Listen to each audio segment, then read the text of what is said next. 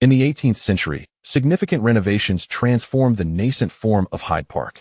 By the 19th century, this venue evolved from an arena for the nobility into a pivotal locale for free speech and demonstrations. Intriguingly, Henry VIII's primary pastime was deer hunting, reminiscent of the practices of our Qing dynasty emperors. Spanning over 360 acres, this park hosts a myriad of events annually, featuring various concerts and festive celebrations.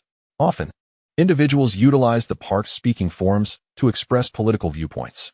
The men's triathlon is scheduled to commence at 11:30 a.m. London time. However, with more than 2 hours remaining before the competition, enthusiastic spectators eagerly await at their designated positions. Families enjoy picnics together, while couples embrace, sharing intimate conversations. The spectators seamlessly balance watching the competition with indulging in entertainment. Prior to the event, the national television station produced a travel program to familiarize viewers with the triathlon venue. Hyde Park. Upon Huang Kaiwen's arrival at Hyde Park, mechanics were diligently conducting final maintenance and inspections of the bicycles. Given the extensive 40-kilometer cycling course, it was imperative that the bicycles be in optimal condition. The fervent audience quickly noticed Huang Kaiwen's arrival, and the atmosphere in Hyde Park became notably lively. Inzaghi and his team of royal magicians stood out among the audience, all clad in matching red t-shirts emblazoned with the Chinese characters for Kaiwen, world number 1. And Huang Kaiwen. He feigned ignorance of Inzaghi, who was there to cheer him on while also engaging with other spectators. Huang Kaiwen worried that the t-shirt bearing his name might inadvertently aid his competitors. At this moment, athletes from around the globe were finalizing their preparations, checking their gear, replenishing their energy, and warming up. Coaches provided last-minute instructions, sharing tips and reminders on how to save time in the transition area. Observing a full anticipation meter, Huang Kaiwen chose to participate in a lottery. Ding! You have won a season experience card for the 2009 to 2010 UEFA Champions League match between Liverpool and Debrecen, featuring Dirk Kuyt. And an astonishing endurance trait from Lance Armstrong. Trait: remarkable endurance, Armstrong. Armstrong's heart beats at an impressive 35 beats per minute, allowing for prolonged oxygen supply to his body. His longer legs enable him to conserve more energy while cycling. Additionally, his extraordinary endurance significantly reduces energy expenditure during rides, thereby enhancing overall stamina. Huang Kaiwen nearly gave a thumbs up, recognizing the logic behind it. The effects of reduced consumption and enhanced endurance are indeed quite similar. Interestingly, Armstrong, a 7-time Tour de France champion, also practiced triathlon in his youth. The cycling segment demands high physical capacity, and many cyclists have a history of participating in triathlons. The time was drawing near, and the national television station prepared to launch with an aerial view of the event. Zhang, the coach, remarked with a chuckle, "What we are about to broadcast is the final of the men's triathlon at the 2012 London Olympics. This event is somewhat distinctive. While the swimming distance remains 15 kilometers and the marathon spans 10 kilometers, the cycling segment has been extended from 40 kilometers to 43 kilometers. The origins of this sport are quite fascinating, tracing back to the 1970s when a group of sports officials deliberated on which events posed the most excitement, challenge, and could truly test human will and physical endurance. It was then that a former U.S. Navy Rear Admiral proposed that a true super athlete must complete a day's endeavor of 38 kilometers of ocean swimming, a 180-kilometer cycling loop, and ideally finish a full marathon of 42, 195 kilometers. Since its inclusion in the Olympics in 1994, the triathlon has garnered recognition from numerous spectators and athletes alike, who deem its challenges sufficiently rigorous to assess an athlete's multifaceted skills and resolve. While we are not entirely familiar with Huang Kaiwen's limits, today's total distance of 545 kilometers presents a formidable challenge for anyone. The esteemed Spanish athlete Javier Gomez exhibits exceptional climbing prowess on the bike. Alongside the Brownlee brothers from the UK and Germany's Jan Frodeno, the Olympic champion from 4 years prior, as well as Patrick Lang, another formidable competitor from the German team. It can be asserted that all participants in this event are elite athletes. Indeed, the opening segment consists of 1,500 meters of continuous swimming, where athletes may employ any stroke they prefer, though freestyle is typically favored. They are permitted to float or stand to rest, and should any physical issues arise, nearby lifeguards are always ready to respond, ensuring that safety is never compromised. In fact, Lifeguards often outnumber the athletes. Zhang's assertion holds true. However, it is rare for athletes to cramp or withdraw during this phase, as most issues arise during the cycling segment. Listening to the discussions in the cat lovers group is somewhat daunting. 1,500 meters of swimming sounds formidable. I could manage 1,500 meters at the pool, primarily due to the time constraints. The question arises, can Huang Kaiwen swim? Who knows? It's not something I've witnessed. Swimming is merely the appetizer. The true test lies ahead. I am more concerned about the possibility of Huang Kaiwen sustaining an injury. What would Milan do if he were to be injured? It's amusing. Does anyone truly remain oblivious to his injury patterns? Just observe the crucial competitions he has missed. If the triathlon were to be scheduled last, Huang Kaiwen would undoubtedly sustain an injury, yet with only 200 meters remaining, he would be entirely safe. Indeed, as the competition approaches, the athletes have gathered at the shore, preparing themselves. Ladies and gentlemen, the race is about to commence. We now observe the Serpentine in Hyde Park, a historic lake frequently visited by tourists. With many waterfowl residing here, the competitors are in position. At 11:30 a.m. London time, the referee fires the starting gun. Whoosh! Huang Kaiwen's reaction time is extraordinary. He almost instantaneously plunges into the Serpentine. The sensation of being in water is entirely distinct from that on land.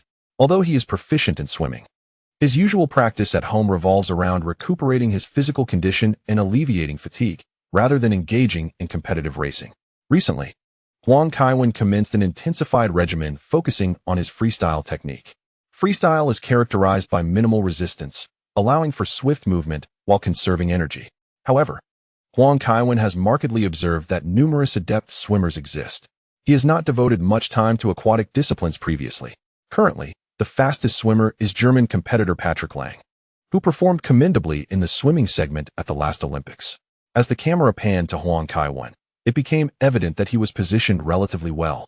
Although swimming may not be his forte, at the start, Huang Kaiwen quickly recognized the formidable prowess of his competitors. He promptly altered his swimming style, employing hip-driven propulsion, a technique inspired by observing Sun Yang's competitions. Sun Yang's freestyle technique is indeed unique. His kicking resembles a karate-style downward kick rather than the conventional six-beat kick. With minimal knee flexion, this kicking technique generates greater forward thrust while reducing resistance through decreased knee bend. Following this adjustment in his swimming posture, Huang Kaiwen exhibited a marked increase in speed.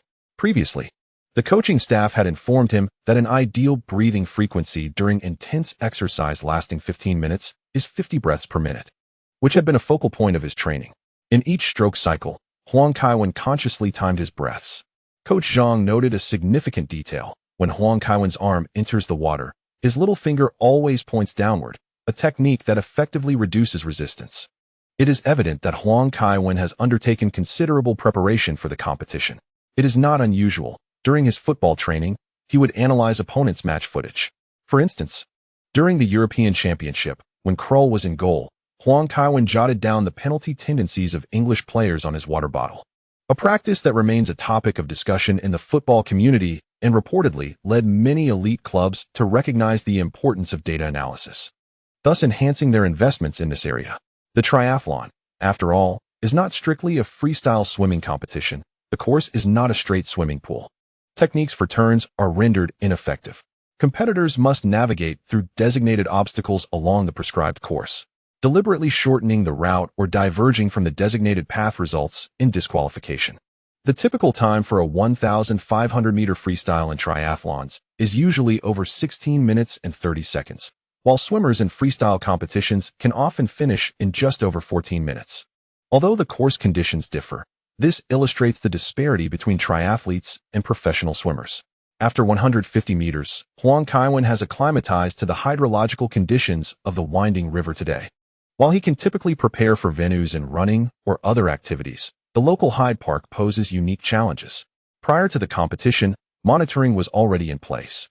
And due to public access, it is impossible to conceal the presence of athletes in the area. The weather in London today is somewhat overcast, with the water temperature approximately 16 degrees Celsius. More importantly, the northwesterly wind, coming from the side, exacerbates the loss of heat. Thus, as Huang Kaiwen increased his frequency, he endeavored to minimize the exposure of his limbs to the open air, resulting in a marked enhancement of his arm swing frequency. Many competitors deemed Huang Kaiwen to be delusional. The 55 elite athletes from around the globe possessed profound insights into this sport. Triathlon is not a discipline that rewards mere explosive power. The average speed holds paramount importance for claiming victory. Should one expend excessive energy at the onset of the race, the subsequent segments would prove exceedingly arduous. However, Jonathan Brownlee held a differing perspective. Born in Leeds alongside his brother, Alistair, a fervent Manchester United supporter, there was a betrayal during their inaugural triathlon event in York. Naturally, he too succumbed to this shift in allegiance. During Huang Kaiwen's tenure at Chelsea, he frequently attended matches in London, thus possessing a clearer understanding of Huang Kaiwen than his peers. In Jonathan Brownlee's eyes, Huang Kaiwen was omnipotent. Only those who had witnessed the news could fathom the magnitude of the shock Huang Kaiwen brought to London. The incident where he rescued a school bus unscathed seemed to elevate him to the realm of the divine. The Royal Academy had simulated that scenario numerous times, concluding that only one explanation sufficed: a miracle. Although the Germans claimed their vehicle's safety features were superior, Jonathan Brownlee harbored not a shred of belief in that assertion. Some speculated that Huang Kaiwen might falter or take an excessively long time to finish the race. Yet, Jonathan sensed that Huang Kaiwen was surging towards the championship. They conjectured that Huang Kaiwen might suffer from fatigue later on. But what if, in every segment, Huang Kaiwen unleashed his full potential? Jonathan dared not wager. For Huang Kaiwen had never tasted defeat. At that moment, he could only strive forward alongside that red figure. On shore, Inzaghi ran forward as well, firmly believing in Huang Kaiwen's victory. Nevertheless, participating in an endurance test still caused him some trepidation. It is not uncommon for retired footballers to take on marathon running. David Beckham stands as a prime example. It seemed as though he trained incessantly according to the newspapers, yet he failed to secure a position during competitions. Hence, Inzaghi's concern was warranted. He felt compelled to witness Huang Kaiwen's performance firsthand to be at ease. As Huang Kaiwen approached the first obstacle and veered, he abruptly decelerated. Some competitors chuckled inwardly, presuming that Huang Kaiwen required respite. However, he merely paused for a fleeting second before erupting into full force, primarily to adjust his breathing rhythm, a critical aspect during swimming. Currently leading the pack was Spanish athlete Javier Gomez, followed closely by Dutch competitor at Big Lit. And then came Alistair Brownlee, the elder of the Brownlee brothers. Huang Kaiwen occupied a position nearly parallel to young Brownlee. This arrangement facilitated Jonathan Brownlee's observation of Huang Kaiwen's athletic prowess. Participating in a sport that one cherishes alongside their favorite athlete naturally ignites a sense of curiosity. With each breath, Jonathan discreetly observes Kevin Huang from the corner of his eye. To his astonishment, Huang's swimming prowess far exceeds his expectations. In Jonathan's mind, athletes typically reside in grand homes with lavish swimming pools, often utilizing them for social gatherings rather than serious training. He never anticipated that Huang would exhibit such remarkable skill in the water. What stands out most is Huang's breathing. His rapid inhalations evoke an indescribable peculiarity in Jonathan. Swimming alongside Huang, he finds himself exerting considerable effort, yet his thoughts are consumed by questions about Huang. Suddenly, a revelation strikes him. It is the frequency. Huang's consistent breathing rhythm is astonishingly precise. With 55 competitors entering the water, the designated course is the only pathway, often resulting in proximity to other swimmers. Regardless of nearby competitors or navigating around obstacles, Huang maintains an impeccable breathing frequency. As they reach the 400-meter mark, Huang alters his strategy. Unlike Sun Yang, who achieves maximum speed through low-frequency strokes, Huang's response in the water is swifter. He initiates with a high-frequency burst to secure an early lead. Upon realizing the extraordinary capabilities of his fellow competitors, Huang transitions to Sun Yang's low-frequency technique. He executes 2 powerful strokes followed by 4 gentle kicks, minimizing resistance while maintaining excellent body balance, thereby optimizing propulsion and reducing energy expenditure. This strategy also enhances oxygen utilization, given the distance of the legs from the heart. With one arm extended for support and the other slicing through the water while his legs gently kick, Huang stabilizes his position, biding his time for a final surge in the concluding stages, an approach frequently employed in the 1,500-meter freestyle.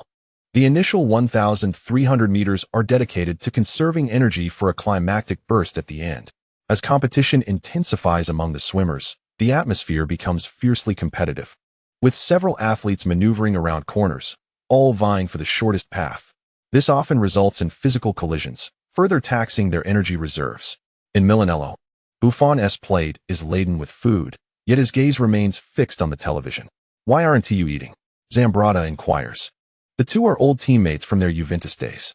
"I'm curious why Kevin isn't in the lead yet," Buffon replies softly. Although Huang has made significant strides in sprinting, Buffon harbors concerns about the triathlon. With the multitude of titles associated with this sport, he wonders what might happen if Huang were to whimsically aspire to become the world's strongest athlete. He is equally apprehensive about Huang's potential discontent should he lose, as well as the possibility of Huang seeking to challenge the full Ironman triathlon after a victory. Now, Buffon harbors an intense disdain for the Olympics. He has endured so much torment for an extended period, and at long last, he finds himself teamed up with Huang Kaiwen. Yet, each day is fraught with anxiety, fearing that Huang might take over Ferguson's role or shift focus to other events. While it is true that few sports are as lucrative as football, Huang is not in need of financial gain, which affords him a plethora of options. The return on athletic endeavors hardly weighs on his mind. Rather, he is primarily concerned with aspects of honor. Were it not for Huang's disinterest in American sports, Buffon would be apprehensive about Huang potentially pursuing baseball or the NBA. The temptations of the world are manifold, and in the realm of football, Huang encounters no significant challenges. Buffon even wishes he could invent a potion to restore youth, to rejuvenate the old guard like Zoff and Pelé, enabling them to form a galactic team to rival Milan. As the competition reaches its midpoint, Huang Kaiwen remains at the forefront of the leading group, yet he has yet to surge ahead. The race, often spanning nearly 2 hours, provides ample opportunity for commentators to elaborate. Huang swims with remarkable steadiness, yet we also observe the solid performances of several seasoned veterans. The competition among the leading group is surprisingly subdued. Indeed, it seems that when one athlete surges, another follows suit. They are all aware of their limits, rendering any display of ego unnecessary, particularly with the lengthy course ahead. A significant exertion in the swimming segment could easily allow others to capitalize on their fatigue.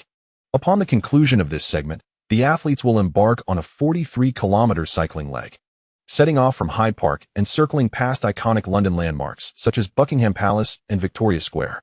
This segment spans over 6 kilometers, requiring the competitors to cycle 7 laps. The camera pans to Prince William, who appears to be thoroughly engrossed in Huang Kaiwen's performance, a testament to his passion for sports. With approximately 400 meters remaining, Huang begins to accelerate. His frequency suddenly increases, and as I previously remarked on Huang's calm demeanor, it is evident that he is not the type of athlete to settle for a trailing position. Huang introduces the catfish effect. In an instant, the entire leading group begins to exert themselves. Alistair Brownlee initiates an accelerated swim forward, while Javier Gomez positions himself further ahead. However, the commotion from behind captures his attention. At this moment, he cannot afford to glance back. He must maintain his rhythm. As Huang intensifies his effort, the audience along the shore grows restless. While decorum is expected during the viewing, it is all too easy for emotions to run high. Damn! Alistair Brownlee did not anticipate Huang's early burst of speed, especially with only about 400 meters to go. He genuinely questions whether Huang comprehends the energy distribution required for a triathlon. Does he believe that leading the swim guarantees victory? End of chapter 0608, The Scottish Flyer. Not all competitors accelerate alongside Huang Kaiwen, but the Brownlee brothers have never been ones to concede defeat. Together, they charge toward the finish line of the first segment. Currently, the most prominent group we observe features the renowned British duo, the Brownlee brothers. Their parents, both esteemed medical professionals, have significantly influenced their paths. Their father is a long-distance runner, while their mother excelled in swimming. It was under this nurturing environment that the brothers were first introduced to the triathlon. Indeed, the elder brother, Alistair, has consistently outperformed his sibling, Jonathan, who candidly admitted in an interview that he has grown accustomed to finishing behind his brother. Their swimming prowess is evidently commendable, leaving Kevin Huang at a slight disadvantage in the aquatic segment. Moreover, today he is required to don a wet suit, which adds to his discomfort. Observers of Kevin's football matches are aware of his particularity regarding gear. He prefers to avoid cumbersome clothing and often changes his jersey mid-game, disliking the heaviness of sweat-soaked attire.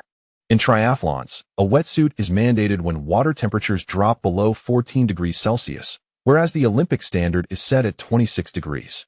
Consequently, with today's water temperature at 17 degrees, all competitors must wear wetsuits for safety considerations. Approaching the penultimate obstacle, South African athlete Henry Schoeman and Spain's Javier Gomez displayed remarkable synergy as they simultaneously decelerated at the turn, aiming to disrupt the rhythm of the pursuing competitors. It is reminiscent of the strategy Kevin employed during his 800-meter races, where he suppressed his opponent's pace before accelerating. However, the two seem somewhat naive. Swimming differs fundamentally from running, as an alternative path is available. Alistair Brownlee and Kevin Huang chose not to take the outer route, but instead submerged just a meter away. Nearby photographers swiftly directed their lenses underwater. Such fierce competition is rare in triathlons, showcasing exceptional strategy and adaptability. After swimming out 5 meters, Kevin emerged from the water. While underwater swimming is faster, it is prohibited in competitive swimming. However, in the context of Nine Curves Lake, the dynamics differ from those within a venue, complicating Kevin's navigation, making him feel less comfortable underwater than at the surface. Remarkably, Kevin broke through the obstacle without any infractions, while Alistair had yet to surface, seemingly intent on leveraging his underwater advantage. Although underwater swimming is restricted to a maximum of 15 meters in conventional swimming events, no such limitation exists in triathlons. Yet, one must ponder whether Alistair can accurately discern direction underwater, as visibility in Nine Curves Lake is notoriously low. A misstep could lead to disqualification. Alistair finally surfaced, having established a significant lead. The resistance encountered while swimming underwater considerably diminishes, which is the fundamental reason the International Swimming Federation prohibits it. Furthermore, the visual appeal of underwater swimming is minimal, as spectators can only perceive a shadow. Recognizing that he cannot outswim Alistair, Kevin prudently maintains his rhythm to conserve energy, employing the most efficient technique to prepare for the subsequent events. Alistair Brownlee was the first to reach the shore, clocking in at 16 minutes and 54 seconds, followed by his brother Jonathan Brownlee, with Kevin currently positioned in third place. We observe that the athletes, upon reaching the shore, swiftly remove their goggles and swim caps, as the next segment involves cycling. The time taken for this transition is factored into the overall score, thus making it a skill that necessitates training. The triathlon is a comprehensive test of the participants' capabilities. Australian competitor Kyle Smith clocked in at 17 minutes and 44 seconds, as a large group convened for the transition. The subsequent cycling segment promises to be fiercely competitive. The focus shifts to Kevin Huang, who emerges from the water at 17 minutes and 4 seconds, yet encounters a minor hiccup with his wetsuit, struggling to remove it. Such occurrences are not uncommon in competitions, yet Kevin remains composed and eventually frees himself. He dons his sunglasses to shield his eyes during high-speed cycling, and his aerodynamic helmet serves not only for protection but also to minimize drag. A noteworthy detail is that Kevin's shoes are already affixed to the pedals, with an important aspect being their upward orientation. This is a clever technique where, upon receiving gear, one can use rubber bands to secure the holes at the back of the shoes to the bike frame, allowing for a seamless transition as he simply steps into commence. Kevin adeptly retrieves his water bottle, sipping on an electrolyte drink while mounting his bike. The triathlon bicycle differs significantly from road bikes, as it is not bound by the regulations of the International Cycling Union, resulting in more exaggerated designs and advanced technology. Observers of the Tour de France may note that road bikes feature drop handlebars, which enhance control and enable riders to navigate varying terrains effectively. In contrast, triathlon bikes are equipped with rest handlebars, allowing athletes to rest their arms on smoother surfaces. As Kevin drinks water while setting off, cheers erupt from the audience, showcasing his remarkable control over the bike. Much like the legendary Peter Sagan, known for his flamboyant maneuvers, Kevin's performance captivates, although his actions are not intentionally theatrical. He coincidentally departs alongside Kyle Smith's leading group, which comprises a substantial number of participants. Kevin refrains from accelerating immediately, having meticulously strategized the course in his mind several times. The segment near Buckingham Palace, akin to Hyde Park, remains relatively flat. Kevin identifies Victoria Square as the decisive phase of the race, as its inclines and curves provide opportunities to create gaps between competitors. With a total of 7 laps to navigate, Executing each one proficiently could potentially secure victory during the cycling phase. Triathlon regulations mandate that athletes maintain a distance of 7 meters from one another, as riding closely behind another competitor significantly reduces drag, aiding in energy conservation. However, the ethos of triathlon promotes self-reliance. The majority of events prohibit drafting. While many competitors grip their handlebars for directional control, Kevin has already relaxed his arms on the rest handlebars, momentarily at ease. In a pack of cyclists, collisions between competitors can occur with some regularity. The competition was equally intense, especially when they approached Hyde Park. Several competitors quickened their pace in a bid to overtake one another. Overtaking was time-sensitive. If one failed to advance in the confined space, they were obliged to retreat to a safe distance of 7 meters. Although Huang Kaiwen pedaled a few times in response, he exhibited no intention of vying for position, appearing rather at ease as if he were merely a leisurely cyclist savoring the joy of riding. This nonchalance left the spectators anxious. His Majesty, already seated on his bicycle, was considerably distressed. Over 10 competitors had passed, and he wondered what Kaiwen was contemplating. Inzaghi exclaimed. Vieira remarked, Your Majesty, a race spanning 53 kilometers cannot be won merely by leading in the initial stages. I know, I am well aware. Yet I hope Kaiwen can swiftly catch up with the leading pack, Inzaghi explained. The Dutch competitor, Hyde greeted Huang Kaiwen.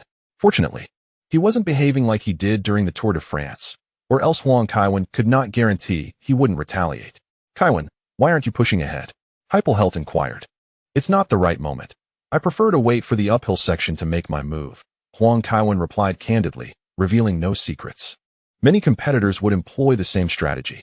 Armstrong's climbing ability was indeed exceptional, though it could be attributed to performance-enhancing substances. The erythropoietin he used could stimulate red blood cell production and reduce muscle fatigue, yet for a normal individual, it heightened the risk of thrombosis. Cool. That's precisely what I think, Hyde responded. At that point, we shall be rivals, Huang Kaiwen said with a smile. My performance is lacking. I could never be your competitor. Hyde replied. The participants generally possessed a rough understanding of their rankings.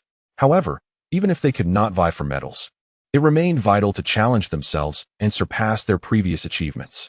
On the way to Buckingham Palace, Huang Kaiwen noticed a stone ahead of him and deftly swept it off the track. Although he had not trained as long as other competitors, his balance was undoubtedly the finest among them all. Hyde, having failed to overtake within 20 seconds, retreated to a safe distance. Huang Kaiwen was currently in 13th place, alongside the Dutch competitor Hyde. The second group was passing Buckingham Palace, and Henri's Cumin, who had attempted to disrupt during the swimming phase, had now caught up with the Brownlee brothers. The leading group was making its way toward Victoria Square, while Huang Kaiwen remained in the rear, though he could now see Victoria Square in the distance. At this moment, Hyde surged up from the left, clearly attempting to surpass Huang Kaiwen. Hey buddy, which is heavier? 55 kilograms of iron or 55 kilograms of women? Huang Kaiwen posed. Hyde grinned and replied, Is this an intelligence trap? I want to fall for it. They weigh the same. No, because women tend to underreport. Huang Kaiwen laughed heartily after his quip, immediately accelerating beneath him. Hyde hurriedly accelerated to keep up. It was at this moment that the second group began to pick up speed. However, Huang Kaiwen almost instantly left him behind, continuously overtaking the competitors on the left. The contest within the second group at Victoria Square promised to be fiercely competitive. Huang Kaiwen had no intention of engaging in a close battle with them. Instead of remaining seated, he opted for a road bike posture, rising from his saddle to pedal vigorously, his bike swaying left and right as if it might topple at any moment. This display unnerved the riders around him, fearful that they might be brought down with him if he fell. In the cat lovers group, someone exclaimed, Wow, Huang Kaiwen's legs are indeed powerful. Just ask Joe Hart, and you'll know. One kick from him would be devastating. Such strong legs wasted on a tricycle. As Huang Kaiwen accelerated, the others followed suit. It was only natural. I hadn't paid much attention to triathlons. However, during the Tour de France, it was all about keeping pace with the frontrunners. Previously, the organizers had requested competitors to slow down to avoid allegations of doping, yet Armstrong accelerated, forcing the rest to keep up, shattering the average speed record that year. Goodness, is Huang Kaiwen riding a motorcycle? He is taking the corners sideways. An account, 627-9153, Maya Tian Gu, was silenced by the system. Haha. Some people don't seem to care about their QQ accounts anymore. Getting banned on a forum isn't a big deal. But losing your QQ means you can't even play League of Legends, which is Huang Kaiwen's game. Nevertheless, Huang Kaiwen's cornering speed was genuinely impressive. He must have watched Initial D that morning. Didn't you notice how many sponsors adorned Huang Kaiwen's triathlon suit? Trek bikes, his own Kaiwen tee, and various beverages and brands. This was the first time I had seen so many sponsors in a triathlon. No wonder it looked so colorful, akin to an F1 driver's attire. Jonathan Brownlee, upon spotting Huang Kaiwen, breathed a sigh of relief. He had not believed Huang Kaiwen could fall so far behind, which had made him worry about potential issues with Huang's bike or strategy. This uncertainty weighed heavily on him. When he saw Huang Kaiwen cornering while still pedaling, Jonathan's eyes widened. It was well known that such a technique could easily lead to a crash. Yet, Huang Kaiwen's aggressive cycling style not only kept him upright, but also allowed him to catch up. On the current flat stretch, Huang Kaiwen ceased to accelerate, instead engaging Jonathan in conversation. "You guys are so fast. Are you trying to force others into your rhythm? Won't that lead to excessive fatigue in the end?" Huang Kaiwen inquired. "Truly remarkable, Kaiwen," Jonathan exclaimed, noticing that Huang's movements were somewhat exaggerated, causing his bike to wobble. Jonathan quickly adjusted his grip to stabilize his center of gravity. "You don't seem very proficient in swimming?" he asked as he regained his balance. "Not really. But I'm an athlete, so my muscles aren't quite suited for that," Huang Kaiwen explained. Indeed, Jonathan observed that when Huang exerted himself, the contours of his leg muscles were significantly more pronounced than his own, which was typical of a player's physique. In that fleeting moment of observation, Huang Kaiwen propelled himself forward with a powerful push of his legs. Upon noticing that Huang Kaiwen had ceased his advance, Jonathan reluctantly decelerated, maintaining a safe distance of 7 meters. However, as soon as he reduced his speed, Huang Kaiwen surged ahead. Jonathan Brownlee could not suppress a smile. On the football pitch, Huang Kaiwen relished testing his opponent's wits through various tactics. To his surprise, in the triathlon arena, Huang Kaiwen remained a cunning strategist. Alistair Brownlee did not find it as effortless as his younger brother did. Initially, he underestimated Huang Kaiwen, considering that football and triathlon are entirely disparate domains. It was evident that Huang Kaiwen was an explosive athlete, as evidenced by his sprinting speed over 100 meters. While Alistair anticipated that Huang Kaiwen, as a naturally gifted competitor, might achieve a respectable ranking, around 15th place, Huang Kaiwen had already placed considerable pressure on him from the outset of the swimming segment. Although Alistair was not a fan of Huang Kaiwen, he was certain that Huang Kaiwen's audacious expenditure of energy was predicated on solid foundations. He even suspected that Huang Kaiwen's stamina far exceeded that of the average competitor. Alistair Brownlee dared not glance back, his expression fierce as he propelled himself forward with determination. He harbored a profound obsession with securing a gold medal on home soil. After a brief attempt, Huang Kaiwen chose not to pursue overtaking any further. The race spanned a lengthy 43 kilometers over 7 laps, and leading the first lap was not deemed a wise strategy. Despite his remarkable physical condition and exceptional attributes, Huang Kaiwen held a deep respect for the seasoned competitors. He never underestimated his adversaries. The first lap would serve to familiarize himself with the course and his rivals. Thereafter, he would seek opportunities to overtake. As the leading group returned to Hyde Park, the current frontrunner was Australian athlete Kyle Smith, followed closely by Alistair Brownlee in second, with German champion Patrick Lang, Spanish competitor Javier Gomez, and Germany's Jan Frodeno trailing behind. Huang Kaiwen occupied the 6th position, trailing Kyle Smith by 7 seconds. Under normal circumstances, such a distance among these elite athletes would not warrant such a significant lag. Top competitors possess acute judgment regarding a 7-meter gap, as Olympic triathlon races maintain speeds around 40 kilometers per hour, translating to over 11 meters per second. However, due to an unsuccessful overtaking attempt, some athletes found themselves distanced from the pack upon returning to a safe distance. Consequently, Huang Kaiwen fell nearly 70 meters behind the leading competitors. St. Kevin, St. Kevin, St. Kevin. The spectators at the entrance of Hyde Park erupted in cheers for Huang Kaiwen. Maintaining his balance, he waved to the crowd. Behind him, Henry Schumann began to accelerate, attempting to overtake. A smile curved Huang Kaiwen's lips. Although it was his inaugural triathlon, he possessed a clear understanding of the sport. Beyond his own stamina, depleting his opponents was a viable path to victory. Thus, Huang Kaiwen refrained from a full-throttle acceleration, allowing Henry Scuman an opportunity. This caused considerable tension among the viewers before their screens. Henry Scuman believed he could execute an overtaking maneuver. The renowned athlete was basking in the applause of his supporters. Scuman pressed down forcefully, gripping the handlebars tightly, accelerating swiftly. According to his calculations, he anticipated completing the overtaking within 2 seconds while simultaneously slowing down Huang Kaiwen to unsettle him. However, the unfolding of events deviated entirely from his expectations. As he accelerated, Huang Kaiwen appeared oblivious, yet Scuman found himself unable to surpass him. Moments later, Scuman realized he had been deceived. Huang Kaiwen's expression remained inscrutable, yet his pedaling frequency increased. Damn, this was a deliberate ploy to exhaust him. Having resolved to overtake, Scuman was unwilling to concede so easily. The energy expenditure during the overtaking phase was substantial, and failing to accomplish it would be a significant setback. Thus, he not only pressed on, but also unleashed a more vigorous burst of speed. Lowering his body to reduce wind resistance, he nearly ignited sparks with his pedaling. Meanwhile, Huang Kaiwen, who had intentionally baited him, became serious as well, accelerating with the same technique. The two raced in tandem. Yet Scuman found himself utterly incapable of surpassing Huang Kaiwen. Despite his unwillingness to accept defeat, he had no choice but to reluctantly retreat. Otherwise, he risked being recorded by the speed monitor, incurring penalties. Huang Kaiwen, in a different arena, remains the Huang Kaiwen we know all too well. His talent is undeniable. He is among the greatest athletes in history. Yet, Huang Kaiwen possesses another characteristic. He employs strategy during competitions, his intellect serving as his ultimate weapon. Indeed, it was evident from Huang Kaiwen's deliberate baiting of Scuman that he wielded significant control over the race. We can now surmise that Huang Kaiwen's steady riding serves dual purposes, maintaining a gap from the leading group while preparing for a later surge and concurrently exhausting his opponents. To add to Scuman's frustration, Huang Kaiwen intentionally allowed Jonathan Brownlee to move ahead of him. Damn, he aimed to overtake while deliberately sapping his energy, only to ease past Brownlee effortlessly. This differential treatment left Scuman seething.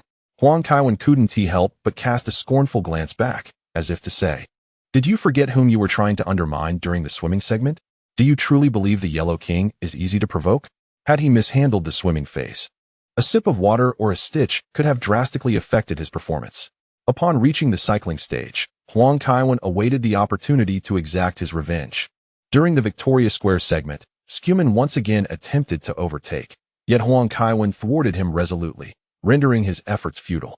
The individual cycling in a triathlon lacks the extensive team coordination found in the Tour de France, yet solitary strategies abound. By the time they reached the 10-kilometer marathon phase, Scuman believed he could close the gap, convinced that no one could outperform him in middle-distance running.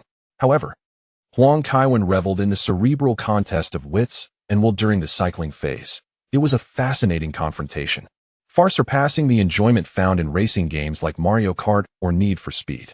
By the third lap at Buckingham Palace, Scuman had already been surpassed. The consecutive attempts to overtake had taken a considerable toll on his stamina. Although the situation ahead remained obscured, Huang Kaiwen surmised that his position might have shifted. As he re-entered the bend, he unleashed his full might. In the first curve, he forcefully inserted himself on the left side of Jonathan Brownlee, startling Brownlee into deceleration. Even Huang Kaiwen's supporters couldn't help but exclaim, "Maniac," as they watched his retreating figure. At that moment, a misstep from either could have resulted in a catastrophic collision. Approaching a speed of nearly 40 kilometers per hour, a crash could very well lead them straight to the ICU. Javier Gomez. Huang Kaiwen had recognized who was ahead. At this juncture, he began to accelerate, preparing to squeeze past in the next turn. After all, he had played his immunity card. Huang Kaiwen wagered that Gomez would hesitate to engage in a reckless contest. As Gomez entered the bend, Huang Kaiwen forcefully surged past. "Have you lost your mind? Damn it!" Gomez cursed. With his hands firmly gripping the handlebars, Huang Kaiwen continued to accelerate, while Gomez followed suit. However, their vehicles were on the brink of collision. In such a moment, Gomez had no choice but to reluctantly decelerate, allowing Huang Kaiwen to pass. To add insult to injury, he heard the distant sound of a whistle, the first movement of Carmen. This piece, also known as the Toreador's March, was a blatant provocation. He recognized it as Huang Kaiwen's revenge for that slowdown during the swimming segment. Yet, Seldom does one reflect on their own shortcomings. Javier Gomez was seething with fury. He pedaled furiously, attempting to reclaim his position during the ascent. This was no longer a contest for the championship, but rather a battle for honor. However, Gomez soon realized an unsettling truth. Huang Kaiwen's climbing ability far surpassed his own. The distance between them not only failed to diminish, but actually widened significantly. Entering the third lap, Huang Kaiwen was poised to overtake those in front. He had no desire to engage in a struggle for supremacy in the final 2 laps. Yet, ahead lay 2 German competitors, and he remained cautious. He could devise strategies to deplete their energy, just as they could plan to exhaust his. The 2 German athletes, one in front of the other, shared a palpable synergy when confronting other competitors. Thus, Huang Kaiwen opted to conserve his strength for the moment. Completing the overtaking of Gomez in this lap was sufficient. As the race progressed into the 4th lap, Huang Kaiwen currently occupied the 5th position, closing in on the leading Alistair Brownlee, with a mere 4 seconds separating them. These athletes exhibited remarkable control over distance. Huang Kaiwen showcased numerous attributes during the cycling segment. First and foremost, his mastery over the bicycle was exceptional. Whether in overtaking or regular riding, he had not made a single mistake. Indeed, Huang Kaiwen's explosive power was equally formidable. Undoubtedly, as the holder of the 100-meter record, his explosiveness was among the world's elite. When competitors attempted to match his speed, they would quickly discover the difficulty in surpassing him, while Huang Kaiwen found overtaking to be a relatively effortless endeavor. Another aspect to consider is psychological resilience. Huang Kaiwen possesses an exceptional psychological fortitude, arguably the finest I have encountered in the realm of sports. This quality significantly aids him in maintaining a commendable performance across various athletic disciplines. While some athletes may exhibit remarkable talent, they often falter under pressure during critical moments, a phenomenon aptly termed the yips. This typically stems from heightened expectations and excessive public scrutiny, resulting in underperformance at pivotal junctures. However, such a scenario is entirely absent in Huang Kaiwen's case. He tends to thrive and unleash his potential precisely when the stakes are highest. Marie Sakasado, the president of the International Triathlon Union, found herself humming La Vie en Rose while watching the competition unfold on television. Huang Kaiwen not only draws significant attention, but also enhances the spectacle of triathlon events, albeit at an increased risk level. Yet, the advantages for this sport are substantial.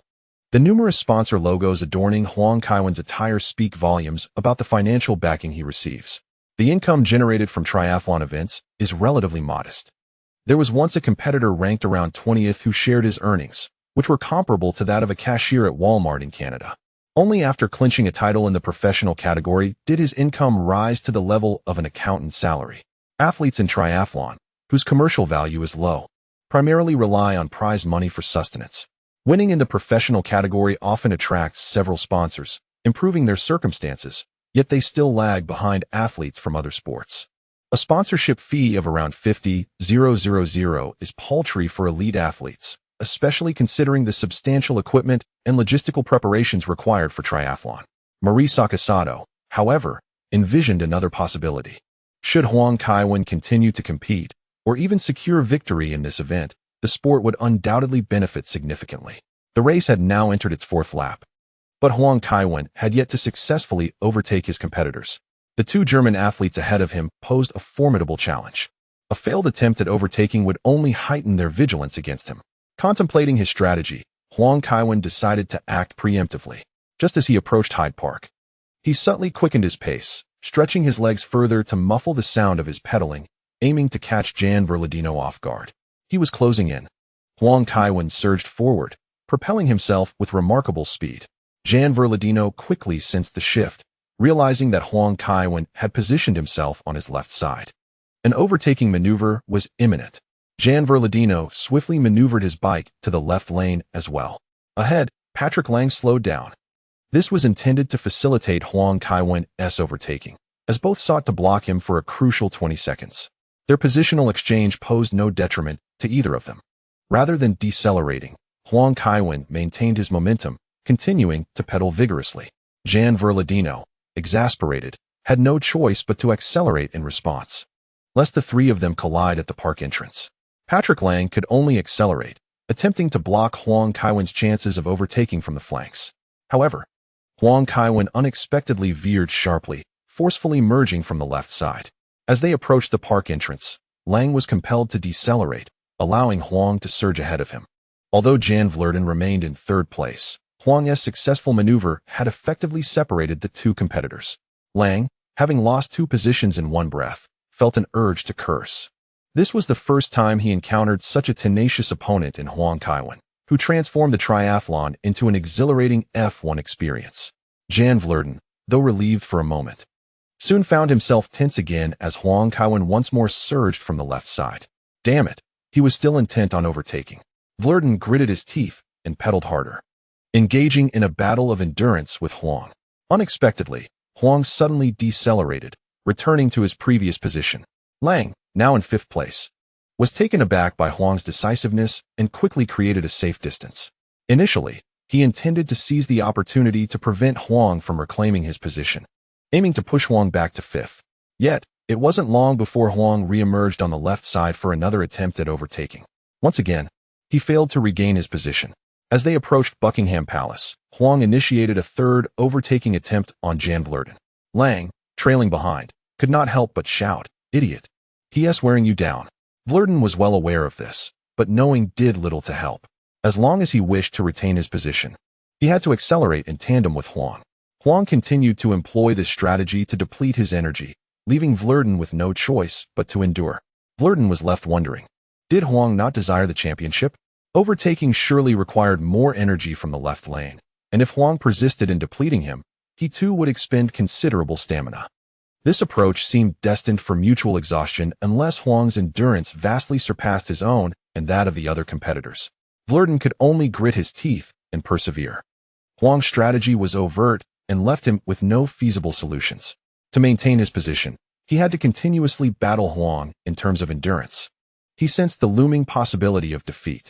Vlerden placed his hopes on the final 10 kilometers, internally cursing Huang in sparse German expletives. Yet, even this could not deter Huang from launching a 4th overtaking attempt. "St. Kevin! St. Kevin! St. Kevin!" The spectators alongside the road cheered wildly. Huang Kaiwen had infused the contest of stamina and willpower with fervor. When a competitor seeks to surpass you, and the crowd rallies behind them, it becomes a torturous experience for the athlete. Vlerden found himself at a loss, his energy significantly depleted during this stretch. Nevertheless, he remained unwilling to concede to Huang's overtaking so easily. Yang Filetuo gripped the handlebars with both hands, his feet pushing fiercely against the pedals. This was the manifestation of his final defiance. Yet, he could only watch in despair as Huang Kaiwen gradually overtook him. The sensation of being powerless to thwart an impending threat was an incessant torment, no matter how much he resented it. Filetuo had no choice but to retreat to a safe distance. The penalty time was simply not worth the risk.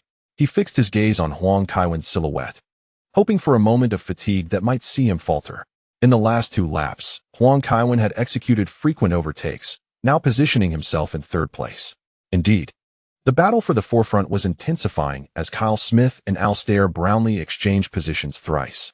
Huang Kaiwen was poised to launch an assault for the lead, promising an exhilarating continuation of the race. Yes, Huang Kaiwen must have summoned his strength, as he now trailed Kyle Smith by less than 2 seconds. With only a little over 7 meters separating him from Alastair Brownlee, Huang Kaiwen intended to surpass Brownlee in the upcoming bend. In triathlon racing, overtaking is bound by time regulations and requires maintaining a safe distance, which posed a considerable challenge for Huang Kaiwen. Otherwise, he would have pressured his opponents more aggressively. Alastair was evidently aware of Huang Kaiwen's intentions, especially since Huang had already surpassed multiple competitors in quick succession. Initially, Alastair had aimed to engage Kyle Smith in a contest for 1st place, but he now focused his efforts on countering Huang Kaiwen. As they entered the eastern curves of Victoria Square, Huang Kaiwen finally accessed the overtaking lane, prompting Alastair to swiftly position himself in the left lane. The two remained locked in a standoff for several seconds, after which Huang Kaiwen retreated to his position, establishing a safe distance.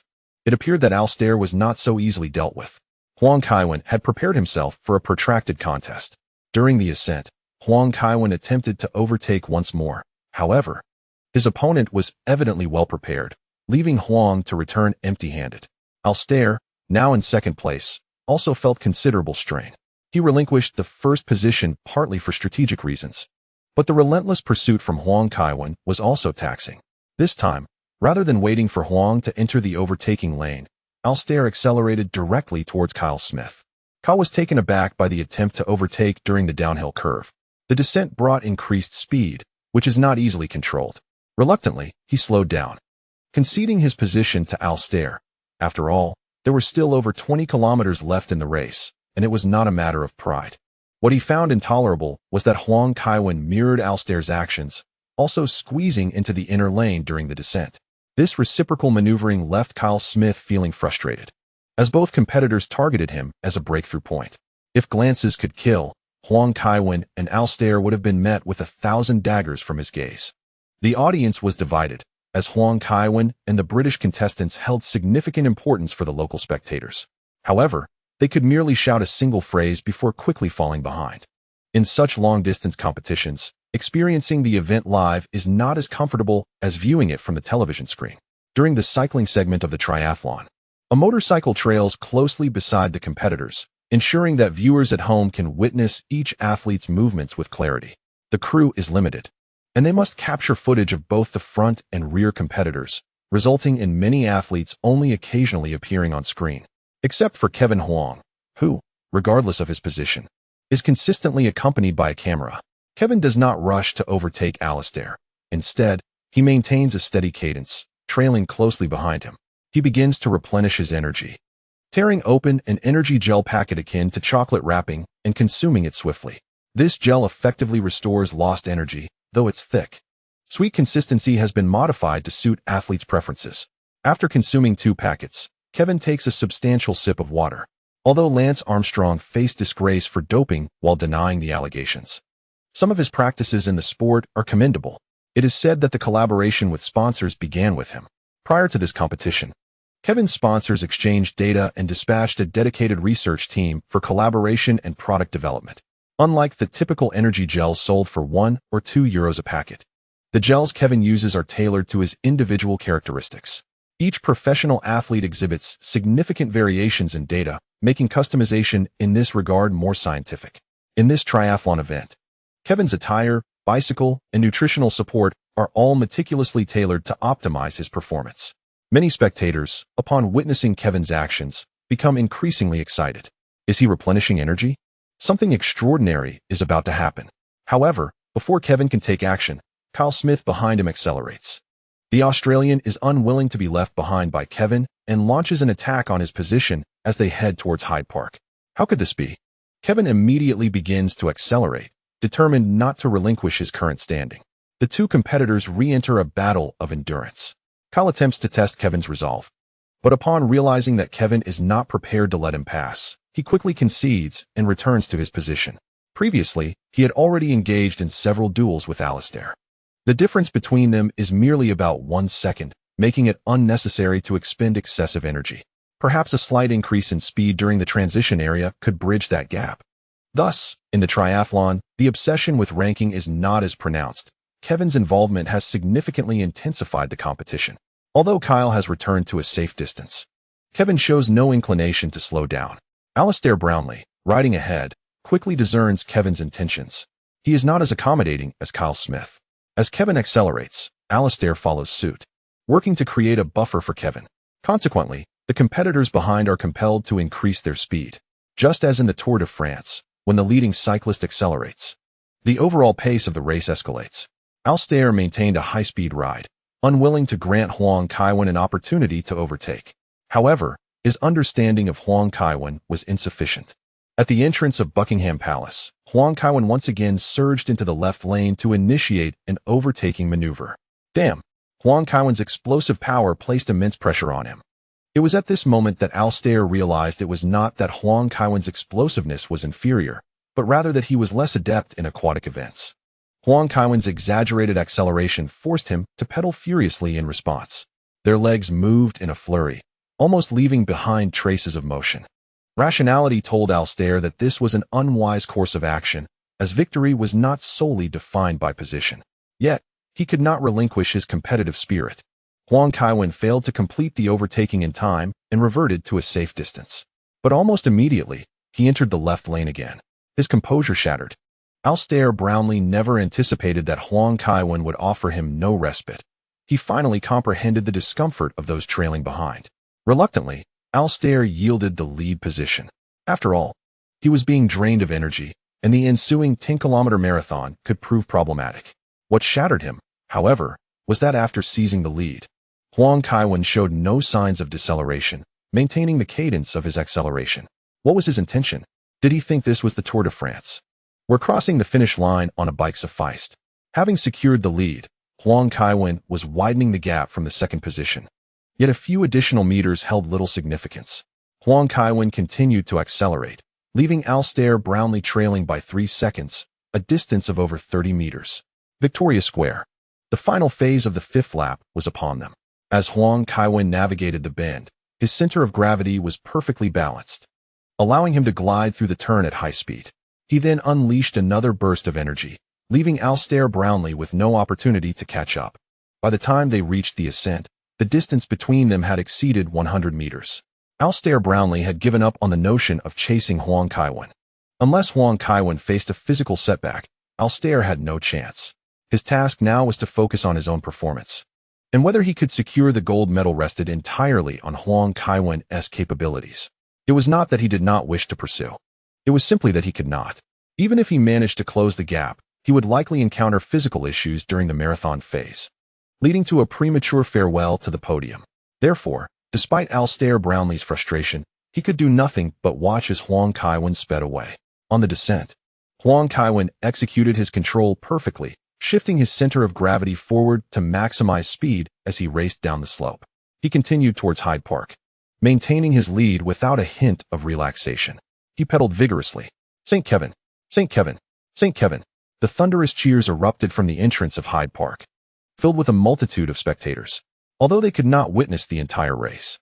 However, Huang Kaiwen continuously shifted positions, and by the sixth lap, he finally secured his lead.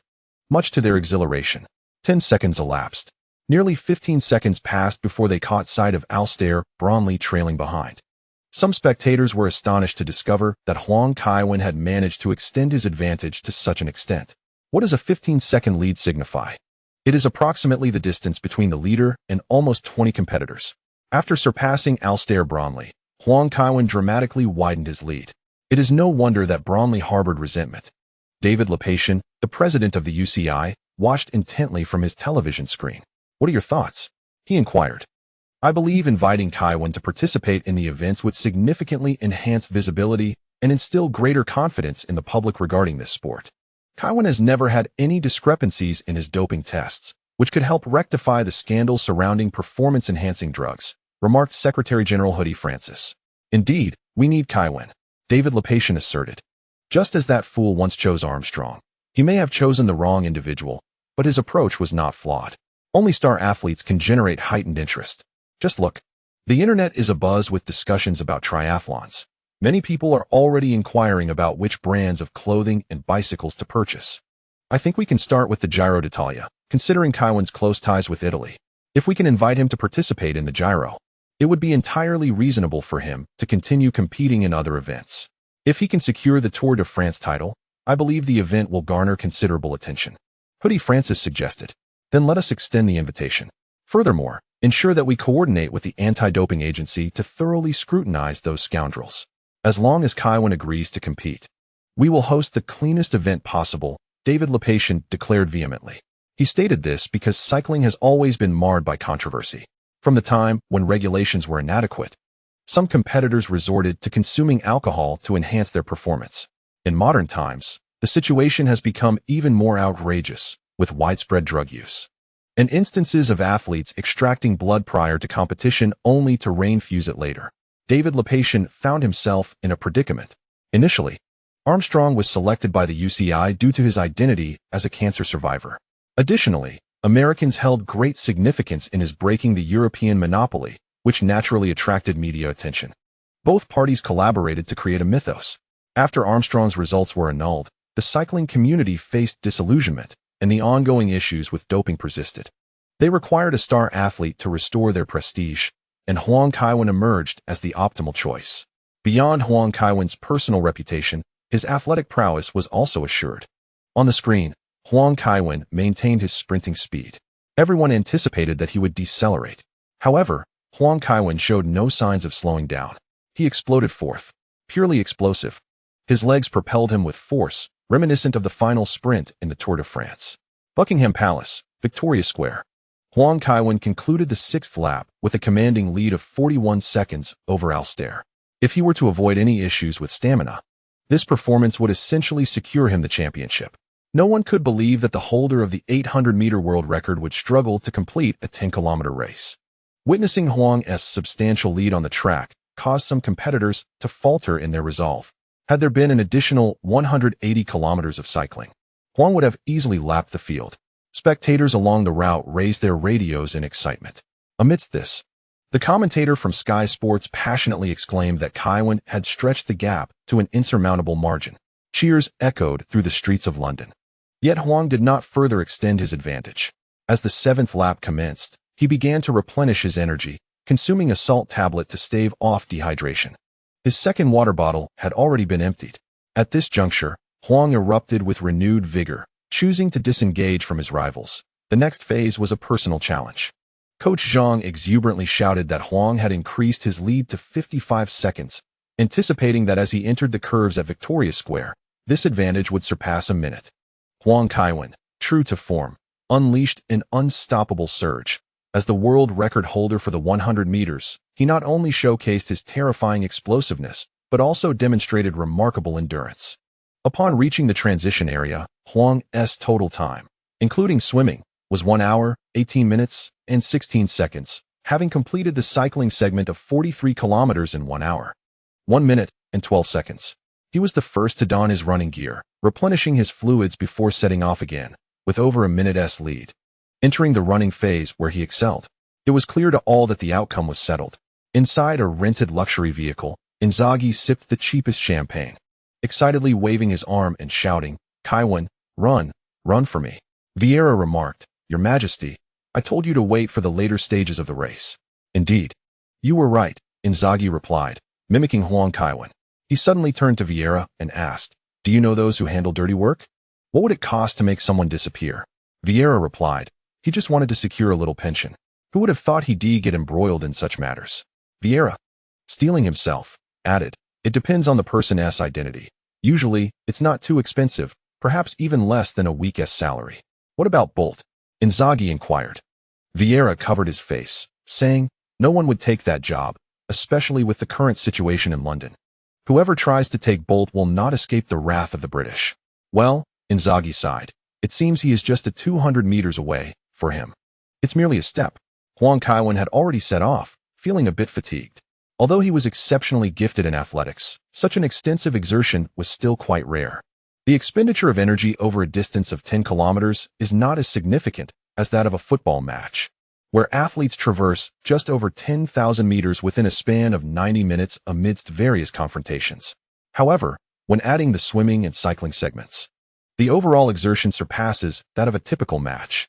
Fortunately, his stamina is commendable. Enduring a 120-minute game does not render him unable to continue. With no competitors in sight ahead or beside him, Huang Kaiwen faces a formidable test of willpower.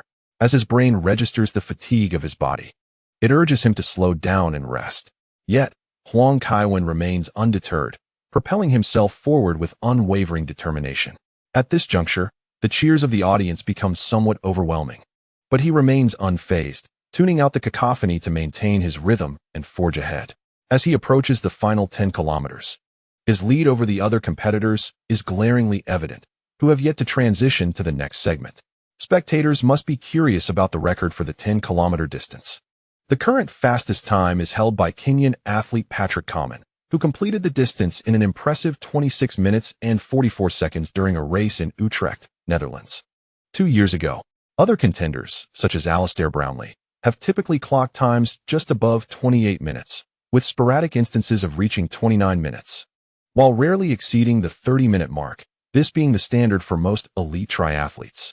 Undoubtedly, Huang Kaiwen's performance may surpass theirs, given his exceptional talent in running, holding records in both sprinting and middle-distance events. Thus, 10 kilometers should pose little challenge for him.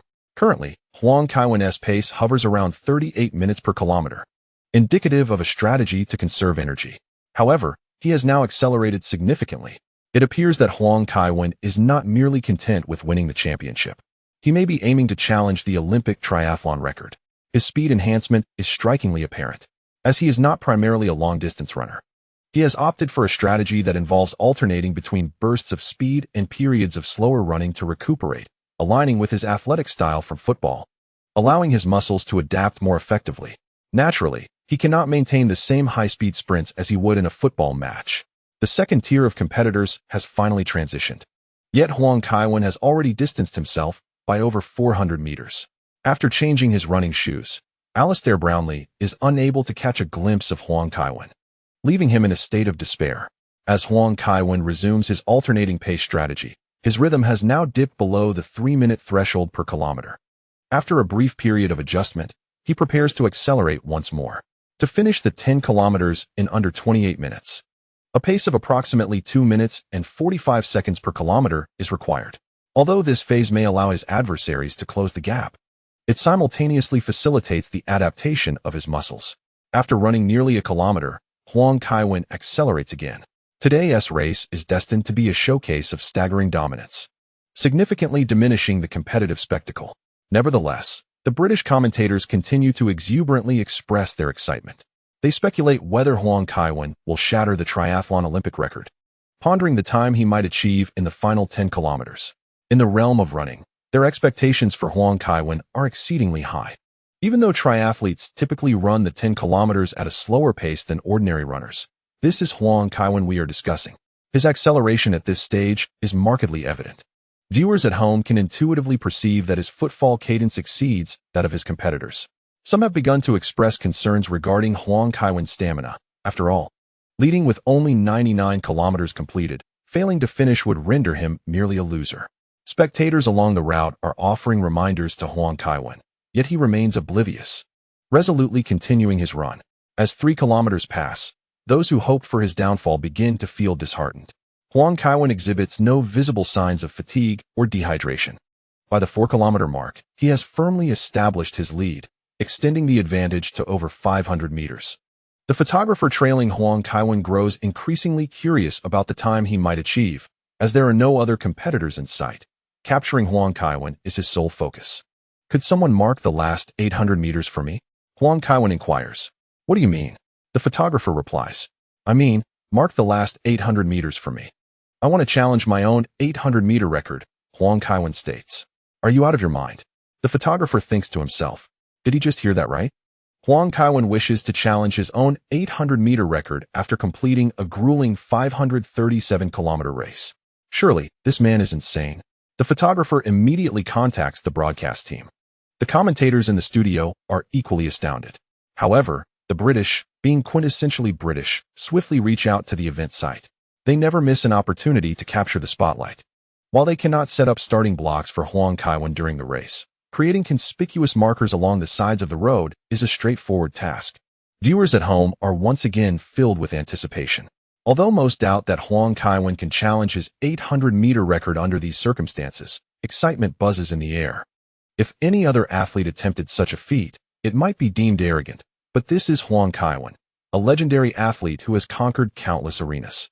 After 6 kilometers, Huang Kaiwen not only maintains his speed, but accelerates even further. 7 kilometers, 8 kilometers, 9 kilometers. Huang Kaiwen approaches the finish line. Distinct markers have been established along the route, and a makeshift starting line has been thoughtfully arranged at the venue. Spotting the starting line from a distance, Huang Kaiwen begins to warm up. Indeed, the exertion thus far was merely a prelude. The challenge is just beginning. St. Kaiwen, St. Kaiwen, St. Kaiwen. The nearby spectators erupt into frenzied cheers. Huang Kaiwen gradually crouches into a starting position, and in an instant, he surges forward. This is a middle-distance run without the sound of a starting gun, yet it represents the ultimate challenge of endurance.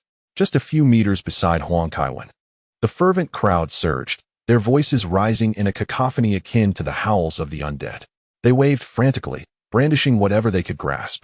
Even though Huang Kaiwen struggled to surpass the 800-meter record he himself had set, his ambition following the 537-kilometer race was deserving of admiration. There was no rubber track, nor competitors alongside him, rendering the spectacle less visually captivating. Yet, it ignited a passion within the world. "Run, Kevin, run," echoed throughout London. The 400 meters passed in the blink of an eye. Huang Kaiwen was acutely aware that he was not in peak form.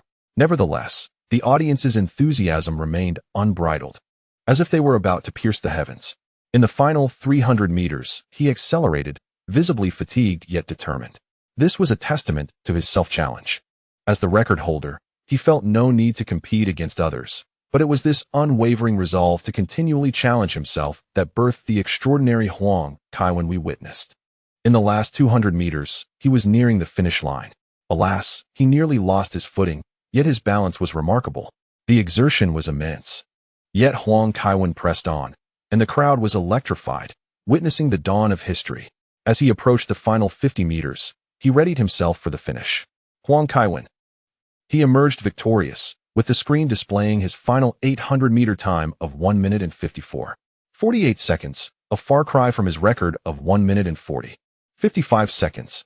However, in the final segment, he shattered the world record with a time of 26 minutes and 41 seconds.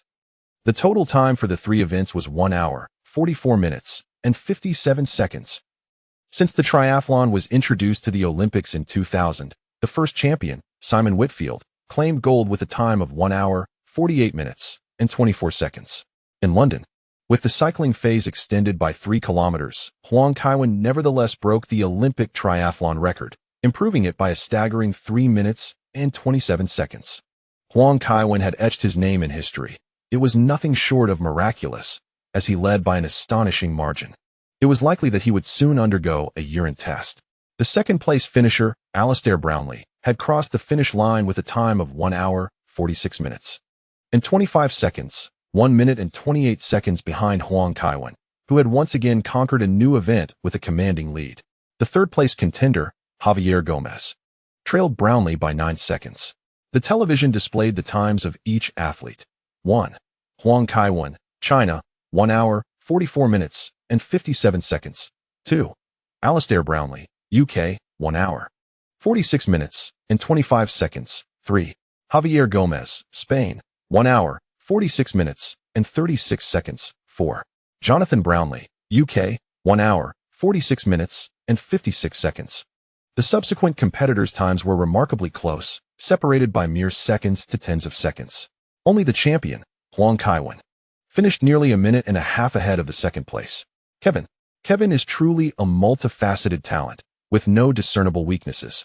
In the intense competition characterized by European and American eccentricities, Kevin demonstrated his absolute prowess, crushing all opposition.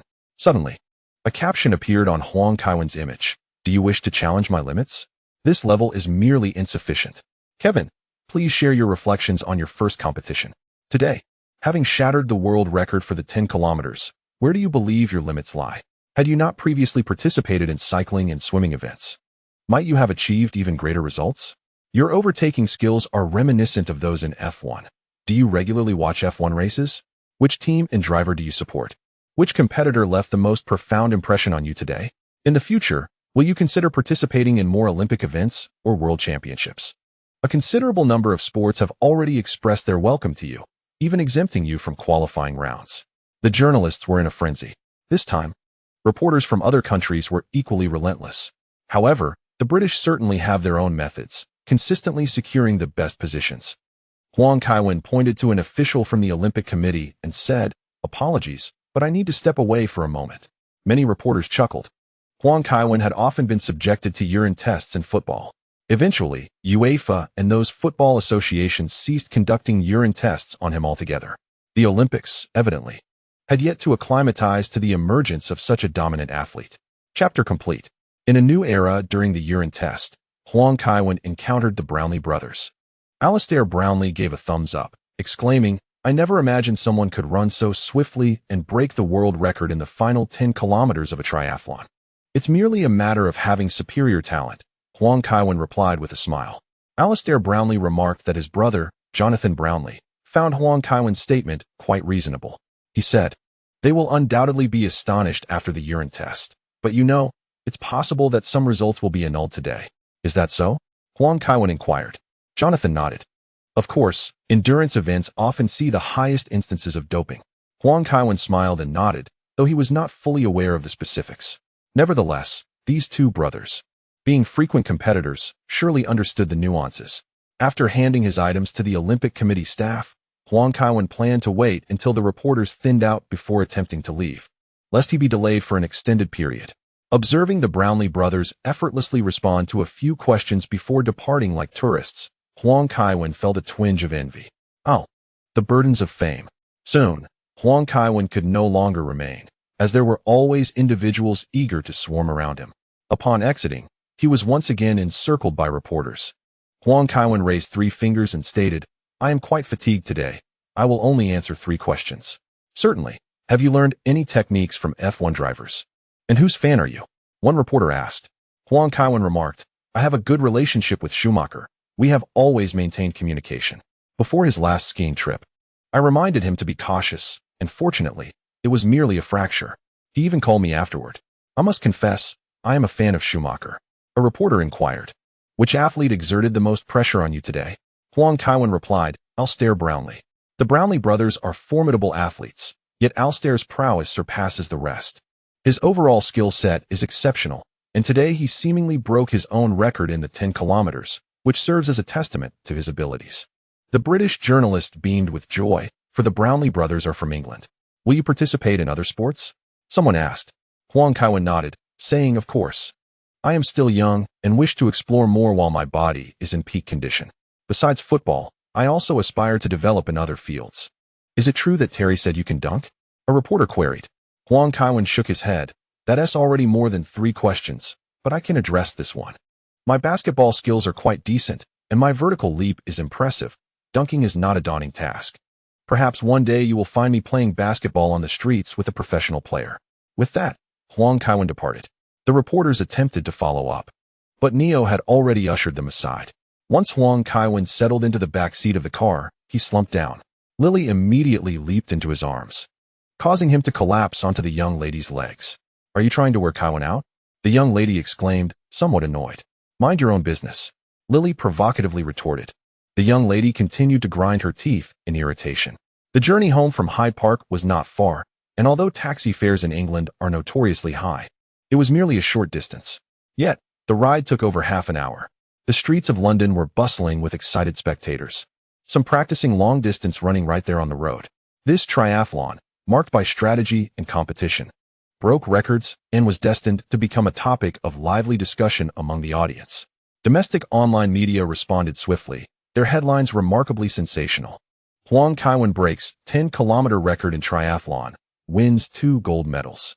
Renowned alumni from Beijing Institute of Technology achieves 5th Olympic gold. Huang Kaiwen successfully sets new triathlon record.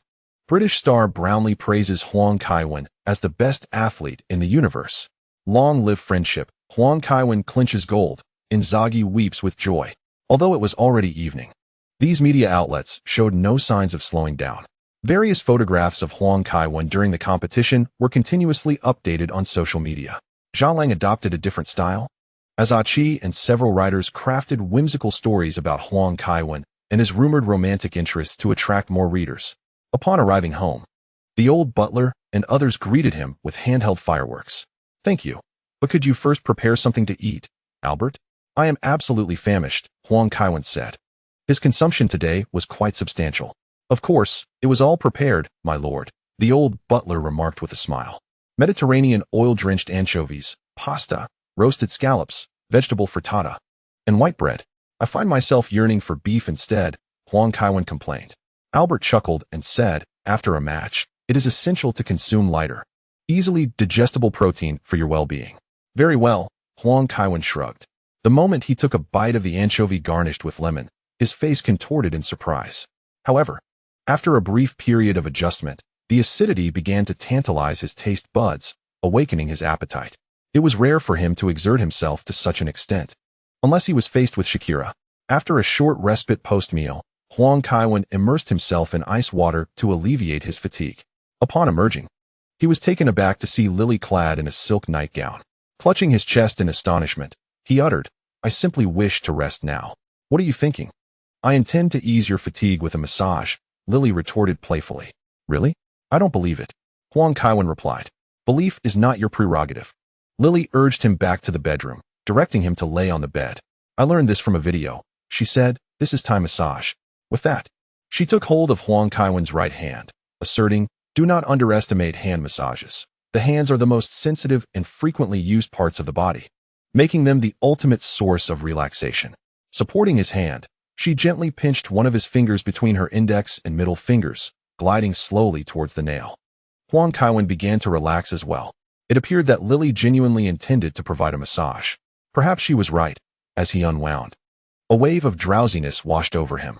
However, he soon sensed something amiss as a wave of warmth enveloped his back.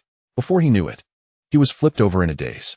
Kevin Jr. found himself in a peculiar predicament, incessantly nudging against him. Huang Kaiwan thought, after replenishing my protein, do you want me to expel it? Thankfully, it was only Lily. He glanced at the mischievous Lily and adjusted himself, mimicking a celebratory gesture akin to Simone's. Applying a bit of force. What are you doing? Lily exclaimed in shock. The equestrian contest resumed, but this time Huang Kaiwan was the steed. The knight's proficiency left much to be desired. After a little over 10 minutes, exhaustion overcame him. As he prepared to rest, he caught sight of the young lady in a sheer nightgown, her hands resting upon the doorframe. Huang Kaiwan nearly fainted from surprise. Lord Ashley, my dear brother. Inzaghi spoke in broken English. What do you want? Ashley Cole asked, fixing Inzaghi with a scrutinizing gaze. Despite their amicable relationship, a disagreement had arisen the previous day over a lady.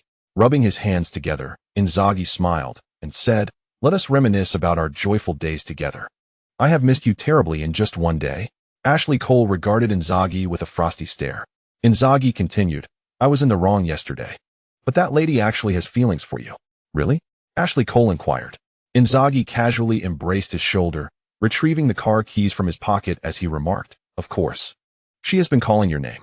Ashley Cole followed Inzaghi into the car, departing from the Cobham training facility, yet he still sensed an underlying unease. The two shared a dinner before setting off for the nightclub. Ashley Cole tucked away his credit card, stating, you cannot steal my spotlight tonight. Fear not. I am the epitome of loyalty. Inzaghi replied, wrapping his arm around Ashley Cole's shoulder. Shall I pretend to be your agent, accentuating your status as a star player? Is that acceptable? Will they not recognize you? Ashley Cole inquired skeptically. Rest assured, intoxicated young ladies will believe you are Prince Harry, Inzaghi chuckled. Surely. They cannot be that foolish, Cole mumbled. Look at the difference in our skin tones. Fool, Inzaghi retorted. Tell them you underwent skin graft surgery to support black rights. If Michael Jackson could become white, why can't Harry be black? Ashley Cole nodded, finding merit in Inzaghi's reasoning. Perhaps they would encounter women who empathized with the plight of black individuals, overflowing with compassion. He followed Inzaghi to a secluded nightclub, and Cole curiously asked, why not go to Fabric or Ministry of Sound? Inzaghi cleared his throat and explained, those renowned clubs are filled with lunatics and tourists. The crowds create inconvenience. I've already been blacklisted from most clubs. If we went, we would likely be assaulted. Ashley Cole refrained from further questioning.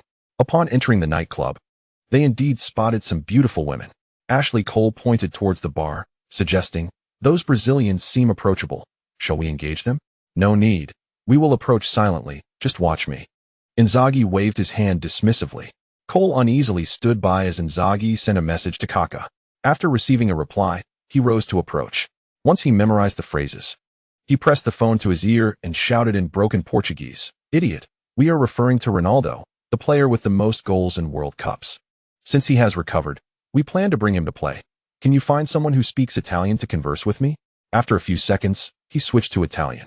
Inzaghi feigned seriousness as he said, Idiot, I am the one who facilitated Kevin's transfer to Chelsea. Who do you think you are? Ronaldo is exceptional. But is he greater than Kevin? Inzaghi angrily hung up the phone. The group of women was indeed watching him. One dark-haired girl asked in Italian, Are you Inzaghi? Filippo Inzaghi?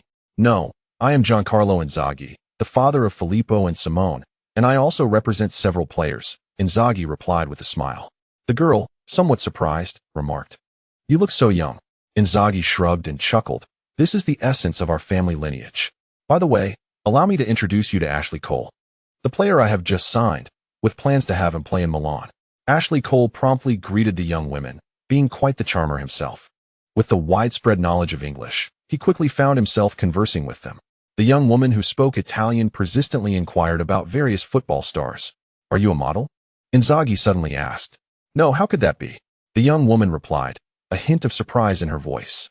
"I have not received any training. But my companion used to be a model. There are many models from Brazil, you understand, right? Boys aspire to make a name for themselves through football, while girls can only do so by becoming models. Of course, I have some business dealings with the couple Kaka," Inzaghi continued, pulling out his phone to reveal a photo of himself with Kaka. "His wife is currently the CEO of Valentino. I could persuade her to consider you." "Really?"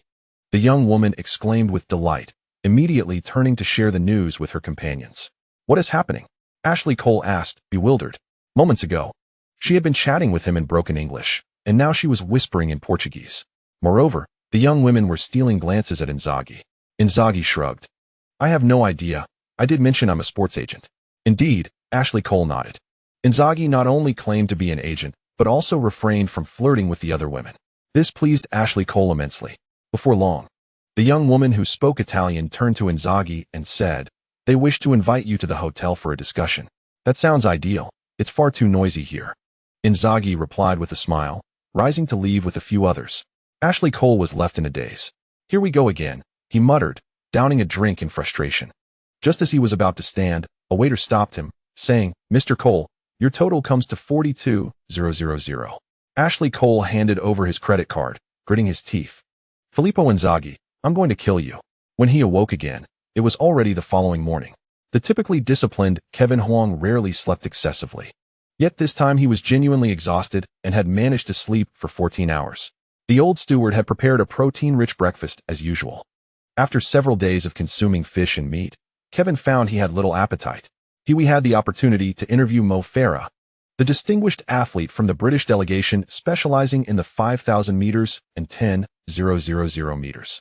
Farah expressed his belief that Kevin is the finest runner, asserting that if he were to compete in the 10,000 meters, the outcome regarding the gold medal would be unequivocal. According to the Telegraph, following Kevin's triumph in the triathlon, both the World Cycling Union and the International Triathlon Union expressed intentions to invite him to participate in more competitions. However, both parties arrived in London simultaneously, leading to a physical altercation at the airport to determine who would extend the invitation to Kevin. The Scottish venue has since returned everyone home, and we encourage you to stay tuned for our subsequent reports. The Sun reported that Prince William has been notably active during the Olympics. However, insiders indicate that his current mood is less than favorable. William has engaged in betting on several events, but he does not hold high hopes for Kevin in the equestrian obstacles and triathlon, consequently losing a significant amount of money.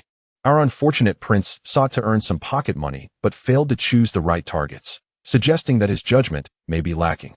The Daily Mail revealed that Arsenal chairman Stan Kroenke has accused AC Milan of unethically approaching Arsenal's coach, Arsene Wenger. Nonetheless, his claims appear unfounded as he lacks evidence. Meanwhile, it has been confirmed that Arsenal did reach out to Rafa Benitez while Wenger still had a year left on his contract. Arsenal's CEO David Dine was spotted dining with Benitez in Madrid. As the season approaches, we anticipate the outcome of this farcical situation. The Manchester Evening News quoted Ferguson, who believes that Arsenal is undermining its own foundation. Although he initially held reservations about the Frenchman, he contends that the transformations at Arsenal are entirely due to Wenger, whose tactics and philosophies have significantly influenced the Premier League, facilitating a closer alignment with continental football and narrowing the gap between the Premier League and other leagues. Additionally, there have been various transfer updates. Lucas has transferred to Paris Saint-Germain for 40 million. While he is formidable in gameplay, his performance at PSG has yet to shine. The South King has also made a significant acquisition, signing Javi Martinez from Athletic Bilbao for 40 million, a sum that is likely to remain consistent for a considerable duration. Zenit, having previously secured Hulk, has now signed Witsel for 40 million. Chelsea has bolstered its squad with Oscar.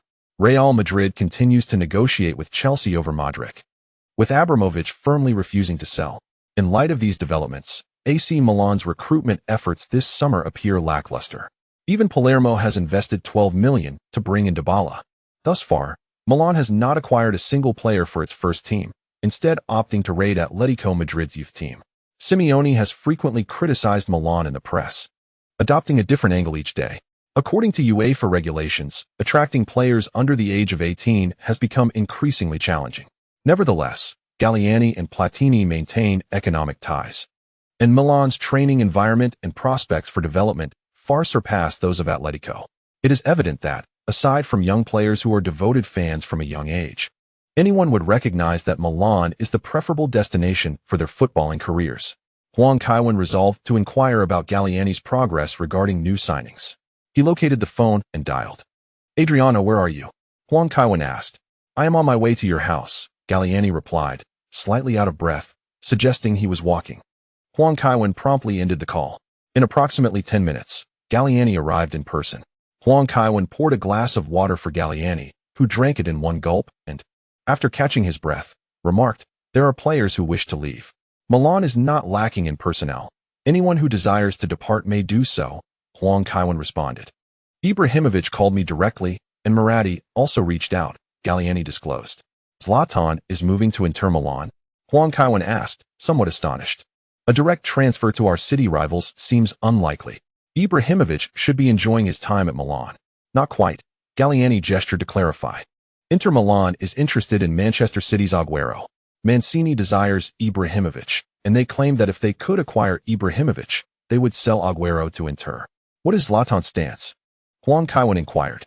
"He believes he has won every championship and seeks a new challenge," Galliani explained. "However, I suspect this is related to his insufficient playing time last season. And Manchester City is offering a considerably higher salary. If he wishes to leave, let him go. We will not impose excessive barriers regarding the transfer fee, as long as it exceeds Agüero's," Huang Kaiwan remarked. Ibrahimovic was initially persuaded to join Milan by him, after several years of consistent performance without causing a stir. It is understandable that he would want to leave due to a lack of playing opportunities. Nevertheless, as a champion player, his market value should certainly exceed that of Agüero. Huang Kaiwan had not anticipated Agüero's move to Inter. However, Inter has long upheld a tradition of favoring Argentine players, which is not surprising. Perhaps Zanetti is facilitating this transfer. "By the way, have you consulted with Mr. Wenger?" Huang Kaiwan asked. "Yes, I spoke with him, and he stated that as long as you do not leave, there will be no issues. He is still the coach of Arsenal and should not interfere with the affairs of other clubs," Galliani replied. "Then let us expedite the termination of Mr. Wenger's contract," Huang Kaiwan suggested. "We need to clarify the timeline in the newspapers, informing the fans that Arsenal betrayed Mr. Wenger first.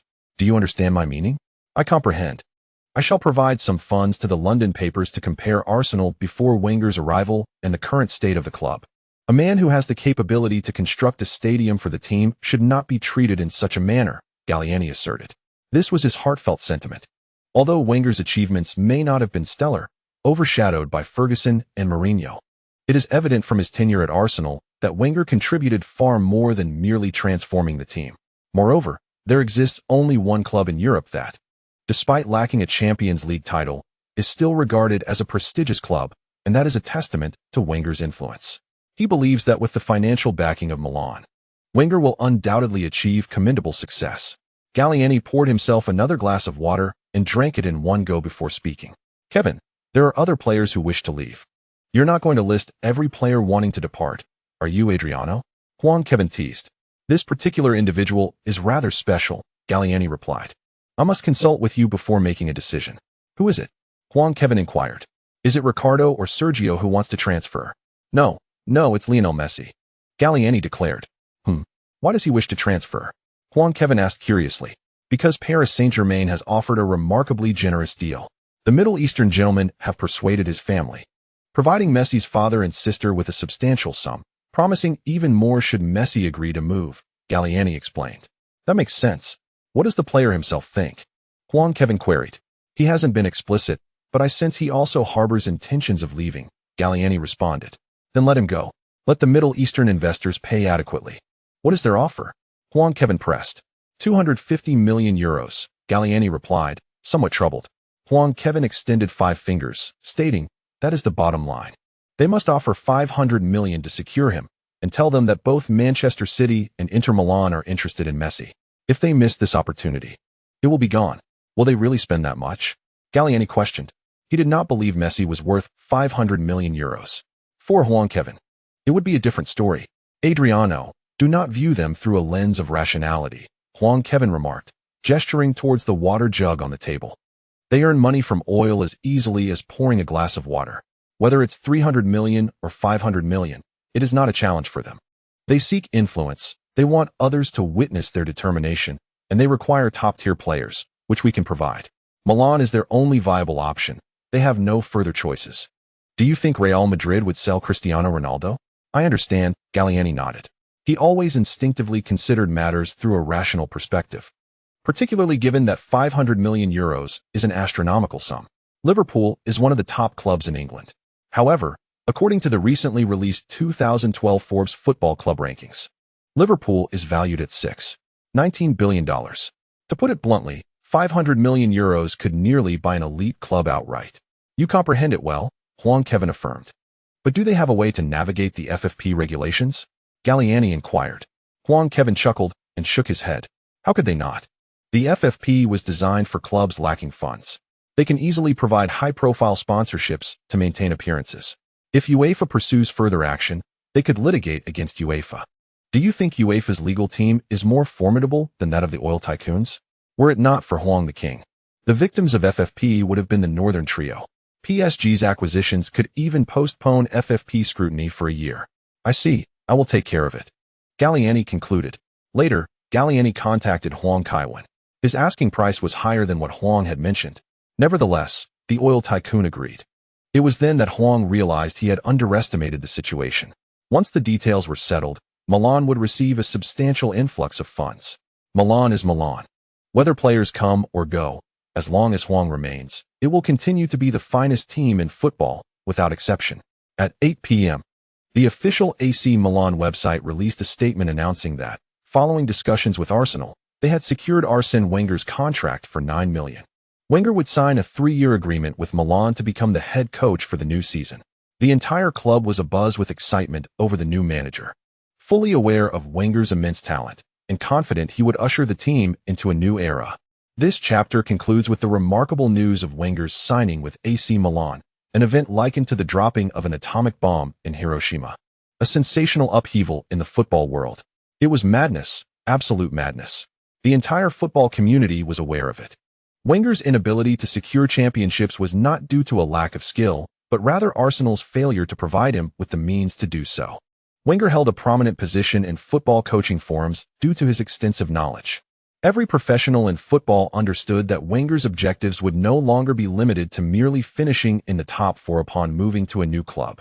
The internet was abuzz with related information, while Arsenal's signing of Benitez barely caused a ripple, despite his reputation as a tactical maestro, particularly in cup competitions.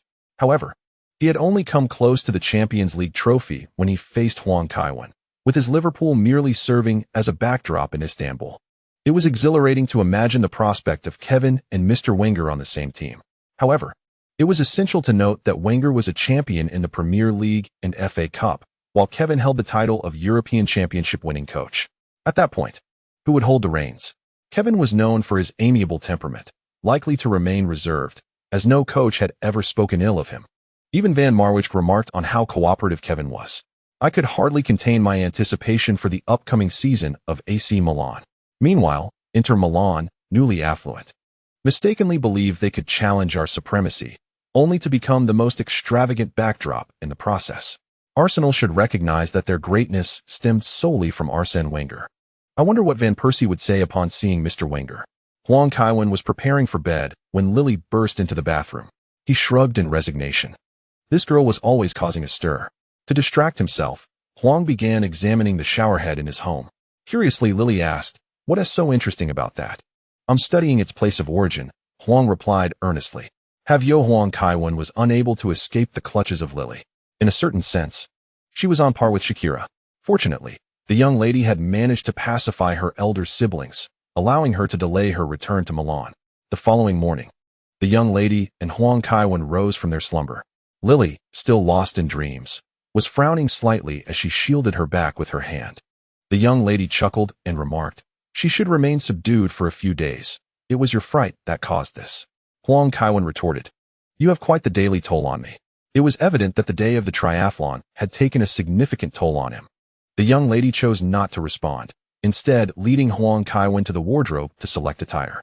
Although the professor had signed with AC Milan, his flight was not scheduled to depart until the afternoon. Huang Kaiwen intended to seize this opportunity to pay a visit, believing it essential for the team captain to communicate with the new coach beforehand. After changing clothes, Huang Kaiwen made his way downstairs for breakfast. Most of the morning newspapers featured articles concerning the professor's signing with AC Milan. The Times, however, reported some alternative news, stating that after witnessing Kevin's performance in the triathlon, London had seen a surge in enthusiasts for the sport. Local bicycle sales had spiked, with residents attempting to follow Kevin's previous race routes. In response, we interviewed the management of Hyde Park. A staff member noted that this had significantly increased their workload, as their current personnel were insufficient to cater to the influx of sports enthusiasts. A spokesperson from the mayor's office, Lister Hood, expressed that the city was delighted to see the public engaging in sports, as it greatly benefited the health of the English populace. They were willing to allocate funds to support this initiative. Simultaneously, the Scottish Yard had dispatched additional police forces to ensure the residents' freedom to exercise and their safety. Even during the Olympics, Huang Kaiwen set the newspaper aside with a smile. It was clear that not only the British media, but also politicians were quick to respond. They always managed to seize every opportunity to assert their presence. Huang Kaiwen was confident that it would not be long before news emerged of royal family members participating in triathlons. Such is the nature of electoral systems. One must not only act, but also ensure visibility in those actions to garner the voters' support. After finishing breakfast, he enjoyed a cup of coffee to aid digestion before rising to leave. Niao was already waiting in the car. As Huang Kaiwen entered, Niao started the engine and slowly drove out of the driveway. The professor resided in North London, specifically in the suburban area of Totteridge. This choice of residence aligned perfectly with Huang Kaiwen's impression of the professor, situated between the city and the countryside, allowing one to enjoy pastoral charm while remaining close to urban life. The proximity to the subway station made travel to West London quite convenient. Additionally, the area boasted a considerable number of affluent residents, equipped with luxurious amenities. From parks, shops, and restaurants to schools, fitness facilities, and entertainment options, the vicinity was well equipped. With numerous primary and secondary schools nearby, this is a region that holds considerable allure for foreigners. West London lacks spacious accommodations and is exceedingly expensive, so alternatives must be sought. In nearly 40 minutes, he arrived at the professor's residence. Huang Kaiwen, bearing 2 bottles of red wine, rang the doorbell. A young woman opened the door, and Huang Kaiwen immediately recognized her as the professor's daughter. "Hello," he greeted, raising his hand. "Ah," she exclaimed, promptly running away. The professor, standing over 6 feet tall, hurried down the stairs, and, upon seeing Huang Kaiwen, expressed surprise, saying, "Kaiwen, what brings you here? Come in." With a smile, Huang Kaiwen handed over the bottles of wine, saying, "I heard that you and Sir Ferguson enjoy a drink together after every match. I hope that after winning this season, you will invite him to savor this fine wine." The professor inspected the bottles and, noticing they were white wine, laughed as he pointed at Huang Kaiwen, saying, "So you brought me white wine from my hometown in Alsace, did you?" Huang Kaiwen shrugged in silence. The professor ushered him inside and seated him on the sofa, calling out, "Annie, prepare some tea. The young woman you just saw is my daughter, Leah. She may have been a bit overwhelmed to meet you, which I can understand." Huang Kaiwen chuckled, replying, "I can imagine. You didn't come to visit just to see me win against that old red-nosed fellow, did you?" The professor teased. Huang Kaiwen remarked, "I shall convey to Sir Ferguson your moniker for him." "Best not to," the professor replied, raising his hands in a gesture of surrender. "I certainly don't want him to pick a fight with me at the post-match press conference. You know how sensitive he can be." Mrs. Wenger is a blonde beauty. Although her face bears the marks of time, it is evident she was quite lovely in her youth. She assisted Huang Kaiwen with his teacup, and after pouring the tea, she said, "Arsène learned the Eastern tea-drinking customs while coaching in Japan, and later sought out Chinese materials, always sharing the history of these practices with me. Every time I brew tea, I can't help but remember. Things that have had time to settle are always more fascinating," Huang Kaiwen remarked with a smile. "Perhaps," she replied, returning to the kitchen after preparing tea for both men. "I have started packing. Are you planning to personally escort me to Milan, Professor Wenger?" "Of course not. I have a 200-meter preliminary race tomorrow," Huang Kaiwen replied. "By the way, I watched your performance at the Olympics, and I have some new insights regarding your playing style. The professor responded with excitement. That's wonderful. I, too, hope to explore some new approaches. Huang Kaiwen replied. That sounds promising. The professor rose to find a notebook, jotting down ideas as he spoke. I believe you could reduce individual dribbling to facilitate team dynamics, acting as a pivotal force on the flanks, utilizing your movement to link the entire team. Huang Kaiwen nodded. Isn't that reminiscent of Griezmann from the French team? I can adapt, depending on the team's needs. That's splendid. The professor said. I will discuss specific tactics once I meet my players. The professor suddenly inquired. I recall that Milan has begun their training camp, correct? Indeed. Huang Kaiwen affirmed with a nod. Let Inzaghi return to Milan with me, the professor proposed. Huang Kaiwen nodded in agreement immediately. The Majesty found himself in a predicament, being singled out by the new coach right away. He promptly took out his phone to call Neo, instructing him to bring Inzaghi over. An hour later, the professor prepared to depart. Inzaghi awaited outside with a mournful expression. Simone Inzaghi? The professor inquired in Italian. Inzaghi's countenance darkened further, casting a pleading glance at Huang Kaiwen. Despite having achieved financial independence long ago, his inherent fear of coaches lingered after years in football, especially when it came to a renowned figure like Wenger. The professor embraced Inzaghi's shoulders and remarked, Tell me about your holiday. I know numerous directors who might be intrigued by your experiences. Boss, do you wish to join the Holy Roman Empire? By afternoon, Huang Kaiwen had returned home, but continued to watch the live broadcast on television. The signing of the professor had generated considerable excitement within the Milan club and among the Rossoneri, bolstered by the professor's past achievements. Inzaghi and the professor descended from the private jet in succession, Inzaghi flamboyantly waving his hand, perhaps believing he was the one to personally sign the new coach in London. Galliani ignored Inzaghi, approaching the professor alongside Maldini, presenting him with the team's scarf. Once the professor donned the scarf, he was immediately guided out. Galliani remarked, There are quite a few fans in attendance today. Be prepared. Rest assured, the professor nodded. However, upon exiting the airport and entering the car, he comprehended the true meaning of quite a few. He suspected that the entire population of Milan had turned out, as throngs lined the streets. Most notably, fans ignited a multitude of fireworks, saturating the air with crimson smoke, greatly reducing visibility. Though accustomed to grand spectacles, the fervor exhibited by the Rossoneri exceeded that of fans in North London. They roared, waving their fireworks and team flags, exuberantly chanting the professor's name. Arsene, Arsene, Arsene. This was undoubtedly one of the most passionate displays from Milan supporters in recent years. While Guardiola was commendable, his tenure had been too brief, and his standing in the football realm paled in comparison to Wenger. At that time, the Rossoneri felt he was unworthy of the team. In contrast, Wenger represented a true world-class coach. More importantly, his teams played beautiful football, captivating fans globally. The Rossoneri had every reason to anticipate a more impressive performance under Wenger, showcasing captivating, enchanting football. Seated in the back, Galliani elaborated, attendance in Serie A isn't particularly high. Some fans prefer to watch matches in bars. However, it has improved significantly over the past few years, with Milan boasting the highest attendance in Serie A, followed by Juventus and our neighbors. Indeed, the professor nodded, still observing the scenes outside. The enthusiasm displayed by the fans genuinely astonished him. Furthermore, Milan's financial records indicate a substantial sum of money available. Although the hour is late, Ms. Berlusconi has urged us to collaborate fully in your pursuit of new signings. Every player you desire is within our reach, Galliani stated. How much do we have? Inquired the professor, his interest piqued by years of sensitivity to the club's finances during his tenure at Arsenal. Approximately 900 million euros. Galliani replied. The professor nearly exclaimed in disbelief, quickly questioning, Are you jesting with me? How could I possibly joke about such matters? Galliani responded with a smile. The club has always enjoyed revenues that significantly exceed expenditures, as you are aware. Our sponsorship deals are exceedingly lucrative, and our signings have been judicious. Additionally, we sold 2 players over the summer, leaving us with this considerable amount. If you are willing, you may spend a large portion of it. The professor felt overwhelmed. Goodness! To spend 500 million euros in one summer transfer window? That is simply untenable.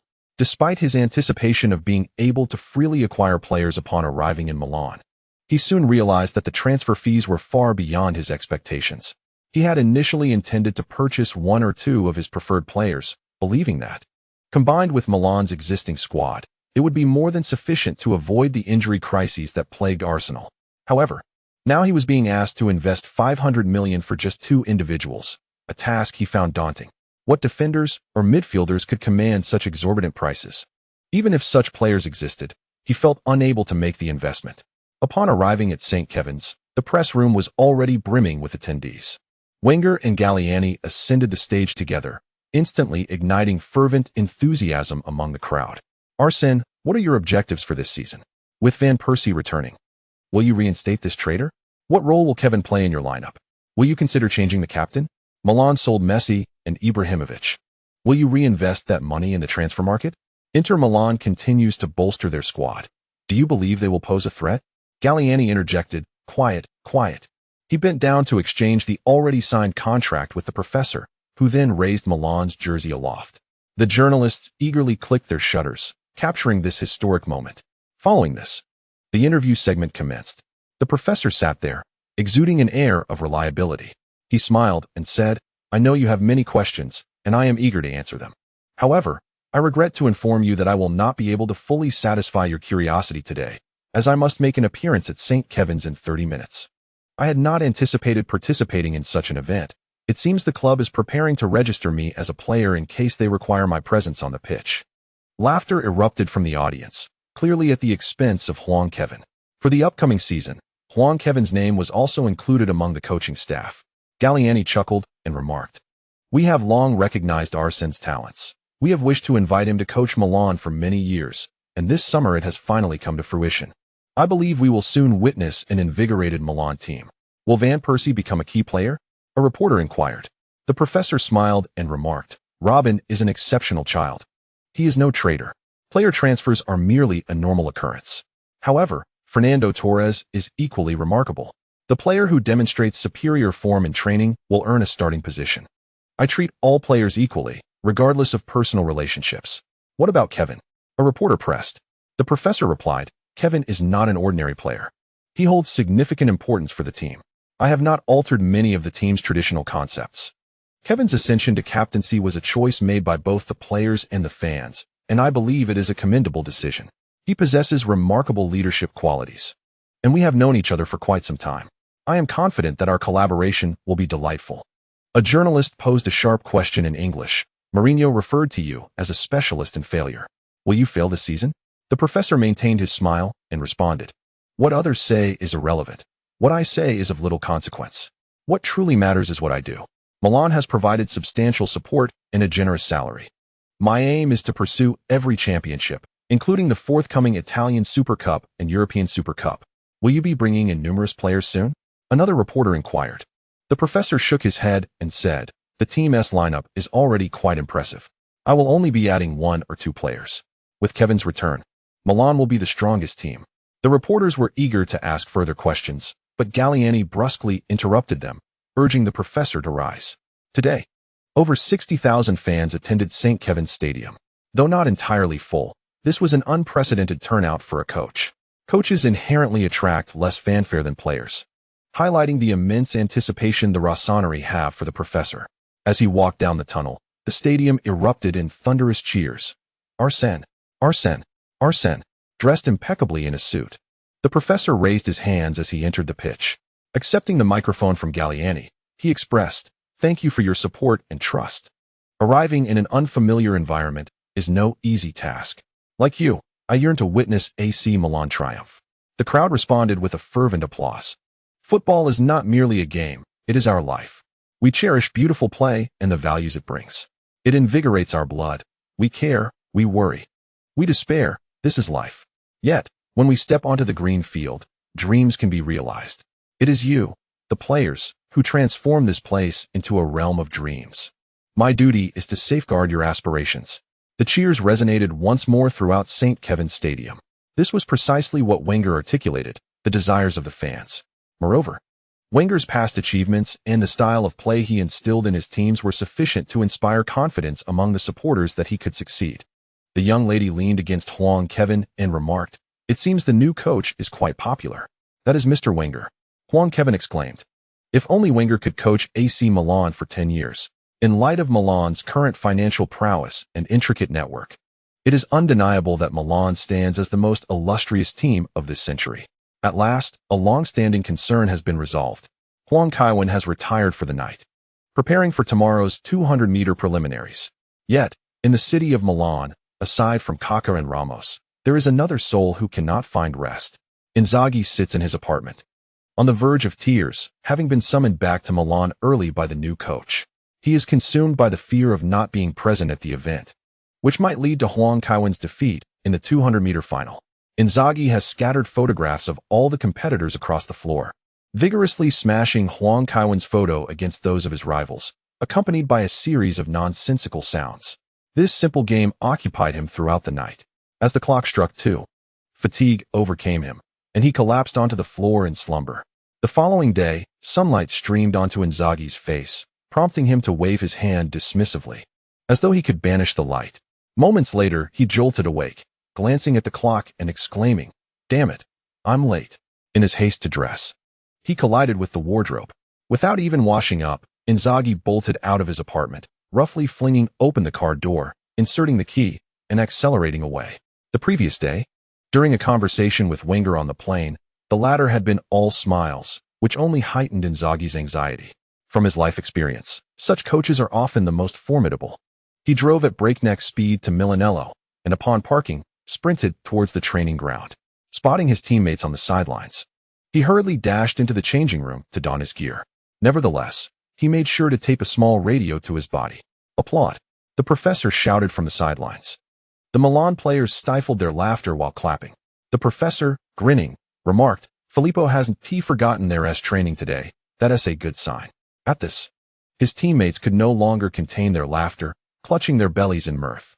Inzaghi, somewhat embarrassed, scratched the back of his head and said, "I was a bit excited about having a coach like you, which kept me up last night, causing me to oversleep. I'll go run a few laps to warm up." The professor patted Inzaghi on the shoulder, encouraging him, "Go on, Filippo, break Kevin's record." Gattuso cheered, while Buffon excitedly chimed in, "Go for it, mate. No one will hold you back. You might discover a new talent." Inzaghi responded with a playful gesture towards them, then made his way to the outdoor track to begin jogging. Once he reached the professor's side, he quickly pulled out an earbud and inserted it into his right ear. Adjusting the radio through his clothing, he finally tuned into a familiar voice. The 200-meter preliminaries were about to commence, with Kevin set to compete in the first heat. In Lane 2 was the Cuban athlete Michael Herrera. Lane 3 featured Swiss competitor Alex Wilson, and Lane 4 showcased American Isaiah Young, a debutante at the Olympics. Inzaghi murmured, "Americans are all on drugs. Do they really think they can compete with Kevin?" Yet, he remained focused, listening intently to the radio. In the 5th lane stands Kevin. The 6th lane occupied by Nigeria's Noah Akwo, the 7th by Bradhag Gregory, the 8th by Somalia's Muravyov, and the 9th by Brazilian athlete Edmil da Silva. The preparations have commenced. Today, the London Bowl has attracted a considerable audience, all eagerly awaiting Kevin's performance. However, having recently participated in a triathlon, Kevin's physical stamina has been significantly taxed. Will his path to qualification be smooth today? Inzaghi harbors some concerns, yet his lips betray him with a curse, "Idiot." Huang Kevin is ready. Set. The chilling electronic synthetic sound reverberates once more. Huang Kevin adopts a crouched stance. Bang! The race has begun, and we witness Huang Kevin explode from the starting blocks with remarkable speed. However, during the straightaway, Brazilian competitor Edmil showcases commendable prowess. Huang Kevin feels a hint of pressure, as his physical condition has yet to reach its zenith. Nonetheless, the competitors in this heat are not particularly formidable, a realization he quickly comes to during the race. Entering the first turn, Huang Kevin remains the first to navigate the bend. At this stage, it is undeniably Huang Kevin's domain. His formidable physical balance assists him in maintaining his center of gravity throughout the curve. The gap between him and the others swiftly widens. Just moments ago, Edmil was running neck and neck with Huang Kevin, but now he finds himself trailing. Despite his efforts to surge forward, he cannot prevent Huang Kevin from gradually pulling ahead. Most competitors anticipated this scenario, given that Huang Kevin's personal best stands at an impressive 19 seconds, a record daunting enough to intimidate them. Many who found themselves in the same heat as Huang Kevin had already resigned themselves to vying for second place. With his long legs, Huang Kevin expands his advantage through the bend. Indeed, as he exits the curve, he effortlessly dispels the centripetal force, remaining unperturbed. The other competitors, to varying degrees, have slowed down. In that fleeting moment, less than a second, Huang Kevin further elongated his lead. However, it is true that he is not sprinting with his usual ferocity. Upon reaching the straightaway, he does not continue to widen his advantage. At this juncture, the other competitors have begun to exert themselves. Alex Wilson's acceleration is fierce. He seeks to challenge Huang Kevin for the lead. Yet, this Swiss athlete struggles to surpass even Edmil, who currently holds second place. Huang Kevin, appearing to run leisurely, maintains his lead without faltering. With just 30 meters remaining, the London Bull erupts in cheers. Huang Kevin, after sprinting a few meters, begins to decelerate. Aware of his condition, he prepares for the upcoming semifinals and finals. Even so, Huang Kevin triumphantly crosses the finish line first. Huang Kevin, though he has eased up in the final stretch, evoking memories of Jamaican sprinter Powell, Huang Kevin still secures first place in his heat with a time of 20:41 seconds. While this achievement may not be extraordinary for him, it is evident that he has not exerted his full potential. Indeed, it is prudent to maintain a low profile during the preliminary stages, especially considering that Huang Kaiwen has already participated in 4 competitions. Currently, we are not entirely aware of his physical condition, and he must judiciously allocate his stamina. Furthermore, it is noteworthy that Bolt's dominance in the 200 meters is even more pronounced than in the 100 meters, and Huang Kaiwen is evidently biding his time for a showdown with Bolt. Commentators from various nations passionately exclaim in diverse languages. Reminiscent of the vibrant atmosphere of the London Bowl, Huang Kaiwen stands as the most illustrious star of this Olympic Games. Milanello. Upon learning of Huang Kaiwen's advancement as the group leader, Inzaghi immediately quickened his pace in excitement. Wenger could not help but chuckle at the sight of the exuberant Inzaghi. Although this fellow may be a bit mischievous, he remains quite obedient, never shirking from his duties. The chapter concludes. 0612, the return of Kaiwen, the dawn of Milan. Huang Kaiwen peruses Milan's schedule. With less than 20 days remaining until the professor's debut, time is indeed of the essence for a newly appointed coach. Sampdoria is certainly not an easy opponent. However, hosting the inaugural match at St. Kevin's Stadium should at the very least guarantee a favorable outcome, should it not? Giannini remarked. We are unable to bring some equipment to London, so it would be better to utilize Cobham. I understand, Huang Kaiwen replied, nodding. I also feel the need to adjust my physical condition as much as possible. Gazing out at the scenery beyond the car window, he noted that Neo's driving was remarkably smooth, almost imperceptible, yet the speed was anything but slow. The vehicle arrived at Cobham, where Qin Yang awaited in the parking lot. Still wearing his ever-present smile. I felt inexplicably cheerful this morning, Qin Yang exclaimed. It turns out it's because you are coming over. Huang Kaiwen had never seen this old fellow without a smile, even when King Huang transferred away. This suggests that certain individuals succeed due to a multitude of factors. At the very least, Qin Yang is far superior to those who neglect their subordinates. Peter, spare me the formalities, Huang Kaiwen chuckled, waving his hand. I'm merely borrowing Cobham's facilities to adjust my physical state. I hope I'm not a bother. Not at all. As soon as I mentioned your arrival, the cafeteria began preparing your favorite dishes. They had watched your matches beforehand, Qin Yang responded. This was no exaggeration. Who at Chelsea had not received gifts from Huang Kaiwen? The group first proceeded to the medical room, where Huang Kaiwen underwent a brief physical examination. Let us head to the recovery machines, Giannini said, holding Huang Kaiwen's health report. Despite their long acquaintance, he remained astonished by Huang Kaiwen's physical prowess. As one of the most renowned sports injury specialists in football, he had reviewed thousands of players' medical reports. Yet Huang Kaiwen was truly exceptional. He had grown accustomed to the fact that injuries did not impede his physicality. Huang Kaiwen's endurance was genuinely remarkable. Having participated in numerous competitions over a summer and even clinching the title of Ironman champion, his muscles were merely fatigued. The mere physical prowess of this athlete is already unparalleled in the realm of football. By the time Huang Kaiwen finished with the liquid nitrogen treatment and completed his other recovery protocols, it was already past 6 o'clock. Upon returning to the parking lot, he was taken aback to see Ashley Cole and inquired, Ashley, why are you still here? Training usually concludes much earlier, especially before the season. Ashley Cole, a bit shy, replied, Kevin, do you know where His Majesty, No Filippo, has gone?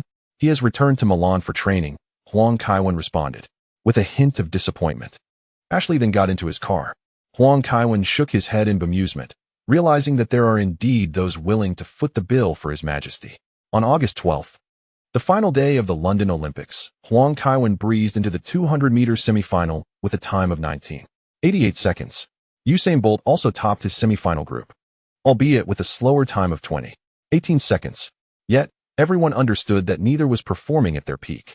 In the shadow of their rivalry, the equally impressive Jamaican athlete, Johan Blake, received far less attention. The men's marathon final was being broadcast live on television, but viewers appeared somewhat disengaged. Wilson Kipsang led the race, yet garnered little focus. The last day would witness events such as the marathon, men's wrestling in the 66 kilograms and 98 kilograms categories, men's mountain biking, boxing across various weight classes, artistic gymnastics, basketball, handball, water polo, and a series of gold medals in men's competitions, alongside the women's modern pentathlon. Nevertheless, the collective attention on these events paled in comparison to the spotlight on the men's 200-meter final. Usain Bolt, the second most noteworthy athlete of the Olympics, was eclipsed by Huang Kaiwen, who had triumphantly secured 4 gold medals. Their impending clash represented the ultimate showdown among the finest athletes. Both competitors were in the locker room, making their final preparations and recovery, yet the world's fascination with them remained undiminished. Inzaghi, initially tempted to skip training, eventually found that the time for the final had arrived, prompting him to spend the day at Milanello. After work, the entire team gathered at Kaká's residence. While Kaká's mansion was comparable in size to Huang Kaiwen's, the Milan players felt less at ease there.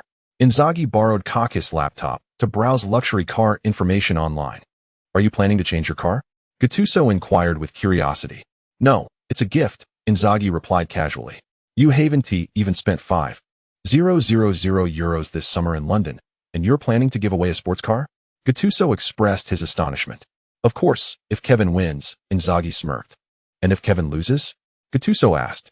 Inzaghi confidently responded, "Then I'll just sneak into Kevin's garage and take his cars." Ramos cast a glance at Inzaghi, hoping he wouldn't be caught.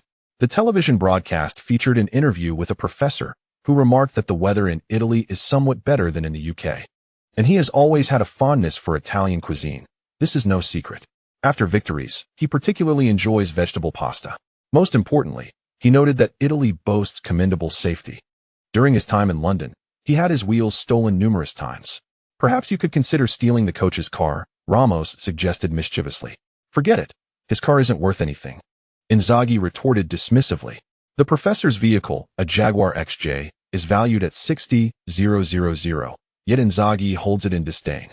Cars are among the most flaunted possessions by players, and the parking lot of elite clubs showcases an array of vehicles. Such commonplace luxury holds little appeal for Inzaghi. As time progressed to just past 3 in the afternoon in London, the television feed finally returned to the London Bowl. Huang Kaiwen entered the stadium, eliciting a thunderous cheer from the crowd. "St. Kevin! St. Kevin! St. Kevin!" In comparison, Bolt appeared as a mere supporting character. The large screen displayed highlights of Huang Kaiwen's goals, leaving Bolt, who was preparing, astonished as he put his finger to his lips in disbelief. No one could deny Huang Kaiwen's immense talent, especially since Bolt himself is an admirer of his skills. As the footage concluded, it shifted to a segment showing Huang Kaiwen's vehicle being pushed against a school bus. Although the camera angles were not cinematic, the thrill was exponentially heightened. Even after countless viewings, the imagery remained captivating. Ultimately, Huang Kaiwen's car collided with a wall, and he was rescued by emergency personnel, prompting the loudest applause from the London Bowl. If Huang Kaiwen were to run for mayor of London tomorrow, Boris's residents would undoubtedly face the wrath of the citizens, leaving him untraceable. London is Huang Kaiwen's domain. In this arena, everyone is a visitor, Bolt included. A minor incident occurred as staff members approached Huang Kaiwen while handling boxes for athletes' personal belongings. 2 staff members approached him, and he simply held up his solitary watch, looking somewhat helpless. "Hey, the match is about to start," he remarked. Indeed, while today's competition may not be as intense as the 100 meters, with several Olympic and World Championship champions competing, it still promises ample intrigue. Bolt's dominance in the 200 meters is formidable. Can Huang Kaiwen secure a triumph over Bolt to conclude his Olympic journey on a high note? We are also eager to see what remarkable performance his junior, John Blake, can deliver. Now, let us introduce the competitors. The The first lane remains unoccupied. In the second lane stands the French athlete, Christophe Lemaitre, who clocked an impressive 9.98 seconds in the 100 meters at the 2010 French Championships, becoming the first white athlete to break the 10-second barrier. This year, he and his teammates finished fourth in the relay at the Olympics. In the third lane, we have Jamaica's new sprinting sensation, John Blake, whose potential is exceedingly promising. In the fourth lane stands Kevin Huang, arguably the finest athlete in the world, a paragon of archery prowess, and the holder of world records in the 100 meters, 800 meters, and 10,000 meters. His potential in track events is immense, yet his medal tally remains modest, primarily due to his limited participation in competitions. There are rising calls for Huang to enter more track events in the next Olympic Games. In the fifth lane is the renowned Dutch athlete, Martina, who faced elimination in the preliminary round of the 100 meters, not due to a lack of skill, but because of the extraordinary caliber of competitors in his heat. The sixth lane features Wallace Spearman, an American contender whose personal best in the 200 meters is 19.65 seconds, placing him fifth in the world. He is particularly adept at surging in the latter half of the race. In the seventh lane is Usain Bolt, the Jamaican legend and current world record holder in the 200 meters, who previously held the 100 meters record until it was eclipsed by Huang. The eighth lane also belongs to a Jamaican athlete, Warren Will, whose personal achievements may not be particularly remarkable, yet as a representative of Jamaica, he warrants our attention, especially as today's race features 3 Jamaican competitors. In the ninth lane is the South African athlete, Jobert Dwana. This summer promises to be exhilarating, as fans eagerly anticipate the forthcoming performances of Wenger's AC Milan, with Wenger's flamboyant football style combined with AC Milan's formidable roster creating great excitement. Stretching in anticipation, Kevin Huang observes the rising expectations and decides to enter a lottery. He acquires a trial card for the match between Wolves and Nottingham Forest in the 11th round of the Premier League for the 2022-2023 season, gaining the characteristic of Tyson Gay, tragic 9.7 seconds. Characteristic, tragic 9.7 seconds, Tyson Gay. At the Berlin World Championships, Gay clocked a time of 9.70 seconds, yet only secured a bronze medal. Possessing this trait means that in the first 100 meters, one cannot afford to relax, with a minimum time of 9.70 seconds guaranteed. Huang remarks, speaking of Gay's bronze medal, we must credit King Huang for that. Acquiring this trait has lightened Huang's burden considerably. The 200 meters differs from the 100 meters. For instance, when Bolt runs the 200 meters, his first 100 meters are typically just over 10 seconds, a feat that even John Blake surpasses. However, Bolt's strength lies in the latter half of the race, particularly the final 50 meters, making him a formidable challenge for most. Yet, if an athlete can establish a significant advantage in the early stages, the dynamics can shift dramatically. Today, Huang aims to challenge Bolt in the 200 meters. On your marks. A neutral tone signals the start. Huang waves to the stands, continuing to stretch his body. The other competitors grow serious, fully aware that this is a battle for survival.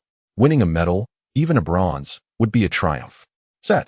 He crouches down, positioning his left foot on the starting block. His gaze sharpens, a testament to the intensity that only arises when facing Bolt. With a swift kick of his left foot, Huang Kaiwen propelled himself forward. As the race commenced, he surged ahead, demonstrating a sprinting technique that is unparalleled in the world. His reaction time was so remarkably swift it bordered on the edge of false starts, an agility unmatched by any competitor. Usain Bolt also unleashed a formidable burst of speed today, his arm swings fierce and powerful. Positioned ahead in the final 3 lanes, he appeared to be leading significantly.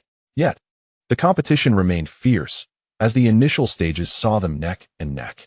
However, the 2 Jamaican athletes swiftly distanced themselves from the South African competitor, Jobert Dwana, in lane 9.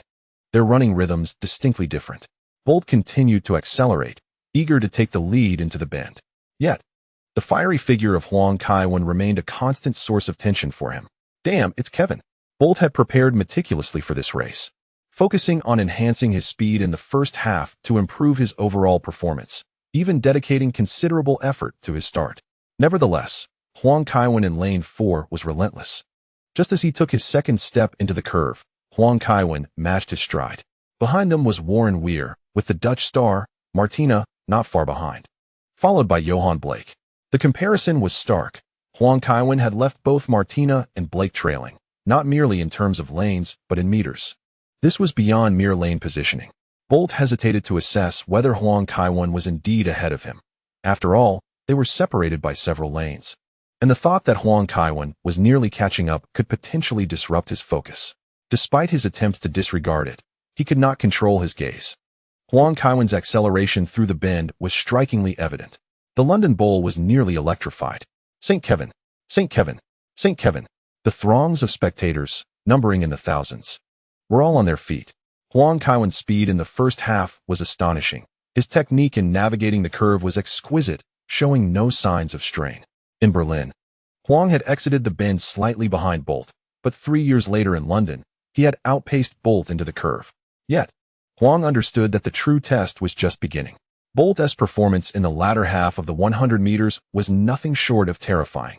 Blake had also surged forward, emerging third out of the curve, followed by the Dutch athlete, Martina, and then Warren Weir from Jamaica. Wallace Spearman was striving to accelerate, but found himself powerless. Warren Weir loomed like an insurmountable obstacle before him. Christopher Lemaitre was the only white athlete in the finals, a rarity like Huang Kaiwen, while the remaining 6 competitors were all black. However, Lemaitre, starting from the back, struggled to break free from the constraints of speed. He had given his utmost in performance, yet remained in last place. The race's dynamics gradually clarified. Bolt's acceleration was fearsome. Yet, with just 120 meters covered, Huang Kaiwen began his desperate sprint. With relentless fervor, Huang Kaiwen's body has reached its utmost limits, as if he were gliding just above the ground. He maintains a fragile lead, leaving Blake, who aspired to challenge Bolt, utterly astonished. He did not anticipate that by the 200-meter mark, Huang Kaiwen would still be exhibiting such vigor. Throughout the entire race, Huang Kaiwen surged forward, accelerating with each stride. Blake even began to question the validity of the previous urine test results, as Huang Kaiwen's speed seemed utterly preposterous. Of course, his compatriot Bolt was no less formidable. Even with an impressive performance, he found himself unable to catch up with the 2 frontrunners. Nonetheless, Blake remained undeterred. Today's competition was fiercely contested for the bronze medal. Bolt could clearly sense Huang Kaiwen's fatigue. His form had shifted from that of the 100-meter final. This was a natural occurrence. Despite Huang Kaiwen's excellent physical condition and experience in triathlons, it undeniably affected his performance. Yet, he could not fathom why he perpetually struggled to close that slight gap. Each time it seemed as though he could overtake Huang Kaiwen with just a single stride. But Huang always managed to surge ahead. Huang Kaiwen was not without his own struggles. His body was protesting, yet he refused to relent, instead pushing himself to extract the last remnants of air from his lungs. The lack of oxygen ignited an even greater energy within him. He accelerated once more in the final 50 meters. Bolt, left in bewilderment, trailed behind. Indeed, Huang Kaiwen had taken the lead, widening the gap to more than a body length. In front of the television, Inzaghi clutched Gattuso's arm tightly, while Gattuso remained oblivious, as if the pain he felt matched the intensity of the race. In Kake's living room, silence reigned. The atmosphere was thick with anticipation. Gazing at the familiar face of their captain, each person was wholly engrossed in the contest, wishing they could push Huang Kaiwen forward. Despite his lead, Huang Kaiwen felt no ease. He had run exceptionally well in the first half, particularly around the bends, yet he still could not shake off Bolt. Many spectators felt a sense of déjà vu, reminiscent of the encounters from 4 years ago in Beijing and 3 years ago in Berlin. The duel between the red and yellow figures transcended time and space, challenging the limits of human endurance. Their confrontation yielded only a victor and an even greater victor. No one would emerge as a loser. Huang Kaiwen gritted his teeth, persisting against the wind that struck him like a blade. It was a mere illusion. He recognized that today's breeze was not fierce. His mind was protesting, warning him, attempting to persuade him to concede. This was the human instinct for self-preservation. Yet, Huang Kaiwen not only refrained from slowing down, but also continued to accelerate. Even if just by a fraction, he was resolutely pushing his limits. Having tasted defeat once, even twice, he was determined not to lose again. Perhaps next time, in the 200-meter final, his physical condition would be better. However, Huang Kaiwen never set his sights on the next opportunity. He approached each race as though it were his last. Huang Kaiwen anticipated that thoughts of his girlfriends or Huang Baolu might surface, yet unexpectedly, His mind was occupied by the figure of Inzaghi. That fellow is likely trembling with anxiety. Though His Majesty the Emperor is a comedic actor, he repeatedly invites others amidst the laughter, continually expanding his Holy Roman Empire. Ricardo seemed to be lost in his own pursuits. Was he still with Paolo? And Sergio? Yes, Sergio is not a villain. However, Huang Kaiwen's mind was a blank slate, flashing not with moments of glory, but rather with smiling faces. He rushed across the finish line, seemingly unaware. Yet, he continued to run. Meanwhile, the London Bowl was in a frenzy. Huang Kaiwen, Huang Kaiwen, Huang Kaiwen, 200 meters gold medal. Huang Kaiwen successfully equaled Usain Bolt's record of 19.14 seconds from the Berlin World Championships, while Bolt clocked in at 19 seconds. The gold and silver medal outcomes mirrored those of 3 years prior in Berlin, but the positions of Huang Kaiwen and Bolt were reversed. Huang Kaiwen had finally triumphed over Bolt in his strongest event. It was perilous, exceedingly perilous. Huang Kaiwen achieved a time of 9.69 seconds in the first 100 meters, whereas Bolt managed only 10.14 seconds. Nevertheless, the final margin was a mere 0.5 seconds, with Bolt's late surge being terrifying. Young Blake completed the first 100 meters in 10 seconds, faster than Bolt, yet his second half could not match Bolt's prowess. 5 gold medals. Huang Kaiwen participated in 5 events, securing gold in each, making history. From archery to equestrian, from equestrian to the triathlon, and finally the 100 meters and 200 meters. Huang Kaiwen's competitions spanned the entirety of the London Olympics, illuminating the world with his performance. After 3 years of diligent preparation, Huang Kaiwen finally fulfilled his aspirations. Despite his emphasis on archery, we all recognized that in London, his greatest adversary was Bolt. In the 100 meters and 200 meters, Huang Kaiwen defeated Bolt consecutively, finally achieving his revenge. The relentless spirit of Huang Kaiwen showcased the true essence of sportsmanship, embodying perseverance, resilience, and the relentless pursuit of excellence. Failure is but a fleeting moment. Some may succumb to despair, but Huang Kaiwen strives for the next victory. Those who aspire to great ambitions, as the ancients noted, must possess not only extraordinary talent, but also unwavering determination. Su Shi mentioned this in On Chao Kuo, asserting that exceptional willpower is a vital quality for success, alongside innate talent. For years of effort and 3 years of perseverance ultimately shaped Huang Kaiwen's remarkable performance. The quality of the medals in London may have been lacking, reportedly shattering upon impact, yet their intrinsic value rivals that of any Olympic Games. Huang Kaiwen sprinted from the track onto the green field, exuding unrestrained exuberance. Not a single spectator deemed him excessively exuberant.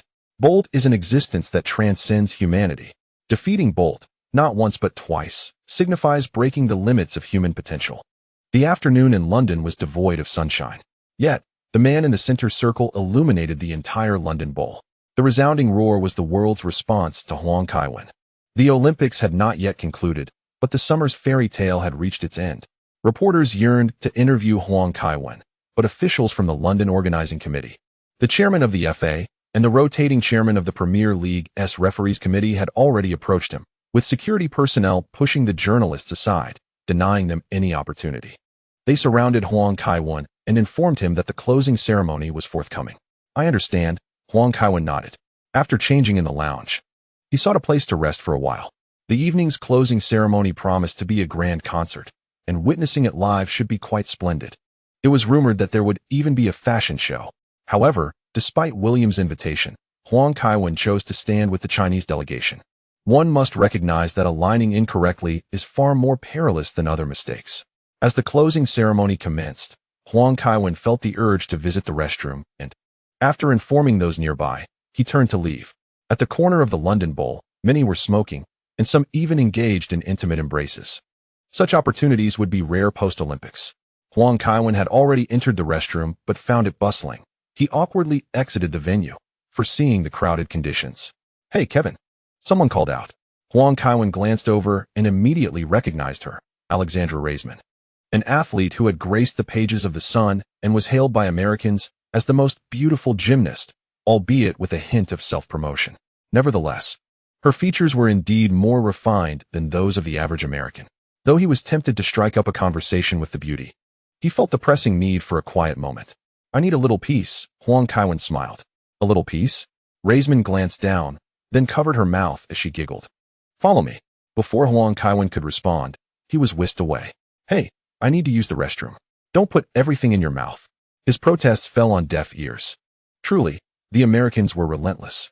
Had he known this would be the case, he would have indulged in sweeter drinks. An hour later, Alexandra Raisman was adjusting her outfit and, in front of Huang Kaiwen, poured the contents of a balloon into her mouth, licking her lips afterward. By the time Huang Kaiwen returned, the closing ceremony was nearing its conclusion. What happened? Nothing. Just a stomachache, Huang Kaiwen replied. Take care of yourself. Yes, I will. Once the ceremony concluded, Huang Kaiwen returned home to rest. The exertion from the 200 meters had been substantial, employing various techniques. The next morning, he boarded a private flight back to Milan. Malpensa Airport had already adjusted its flight routes. At 10 o'clock, Huang Kaiwen was the only one scheduled to land. As he emerged from security, the airport seemed poised to erupt with excitement. The Rossoneri were also apprehensive, wondering if Huang Kaiwen would pursue a coaching career or focus on other sports. Upon catching sight of Huang Kaiwen, some Milan supporters were so overwhelmed with emotion that they covered their mouths and wept. Meanwhile, others fervently waved their arms in celebration. As their coach aptly noted, the strongest individual was indeed among them. The enthusiasm exceeded that of Wenger's arrival in Milan by tenfold. The new coach symbolized the promise of the future, while the King of Milan stood as the very foundation of all glory. Neo drove at a leisurely pace of 15 kilometers per hour, and even the full mobilization of Milan's police could not contain the fervor of the fans. After nearly 2 hours on the road, Huang Kaiwen finally arrived home. Upon entering, he was taken aback. The lawn was adorned with an array of luxury vehicles, a scene he had only witnessed in a car park of a certain automobile company.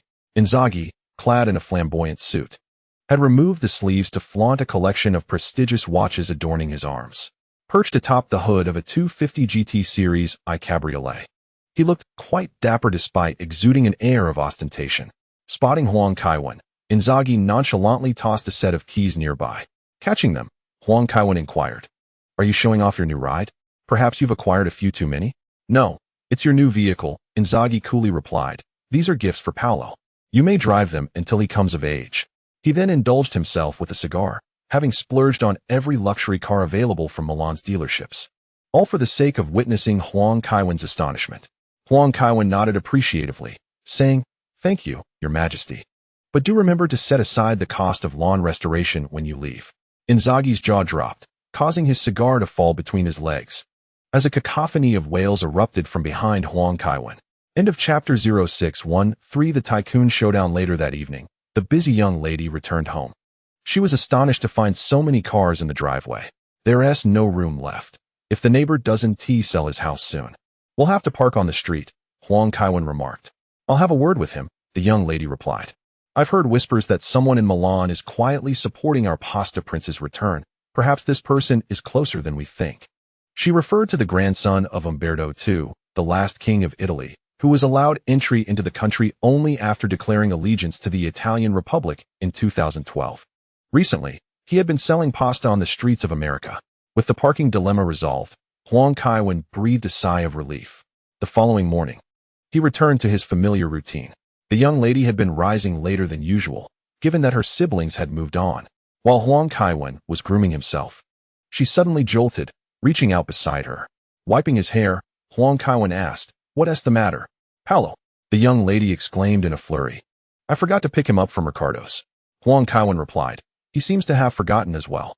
The young lady quickly reassured, "Paolo should be accustomed to it by now, so it's no issue."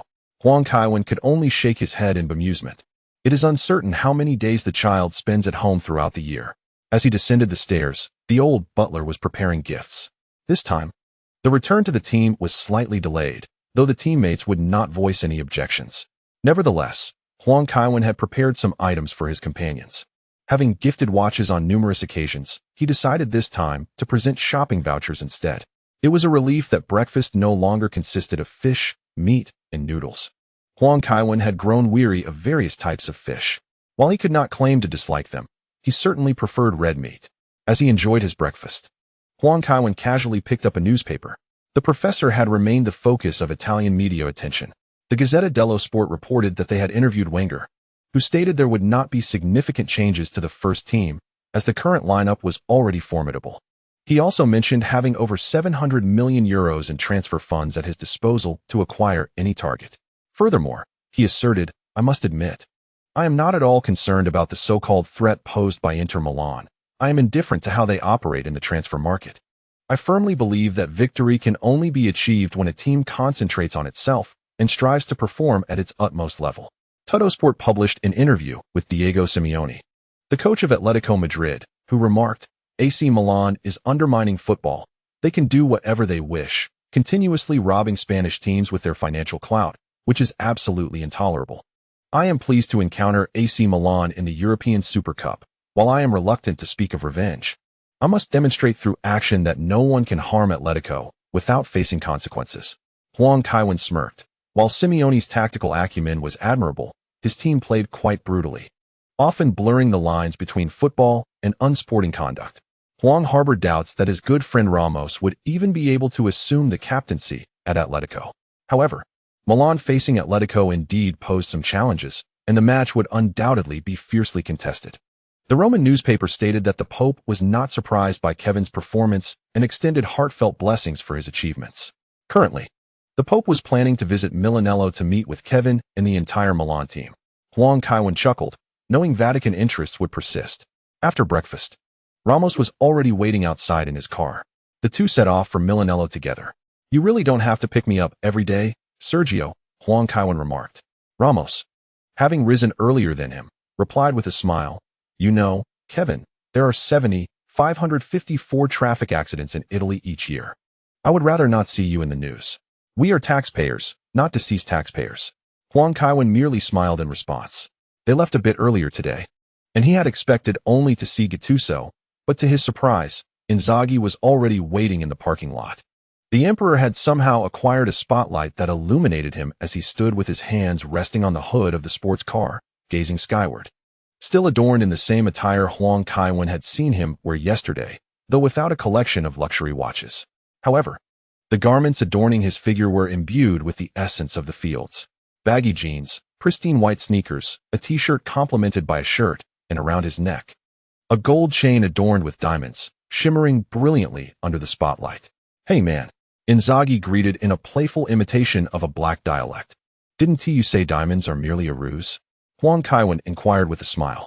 Inzaghi lifted the necklace around his neck and said, "When you choose to be deceived yet live with panache, everyone will recognize your wealth.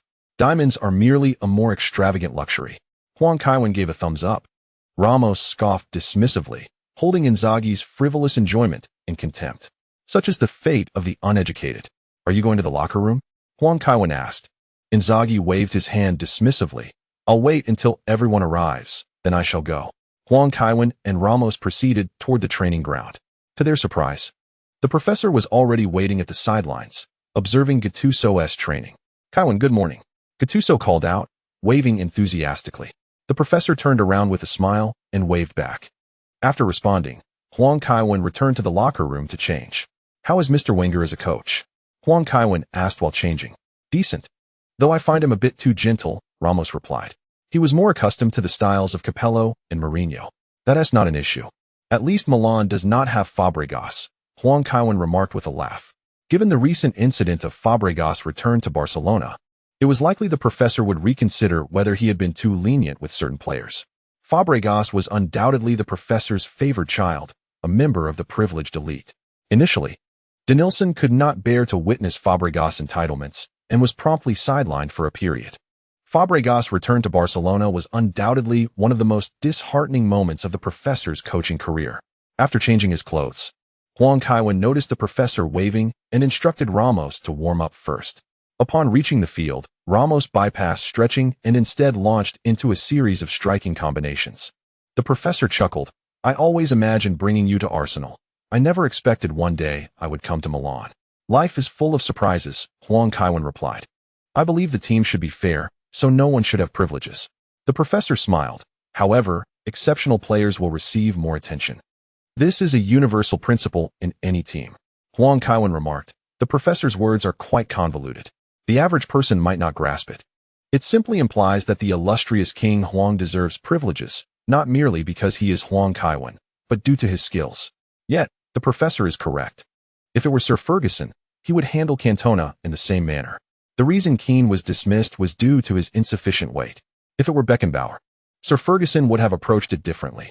Huang Kaiwen continued, recently, the newspapers have been concerned about our recruitment situation.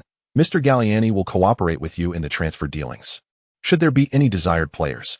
The professor said with a wry smile, what troubles me most at present is this matter. The team is in dire need of a full back, yet I possess considerable funds. If I were to spend 10 million on a defender, the fans would deem it far too inexpensive. I never anticipated that I would one day lament the exorbitance of transfer fees. Perhaps you could spend 100 million to acquire a player valued at 35 million, Huang Kaiwen jestingly remarked. Who would be that reckless? The elite clubs would never permit it. And those not among the elite cannot afford such sums, the professor replied with a hint of agitation. Huang Kaiwen shrugged, you will see in due course. I never imagined that a compass could fetch such a price during my school days. As the players gradually arrived at Milanello, the atmosphere on the training ground grew lively. Buffon exclaimed, Kevin's return is a significant event, we should celebrate it properly. The professor, clapping from the sidelines, had no objections to this sentiment. The camaraderie among the Milan players surpassed that of Arsenal, which pleased him greatly. Huang Kaiwen teasingly said, when I was in London, I knew you were all waiting for my downfall, so I dared not lose a match. Now that we have won and earned a handsome bonus, do not even think about it. However, each of you has shopping vouchers. Remember to tell your partners that they are from me when you return home. Inzaghi whistled. Huang Kaiwen noticed that although this fellow had changed his gear, his shoelaces were made of gold thread. The excitement from His Majesty had yet to fade. Huang Kaiwen clapped and said, let us find a time to celebrate. In a couple of days, the Champions League group stage draw will occur, and it will be at my place. Bring your wives and children. Let us all celebrate together. Long live the captain. Truly, Kevin. They cheered. Then we must celebrate properly. Now, let us hasten to our training, Huang Kaiwen declared. The professor's training regimen differed significantly from that of Guardiola. The professor clapped his hands and said, I am delighted that our captain has achieved 5 Olympic gold medals. This is a remarkable accomplishment. However, you will soon feel some pressure, as the U17 and higher-tier squads will train alongside the first team. Huang Kaiwen was not at all surprised by this. Such matters had been extensively reported by the English media. The professor had always been hands-on with the youth team's training and would even attend their home matches. During training, the professor was not overly strict, even showing leniency to players who were late by voluntarily adjusting the training schedule. Huang Kaiwen observed that the professor placed considerable emphasis on individual development. At lunchtime, Galliani approached Huang Kaiwen and said, Arsene hopes to employ more staff and wishes to involve more club legends in Milan's development, believing this will strengthen the youth team's sense of belonging. Do not report these matters to me, Huang Kaiwen replied. Mr. Wenger is not merely a coach, he is the team's manager. We need to nurture a cohort of usable youth players, akin to what Manchester United and Barcelona have done. We shall simply follow Mr. Wenger's guidance. Understood. Galliani nodded and promptly departed. However, he still intended to report to Huang Kaiwen in advance, believing that consulting the leadership could prevent mistakes. Yet, there was always a risk of error when one neglects to seek guidance. After a day of training, Huang Kaiwen felt quite satisfied. The professor was not overly strict regarding discipline, yet his status in the football world commanded respect. The true test of their efforts would manifest in the upcoming matches. Even the most adept coach could ultimately face dismissal if the team failed to secure victories. On August 22nd, at the Stadio Olimpico in Rome, the Italian Super Cup unfolded, marking the professor's inaugural official match in charge of AC Milan. In Huang Kaiwen's absence, Milan triumphed over Lazio with a resounding 5-0 victory, claiming the first championship of the new season. The following day, during the rest period, Huang Kaiwen invited the entire team to his home. The Van Persie couple arrived quite early, and by the time Huang Kaiwen awoke, they were already seated in the living room, engaged in conversation with the elderly butler. Robin, are you here to lend a hand? Huang Kaiwen chuckled. Arriving this early means you must be ready to help with the preparations. That fellow Filippo only shows up right when it's time to eat. I genuinely enjoy labor. Van Persie handed over a bag, saying, This is a little something from the Netherlands. Please don't tell me it's Scottish whiskey, Huang Kaiwen jested. Van Persie offered no explanation. Feeling the weight of the bag, Huang Kaiwen extracted its contents, a meticulously packaged box revealing a set of beautifully painted tableware. Van Persie elaborated. This is the work of a Dutch ceramic artist who studied Chinese porcelain craftsmanship. Upon learning that you had won a gold medal, she created this set, and I purchased it from her. Thank you, Huang Kaiwan replied with a smile, handing the gift to the butler. Together with the Van Persie couple, he prepared the items for the barbecue. The grill and related equipment were already set up. Van Persie inquired, Argentinian barbecue? No, Brazilian barbecue, Huang Kaiwan clarified. It's all quite similar, Van Persie shrugged. South America seems to have little else of note aside from its meat. Once Cruz and the Bender brothers arrived, they immediately began assisting. The three Germans had been enthusiastically promoting German recipes to the entire team, with the Bender brothers reportedly having taken a special trip to a restaurant during their holiday for culinary training. As teammates gradually arrived, the women took charge of all matters beyond the barbecue. Buffon remarked, I recently saw reports indicating that women now spend more time on household chores than men. Indeed. But you are a fool, Gattuso retorted. If I didn't go fishing, my family would starve. Do you really think that battling the elements for 5 hours is easier than 6 hours of housework? My mother never considers her work to be more arduous than my father's, yet those fools keep claiming my mother is oppressed. Mistaking household chores for high-intensity labor is fundamentally flawed. Ramos shrugged. If my wife could earn 20 million euros a year, I would gladly handle all the household chores. My dear friend, those social activists may trouble you upon hearing this. Inzaghi, with a casual shake of his Bugatti key, remarked, You should consider yourself fortunate for not playing in France. The women there are quite formidable. If you were in France, they would forever remain merely girlfriends. Cruz interjected. There is no such thing as loyalty among French women. However, it is the Germans who often appear rather amusing, Van Persie quipped. We are democratic Germans, Cruz emphasized. Indeed. Indeed. Van Persie hummed the tune of Katyusha. Cruz rolled his eyes. Kaka called out to the field, Kevin, gather the children for dinner. Huang Kevin parked his vehicle at the newly acquired neighbor's house, though the field remained unrenovated. The little ones were indifferent to this. Kaka sported 2 palos, one slung over his back and the other draped across his chest, eliciting laughter from Huang Kevin. Kaka smiled and said, There's nothing amiss. Paolo is quite sensible. Let's go. Huang Kevin turned and waved, calling out, Remember to wash your hands before dinner, or I won't take the blame for any scolding. Understood, Uncle Kevin. Upon returning to the backyard, Inzaghi was fiddling with the television. Today marked the time for the Champions League draw. Manchester United legend Dennis Law was the first guest to draw the top-tier teams. Porto was placed in Group A, Arsenal in Group B, Milan in Group C, Real Madrid in Group D, Chelsea in Group E, Bayern in Group F, Barcelona in Group G, and Manchester United in Group H. The subsequent draw for the second tier was crucial. The teams in this tier included Valencia, Benfica, Shakhtar Donetsk, Zenit, Schalke 04, Manchester City, Braga, and Dynamo Kiev. This group contained no easy opponents. Manchester City and Zenit were significant players in the transfer market, and many elite clubs had not made substantial signings. Zenit had acquired high-priced stars over the summer, and coupled with Russia's harsh weather, they were a team that top clubs dreaded facing, without a doubt. Zenit drew Group A. The Milan players heaved a sigh of relief, as they truly did not wish to play in Russia. Arsenal's luck appeared favorable. Schalke 04 seemed competent, but their management was questionable. When it was Milan's turn, the guest revealed the slip of paper bearing the name Manchester City, prompting protests from several Milan players. Damn. Why Manchester City? I would prefer to face Valencia. Braga would be a far better choice. Huang Kevin advised, It's not so bad. Manchester City is still inferior to Chelsea. They are undoubtedly the weakest of the 4 Premier League teams in the Champions League. Besides, we might meet Ibrahimovic again. I shall give that fellow a taste of his own medicine, Van Persie remarked. Huang Kevin smiled and gave a thumbs up. Despite Robin's tendency to endure blows, he was undeniably unyielding in spirit. The third tier included Juventus, whose recent performances in European competitions had been lackluster. However, due to national avoidance rules, they would not be drawn into the same group as Milan, thus averting the possibility of a group of death. They drew Ajax. This is indeed one of the most talked-about signings. After all, among the third tier, there are no exceptionally strong teams, save for Juventus from Italy. The Golden Boy has just led the Netherlands to victory in the European Championship, only to face the nation's premier football club. Conversely, the teams in the fourth tier present a greater challenge, with 2 Turkish clubs and 1 Scottish team, Playing away in their stadiums is hardly a pleasant experience. Setting aside Udinese, Milan finds itself with limited options.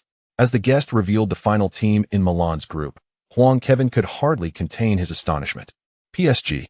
In one group, two teams donning white turbans. Group C has transformed into the group of death, comprising Milan, Manchester City, Ajax, and Paris Saint-Germain. The historical legacy of this Champions League group is anchored by Milan and Ajax, while the other two clubs may lack a notable European pedigree. But they possess considerable financial resources. This is likely the wealthiest group in the Champions League. Hazard exclaimed with excitement. It's time to show him who the best winger under Kevin is. De Bruyne silently rolled his eyes. Milan winning doesn't make you exceptional? I could also be called Kevin. Does that make me the best in the world? In truth, it is not a matter of great significance. Gattuso remarked. This will certainly make those wealthy individuals realize that money cannot buy history. To clarify, Milan is the team with the greatest surplus in Europe. Kevin coughed lightly and stated, well then, let the new money understand what old money truly means. Gattuso responded with a smile and a thumbs up. Clearly, the reading has not been in vain. Ultimately, this draw is not a matter of great concern. The two oil-rich clubs have had rather mediocre performances in European competitions. Manchester City often finds itself at the bottom of the group. Although they have signed Ibrahimovic, it seems he is not particularly compatible with the Champions League. Kevin is relatively satisfied with this draw, bringing an end to the suspense. His teammates gradually returned home. The young lady pulled Kevin to wash up together. After more than an hour, as they emerged, she suddenly slapped her thigh and exclaimed, oh no, I forgot to tell Ricardo to keep Paolo. Kevin suggested. Why not let the child take the surname Leet? The next morning, Kevin first went to Kake's house to bring the child back. However, when Paolo was held by the young lady, he cried quite fiercely. It was evident that the child no longer recognized his mother. A few days later, Kevin and the entire team flew to Monaco. From the moment they exited the airport, Milan became the target of media scrutiny. The professor claimed to possess several hundred million in funds, and European agents were already prepared. Yet, Milan has been slow to act, causing considerable anxiety among them. Newspapers in Portugal and the Netherlands reported daily on which Portuguese or Dutch club the professor had his eye on, yet to this day, Milan's summer transfer window remains uneventful, much to the dismay of Benfica and Porto. Selling players at high prices is a crucial aspect of maintaining their financial health. Previously, Milan's signings were quite rational, although they did acquire several high-priced players. What black market vendors fear most is the bankruptcy of their clients. Although AC Milan is unlikely to face such a fate, the professor cautioned that if their recruitment strategy remains akin to that of his Arsenal days, they risk losing a significant potential patron. Each year, they observe Milan's sponsorship fees shattering records, yet they earn not a penny, which is quite distressing for them. As frequent visitors to Monaco, the entire Milan squad enjoys the finest accommodations. Upon arriving at the hotel, the professor remarked, I have only two requests of you. First, refrain from visiting the casino, and second, do not bring women back to the hotel before the match. There have been numerous reports regarding Arsenal, primarily involving youth players like Wilshere and Szczesny, who often find themselves in troublesome situations, much to the professor's chagrin. Gattuso assured him, rest easy, boss. I will keep an eye on them, and Milan players rarely make headlines for such matters. The professor cast a skeptical glance at Inzaghi, who of late has been flaunting his wealth at Milanello, having already changed several luxury cars. The professor was understandably concerned. Gattuso pledged, don't worry. I share a room with him. If he attempts to sneak out for a night of revelry, I shall break his legs first. Inzaghi, feeling somewhat exasperated, raised his hands in a gesture of surrender and said, do you really doubt me? Both the professor and Gattuso nodded in agreement. Inzaghi, resembling a deflated balloon, slouched his shoulders and trudged off to his room. The following day, August 30th, the date of the European Super Cup, the entire Milan team arrived early at the Louis II Stadium. The professor was sharing his insights with Hwang Kaiwan, stating, pre-match speeches should ideally last between 6 to 11 minutes. Exceeding this time frame will cause the players to lose patience. I had noticed that before but couldn't pinpoint the exact duration, Hwang replied. Wenger patted Hwang on the shoulder, urging him to change into his kit. The locker room buzzed with excitement, as everyone anticipated yet another championship. Santa Claus climbs down the chimney and asks you what you want, because he is Jewish, Inzaghi chuckled. However, His comedic prowess paled in comparison to his romantic endeavors, leaving no one particularly amused. Disappointed, Inzaghi encouraged, "Kaiwan, you're the best at telling jokes, share one." As Huang changed, he replied, "Don't put me on the spot. I do not discriminate against anyone, even if they scream for pizza from the oven." Laughter erupted in the locker room. The professor quickly waved his hand and called out, "Let us go. Kaiwan, it's time for the press conference." Huang stood up and turned back to ask, "Do you know why the dollar is green? Because it gets picked before it ripens by the Jews?"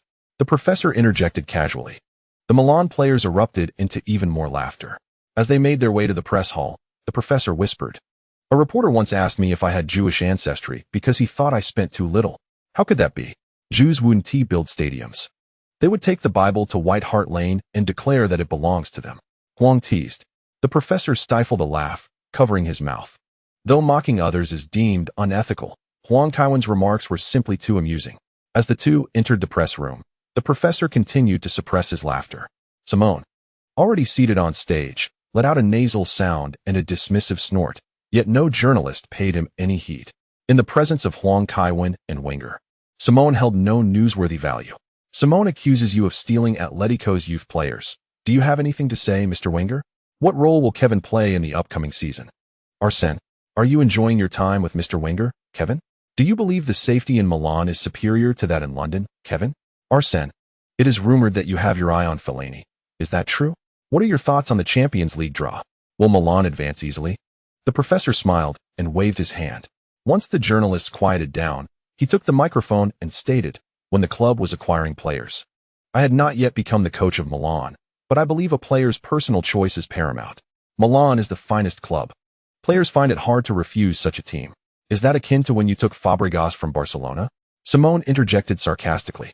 Before the professor could respond, Huang Kaiwan interjected, "If you think it's unreasonable that a professional contract cannot be signed before the age of 18, or that a buyout clause must be included, you may protest to the Spanish Football Federation. This is not Mr. Wenger's fault, at least not dictated by him." The professor chuckled and shook the microphone, indicating that was indeed his sentiment. Simone, throwing down the microphone, rose and said, "We shall see during the match." Both the professor and Huang Kaiwan maintained their smiles, which only served to infuriate Simone further.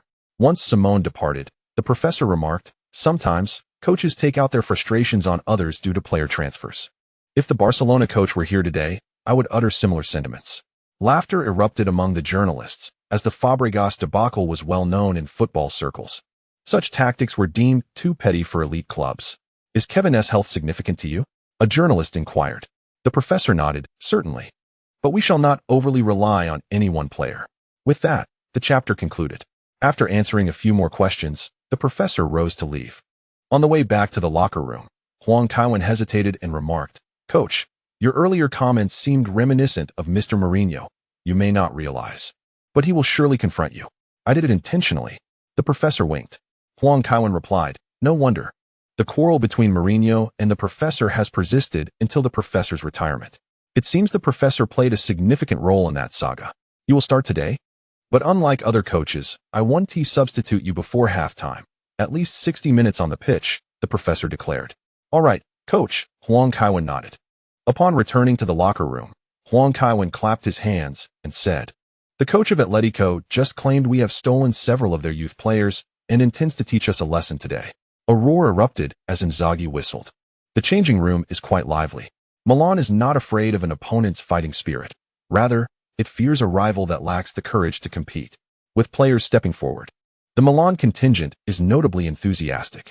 The essence of football is deeply intertwined with emotions. Facing Siena, or being greeted by their captain in an ungracious manner, alters the course of the match entirely. In the eyes of Milan's players, there is little distinction between Atletico Madrid and Siena. Van Bommel fixes his gaze upon Wenger, eager to discern whether he will be named in the starting lineup today. It is only at this moment that the professor reveals his selection, and upon hearing his name, Van Bommel exhales in relief. Huang Kaiwan, observing his anticipation meter reach a perfect 100, opts to draw a card. Currently, any card drawn, provided it is not subpar, can be significantly enhanced. Even if given a compass, the talent of Huang, the King of Yellow, would allow him to emulate Robin's prowess. acquired a 24-hour experience card for the 2023 to 2024 Bundesliga match between Bayer Leverkusen and Bayern Munich featuring Florian Wirtz. To his surprise, it is indeed him. The names Wirtz and Werner bear a striking resemblance. However, this player, hailing from Cologne, demonstrates remarkable agility and speed. Though his game has lost some flair following a major injury, his technical skills remain exceptionally solid, excelling in ball control and vision. Under Alonso's guidance, he consistently delivers crucial passes each match. There is no need for further deliberation. He shall be utilized without hesitation. Considering the opponent is Atletico Madrid, Huang Kaiwen expends his final immunity card. During the warm-up phase, the Louis II Stadium reverberates with thunderous applause. Although Huang Kaiwen participates in the Super Cup annually, today he undeniably feels different. As a coach of a European Championship winning team and a 5-time Olympic gold medalist, the excitement surrounding his return to the pitch for this inaugural match is palpable. Reportedly, the broadcasting fees have already more than doubled, with the captain's armband donned. It is evident that he is to be a starting player today. Indeed, Coach Wenger is a figure of great anticipation. Yet the greater concern lies in how he will allocate the 700 million he possesses. Thus far, aside from Quit, AC Milan has yet to recruit any new players for the first team. Currently linked to AC Milan are Cointreau, who finds his position awkward following Marcelo's rise, and Southampton's youth team player Luke Shaw. However, I believe Shaw has a slightly higher chance, as Wenger's scouts frequently assess other teams' youth squads. Joe Hart, in a newspaper, has proclaimed Huang Kaiwen as the greatest athlete and expressed his admiration for Milan. It appears he has learned from Buffon's approach, yet he must remain patient. Only when Buffon can no longer perform will AC Milan consider acquiring him. Our familiar acquaintance, Atletico's goalkeeper, Courtois, has become embroiled in a scandal regarding an illegitimate child, prompting Juventus to send him to Spain for some respite. Nevertheless, this goalkeeper possesses considerable talent. Let us now turn our attention to the starting lineups for both teams. AC Milan's 4-3-3 formation features Buffon in goal, with a defensive line comprising Quit, Godin, Thiago Silva, and Ramos. The midfield boasts Van Bommel, De Bruyne, and Kroos, while the attacking trio consists of Huang Kaiwen, Van Persie, and Hazard. Atletico Madrid, also employing a 4-3-3 setup, sees Courtois in goal, with Felipe Luis, Daniel Diaz, João Miranda, and Juan Fran in defense. Their midfield includes Mario Suarez, Coke, and Gabi, while the forward line is made up of Arda Turan, Falcao, and Adrian Lopez. During the summer, AC Milan made an offer for Coke, which he declined, citing his deep-rooted ties to Madrid as a compelling reason, despite the fierce competition in AC Milan's midfield. Both teams utilized the 4-3-3 formation, currently the most fashionable tactical arrangement, yet it is evident that the strategies employed by Wenger and Simeone diverge significantly. At 7:45 p.m., Slovenian referee Damir Skamina signaled the commencement of the match. Van Persie and De Bruyne initiated the play. Upon receiving the ball, Van Persie immediately passed it to the left flank. Huang Kaiwen surged forward, aiming to create space. He found himself matched against Atletico's captain, Gabi, who had risen through the ranks of Atletico's youth academy but was previously sold to Zaragoza, only to be reacquired this season. A defensive player by nature, Gabi's career has been fraught with challenges. He first gained prominence at 20, only to lose his place under Simeone upon his return to Atletico. Despite rejoining, he remains undervalued by the now coach Simeone. Huang Kaiwen believed that if he could outplay Gabi today, the loyal servant of Atletico might find himself relegated to the bench sooner than expected.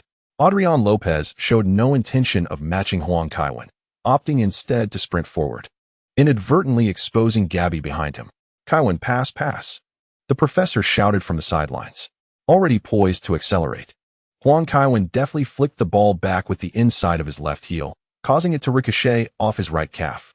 He then turned and skillfully lifted the ball with his right foot, landing it precisely at Kroos's feet in the backfield. The Louis II Stadium erupted in awe. However, Kroos seemed momentarily at a loss, having to collaborate with Van Bommel to initiate a build-up from the back. The professor, arms crossed and nodding, expressed the need for a more cohesive team performance. Van Bommel returned the ball to Kroos. For the captain? Kroos inquired. "Let us organize ourselves first," replied Van Bommel. At the very least, they owed the coach some respect. Although he was commendable, he likely underestimated what Kaiwen was capable of. As Atletico's players pressed forward, Cruz eventually distributed the ball wide to Hazard on the right flank. Hazard, possessing commendable dribbling skills, deftly maneuvered past Turan with a flick of his right foot and advanced. Felipe Luis closed in rapidly, teaming up with Mario Suarez to form a double press. Hazard, perhaps overconfident, attempted to dribble through both defenders but lost possession when Koch, tracking back, skillfully intervened and reclaimed the ball.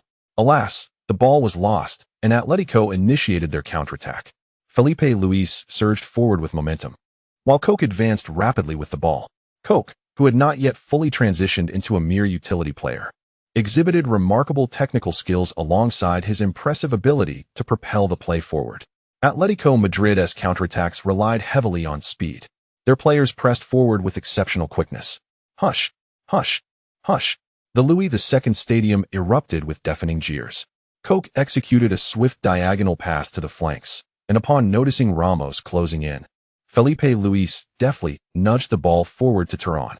Unmarked, Turan paused momentarily at the edge of the penalty area before sending a cross to the back post.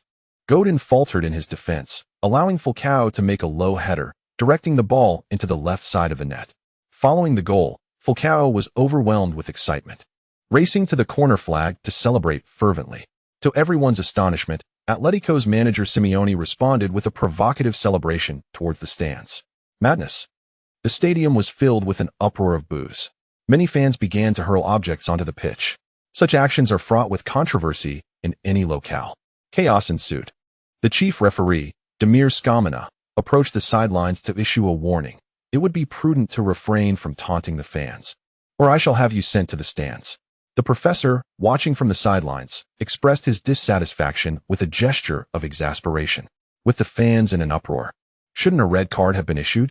Just 2 minutes into the match, Atletico had taken the lead, yet Simeone's celebratory antics incited the ire of the fans, leading them to throw debris onto the field, resulting in a forced stoppage of play. The players had barely broken a sweat before the match was halted. The referee sought out Kevin Huang to pacify the fans, a role typically reserved for the home team captain. However, Huang's intervention proved effective as staff hurriedly began to clear the field, and the match was expected to resume shortly. Less than 10 minutes later, play was back underway. Van Persie initiated the kickoff once more, but by this time, Milan found themselves a goal down. Van Persie passed again to the left flank. Huang tapped the ball back to him. Van Bommel and Quit surged forward, anticipating Huang's forward run and subsequent pass. Yet, Atletico had shifted their defensive focus to the right side. Realizing there were no opportunities, Van Bommel opted for a diagonal pass to the advancing De Bruyne. Just as De Bruyne had taken 2 steps forward, Koch was already upon him. Despite still being a technically skilled player, Koch, under Simeone's tutelage, carried an air of aggression. A mere body contact sent De Bruyne feeling as though someone had grasped him firmly. Seizing the moment while De Bruyne struggled for control, Koch made his move. Fortunately, De Bruyne reacted swiftly, turning to shield the ball. He intended to pass to Hazard, but upon noticing Ramos positioned even further upfield, he instinctively flicked the ball towards the right flank. Mario Suarez's actions were rather assertive. Ramos, however, lacked the patience to engage him, delivering an elbow to Suarez's face as he moved on. Damn it, that's a foul. Simeone erupted on the sidelines, yet his fervent outbursts went unheeded. Why did he not voice his discontent when Suarez committed a foul? Felipe Luis charged at Ramos, closely followed by Daniel Diaz. He understood clearly that Van Persie and Kevin De Bruyne, both positioned centrally, posed a considerable challenge for the defense with their technical prowess, capable of toy with the backline. However, he believed that if they could disrupt this offensive maneuver and prevent Ramos from distributing the ball, neither Kevin nor Van Persie would have any significant impact.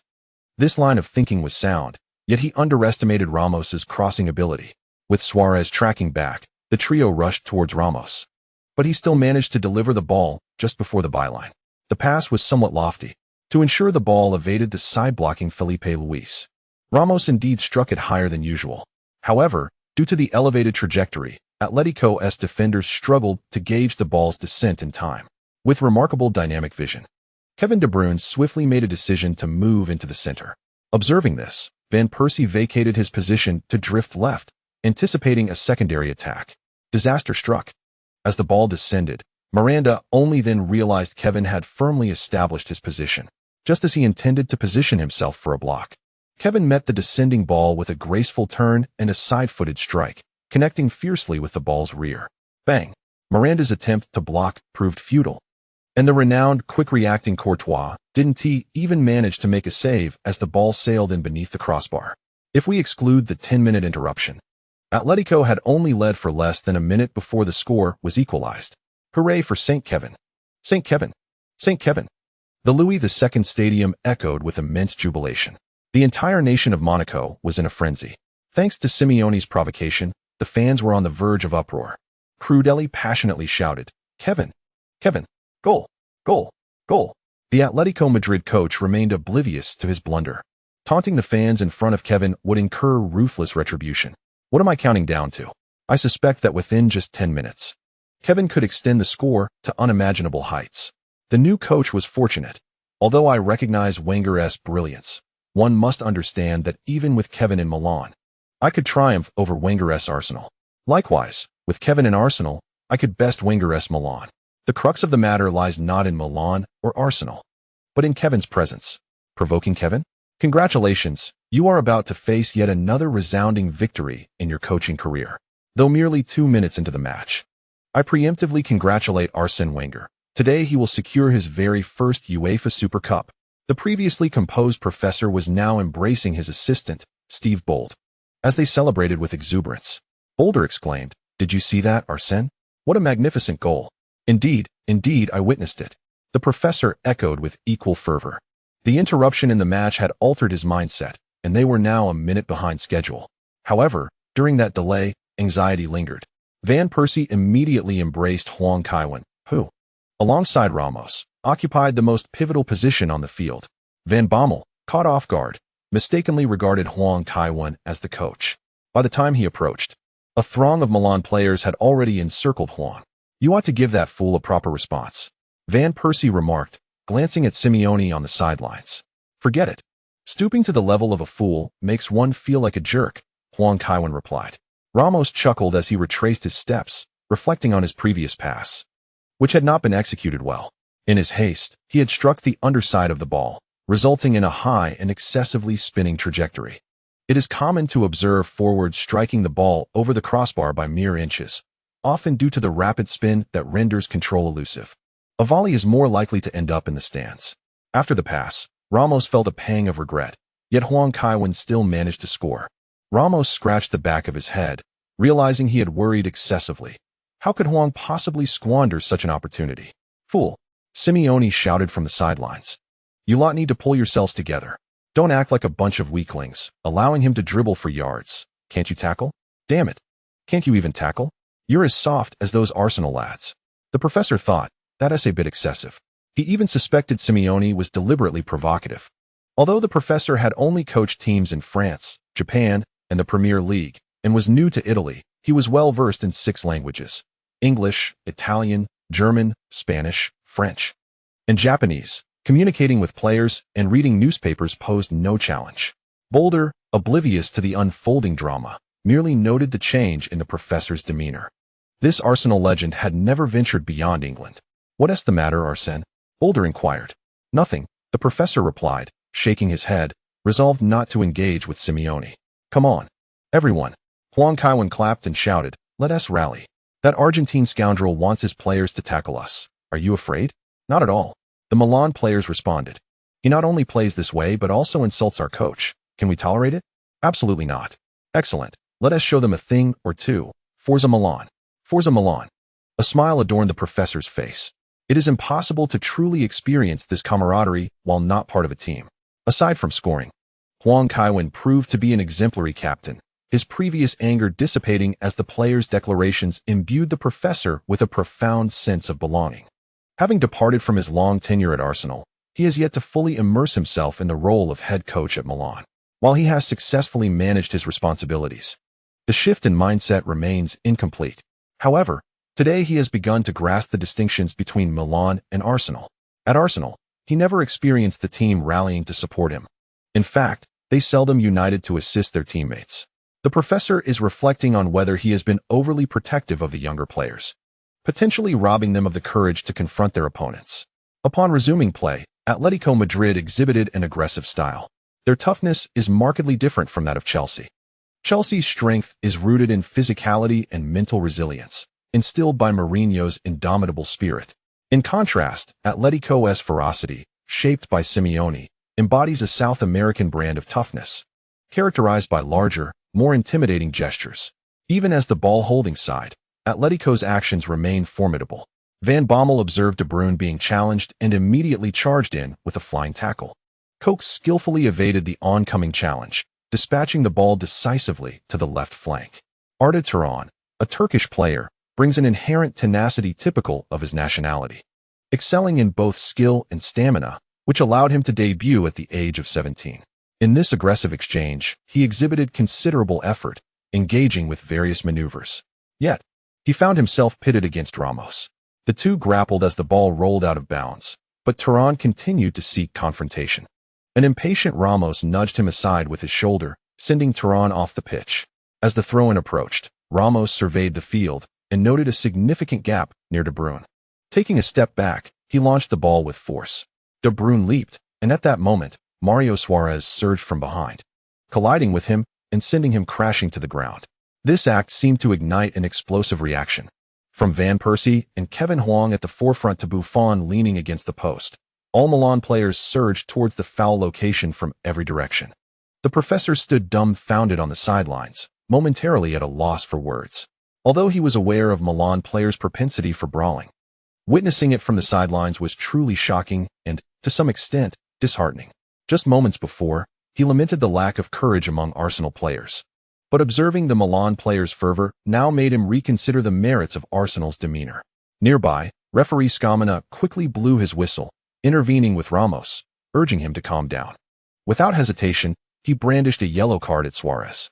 Van Bommel bent down to assist De Bruyne, inquiring, "Are you all right, lad?" "I'm fine," replied De Bruyne. "You better watch yourself." Kevin Huang pointed at Suarez, speaking in Spanish. Suarez, somewhat indignant, considered retorting, but the fierce expression on Ramos's face and the expectant looks from Van Bommel and Van Persie rendered him speechless. A sharp retort might lead to a real confrontation. He could only lower his head and retreat back to his half of the pitch in defeat.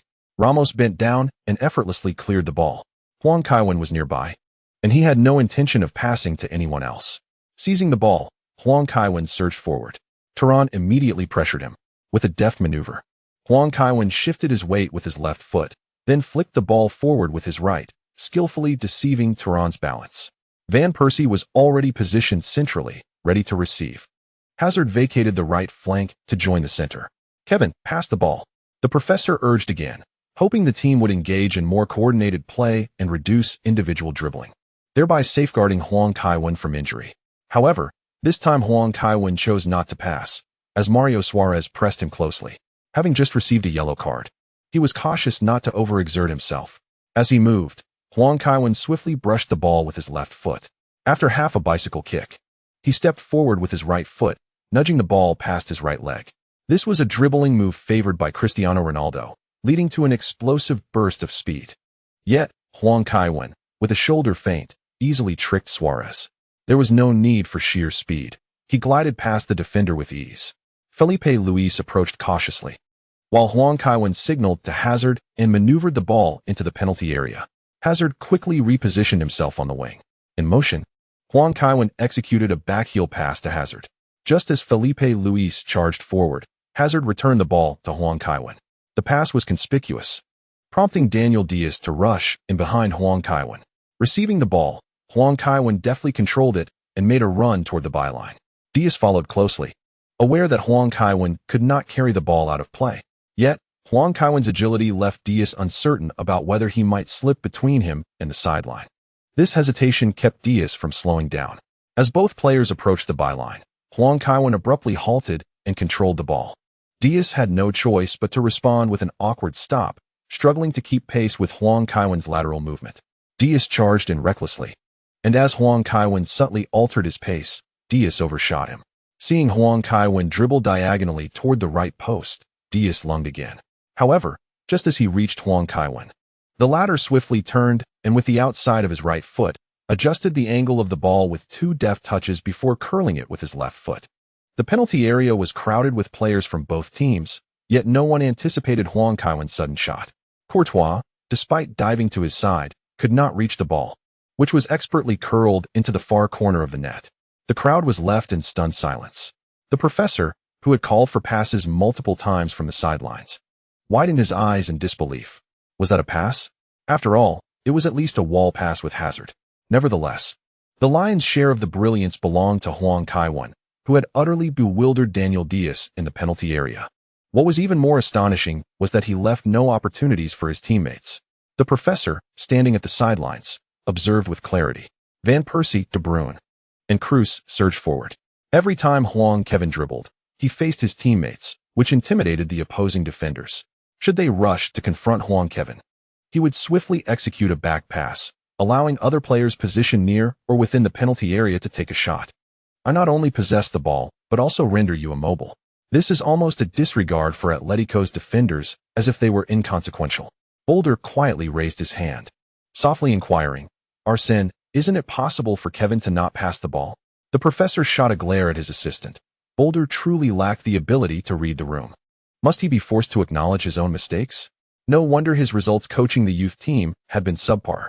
It was imperative to expedite the process of bringing in a Milan legend to assist him. Fool, scoundrel, son of a dog, Simeone exclaimed, gesticulating wildly. How many more times must I tell you, foul, foul? A group of imbeciles who can't even commit a foul. With this style of play, you'll be made fools by Pepe when facing Real Madrid. Play with some toughness. Do you even know how to play football? Huang Kevin held onto the ball in the penalty area for nearly 20 seconds, a notion that seemed ludicrous to Simeone. Were he on the field, regardless of whether it was the penalty area or not, he would simply strike the ball. If necessary, a tackle could be executed without hesitation. Coke stood with his hands on his hips, a look of confusion on his face. The coach's style was becoming increasingly unbearable for him. As a devoted Atletico fan, he had chosen to remain with the team, yet being constantly urged to tackle as a central attacking midfielder was quite discomforting. Watching De Bruyne, he felt an inexplicable envy. They were both playmakers. Why did his training regimen also include tackling? Simeone's tirades proved ineffective and instead bred resentment among Atletico's players. Anyone subjected to 4 minutes of shouting after merely 5 minutes of play would find it frustrating. Coach Zhang chuckled, remarking, Simeone seems quite anxious today, especially given the stakes of a championship. Last season, this young coach led Atletico to the Europa League, yet against AC Milan, his 4-3-3 appears less effective than Wenger's. The disparity in player quality was stark. The starting players for AC Milan today included 2 World Cup champions, 5 European Championship winners, and a Copa Libertadores champion. Not to mention their club-level accolades. The main highlight was Huang Kevin. His return to the starting lineup was remarkable, showcasing his prowess on the pitch. Lose 100 pounds. He mused. Indeed, Huang Kevin played with ferocity. This was hardly a revelation. Who had ever questioned his skills? Rather than fixate on the score, it would be more prudent to consider whether they could truly perform today. Simeone's tactics were undeniably aggressive. He played dirtily, and his coaching mirrored that. Diego Costa had yet to enter the fray. Otherwise, one would witness the true essence of dirty play. Diego Costa was no ordinary forward. His theatricality rivaled that of Busquets. The crux of the matter lies in a forward committing a foul against a defender, an absurdity indeed. Ramos, also a forward, frequently fouls defenders. What is the issue? Not long after the game resumed, Coke delivered the ball to Falcao, only for Ramos to leap and deliver an elbow strike, sending Falcao crashing to the ground. This ignited yet another altercation among the players. On both occasions today, Atletico Madrid found themselves at a numerical disadvantage, their responses markedly slower than those of Milan. Coach Zhang chuckled, observing with amusement. Van Persie and Van Bommel are both rather animated. One might mistakenly think it was Atletico Madrid who committed the foul. Falcao appeared to be struggling, prompting the Atletico team doctor to rush in with a stretcher, while Diego Costa began warming up on the sidelines. This Brazilian forward had yet to receive a call-up from the national team, and after acquiring Spanish citizenship, he opted to represent Spain. After all, Brazil is brimming with talent, as evidenced by the likes of Deco and Pepe from Real Madrid, both of whom hail from Brazil.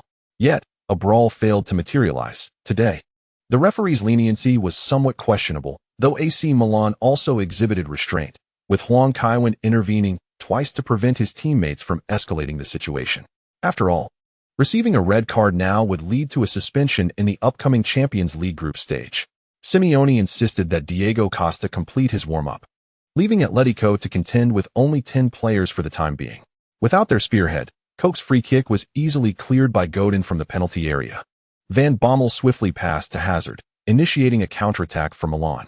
Hazard surged down the right flank, while Van Persie remained in the opponent's half, neglecting to return to the defensive zone. Hwang Kaiwan, advancing, positioned himself centrally to receive the ball. At that moment, the coach suddenly called out, "Pass the ball. Give it to Kaiwan." This chapter concludes with the exclamation, "It's out." 614 is released. 0615, Simeone is not a villain. Hazard's dribbling prowess was evidently not as extraordinary as that of Hwang Kaiwan. When confronted by a double team, he quickly returned the ball to the back line. Kroos steadied the ball, waiting for his teammates to advance before sending it to De Bruyne. Upon crossing the halfway line, De Bruyne delivered a precise through ball. Hazard received the pass, deftly dodging Gabi's attempted tackle from behind, only to be brought down by Suarez. Boo! Boo! Boo! The Louis II stadium erupted with thunderous jeers. Mere minutes into the match, Atletico Madrid had already racked up a series of fouls. The referee was in a precarious position regarding issuing cards. Should Suarez receive another, it would convert 2 yellows into a red. Indeed, it was a delicate matter of timing. Sending off an Atletico player so early in the match would not bode well. Simeone appeared as though his team had been wronged, animatedly gesticulating on the sidelines. The coach hurriedly joined him, applying pressure. This was a familiar tactic for him. He had previously stepped up when Arsenal players were fouled. Both coaches shouted instructions from the sidelines, conversing in Spanish, while the fourth official pretended not to hear. Excellent fouls. This time, you've shown remarkable courage, finally presenting yourselves like men, Simeone shouted from the sidelines, while Courtois silently cursed the entire Simeone family. He recalled that Simeone's girlfriend was rather attractive, and Courtois resolved to get to know her better when the opportunity arose. Damn! Although he put on a tough facade, he was not foolish. Previously, a sponsor had claimed their ball was reliable, yet recently, manufacturers of sporting goods discreetly noted in fine print that Kevin's free kicks were excluded from their guarantees. What does that imply? They asserted that their ball could withstand shots at 210 km per hour, but could not endure Kevin's free kicks. And there you were, committing fouls in the front line. As if the goalkeeper were living off your family's rice. Courtois genuinely wished for Kevin to leave the pitch soon. He had traveled all the way to Spain, yet still could not escape Kevin's free kicks. Unfortunately, Kevin not only refrained from taking action himself, but was also persuading his teammates. After all, it was the first match of the new season's European competition. Being suspended right from the start would jeopardize their chances in the group stage. Help! Kevin called for Van Bommel to hold back Van Persie, who walked away, grumbling. In truth, if the professor were coaching, he would have felt a constant sense of urgency. It was known that AC Milan was under Kevin's command, yet he adhered closely to the coach's words. Thus, for the foreseeable future, Wenger would have considerable influence. If Fabregas were to take his place, it would be a different story. There would be no hope for a favorable outcome for him. Van Persie believed he had left with dignity. Though the professor was of good character, Van Persie could not guarantee that the professor would not be upset when he departed.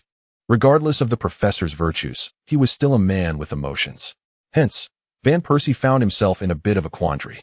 At that moment, he was keenly aware of his role. No matter how much respect Kevin held for the coach, he could not simply stand by while the coach defended his teammates and faced exclusion. Van Persie regretted that the Atletico players had not fouled Kevin. Otherwise, even if it were his own father urging him, it would have been futile. As the chaos subsided, Courtois felt a twinge of disappointment. "Hurry and set up the wall, you bunch of idiots," Courtois shouted. You, Daniel Diaz, were somewhat displeased, but were restrained by Gabi. This was not the time for infighting. As a member of the wall, the pressure was palpable. Back when Carlos played in La Liga, no one was willing to stand in front of his free kicks. Would anyone be willing to block Kevin's shots? Damn, they had all witnessed the Olympics. One who could run the 100 meters in 9.6 seconds surely possessed incredible explosive power. Miranda and Diaz took their time, but the referee could no longer bear to watch. He circled them with spray, pointing his finger at them in warning. Step on the line and receive a red card. I can assure you that I will inform your coach you intentionally left the field. He offered them no avenue of escape. The Atletico players had no choice but to remain rooted in place. After watching the spectacle unfold, Kevin finally placed the ball at the foul spot, this time directing the valve towards himself. Frequently bursting the ball was quite a vexation. Huang Kaiwen resolved to triumph through skill. To execute a divine shot, one must utilize the outside of the foot. Shots struck with the inside of the foot often lack sufficient variation despite their stability. Kicking with the outside allows for a greater array of trajectories. Many amateur players have adopted this technique on the field, yet their lack of control often results in errant strikes. However, this is not an issue for Huang Kaiwen. He positioned himself at the left rear of the ball, awaiting the referee's whistle. With a sharp sound, Huang stepped forward with his left foot, pivoted his body, and deftly struck the ball with the outside of his right foot, connecting with its lower left side. The ball soared rapidly into the air, soaring a meter above Miranda's head. Ordinarily, this trajectory would have suggested a course towards the stands. Yet Courtois dared not underestimate it. He noticed the ball had virtually no spin. A curling ball. Courtois quickly adjusted his weight, bracing himself to intercept the shot. Should he fail to prepare and allow the ball to slip through, he would be the subject of ridicule for eternity. However, he soon realized there was a problem. The ball abruptly curved, veering towards the right side of the goal with a dramatic swerve. Courtois was taken aback, yet instinctively attempted a dive. Unfortunately, his balance could not be adjusted in time. He could only awkwardly leap in place, extending his arms. The ball, devoid of spin, descended into the right side of the net. Courtois understood that even a valiant effort would not have been enough to stop this shot. The lateral and vertical deviations were astonishing. Such a shot left even the striker unsure of its path. To save such a shot relied solely on fortune. Relying on one's eyes would surely prove futile. Goal. Kevin scores. Goal, goal, goal. Once again, Kevin showcased his extraordinary talent with a bewildering free kick. Previously, during a last-minute victory against Barcelona, Kevin executed a free kick with an S-shaped trajectory, but this time, the path was even more enigmatic. I even suspect that Kevin could wield mental control over the ball's trajectory. How else could one explain a shot that initially aimed left, only to make a sudden 130-degree turn? When an individual achieves such astonishing mastery over their body, no challenge can deter Kevin. Even if he claimed he wished to lose 100 pounds in a day, my only inquiry would be how he intends to accomplish it, rather than questioning his capability. The essence of football lies in the brilliance of goals. Kevin's performances require little embellishment. We know he rises at 4 a.m. to practice, perseveres through fever, plays through pain in Champions League knockout matches, and competes despite hearing loss. These facets of his dedication are seldom mentioned by Kevin, for he understands that his feet alone suffice. When one attends a film, it is for the sheer brilliance of the cinematic experience, not for external reasons. The same applies when we watch Kevin play. He invariably delivers excellence on any stage. Huang Kaiwen has been enveloped by his ecstatic teammates. The cheers from the Louis II Stadium reverberated throughout Monaco. St. Kevin, St. Kevin, St. Kevin. The actions of Simeone following a goal for Atletico Madrid rendered him a pariah in this predominantly Catholic nation. Consequently, the sight of Huang Kevin's hat trick incited even greater frenzy among the crowd. Now, the entire nation of Monaco, along with fans watching from their televisions, fervently wished for Milan to secure a resounding victory, delivering a stinging rebuke to Simeone. Arsene, a hat trick in just 4 minutes. Board swallowed hard, seeking a response. Noticing none, he turned to the professor, who stood calmly with his arms crossed. Although the professor maintained an air of composure, Board perceived a slight tremor in his old comrade. This time, Board wisely chose not to expose the professor's unease. Matteo Desilio had been promoted to the first team by the professor. It was not uncommon for a 20-year-old to play in the first team under the professor's guidance. Inzaghi embraced Desilio and asked, "Do you know why Kevin's free kicks curve?" "No, I do not," Desilio replied, shaking his head. "The secret behind Kevin's remarkable prowess in football is known solely to me. However, seeing as you hail from Milan's youth academy and possess a commendable image, I have decided to share it with you," Inzaghi remarked mysteriously. "Really?" Desilio inquired, excitement igniting within him. "Indeed, but you must first join the Holy Roman Empire," Inzaghi encouraged. "Absolutely no problem." Desilio nodded vigorously.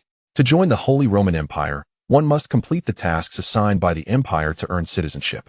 "Once you gain a noble title, I shall reveal this secret to you," Inzaghi explained. A few days prior, when Huang Kevin was asked why his empire's expansion faced obstacles, he elucidated the matter. The Holy Roman Empire lacked core competitiveness. Just as the Americans incessantly promote freedom, equality, and diverse cultural exports, becoming a beacon for the world, England, despite its current economic struggles, relies on attracting wealthy immigrants to sustain its finances through tax reductions. What does the Holy Roman Empire possess? One must possess the allure to draw others in, encouraging voluntary allegiance. Inzaghi quickly grasped this concept, intending to use the secret of Juan Kevin's footballing excellence as a lure for others. This would indeed hold significant appeal for players. Once he successfully enticed Desilio to join, he could seek out a few less astute individuals from the youth team, perhaps culminating in the formation of the national team for the Holy Roman Empire. Come on, can you all stop committing fouls in the backfield? Courtois bellowed. He truly wished to avoid facing Juan Kevin's free kicks. Kid, do you want to fight? Daniel Diaz retorted, turning around. Courtois had been incessantly grumbling, much to his annoyance. What, do you think I fear you? Bring it on. Courtois taunted, gesturing with his hand. Gabby quickly intervened alongside Coke to restrain Diaz, urging him to back off. Should teammates engage in a brawl, earning 2 red cards, the AC Milan players would surely be amused. This was merely a reflection of Atletico Madrid's current state. The situation on the field was tumultuous, with Milan's attacks striking with precision.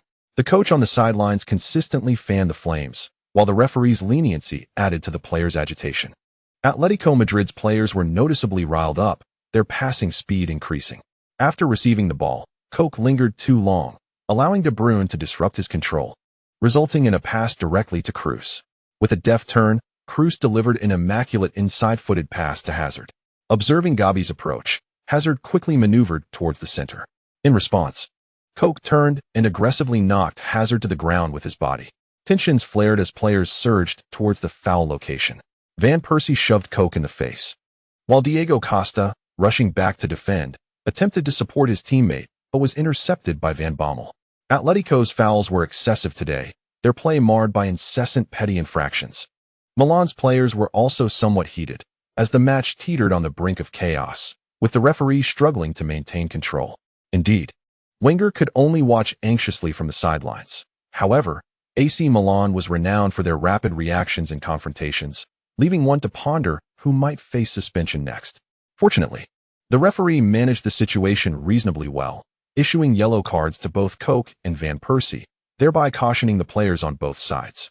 Hazard quickly initiated a fast free kick, with Ramos advancing to take a long-range shot that struck the crossbar. Enter Juan Kaiwan. Juan Kaiwan capitalized on the rebound from the left flank, scoring at the 41st minute. Astonishingly, just 10 minutes into the match, AC Milan had already established a 4-1 lead. It felt as though the game had barely unfolded, frequently interrupted. Yet Milan excelled in exploiting set pieces, seizing opportunities as Atletico's players became distracted and lax in their defensive duties. Oh, therein lies the crux. AC Milan's experience in confrontation surpasses that of most teams. As tensions flared, with both sides still simmering, Milan players swiftly returned to their competitive mindset, scoring with apparent ease. Atletico players were seen complaining to the referee, but the official had already sanctioned the quick free kick, rendering their grievances moot. The professor on the sidelines was left astonished. He had no doubt about his team's offensive capabilities, yet the speed at which they regained focus was remarkable. Conflicts between players often disrupt the flow of the game, and Atletico's defense had yet to re-establish its composure. However, Milan's performance was beyond description. The professor even began to wonder if the skirmish had been a calculated act by the Milan players. Just moments after their heated exchange, with the referee struggling to separate them, the Atletico players, still disgruntled, witnessed Milan swiftly executing a free kick. 2 players surged forward, and one found the net. It was a jarring contrast. The Atletico players' reactions were entirely normal. The professor shook his head in bemusement and turned to the bench. Considering Torres's past as Atletico's captain, he ultimately decided against sending him onto the field, prioritizing the players' well-being in his decision-making. After a moment of contemplation, he shouted, "Gianluca, rise and warm up." Zambrata promptly shed his jacket and dashed to the sidelines. "Are we substituting Quit?" Boulder inquired. "No, we are substituting Kevin," the professor declared. The movements of Atletico were rather excessive, raising concerns about Juan Kevin's potential injuries. "But you just mentioned allowing Kevin to play for at least 60 minutes, Boulder remarked casually. The professor silently rolled his eyes. It was no wonder that Arsenal was elated when he decided to take Boulder away. How had he failed to notice how infuriating this assistant could be? Did he not recall his own words? However, in the current situation, the professor truly felt uneasy about Huang Kevin. The player had not participated in summer training, lacking a systematic approach to prepare for the new season physically. After leading the Netherlands to victory, he also participated in the Olympics, which undoubtedly took a toll on both his body and spirit. At this moment, he appeared quite fatigued, and any injury would likely be significant. Atletico resumed play. Diego Costa was already poised for action, having never been one to play by the rules. However, the ball failed to reach his feet as it was played back to the defense. Koch began to retreat, preparing for a long pass to initiate an attack. Yet, Van Persie applied intense pressure, leaving Koch with no choice but to pass the ball back.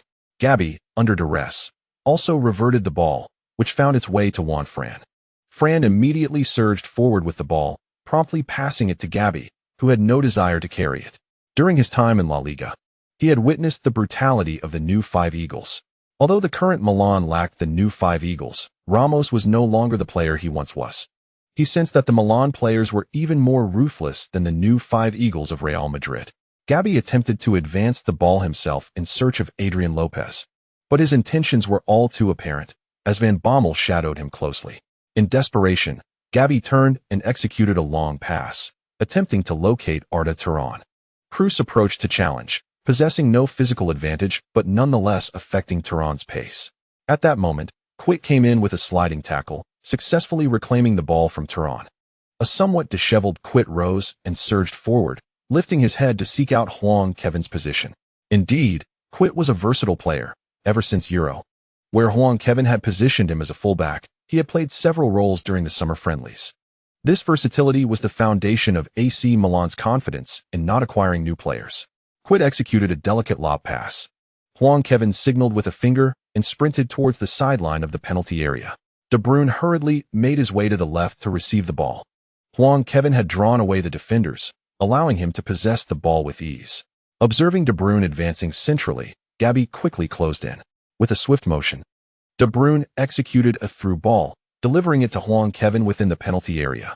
Juan Fran, closely trailing Huang Kevin, exerted pressure with both hands, determined not to allow him to turn.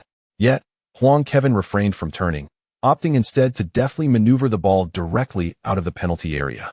As Fran followed Huang Kaiwen out of the penalty area, his hands were still in motion, while Miranda charged toward Huang Kaiwen.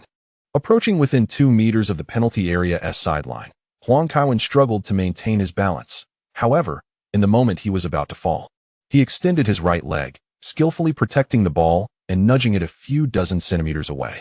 Rising with one hand on the ground, Huang Kaiwen pivoted and deftly hooked the ball back. Miranda sought to capitalize on Huang Kaiwen's instability to make a tackle, but unexpectedly, Huang Kaiwen deftly flicked the ball past him with a subtle twist of his ankle. Successfully evading both opponents, Huang Kaiwen left Miranda and Fran trailing in his wake. Gabby immediately abandoned De Bruyne to assist in defense. As Huang Kaiwen approached the sideline of the penalty area, he altered his pace, deftly flicking the ball with the outside of his right foot, leaving Gabby grasping at air. Dribbling diagonally in front of the 3 defenders, Huang Kaiwen took only 2 steps before swiftly pivoting and striking the ball with power from beneath. The force of this shot was considerable. Diaz, positioned just outside the small penalty area, leaped at once, but the ball soared too high for him to make contact. With a fierce arc, the ball thundered into the right side of the goal. Boom! St. Kevin! St. Kevin! St. Kevin! The professor exuberantly raised his fist, shedding the earlier calmness. Within just over 10 minutes, Huang Kaiwen had scored 5 goals. Had Arsenal possessed such a player in the past, he wouldn't have had to continually assert in the media that they played well, merely encountering bad luck. AC Milan opted for a substitution, with Zambrata replacing Huang Kaiwen, while Quit shifted to the wing. This versatile player significantly enriched AC Milan's tactical approach. 2 years hence, Quit would be 35. It remains uncertain whether he can participate in the World Cup, but due to his multifaceted capabilities, I believe the Dutch team would benefit from including him. The professor promptly approached the sidelines, embracing the returning Huang Kaiwen, saying, "I initially intended for you to play 60 minutes, but today's opponent has been rather aggressive, so I've decided to substitute you early." "No need to explain, Coach," Huang Kaiwen replied with a smile. "I shall comply with any of your arrangements." The professor chuckled and patted Huang Kaiwen on the shoulder, saying, Go rest for a while and await the trophy presentation. As Huang Kaiwen made his way to the substitutes bench, the professor turned to see Kaka handing Huang Kaiwen a towel, his eyelids twitching involuntarily. Even Guardiola's assistant knew to offer a towel to the players. That bolder fellow still had much to learn. Kevin, your performance today is rather average, Kaka remarked with a smile. Usually, 5 goals wouldn't take you 10 minutes. Huang Kaiwen replied, focusing solely on the number of goals without considering the opponent is rather unscrupulous. Simeone's Atletico de Madrid possesses substantial quality, primarily. They were bewildered at the start, compounded by their excessive emphasis on the UEFA Super Cup, which led to a slight imbalance in their mentality. Thus, they failed to showcase their full potential. Otherwise, this team's defense would not be so easily breached. At this stage, Atletico had yet to fully coalesce. It would be the following season when their frenetic style truly flourished. However, the question remains whether Milan, having recruited so many players from Atletico Madrid, can still perform effectively. Paul has been rather restless since returning home, resulting in a lack of proper rest, as remarked by Huang Kaiwen. Well, you could send Paul over. Kaka responded with a smile. Huang Kaiwen replied, the child barely recognizes his parents anymore. If you send him back again, he might genuinely believe he is a twin of Kaka's Paul, attributing his Asian features to Beatrice's excessive banana consumption during pregnancy. Without Huang Kaiwen on the pitch, the Milan players' tempers flared uncontrollably, leading to frequent retaliatory fouls against Atletico. In the first half, both teams accumulated 5 yellow cards. In the 79th minute, with Milan's defense pushed high up the pitch, Koch's long pass found Diego Costa. Ramos, sprinting back with fervor, seized the opportunity to intercept the ball, sending it out of play just before it reached Costa. Frustrated by the missed chance, Costa lashed out at Ramos, treating him as if he were the ball, even stepping on Ramos's head. This act nearly incited a massive brawl between the teams. Stop faking it, you fraud. Simeone continued to stoke the flames from the sidelines. Before the professor could intervene, Huang Kaiwen had already rushed onto the field, with Milan's substitutes hurrying after him, fearful of an altercation. You've kicked Sergio several times. If your eyesight is poor, perhaps you should visit a hospital, Huang Kaiwen declared. Simeone shrugged. I didn't see you so agitated when Ramos committed a foul. He should have been sent off ages ago. Step aside. Huang Kaiwen was preparing to retort when a thunderous shout erupted from behind him. Inzaghi quickly ducked down, while Huang Kaiwen barely managed to evade a powerful kick from number 44, which landed squarely on Simeone's chest. The substitutes, previously in a standoff, stood agape as they witnessed Van Persie's kick send Simeone crashing into the awning. Mate, what are you doing? Inzaghi asked, rising from the ground and swallowing hard. I thought he was about to strike Kaiwen. Van Persie scratched the back of his head in confusion. The commotion on the sidelines had indeed reverberated onto the pitch. The professor, observing closely from the sidelines, saw that Van Persie, who had initially been running back, suddenly sprinted towards the Atletico technical area, launching a flying kick. Damn it! Even the usually composed professor could not restrain himself from cursing. The punishment for a player assaulting an opposing coach would likely be severe. It seemed he would have to rely on Inzaghi now. Referee Scamina brandished a red card at Van Persie, yet applause erupted from the Louis II Stadium. Robin, Robin, Robin. The now sent-off Van Persie waved to the stands like a hero, as if he had just scored the winning goal against Atletico. The professor, unable to bear the sight any longer, approached Van Persie and urged, head back to the locker room. This is just infuriating. He recalled how Cantona had received a 9-month ban for kicking a fan. The act of kicking the opponent's coach seems far more serious. Perhaps the Italian Football Federation will impose a ban on him. The incident involving Van Persie has somewhat dulled the joy of nearing the UEFA Super Cup victory. Ultimately, the match concluded with a 5-1 score in favor of one side. The professor momentarily set aside his concerns regarding Van Persie as the new season commenced. With trophies coming in succession, which is of paramount importance for his career, coaches are often measured by their championship titles, and the Emirates Stadium has witnessed him miss far too many opportunities. The professor, who believed he could maintain his composure, trembled as he received the medal from Platini. In just half a month, he secured his second championship. Compared to his years at Arsenal, it felt like a dream.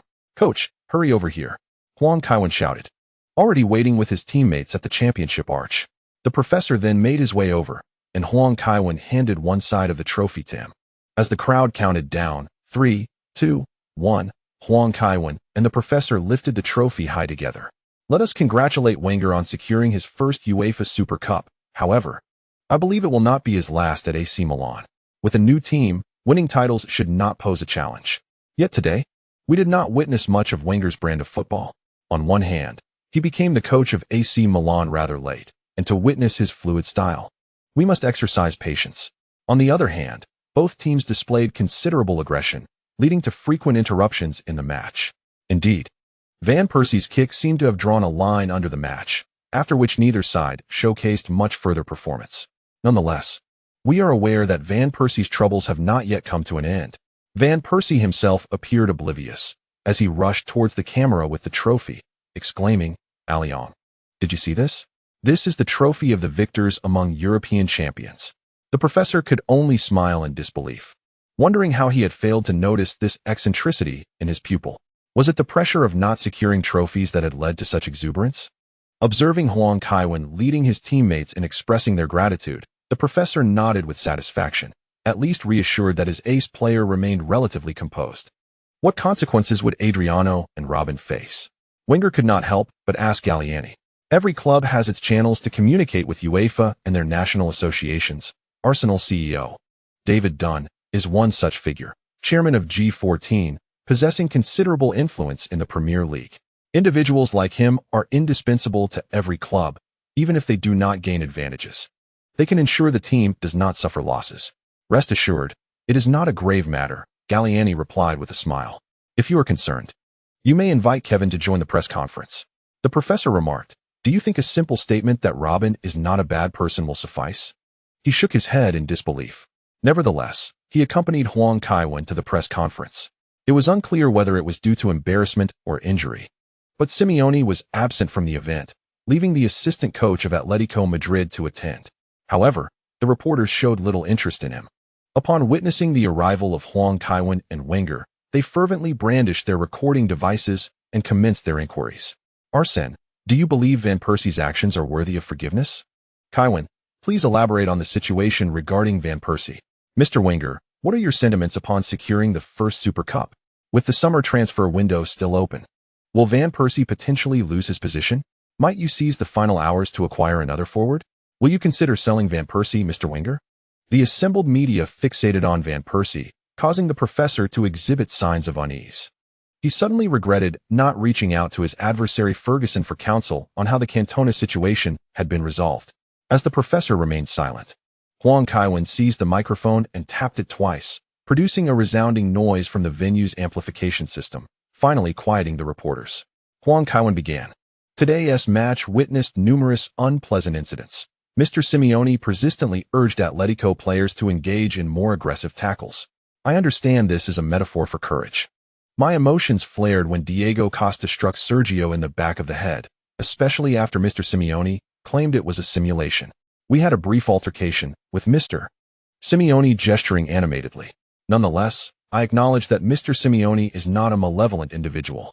As the chapter concluded, the professor departed the press room, his countenance still marked by concern. He held a fondness for Van Persie, his former protege, who had transitioned from winger to central striker through years of nurturing. The departure had not been as tumultuous as Cesc Fabregas's, thus he bore no intense resentment, merely a sense of wistfulness. Huang Kaiwen refrained from further commentary, as it was evident that the professor had yet to comprehend the shift from a commoner to a privileged status. Presently, Milan, while not necessarily outperforming Real Madrid in Europe, certainly possessed a network of relations that rivaled theirs. Perhaps one day the professor would awaken to the realization that the world held benevolence towards him. Following the Super Cup, the team returned to Milan, eager to depart Monaco after the unpleasant occurrences.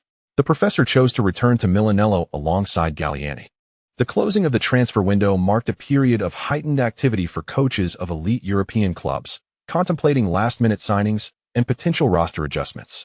Even in the absence of immediate needs, decisions regarding player loans required deliberation. Such seemingly minor matters held significant implications for a player's future, particularly for a coach like the professor, who relished in nurturing young talent. In the days leading up to the window's closure, the fax machines of major clubs were exceptionally busy. "Filippo, please discuss the players' statuses," the professor inquired, placing his hands on the table in the conference room. He addressed Filippo Galli, the esteemed Milan legend who had long served as a youth coach. "We have many outstanding players," Galli responded. The professor bestowed an encouraging glance upon him. Galli continued, "Calabria exhibits remarkable maturity, far beyond that of a typical 16-year-old. Cristante possesses commendable versatility. Rodri's timely defensive interventions, coupled with his remarkable passing awareness and physical prowess, are noteworthy.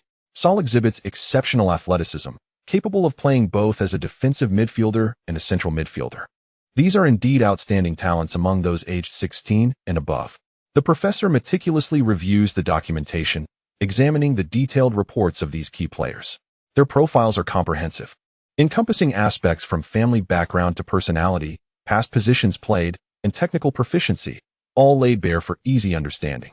He had not anticipated the exceptional quality of AC Milan's youth training program. With the addition of 2 Belgian players from the first team and Desilio, whom he has summoned, he envisions a future where he could field an entirely youth-trained starting lineup in cup competitions within a couple of years. This is a significant point of emphasis for the professor. He had assumed that upon arriving in Milan, he would need to start afresh, but he was pleasantly surprised. "Rodri, Cristante, and Saul. If I were to choose one of them to join the first team alongside Van Bommel as a defensive midfielder, who would be the better option?" the professor inquired. "Rodri," replied Galli. "Rodri leans more towards defense, while Saul could emerge as a core playmaker. Then it's settled. Let Rodri join the first team and loan out Saul." The professor nodded in agreement. After the meeting, it was already past midnight. Although the club had arranged accommodation for him, his wife and daughter had yet to arrive in Milan, prompting the professor to remain in his office to continue his work. He had already made up his mind regarding the positional rivalry between Torres and Van Persie. The high striker role, serving as a pivotal point, has been a constant throughout his coaching career. His recent player acquisitions, whether it be Bindner or Chamek, have adhered to this principle. Even the signing of Giroud before his departure from Arsenal aligned with this strategy. Van Persie's role as a pivot is slightly more pronounced, fitting his tactical requirements, while Torres boasts sharper individual breakthroughs, complementing his preference for quick ball movement through the midfield. There is no overlap in their positions, allowing for the implementation of 2 distinct tactical setups. His current task is to judiciously manage the playing time of both forwards to ensure neither feels neglected. Throughout his tenure, he has never encountered such a situation. Even during the peak of Henry and Bergkamp, their prime did not coincide. Torres and Van Persie, on the other hand, are in direct competition, a rather fortunate scenario. He also took note of Aubameyang, currently on loan from Milan. This forward possesses remarkable speed reminiscent of Torres, albeit with a slightly less proficient shooting ability.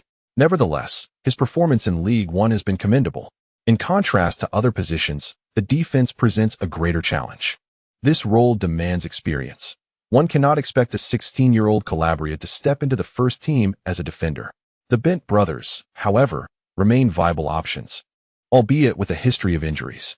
The professor peruses documentation from smaller clubs, weighing the decision of whether to recruit a defender. Even with substantial financial resources at his disposal, he is reluctant to pay an excessive premium for a player. The sunlight strained his eyes, and he realized the morning had already dawned.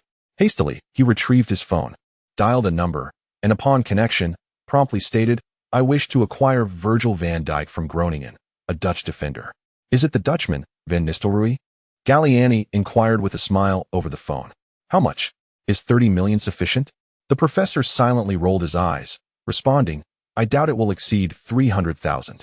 Galliani, although perceiving the professor as overly frugal, assured him that the player would fly to Milan that afternoon. Dutch clubs have always been willing to sell for the right price, and the Eredivisie isn't particularly corrupt this year. Additionally, due to Huang Kaiwan's connections, if he couldn't finalize the deal today, he might as well not show up for work tomorrow. After informing Galliani to reach out if needed, the professor rose to prepare for his return home. While driving past a newsstand, he casually purchased a few newspapers, eager to glean information about Van Persie. He didn't even start the car, opting instead to read at the roadside. According to the Gazzetta dello Sport, Simeone is a brutish yet cunning individual. He was this way as a player and continues to resolve everything with brutality as a coach. The European Super Cup has devolved into a gladiatorial arena, with Simeone's players either committing fouls or on the verge of doing so. If the referee tightens his standards even slightly, Atletico will soon find themselves unable to continue due to a lack of players. The second page featured a summary of summer transfers.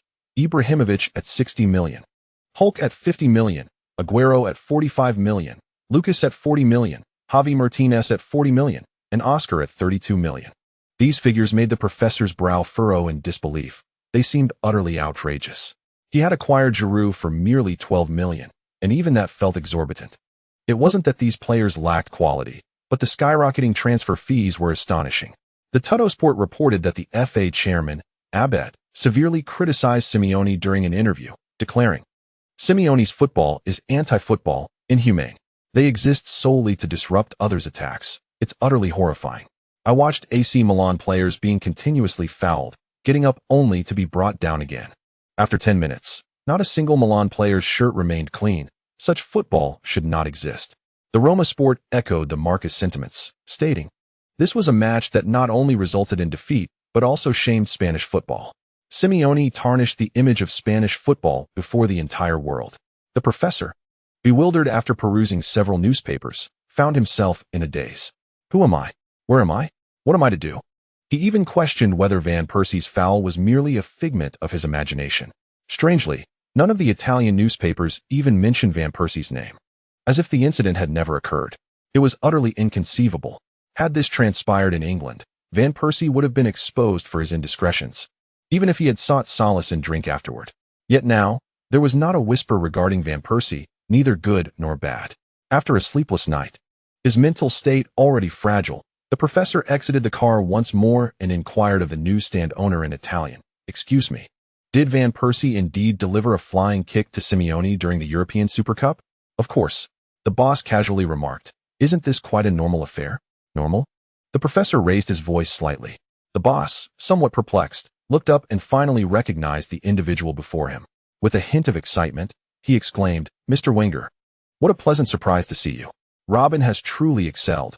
He has demonstrated the requisite courage, and it appears you have played a pivotal role in his development into such an outstanding player." "Thank you." The professor, struggling to respond, turned and returned to his vehicle. As he sat in the driver's seat, he remained puzzled. Moments later, he finally started the car. The entire Milan team enjoyed a precious day of rest, having concluded the last day of August. When evening came and Huang Kaiwen opened the system store for a refresh, he discovered the intercepted messages. Primarily, it was due to the overwhelming talent of the Yellow King that he was somewhat indifferent to these external matters. Special template: Ishido Yuzunosuk 1,000,000 fate points. Template: Paolo Maldini 10,000 points. Tassati 10,000 points. Filippo Galli 10,000 points. Skills: Mastery and Technical Training 10,000 points. Bicycle Kickmaster 3,000 points. Boxing Proficiency 100 points. Items: 24-hour immunity card 20 points. Special item: Alonso's Tactical Notes 10,000 points. After some contemplation, Huang Kaiwen recalled who Ishido Yuzunosuk was. He was the leader of a touring theater troupe in Conan, having briefly been classmates with Xiaolan and others. In truth, what drew the most criticism was not their abilities, but their appearances. The 16-year-old male characters, with just a different hairstyle, bore an uncanny resemblance to Kudo Shinichi, revealing Aoyama's laziness to a significant extent. Next, the three Milan legends in the template had initially quelled the temper of the Barcelona forwards with ease. Alonso's Tactical Notes was a valuable item, albeit rather expensive. In the end, Huang Kaiwen opted to purchase Boxing Proficiency and Immunity Card for 120 points. Skill: Boxing Proficiency elevates your boxing skills to a competitive level among upper-tier contenders of the same weight class, slightly enhancing punching power while significantly improving footwork agility.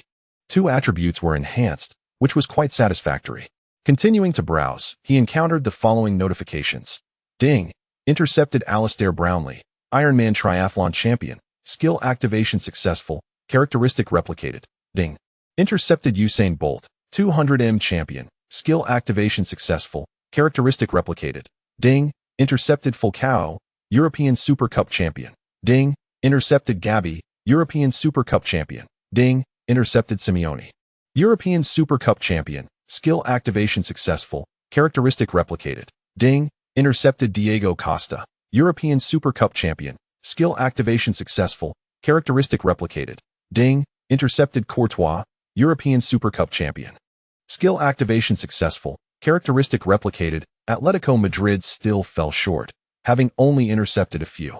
Characteristic, the enhanced bolt. Many are aware of Bolt's exceptional prowess in the 100 meters, but in truth, the 200 meters is where he truly excels. Possessing this attribute, your performance in the next project will soar to new heights, surpassing even your current strongest endeavor. This attribute can only be triggered once. Huang Kaiwen exclaimed in disbelief. This attribute is simply a bug. The illustrious Huang, having accumulated years of hard work, has achieved his esteemed status in the realm of football. With his participation in the next project, it is certain that his dominance in the football domain will be undeniable. In other words, should he venture into tennis, Novak Djokovic would immediately find himself bested. If he engages in billiards, the rocket would be reduced to a mere turtle. Huang Kaiwen felt the weight of responsibility in selecting a competition. This attribute is far too precious. He even contemplated whether to pursue the NBA or baseball. To illustrate to the Americans what a significant lead truly looks like, as he soars above the rim like a 188-meter Shaquille O'Neal. Usain Bolt, undoubtedly a close companion of the football king, has bestowed upon him numerous attributes. Attribute, family legacy, Alistair Brownlee, influenced by his long-distance runner father and swimmer mother. The Brownlee brothers embarked on their triathlon careers. With this attribute, your offspring will develop an interest in areas where you excel. If they engage in these pursuits, they will exhibit remarkable talent. Huang Kaiwen chuckled, recognizing yet another outstanding gift. Previously, he had acquired the attribute of thwarting Paolo Maldini, which merely ensured his child's prowess in football. However, this attribute nearly guarantees that Huang Kaiwen's children will possess a certain level of skill in any field they choose, as long as it aligns with his expertise. If they decide to delve into rap and dance, Huang Kaiwen could only hope for the best. At worst, he could send them to a prestigious institution to refine their skills, and they would emerge as the finest rappers in the nation. Attribute, a man of grit, Simeone. Simeone's celebrations have sparked considerable controversy. This attribute enhances all movements requiring hip engagement and related learning capabilities. Huang Kaiwen mused. This attribute seems a tad unorthodox. Attribute, timeless beauty, Diego Costa, often referred to as a figure of timeless beauty. A closer examination reveals that Diego Costa maintains a consistently stable visage. This attribute ensures that one's bone structure and appearance undergo minimal change. This is somewhat beneficial, as Huang Kaiwen himself does not appear to age significantly. Many share this trait. For instance, even as Aji's hair turns white, his face remains largely unchanged, though he has somewhat wilted since becoming a coach. This is not the norm, primarily due to Aji's own worries. While one might critique his skills, it is undeniable that he exerts effort. In this regard, Simeone fares better, as Pippo Inzaghi retains a countenance remarkably similar to his youthful days. Attribute, unsavory teammate, Courtois. Courtois' character stands in stark contrast to his abilities. Even his tastes are inversely proportional to his talent, with his indiscriminate preferences being his most notable trait. This attribute allows you to transcend the limitations of your physique, showcasing agility and dexterity. However, one must exercise caution not to become overly familiar with a teammate's girlfriend. This attribute holds merit, and concerning its side effects, Huang Kaiwen remains entirely unconcerned. After all, he has always been very discreet in his interactions with his friends' partners. In the relatively insular environment of the team, the most intolerable act is poaching a teammate's partner. Therefore, Huang Kaiwen has always been particularly cautious, even refraining from contacting a teammate's ex-girlfriend. Otherwise, it would be akin to the esports circle where everyone knows each other's past relationships. This time, he had a rather fruitful experience. Huang Kaiwen soon slipped into slumber. The following day, September 1st, Milan had a league match. At the start of this season, the Italian Football Federation had not adjusted Milan's schedule. It seemed as if they were deliberately complicating matters for Milan, highlighting the club's diminished influence in Serie A. This left Huang Kaiwen quite frustrated. Even if the schedule had favored Milan, what difference would it make? Abet always engaged in superficial tactics, while failing to manage his own affairs properly. When his tenure comes to an end, Huang Kaiwen decided he would support Albertini in ascending to the position. Albertini had long been interested in the role of president of the Italian Football Federation. Having someone from Milan in such a position would at least provide some reassurance. Fortunately, The away game against Bologna was relatively straightforward. Kaká started the match, contributing with both assists and goals, leading Milan to a resounding 4-1 victory over the home team. During the post-match press conference, a journalist asked, "Mourinho has once again referred to you as a specialist in failure, citing your departure from Arsenal as proof. Do you have any comments, Mr. Wenger?" The professor smiled and replied, "If leaving a team constitutes failure, then Jose clearly has coached more European teams than I have." He anticipated such inquiries after previously mimicking Mourinho's rhetoric. He even prepared a counter for this question, waiting for Mourinho to assert that he had won enough championships before each departure. As a strategist, one must think several moves ahead. Being reactive is too passive. It is essential to dictate the pace of the game. Later, UEFA's official website finally announced the punishment for Van Persie, stating, "Due to Van Persie's malicious foul against Atletico's coach Simeone, we have decided, after deliberation, to impose a 2-month suspension and a fine of €8,000, effective immediately." Upon reading the decision, the professor initially thought he had misread it. A 2-month suspension? The penalty seemed rather lenient.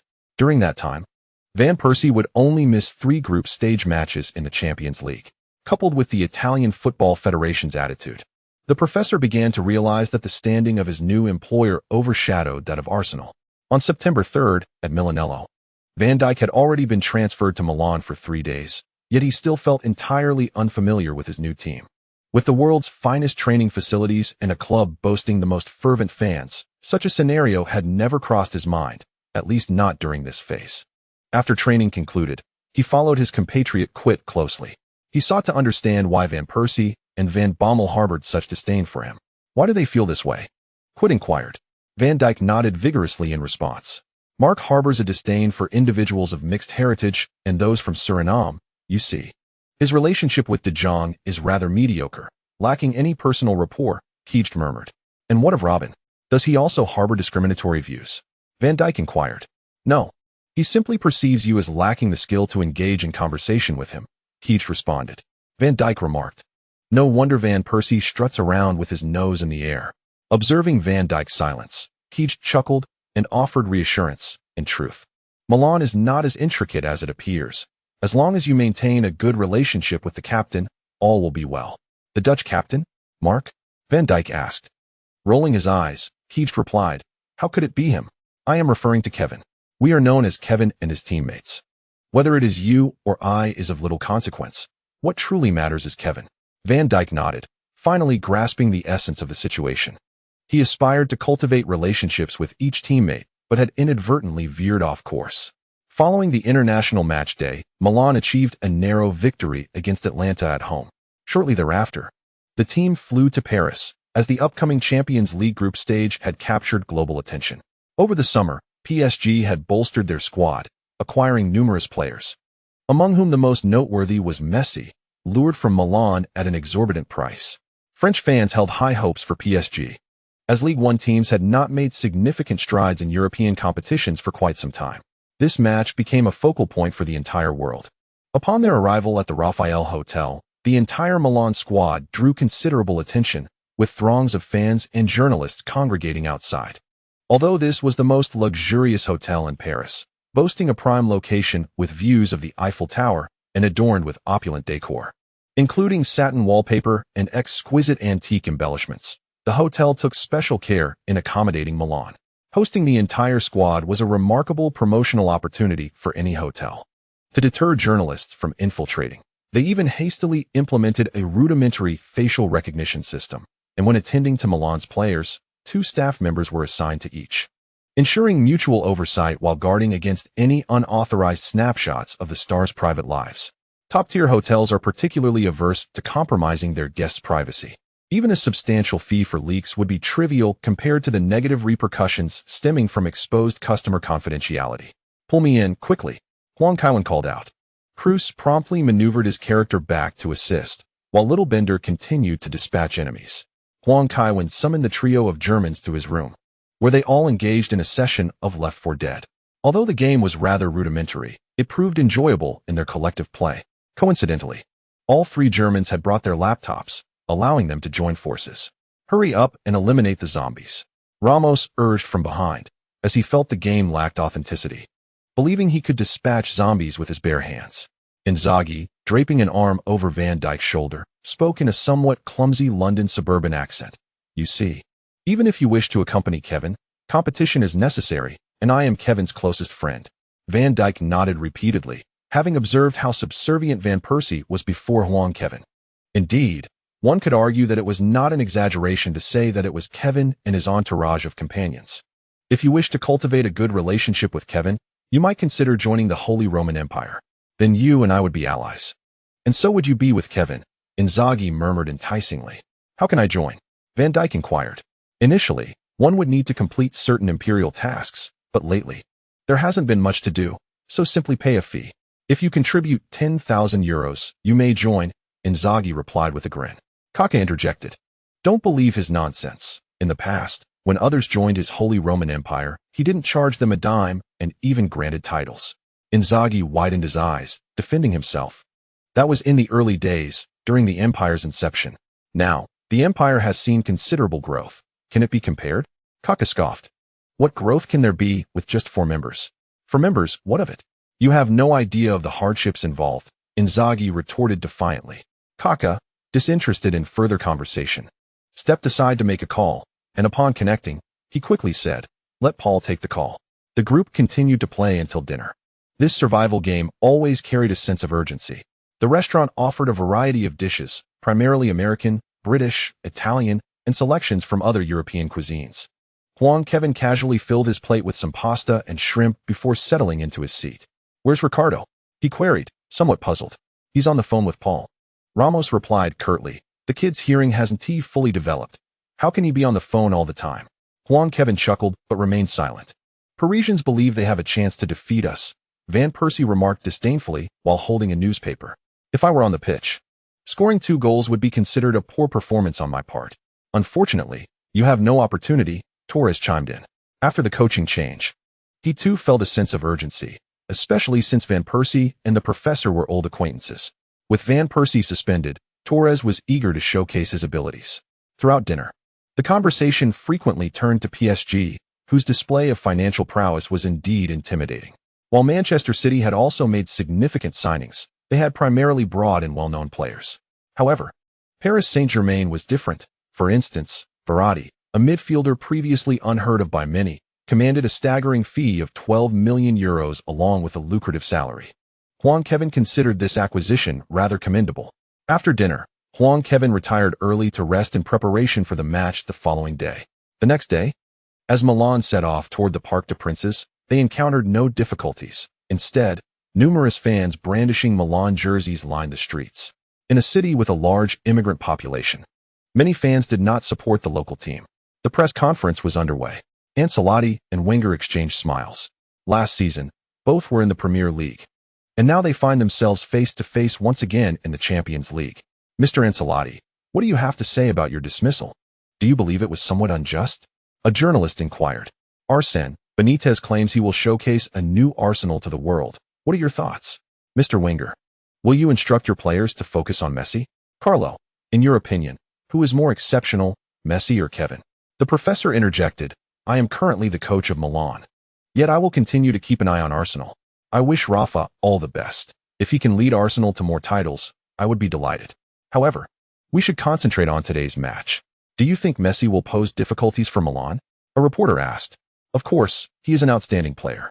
Before coming to France, I spoke with Ashley Cole and discussed matters with Paolo Maldini. We have made some special preparations for today," the professor remarked with a smile. "What preparations?" the reporter pressed.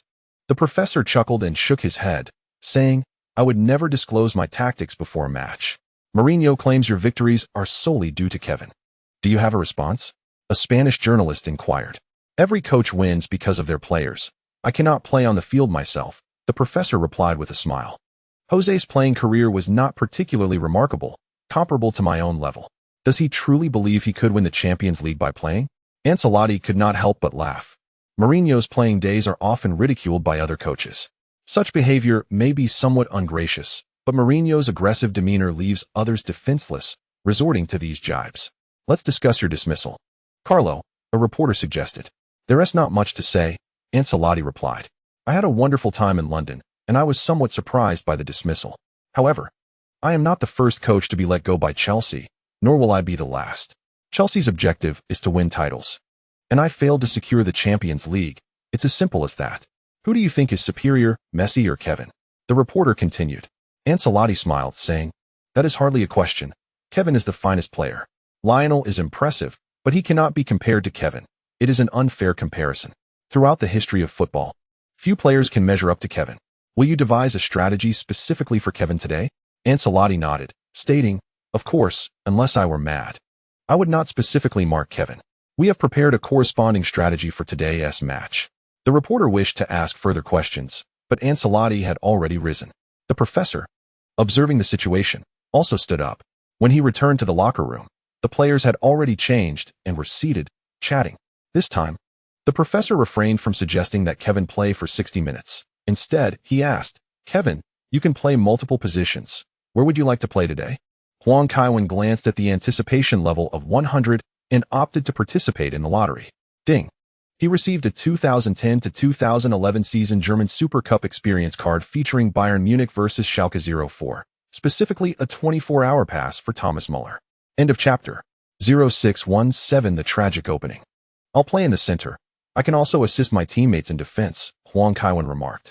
The professor, having posed the question casually, was taken aback when Huang Kaiwen indeed chose not to play on the left flank. Fortunately, the professor had contemplated such scenarios during moments of boredom and promptly adjusted the lineup. Once both teams took to the pitch, chaos erupted at the Prince Park in Paris. The legendary city of romance is a complex tapestry. France is a Catholic nation. However, only 51% of the population identifies as Catholic, with an even lower percentage in Paris. Strikes and discontented social groups permeate the stadiums of France. Various beliefs and ethnicities clash incessantly here.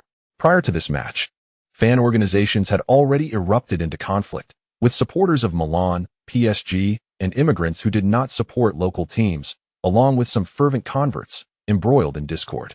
The dynamics on the green field extended beyond it, imbuing this seemingly simple UEFA Champions League group match with a myriad of hues. French football has always been an extension of politics. The year Marseille won the European Cup final was uncontroversial in itself. However, the unfortunate reality was that the then president of Marseille, Bernard Tapie, bribed key players from Valenciennes just before the final to ensure that Marseille could secure victory even with a substitute lineup. When this scheme was uncovered, Tapie was sentenced to a year in prison, and Marseille, having claimed the Ligue 1 title that season, was stripped of their championship and relegated to Ligue 2. Former President Jacques Chirac had also, to ensure his re-election, requested Zinedine Zidane to oppose his political rivals and publicly support him during the election. Such news is plentiful. The arrival of Qatari ownership led to a faction of loyal fans feeling betrayed, believing PSG was no longer their team. While both wielding checkbooks, Paris Saint-Germain's methods in various aspects are not as adept as Manchester City's. Consequently, the Prince Park resembled a battlefield, even before the match commenced. Some fans were ejected for igniting flares. The PSG supporters predominantly exhibited Middle Eastern characteristics or even brandished black flags. Many Gauls did not don Milan jerseys, yet their cheers for Milan resonated louder than those of the traveling Rossoneri. In their eyes, PSG, fueled by oil euros, was the true traitor. Betrayal is often harder to accept than rivalry itself. St. Kevin, St. Kevin, St. Kevin. During the warm-up phase, Huang Kaiwen refrained from showcasing any flamboyant skills. Yet he could not deter the enthusiasm of the fans. The newly inaugurated President François Hollande stood alongside Nasser, this president, who claimed to be averse to marriage, cohabited with his girlfriend for 30 years, and fathered 4 children before marrying a younger actress. The words of politicians, the morality of South Korea, the sense of shame in Japan, and the protective film of boxers. These are the 4 most elusive entities in the world. Can we win today? Hollande inquired. The exorbitant signings of the French team are certainly advantageous for him. Rest assured, Messi is undoubtedly one of the finest stars in the world, Nasser confidently declared. My team assures me that even if we cannot secure victory today, we will play football that commands respect from Europe, demonstrating that we are a formidable team. Hollande nodded, feeling considerably reassured. Had he been told outright that they would win, he might have been inclined to doubt it. The record of AC Milan is indeed formidable. The players from both sides have now returned to the tunnel, and the match is about to commence. Indeed, Paris Saint-Germain is the team that has spent the most on signings this summer. Today promises to be a titanic clash, a contest of equals. While it is true that money cannot buy victory, it can procure stars who can deliver it. Paris Saint-Germain's lineup remains exceptionally impressive. Wenger's starting lineup has provided us with quite a few surprises. Let us take a look at both teams' starting lists. Paris Saint-Germain. In a 4-3-3 formation with a single defensive midfielder, goalkeeper, Sirigu, defenders, Maxwell, Mamadou Sakho, Alex, Van der Wiel, midfielders, Chantôme, Verratti, Matuidi, forwards, Nene, Lavezzi, Messi. AC Milan. In a 4-3-3 formation with two defensive midfielders, goalkeeper, Buffon, defenders, Zambrotta, Thiago Silva, Godin, Ramos, midfielders, Quit, Hwang Kaiwan, Van Bommel, forwards, Kaká, Torres, Hazard. Today, Quit's appearance in midfield is unexpected. Indeed, Quit's position is quite flexible, making him a player who can offer us infinite possibilities. Hwang Kaiwan is somewhat predictable. He doesn't tee off and play in the back, but it's truly hard to guess where Quit will be positioned. Kaká has returned to the starting lineup, and I can't shake the feeling that he appears to have lost weight. Unlike other players over 30 who have gained due to a slowing metabolism, Kaká seems quite disciplined, though weight loss must be approached scientifically. Van Persie, despite his suspension, remains present in the stands, maintaining a commendable attitude. Van der Wiel is likely feeling quite conflicted today. Having won the European Championship under Hwang Kaiwan's leadership this summer, he almost found himself opposing Hwang Kaiwan's position, only to be surprised by Wenger placing Hwang Kaiwan in the central role. After shaking hands with the professor and Ancelotti, he returned to the technical area. Due to Hwang Kaiwan's positional change, the adjustments to the lineup are significant. In such a crucial match, it would be unthinkable for him to arrange Rodri's debut. That would not be about developing players, but rather playing with them.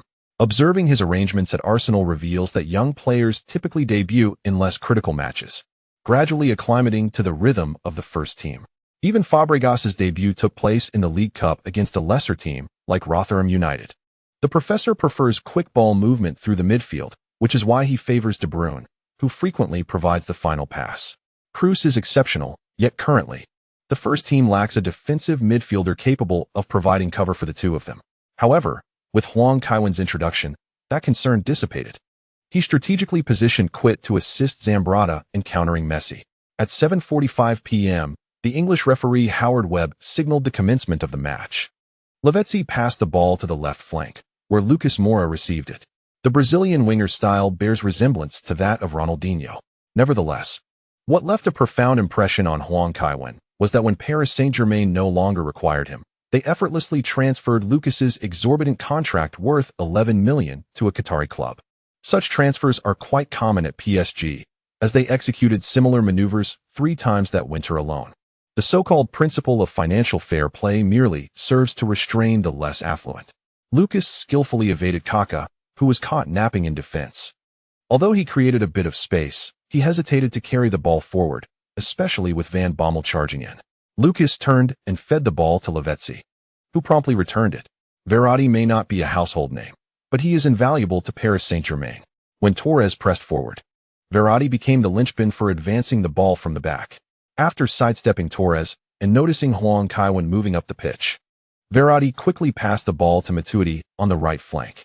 Matuidi is a remarkable modern all-round midfielder, renowned for his exceptional stamina. His acceleration with the ball attracts defenders, creating space for Messi. Zambrotta hesitated for a moment, prompting Quit to signal for him to press forward decisively. Zambrotta complied and charged ahead. Matuidi attempted to deliver a pass to Messi, but Quit's tight marking was impressive. He positioned himself in front of Messi and intercepted the ball, sending it away while bearing the physical challenge. Van Bommel lifted his head to scan the field, noticing the sparse presence of attackers up front, and opted to carry the ball forward himself. Ancelotti's team did not apply intense pressure, granting him ample space for advancement. As Chantôme advanced, Van Bommel delivered a pass to Hwang Kaiwan, who received the ball in the attacking third with Milan players making proactive runs. Kaká immediately pressed Maxwell, and with the Brazilian fullback on the move, Hwang Kaiwan was poised to send a through ball. Torres, marked closely, exchanged positions with Hazard. As Hazard reached the right goalpost, Hwang Kaiwan accelerated, forcefully maneuvering between Verratti and Matuidi to deliver a precise through ball. Mamadou Sakho remained fixated on Hazard. When Hazard scored, he swiftly cleared the ball just before it crossed the goal line. The quick-thinking Hazard sidestepped Sakho's challenge, circled back to regain possession, and without waiting for his right foot to settle, executed a deft touch to loft the ball. Though the delivery was somewhat high, Kaka and the wide Torres drew significant defensive attention. By the time Huang Kaiwen surged into the penalty area, Alex realized the impending danger. Unfortunately, it was too late. As Huang Kaiwen entered the box, he unleashed a powerful left-footed strike, connecting perfectly with the ball's underside. Sirigu had no time to react. His attempt to dive and parry the shot proved futile. Boom. St. Kevin. St. Kevin. St. Kevin. In Prince Park, a group of Gallic fans unfurled a banner depicting a knight charging into darkness, with the number 10 emblazoned behind him in stark clarity. The expressions on Nasir and Olan's faces in the stands were anything but cheerful. Within a mere 3 minutes, PSG's defenses crumbled, conceding a goal. Kevin Huang. Kevin Huang possesses a remarkable statistic. He holds the world record for the probability of scoring the opening goal. Indeed, many fans have dubbed him the harbinger of disaster. While his goals often lead to assists for his teammates, he has a tendency to score first in matches with lopsided scores. We have witnessed the transformation Wenger has brought to AC Milan. Today, whether it be Huang or his fellow players, they have not overly dominated ball possession. Instead, their passing has increased, rendering AC Milan's football more cohesive. It was astonishingly swift. No one anticipated that AC Milan would find the net so quickly. The lavishly invested Paris Saint-Germain, spending over 600 million in the summer, faltered within just 3 minutes. Ramos embraced Huang as they trudged back, exhaling with a hint of disdain. Some media outlets even dared to compare other players to Huang. They seem oblivious to where the Champions League title comes from. Messi stood with his hands on his hips, rooted in place. His departure in the summer was due to a multitude of factors. Family persuasion played a part. After securing the Champions League, his aspirations evolved. And with Paris Saint-Germain's commitment to build the team around him, he hastily left Milan. He had envisioned a battle of wills with Milan, yet was struck down right from the start. At this moment, he could only lower his head and retreat. Some Paris fans in the crowd began to boo. After spending 600 million, they expected to build a new stadium with surplus funds. Even if they could not triumph over AC Milan, conceding so swiftly was simply unacceptable. Ancelotti turned to Tassadi, who immediately crouched at the sidelines to manipulate a device. This latest amplification apparatus bore a resemblance to a Gatling gun, specifically designed for willpower output directed towards the players on the field. On either side of the machine were torpedo-like barriers to prevent interference. Engraved on top was a dragon, inspired by Capello, symbolizing the collision of science and myth, the exchange between East and West. The sight of Tassadi crouching attracted considerable attention, and the director deliberately focused the camera on this assistant coach. Mauro Tassadi had a brief stint over the summer, guiding the Netherlands to a European championship alongside Huang. Yet upon returning to Ancelotti, he remained the mechanical virtuoso. He chuckled, remarking that he had read Ancelotti's book, while the theory was somewhat esoteric. It was impossible to prove that Ancelotti's theories were false. The device appeared to be remarkably advanced. The match had resumed, and Milan's high press left the Paris players disoriented. Few teams in Ligue 1 employed such a collective pressing strategy. They typically relied on individual prowess and speed to challenge opponents. Ancelotti, standing at the sidelines, displayed a sense of disappointment. He had anticipated that Huang would match up against Matuidi, coupled with the presence of Van der Wiel, who was familiar with Huang. This should have posed some challenges for him.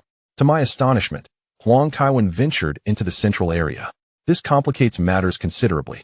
It is hardly feasible to position Verratti as a forward-lying defensive midfielder. The ball distribution from the back now heavily relies on the Brazilian defender, Alex, advancing with the ball. The midfield ball control of PSG falls short compared to that of Barcelona, rendering them quite vulnerable under Milan's pressing tactics. Messi is compelled to drop back. Verratti's passes are glaringly predictable. Although Quit failed to regain possession, his pressure thwarted Messi from receiving the ball. Seizing the opportunity, Kaka deftly flicked the ball, only to find Van der Wiel charging towards him. Opting against a turn, he executed a long pass to the right flank. The delivery was somewhat excessive. Hazard immediately angled his body and leaped, forcefully redirecting the ball back into the penalty area with his chest. Huang Kaiwen, upon receiving the ball on the right flank, surged forward along the touchline. Although Chantome lingered closely behind him, He hesitated to accelerate, knowing that a sudden stop from Huang could easily leave him behind. This defensive midfielder aimed to pounce when Huang slowed down to control the ball, hoping for an opportunity to intercept. Yet, Huang maintained his pace and swiftly delivered a cross into the box. In disbelief, not only were Chantôme and the nearby Maxwell taken aback, but even several defenders were caught off guard. They had all anticipated Huang cutting inside and never expected him to loft the ball directly into the penalty area. At that moment, only Mamadou Sakho and Torres occupied the box. The spectators fixated intently on the trajectory of the ball. Sirigu continually adjusted his position, seeking a chance to snatch it. However, the ball's height was somewhat excessive, leaving him unable to reach it. As the ball descended towards the middle, Sakho leaped to clear it, yet he was nearly a meter away, making his effort futile. What further vexed Sirigu was that the ball had begun to drop. While defenders were unable to make contact, the attackers had a chance. Torres, in motion, launched himself off his left foot and executed a flying kick with his right, striking the ball from behind. Sirigu's immediate dive proved insufficient to block this close-range shot, and the ball thundered into the left side of the net. Ancelotti shouted from the sidelines, "Why aren't you entering the penalty area? Is there a landmine in there? I truly cannot comprehend your actions." The professor could not help but turn and smile. Some fans in the stands sang in French, "A group of mercenaries earning oil euros will win nothing. A group of mercenaries earning oil euros will win nothing." The broadcast camera panned to Van Persie, who also hummed along. However, his expression revealed his discontent. Had he been on the field, Huang's assist would have been directed to him. He could have executed the shot more beautifully than Torres, as his ability for a first-time strike far surpassed that of Torres. Alas, he was suspended. Van Persie had no recourse. His wife, Bukola, often shopped with Lily. He now contemplated whether to foster a friendship between his son and Huang Kaiwen's child. Shaquille, at 8 years old, was still a child, while Huang Paul, at 4 months, was merely an infant. Children should indeed be able to play together, shouldn't they? After scoring, Torres felt a surge of excitement and pointed to himself with one finger, signaling to Ramos that he had scored. Ramos merely shrugged, remaining silent. If only Torres could be replaced by Pepe, their national team would surely overpower Barcelona to the point of incapacitating them. The reason only Iniesta was injured primarily stemmed from Torres's insufficient combat prowess. Sighing, Ramos gazed up at the sky, perplexed as to why he, despite his formidable strength and academic achievements, found himself surrounded by underachievers like Torres. The common ground between them was diminishing. Should he ever own a football club, he would insist that the minimum educational qualification for first-team players be a bachelor's degree. "Show some spirit," shouted Mamadou Sakho. Having joined Paris's youth academy at the tender age of 11, he had earned the captaincy. Regrettably, the newly arrived superstars showed him no respect, leaving Sakho in an awkward position. "Take it easy, mate," Matuidi interjected, unable to bear the sight. "Take it easy," Sakho retorted, displeased. "They earn millions. Shouldn't they deliver some performance in return? And if they perform, will we win?" Matuidi countered. Taken aback, Sakho exclaimed, "It's not like that. Even if we can't win, we must show our courage to the fans." Matuidi shook his head with a smile, choosing not to press the matter further. Sirigu, having watched the unfolding drama, felt a tinge of sadness for Sakho. Despite a year at Paris, his command of French remained poor. Yet, from Sakho's expressions and body language, it was clear what he was trying to communicate. In truth, everyone understood. It was Sakho who remained oblivious. Sensing the strength of their opponents, they were already contemplating the next match. Ancelotti had just taken the reins at Paris, and the summer transfer window had seen a flurry of signings. The team was still in a phase characterized by basic coordination coupled with individual talents. In Ligue 1, stars could easily dominate players valued at a few million, but they were up against one of Europe's most stable teams. Milan, regardless of managerial changes over the years, had maintained a steady performance. Their pressing style had remained unchanged. The tactical synergy of the two teams was not on the same level. Sirigu believed that even if the players were identical, Paris would still be the underdog. However, he would never voice such thoughts, as he still desired to earn a lucrative salary. Just a year at Paris had already earned him more than an entire contract period at Palermo. "No suspense today," someone remarked. "How can there be no suspense?" Another replied. "It would be quite suspenseful if Paris lost by several goals." Laughter erupted. "I thought the acquisition of Messi would ensure victory over Huang Kaiwen." "You're mistaken. With Paris's defensive capabilities, The challenges posed to Huang Kaiwen might not be greater than the goalposts. Paris's transfer strategy remained a mystery, attempting to seize Ibrahimovic from Manchester City while also pursuing Cavani, oblivious to the state of their defense. Even if we were to substitute Terry and Carvalho, or the peak Ferdinand and Vidic, Kevin Huang would still score effortlessly. At the very least, it would provide some amusement to witness these world-class defenders being outplayed. As for Van der Wiel, he is nothing more than a subpar player. During the European Championship, Huang preferred to utilize seasoned veterans over him. Van der Wiel possesses decent talent, yet lacks the necessary intellect. Ajax focused on his development primarily due to his physical attributes, but regrettably, he relied solely on his physique for defense, with muscles dominating his upper body. It is not surprising that Huang was reluctant to employ him. Had it not been for a lack of options, Van Marwijk would not have called him up either. In 2009, when Van Marwijk summoned him, Van der Wiel claimed he was injured and could not join the national team. Is this not a rather commonplace occurrence? But wait, there is more to the story.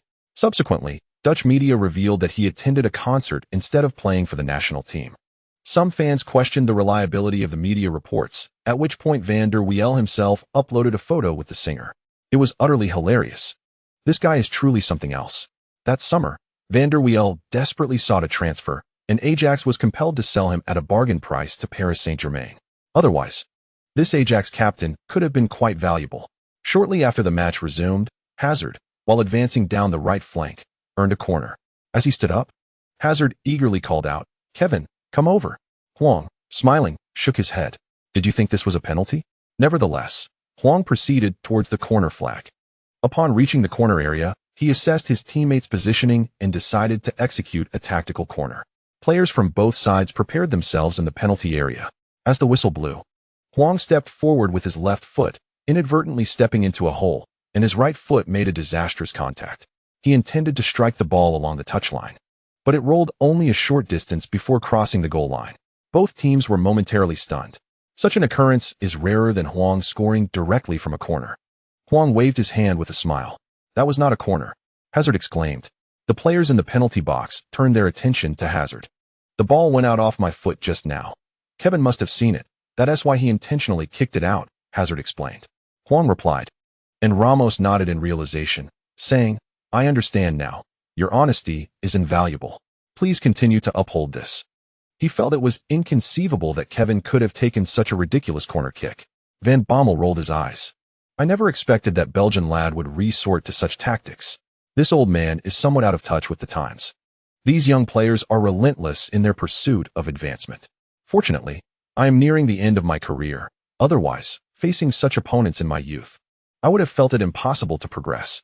The sensation of switching teams is quite palpable.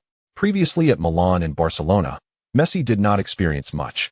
However, playing for Paris Saint-Germain, he truly feels the weight of exhaustion. The midfield support is insufficient, and the central pole is also lacking, with the opponent's defense consistently focused on him. To execute a solo run, one requires the cooperation of teammates. It becomes evident that assuming the role of a leader is not as effortless as it seems. Lavezzi passed the ball to the right, and Messi was immediately marked closely by Quit.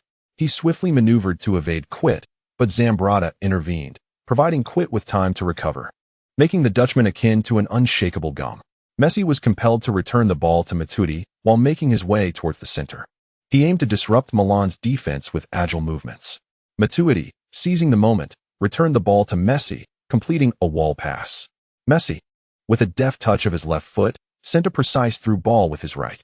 Nene was caught off guard, and by the time he reacted, the ball had already reached Ramos's feet.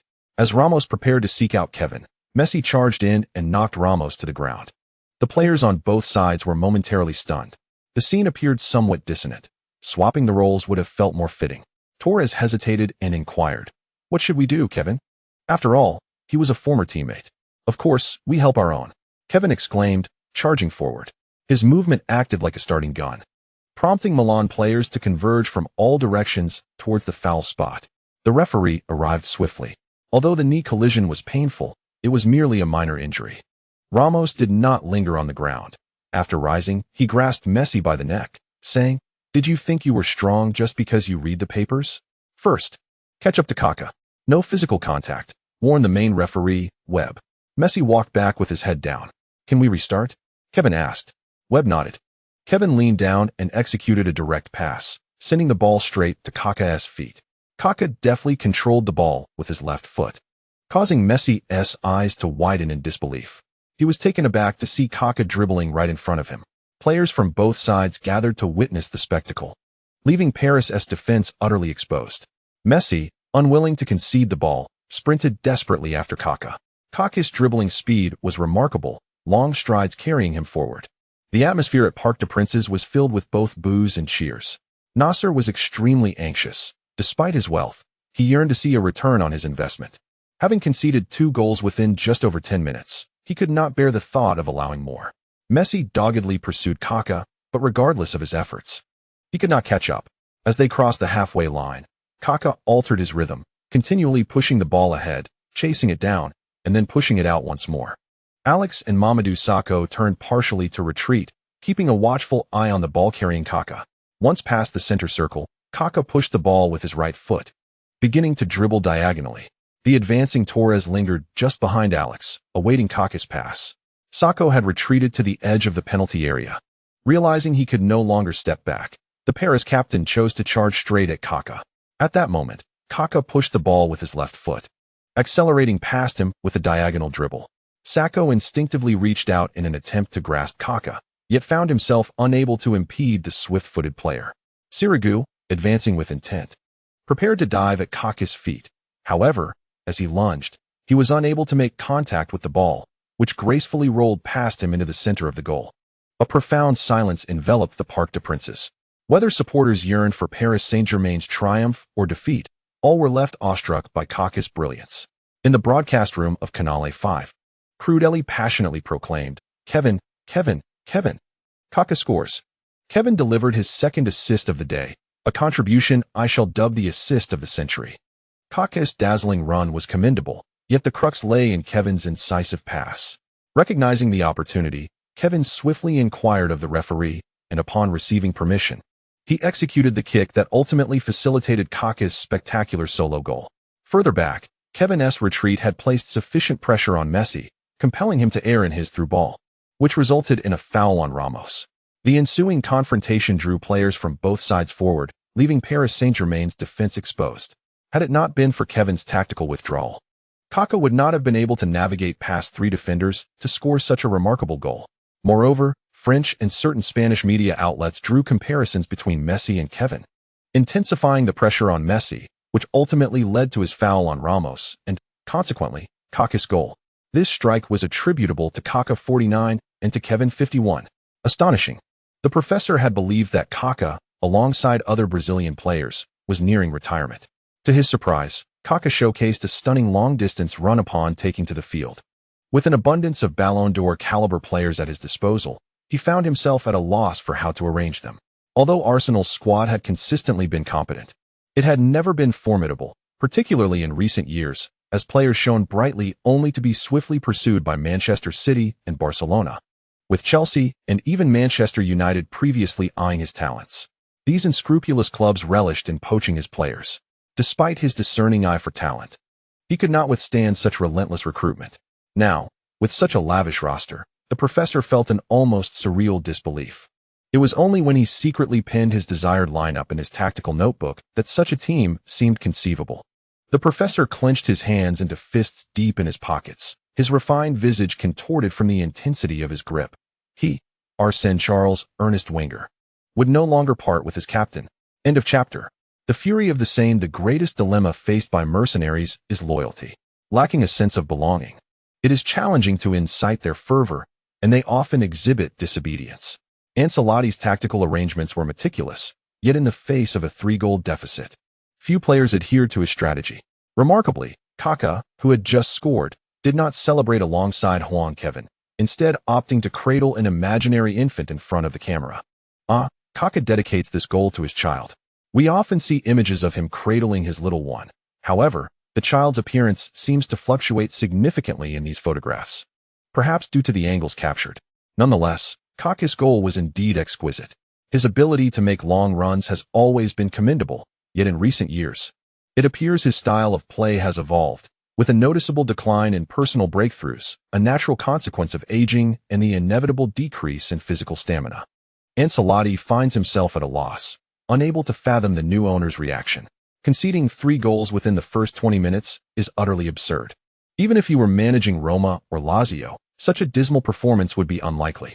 The primary issue with the upstart club lies in its lack of a coherent system, coupled with the players' low tactical execution. Despite boasting a squad valued among the highest in Europe, they are barely able to showcase half of their potential. He mistakenly believed that relying on Messi's individual prowess could provide a semblance of competition against Milan. However, today, Quit's defensive efforts effectively nullified Messi's impact.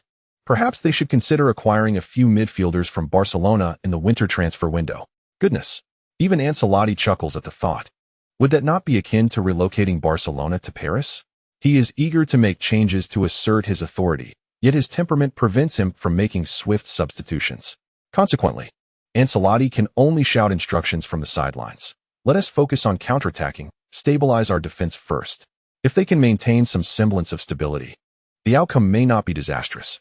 Both the coach and Sacco are urging the team to initiate their defensive efforts. Meanwhile, Nasser's expression in the stands grows increasingly grim. He has invested a fortune in some of the world's most illustrious stars, yet this is not what he envisioned, a team retreating into a defensive shell. Today, with the French president in attendance, the embarrassment is magnified. Spending exorbitantly to adopt a defensive strategy is indeed a perplexing choice. If I were offered 300,000 a year, I could also orchestrate a defensive strategy, exhibiting a better attitude than the Paris players. The primary concern today is that AC Milan has been formidable. Hwang Kaiwan's goal was not surprising, and with Torres and Kaká scoring spectacular goals in succession, it seems they are poised to annihilate Paris. AC Milan is proving to be quite fearsome. Inzaghi appears to be enjoying a favorable period lately. Perhaps he has found romance. Goodness, it seems he has struck it lucky, winning a considerable sum. Is that true? Can one truly win the lottery? It is said that Hwang Kaiwan frequently wins. Whether that is factual remains uncertain. After a brief lull, Milan resumed their relentless assault on Paris. Kaká, after executing a wall pass with Hwang Kaiwan on the left flank, cut inside. But his long-range shot was parried by Sirigu. Alessio quickly turned to clear the ball from the penalty area. Verratti found Messi with precision. This situation appears precarious. Milan's offensive pressure is excessively advanced, leaving the defense sparse. Indeed, Ramos is positioned at the back. He should have a solution. Goodness, that is a formidable presence. Just moments ago, Messi tackled Ramos, who promptly retaliated. Their brief time as teammates suggests their relationship is rather lukewarm. The position for the free kick was quite promising. It appeared that Messi intended to take it himself. He took a few steps back, but alas, the shot soared high above the goal. Normally, with Messi's exceptional technique, such a miss is unexpected. Perhaps he was feeling a bit anxious today. As injury time approached, the players from Paris needed to quickly regain their composure. Buffon did not rush to take the kick. The Paris players returned swiftly, seemingly lacking any opportunities. After a brief pause, he finally tossed the ball to Ramos. Nene immediately surged forward to apply pressure, but Ramos, not overreaching, passed it to Van der Meer ahead. Van der Meer promptly sent the ball to Hwang Kaiwan's feet. The moment Hwang received the ball, Shantong and Matuidi both sprang into action, charging towards him from either side. With quick, nimble steps, Hwang kept his eyes fixed on the goal, which made Matuidi cautious. However, in a split second, as Matuidi extended his foot, Hwang feinted and deftly maneuvered the ball past him. What a beauty! Hazard struggled to gain momentum, with Maxwell closely marking him. Unfortunately, he could only dribble sideways. Hwang proactively made space for Hazard. Shantong also rushed to mark Hazard. It was evident that Hazard aimed to force his way through the center. But Shantong seized the moment to slide in, dislodging the ball from Hazard's control. Watching the ball bounce towards him, Hwang did not hesitate. He swung his right foot and struck. Boom! The ball flew like a bolt of lightning, almost ethereal in its ascent. Shantong felt a gust of wind rush past his ear, and by the time he turned, the ball had already nestled into the net. Another goal. 4-0. Hwang, the scorer, twirled with his arms outstretched in celebration. Suddenly sensing that such a celebratory gesture might be ill-fated, he halted. A stunning long-range strike. Hwang had once again altered the scoreline. The referee's whistle signaled halftime, and Ancelotti would truly need to address the team's morale during the break, as the players from Paris certainly possessed talent. Messi's expression was not favorable. Not long ago, he was a champion in the Champions League, and now he could only watch his former teammates celebrate. Seeing Huang approach the sidelines, the professor quickly snatched a towel from the equipment manager and handed it to Huang, saying, "The weather isn't great. Wipe off your sweat quickly so you don't catch a chill." Huang smiled and nodded. The away team's locker room was rather average. However, the Milan players remained optimistic. The pressure brought by Paris today was less than that from Juventus or Inter in the league. Once inside the locker room, the professor remarked with a smile, "You all performed admirably today, exhibiting remarkable dominance on the pitch, especially you. Dirk, you did exceptionally well." Quit raised his hand with a grin. Who would have thought that at this age, he would become a key player in Milan? However, I must remind you, a 4-goal lead can still be equalized. I recall that we were the protagonists in Istanbul, weren't we? The professor teased. Inzaghi promptly remarked, "Indeed. However, those of lesser ability have already departed. So the prospect of an equalizer is non-existent. I would much rather see you leave and have Paolo return." Buffon added, "Had there been a Maldini, it would have been significantly easier." Although fully aware that Buffon was referring to Paolo Maldini, Kaká felt a shiver run down his spine. What was that young lad up to? Could Barber truly take care of Paolo? Kaká resolved to visit the shop after the match to procure some memorabilia for Paolo, and perhaps a little something for his own Paolo as well. Is that acceptable? Huang Kaiwen turned to inquire. Ramos shook his head dismissively, stating, "There isn't a single formidable player hailing from Barcelona. In the second half, I shall certainly show him a thing or two." The professor and Bold sat in a corner of the dressing room, acutely sensing the shift in atmosphere. During his time at Arsenal, despite wielding considerable power, he was unable to alter the players' mentality. His Arsenal tenure could be divided into 4 distinct phases. The first phase involved initially taming the aging defense. During that time, the players were less opinionated and willing to toil for him out of admiration. The second phase saw the arrival of Anelka, which significantly soured the dressing room ambience. The third phase was the unbeaten era, a time when the entire squad was focused on victory. However, after the sale of the captain and the introduction of Fabregas, the atmosphere deteriorated considerably. Although Fabregas was undeniably talented, he lacked the qualities of a leader and was unable to command respect. Observing AC Milan's situation, the professor let out a sigh of relief. Coaches are most averse to discord within the dressing room, as factionalism can severely impact a team's performance. The Netherlands serves as a prime example. Reflecting on the Dutch team, he couldn't help but glance at Huang Kaiwen. The fact that he managed to lead the Dutch to a European Championship victory was nothing short of extraordinary. As the break concluded, both teams returned to the pitch. Paris appeared to exhibit little change in morale, while Milan's tactical prowess had already dissuaded numerous Parisian players from continuing their resistance.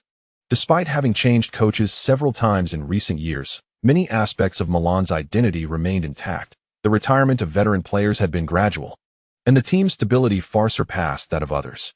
Some teams might falter in the absence of a coach, but Milan could still perform seamlessly, even without Huang Kaiwen. This was the distinction.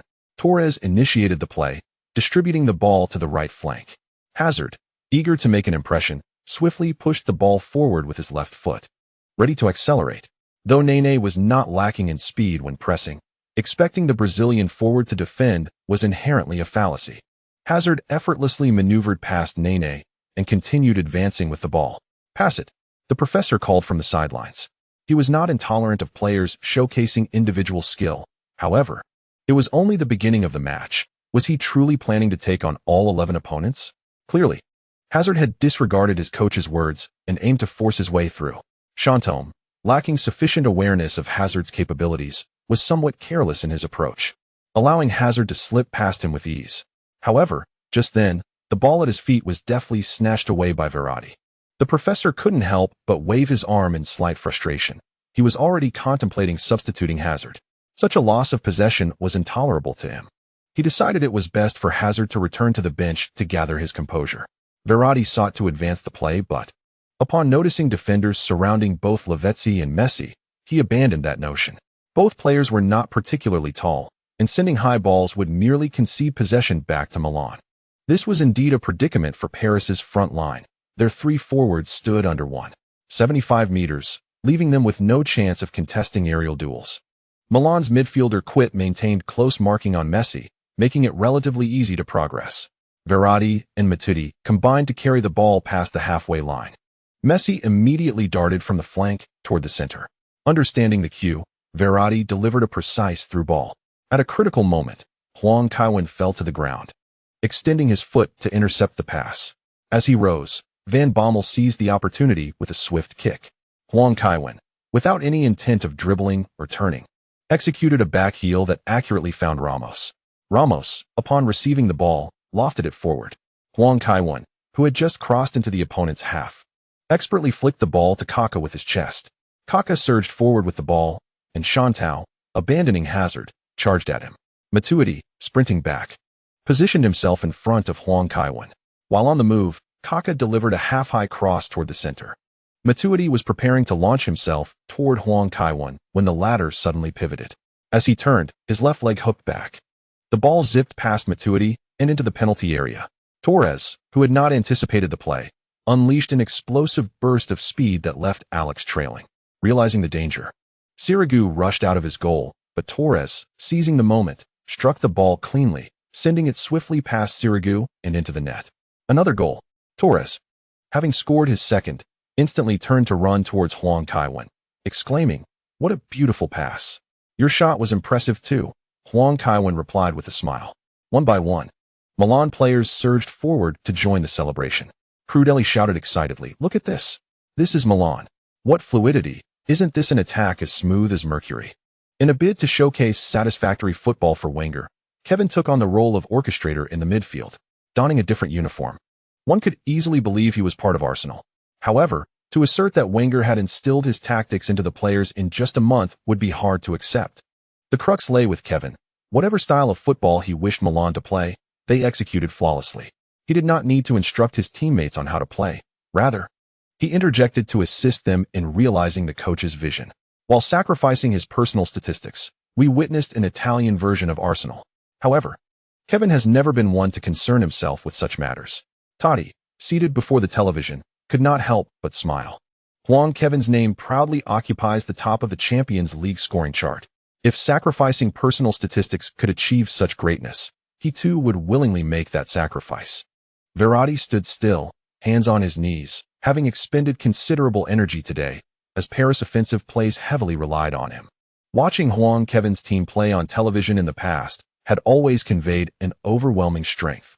Yet, after facing them directly, he realized just how extraordinarily powerful Hwang Kevin's team truly was. They found themselves trailing by 5 goals, a result that was earned through relentless effort from him and some teammates. Had they exerted less energy, the scoreline might have been even more staggering. He could not help but glance at his team's number 10. All of them were stars earning millions in euros. How could the disparity be so vast? After the restart, Paris seemed somewhat disoriented. An influx of new players can significantly disrupt the tactics of a seasoned team, and this was particularly evident for Paris. Lavezzi passed the ball to Messi, who immediately returned it with a deft touch. Upon receiving the ball, Matuidi was met with Kaka's pressing and promptly passed it to Verratti. Verratti surveyed the field, already in motion. He executed a long pass, the outcome uncertain, but it was crucial not to lose possession at his feet. Fortunately, the pass was precise, finding Lavezzi ahead. Lavezzi, seizing the moment, distributed the ball to Messi. Messi accelerated past Quit, closely pursued by both Quit and Zambrotta, under such pressure. He dared not slow down and continued to advance the ball. The 3 players raced towards the goal line. Suddenly, Messi burst forward, kicking the ball off Zambrotta. Given Zambrotta's age, he was unable to react in time, but he managed to steer the ball out of play rather than conceding a goal. The ensuing battle for possession near the corner flag was exhilarating. Van der Wiel threw in the ball, and Messi delivered a cross. Beautifully done. Godin successfully headed the ball away. His partnership with Thiago Silva demonstrated commendable aerial prowess. Van Bommel continued to pass the ball to Hwang Kevin, who relayed it to Ramos. AC Milan's offense was fierce, with several players charging into the opponent's half. Ramos passed to Van Bommel and surged forward himself, resembling a forward in his approach. The players congregated on the right flank, where Van Bommel lofted a pass. Ramos, with his back to Hwang Kevin, received the ball, and as Hwang Kevin advanced, he was momentarily impeded but managed to score. Torres. Hwang Kevin executed his play remarkably well. Though he intended to pass, His kick inadvertently struck Verratti's foot, sending the ball skyward. Huang Kevin then directed a header into the penalty area, determined to assist Torres today, come what may. Bold was exuberantly animated on the sidelines, his arms moving rhythmically like a pile driver. Amidst the celebration, he turned to the professor and inquired, Arsene, how long will Kevin play today? Is it still 60 minutes? Professor, sooner or later, he will seek an esteemed Milan veteran as an assistant, at which point they will communicate in Italian. Arsene, you wouldn't consider substituting Kevin at this moment, would you? Boulder inquired. No, let Kevin play the entire match, the professor sighed. Having such an assistant is truly exhausting. Kevin performed far better as an attacking midfielder. We should have brought him to London back then, Boulder continued. The professor rolled his eyes in exasperation. How could we have done that? Huang Kevin became untouchable in his first season at AC Milan. It's more realistic to acquire Kaká than to secure Huang Kevin. At this thought, the professor couldn't help but glance towards the Parisian bench. His greatest annoyance was with Ancelotti, who often boasted about discovering Huang Kevin. It was merely a stroke of luck on his part. Had Arsenal's summer training camp gone to China, he would have ensured the team signed Huang Kevin as well. On the stands, Van Persie was becoming restless, shifting uncomfortably in his seat. It wasn't due to any ailment, at that moment. He would have preferred to suffer from hemorrhoids rather than witness Torres scoring a hat-trick. If this continued, he would face a 3-match suspension from European competitions while Torres soared. Van Persie resolved that if Huang Kevin scored again, he would make a scene to catch Huang Kevin's attention, even if he were not on the field. His heart remained with the captain. Paris began the second half with a kickoff. Torres surged forward, and Nene opted for a back pass. Ancelotti indeed wished to make substitutions. Yet when he inquired about players coming off, he was met with refusal. It is quite normal for players to hesitate to enter the fray when the score is heavily against them, but outright rejecting a coach's request is a rarity. This filled Ancelotti with a sense of helplessness. He regretted not taking a break after his dismissal, instead accepting Paris's invitation immediately. He had a premonition that his tenure at Paris might also end prematurely. However, he consoled himself with the thought of the substantial severance pay he would receive. The performance of the Paris players on the pitch mirrored that of the substitutes, with few willing to take responsibility for the ball. Even Verratti began to resort to long passes with increasing frequency, and his passing accuracy had noticeably declined. Quit received the ball, and, seeing Huang Kevin making a supporting run, without a second thought, delivered a direct pass. Huang Kevin, with the tip of his foot, deflected the ball behind him. Matuidi attempted to catch up with the turning Huang Kevin, but Huang Kevin darted diagonally towards the center, and Matuidi's misjudgment cost him the opportunity.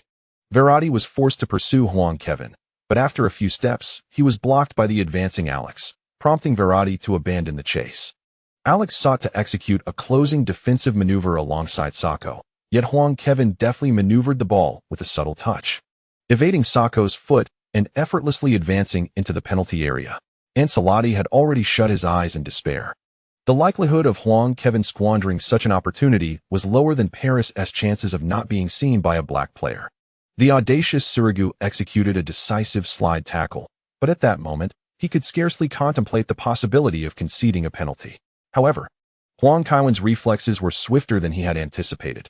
Even within the span of 2 steps, Huang deftly adjusted his left foot and flicked the ball past Sirigu, sending it soaring into the net.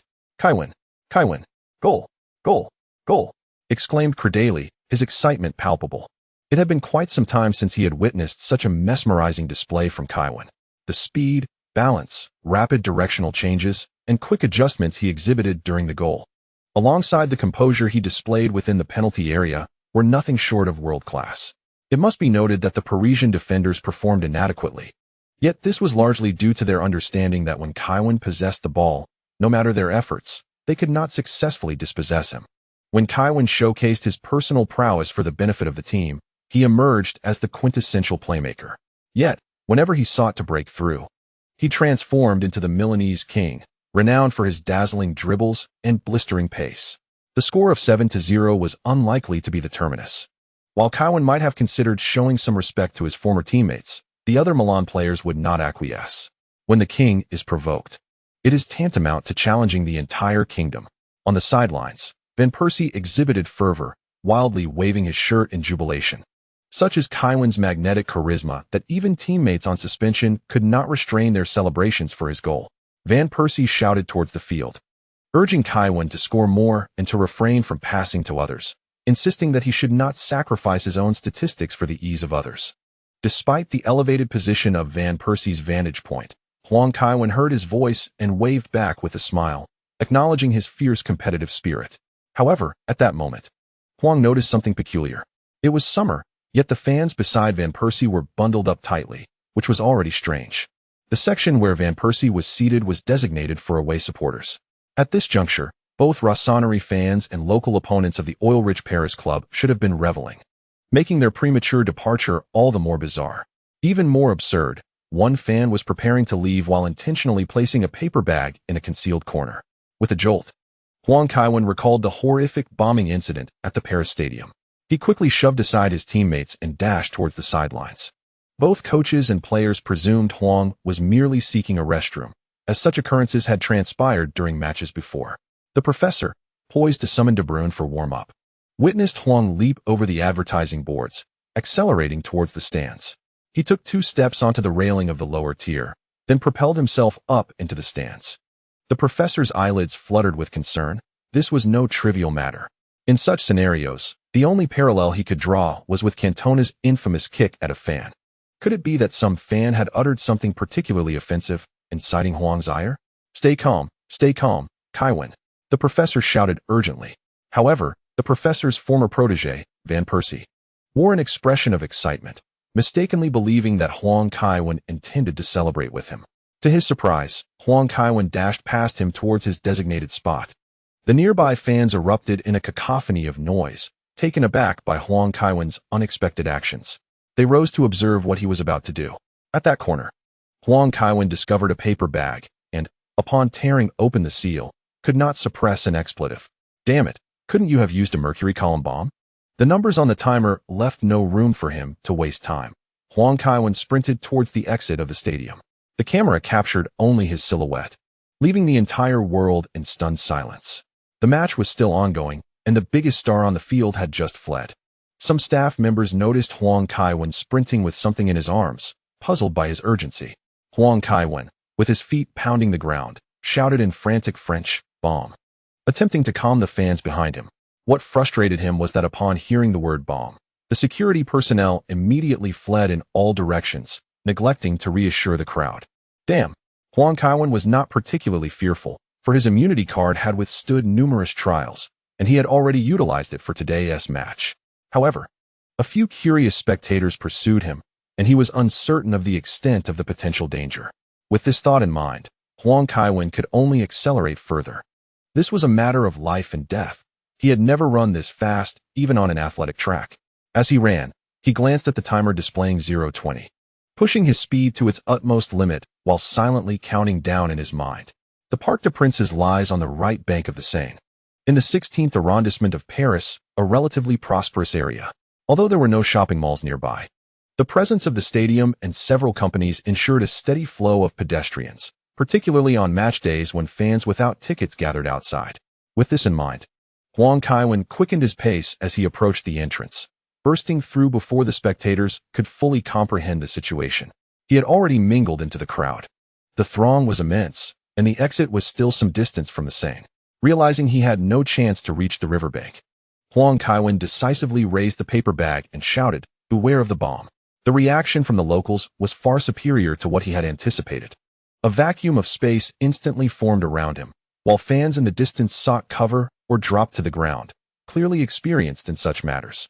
With mere seconds remaining, Huang Kaiwan did not hesitate. He extracted the contents from the bag, gripping them tightly as he turned sharply.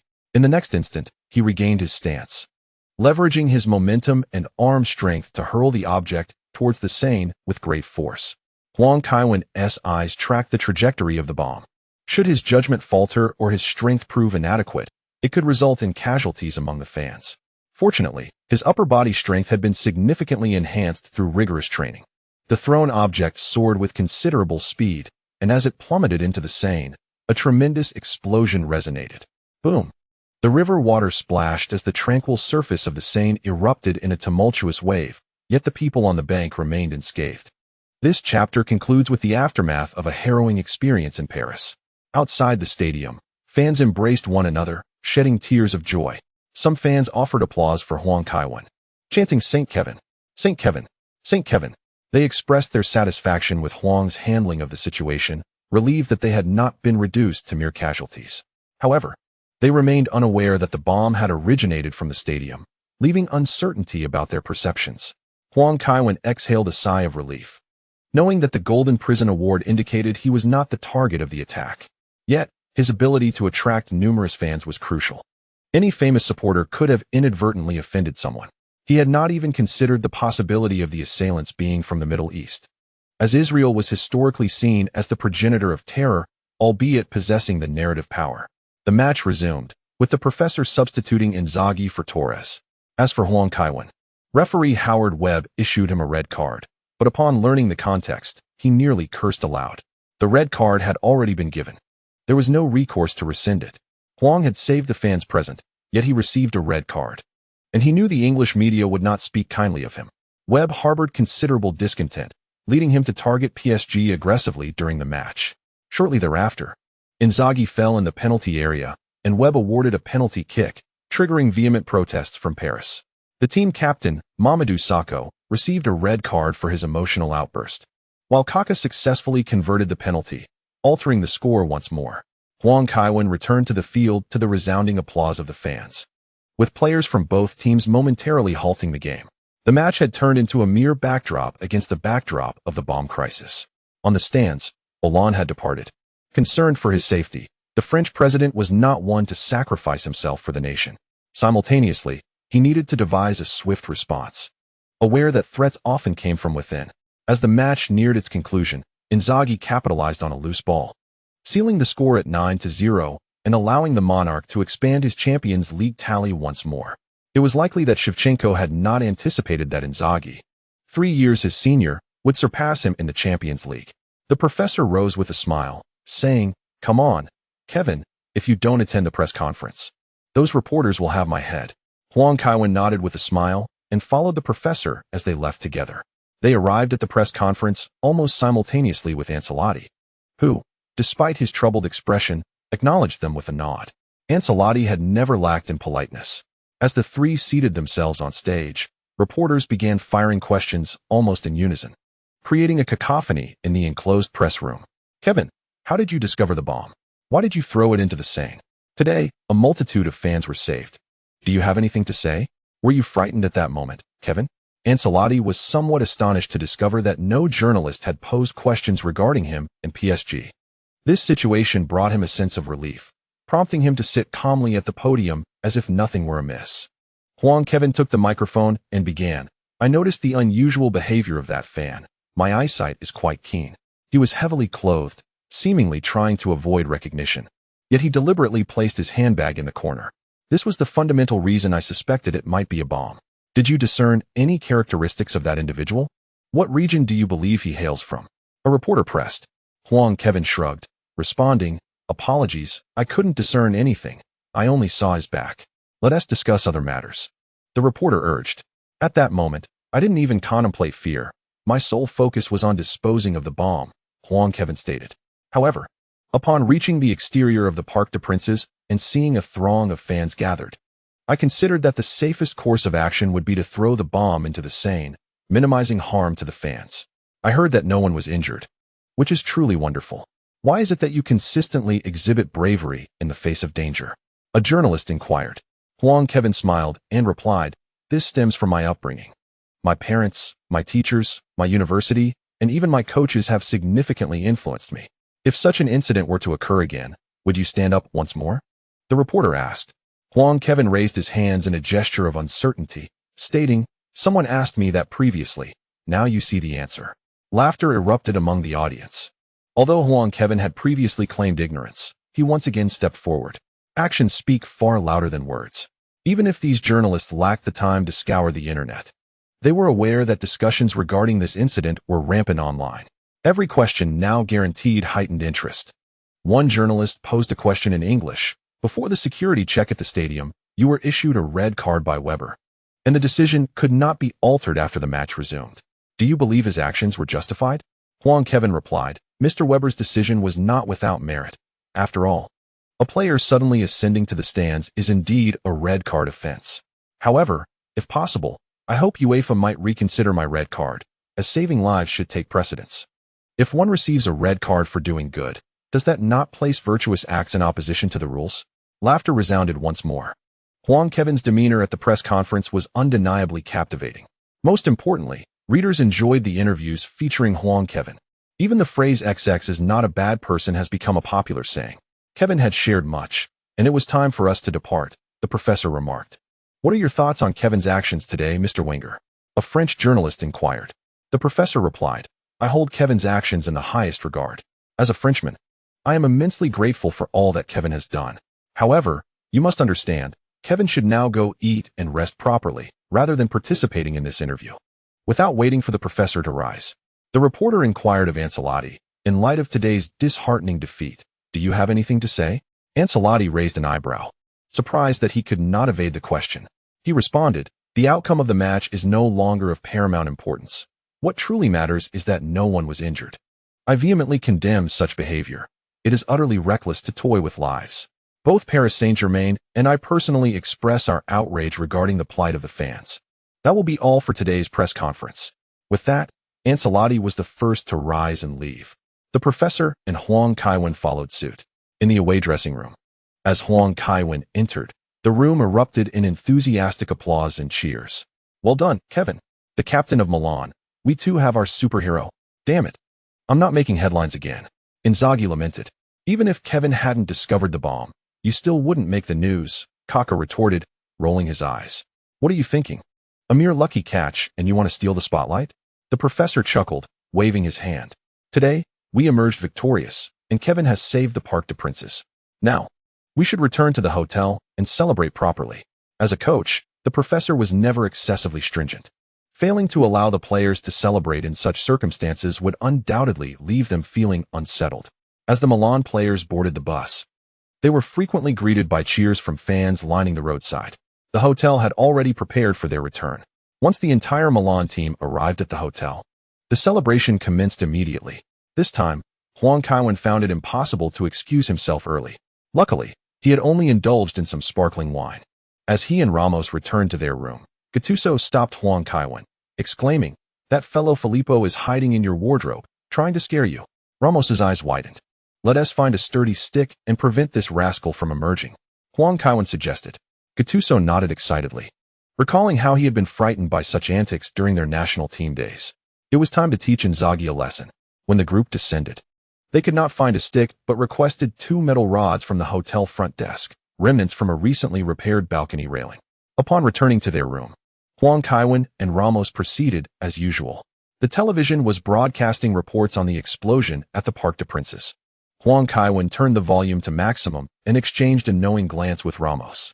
The two stealthily approached the wardrobe, pressing their ears against it to confirm Inzaghi was indeed inside, and promptly threaded the 2 metal rods through the handles of the cabinet doors. To prevent the rods from falling, they reinforced them with tape before proceeding to wash up. Not long after, as Huang Kaiwen finished his shower, he heard Inzaghi's anguished cries. Open the door, hurry, and let me out. A muffled sound emanated from the wardrobe. Call the front desk and ask them to open another room for us, Ramos proposed. Sounds good, Huang Kaiwen agreed. Inzaghi had attempted to frighten him, and it was essential to teach him a lesson. After switching rooms, the two settled into their respective beds for the night. The following morning, Huang Kaiwen awoke earlier than usual. He observed Ramos practicing boxing on the balcony and called him to join for breakfast. Inside the dining room, only Kaká was present.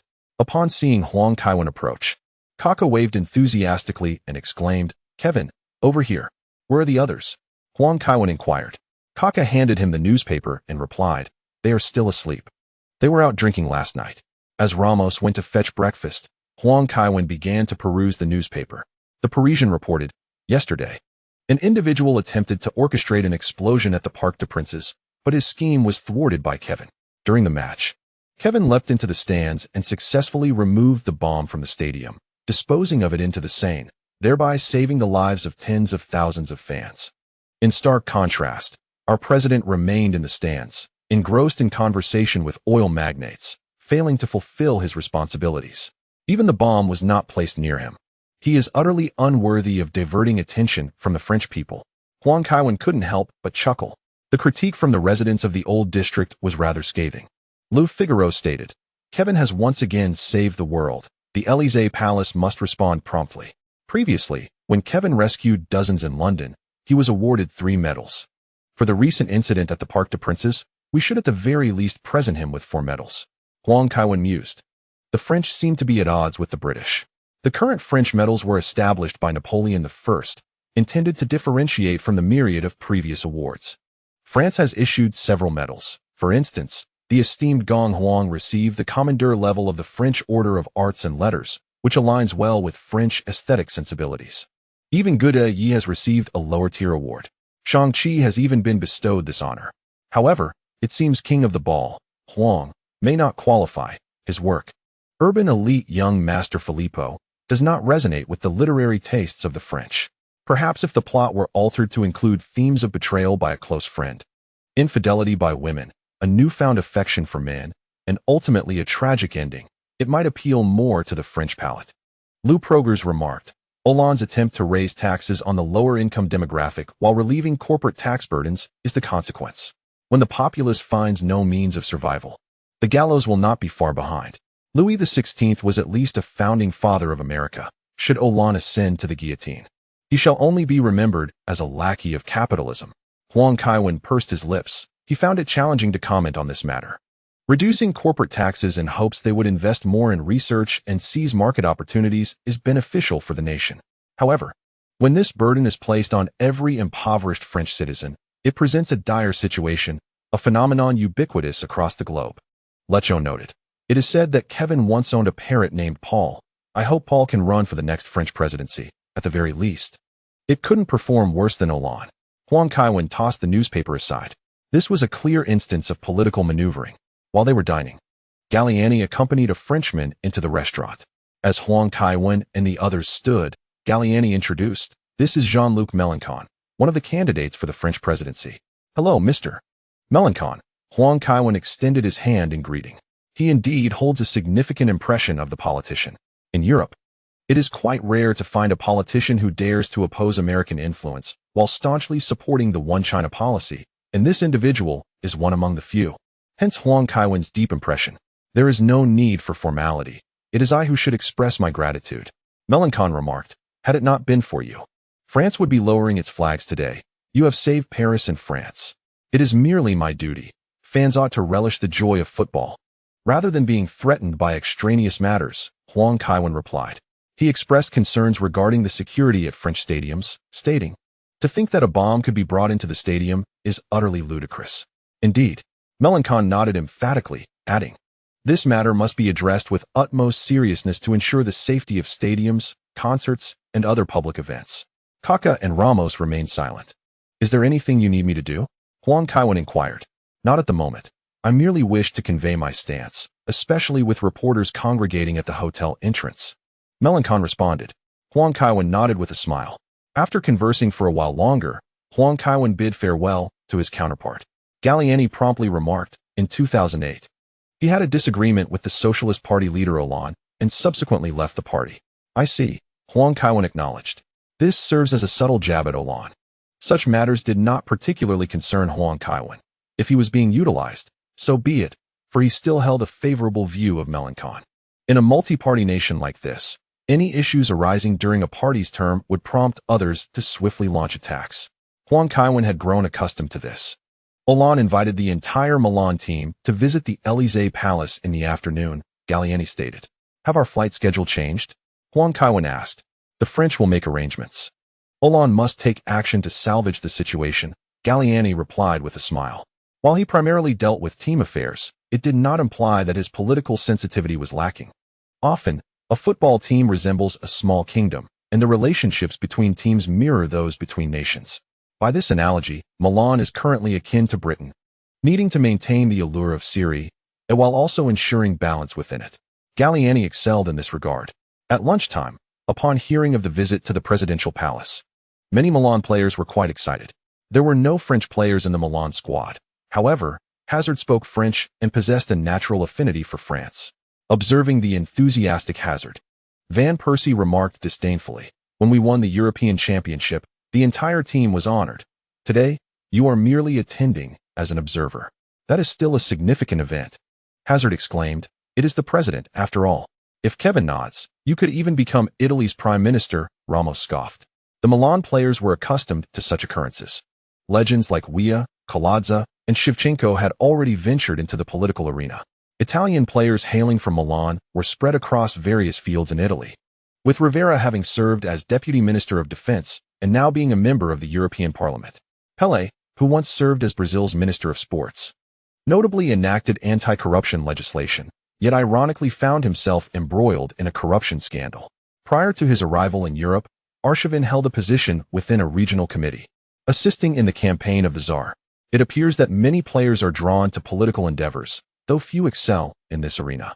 This afternoon, the entire Milan squad donned their tailored suits and, upon exiting the hotel, were besieged by journalists.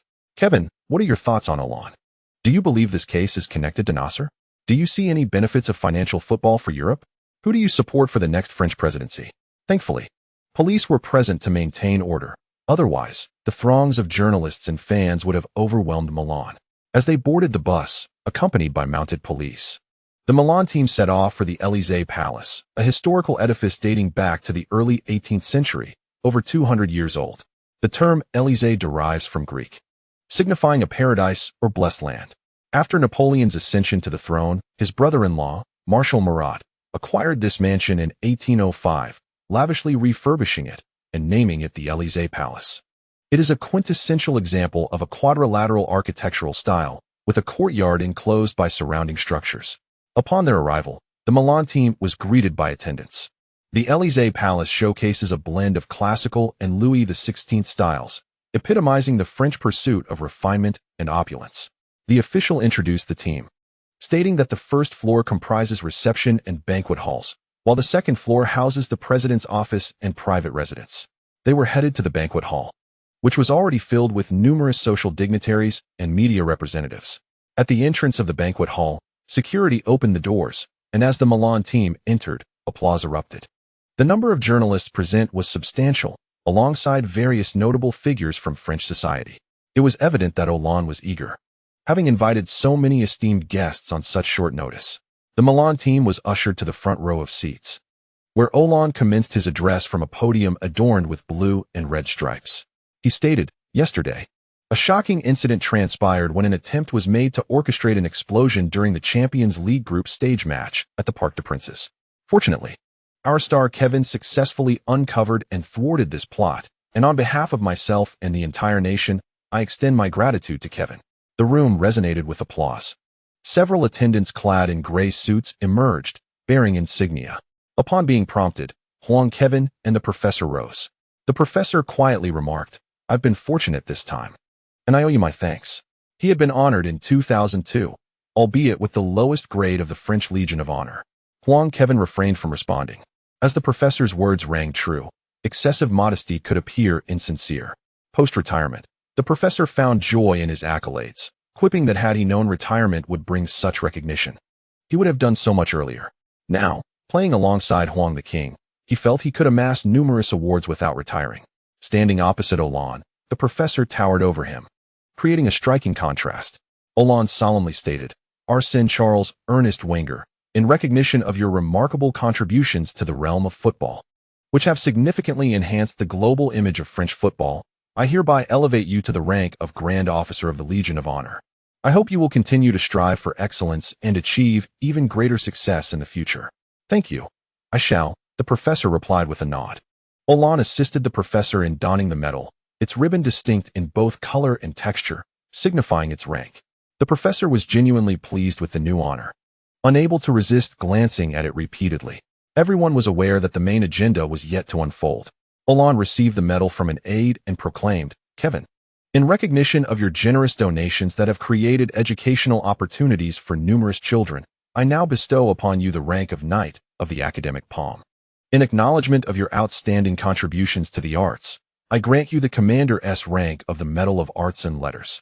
To express gratitude for your contributions to peace in France, I award you the Grand Cross of the National Order of Merit." Finally, In appreciation for your heroism in saving countless French citizens at the Parc des Princes, I confer upon you the rank of Grand Officer of the Legion of Honor. Huang Kevin remarked, the French truly value quantity over quality, even bestowing an award in the arts upon the King of Yellow Balls, who has yet to produce even a single film and has directly attained the highest rank. However, the audience was even more astonished by the latter two honors. The National Order of Merit, established by de Gaulle, is issued by the President and is limited to only 5 awards annually. The Legion of Honor, on the other hand, is more commonplace, with ranks including Knight, Officer, Grand Officer, Commander, and Grand Cross.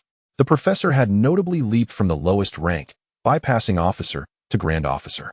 Above this rank lies the Grand Officer, which is a title reserved for when the head of state is in office, serving as a symbol of honor. No one anticipated Hollande's decisiveness. Not only did he swiftly issue the National Order of Merit, but he also made an exception to bestow Huang Kevin with the Grand Officer rank of the Legion of Honor. This medal is distinct from those awarded in other countries, which are often given to foreign political leaders. This one is specifically designated for domestic leaders. With this honor, Huang Kevin's status indeed became somewhat extraordinary. The professor could not help but jest. Your Majesty, Kevin I. Huang Kevin rolled his eyes in mild annoyance. Through extended interactions with the professor, one discovers his remarkable sense of humor, which had been somewhat dulled during his time at Arsenal due to immense pressure. Upon arriving in Milan, the professor seemed to transform, or perhaps revert to his true nature. After the ceremony concluded, Hollande announced the commencement of the banquet. This occasion served not only as a ceremony for honors, but also as a social gathering. The aides swiftly arranged an array of food and beverages. The format of a cold buffet made preparations less cumbersome, and more importantly, it was understood that the attendees were not merely there to dine. The players from Milan exhibited a certain reticence in this setting, lacking the vibrancy of the previous day. In contrast, the professor thrived, his vast experiences and knowledge enabling him to engage with the majority effortlessly. Several directors approached Huang Kaiwen, eager to narrate his story, believing it to be no less riveting than that of 007. What's more, these events were rooted in reality. However, Huang Kaiwen declined their offers, expressing a disinclination towards the stylistic tendencies of French directors. He found their films overly preoccupied with profound themes, which did not resonate with the general public's preferences. Desire and humor are mere facades. French cinema tends to delve into the depths of human nature. Huang Kaiwen felt that his experiences were better suited for blockbuster films. Your Majesty, Elijah jestingly curtsied. Are you here to witness some amusement? Huang Kaiwen inquired while holding his champagne glass. Of course not. But do you not feel joy upon seeing an old friend? Elijah replied. I would be far more pleased if Léa Seydoux were to approach me, Huang Kaiwen admitted. Do you harbor feelings for her? Elijah asked. Huang Kaiwen glanced down momentarily. Elijah then playfully draped her arm over his shoulder, laughing heartily. Actually, you should take a good look for yourself.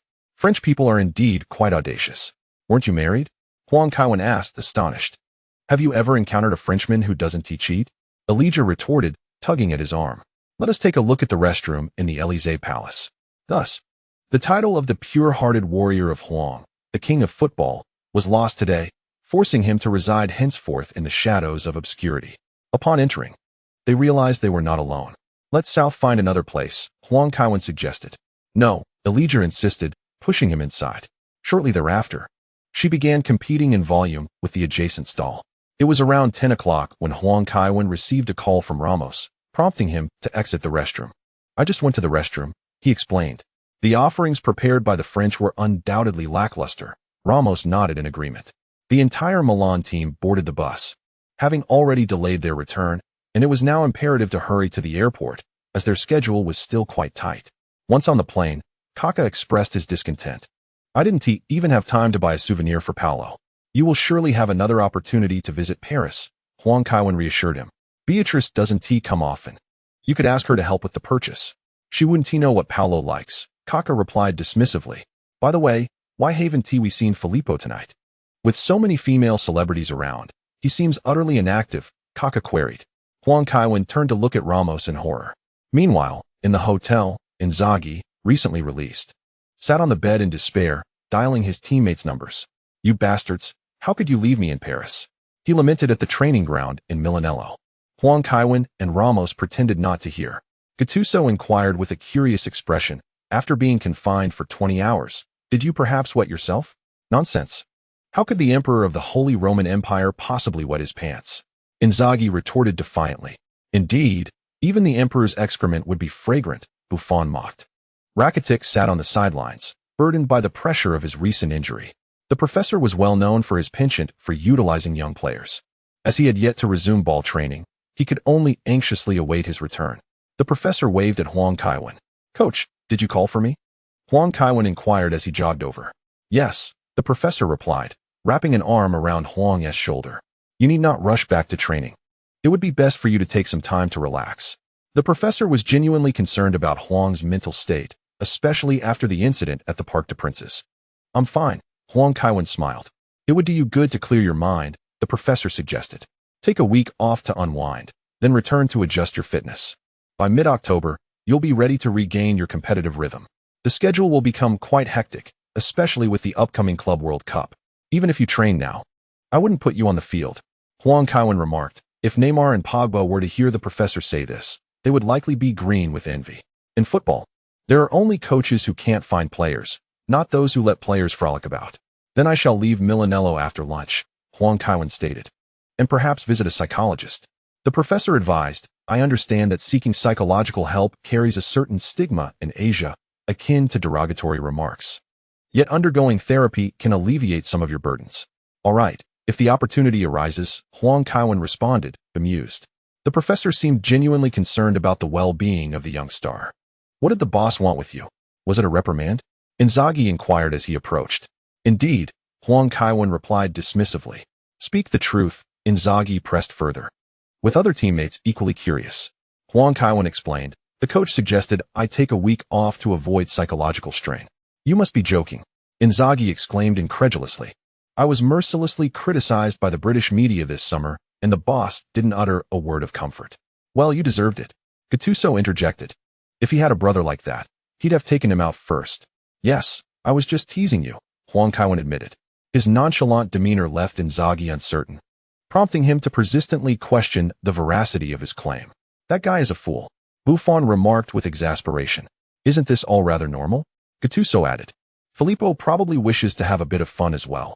Hearing this must have upset him. Then he can retire. After retiring, he can play to his heart's content, Buffon suggested. But without familiar surroundings and teammates post-retirement, I think he would struggle even more, Gattuso replied, demonstrating his understanding of Inzaghi.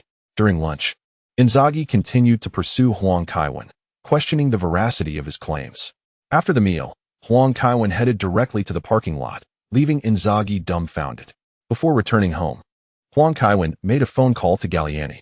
When he arrived home, Galliani was already waiting for him. Are there any upcoming events I could attend? Mr. Wenger has granted me some time off, Huang Kaiwen inquired. Galliani set down his coffee cup and replied. The MLB has been eager to invite you to throw the first pitch. If you travel to the United States, you might catch the tail end of the regular season and seize the opportunity to throw the pitch. The MLB, or Major League Baseball, is one of the 4 major leagues in America. Although it is quite lucrative, they have been striving to expand their influence. Huang Kaiwen recalled that Yuan Hua had also thrown a pitch. He wondered if he had gifted those baseball players with Furong Wang cigarettes. Are there any other activities? Huang Kaiwen asked. There shouldn't be much else, Galliani explained. Business invitations are concentrated in the summer, with some during the winter break, but they were unaware of your holiday. Huang Kaiwen nodded in agreement. Indeed, a trip to the United States would be delightful, and I could also visit Miss Collins' mother, Galliani remarked. Yes, that is quite important.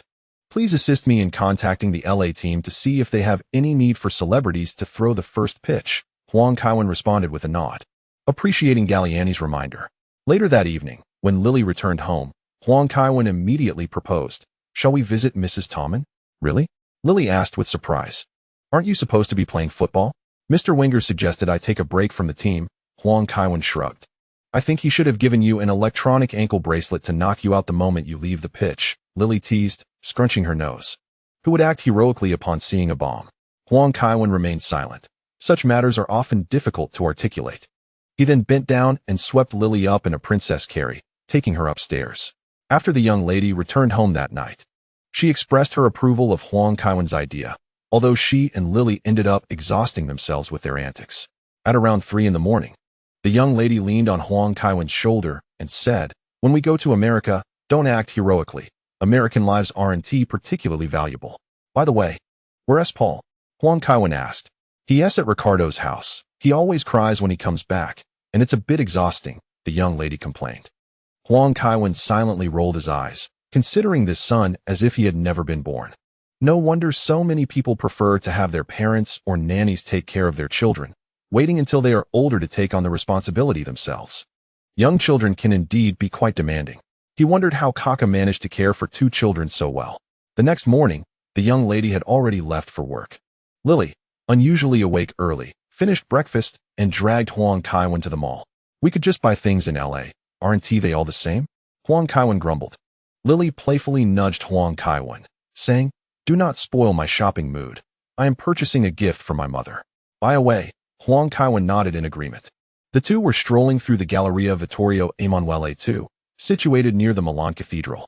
This area was notorious for pickpockets, bustling with tourists. Huang Kaiwen even thwarted an attempted theft, but the young miscreant merely stuck out his tongue and fled. Such occurrences are inevitable. Even if you were to detain them, they would be released almost immediately.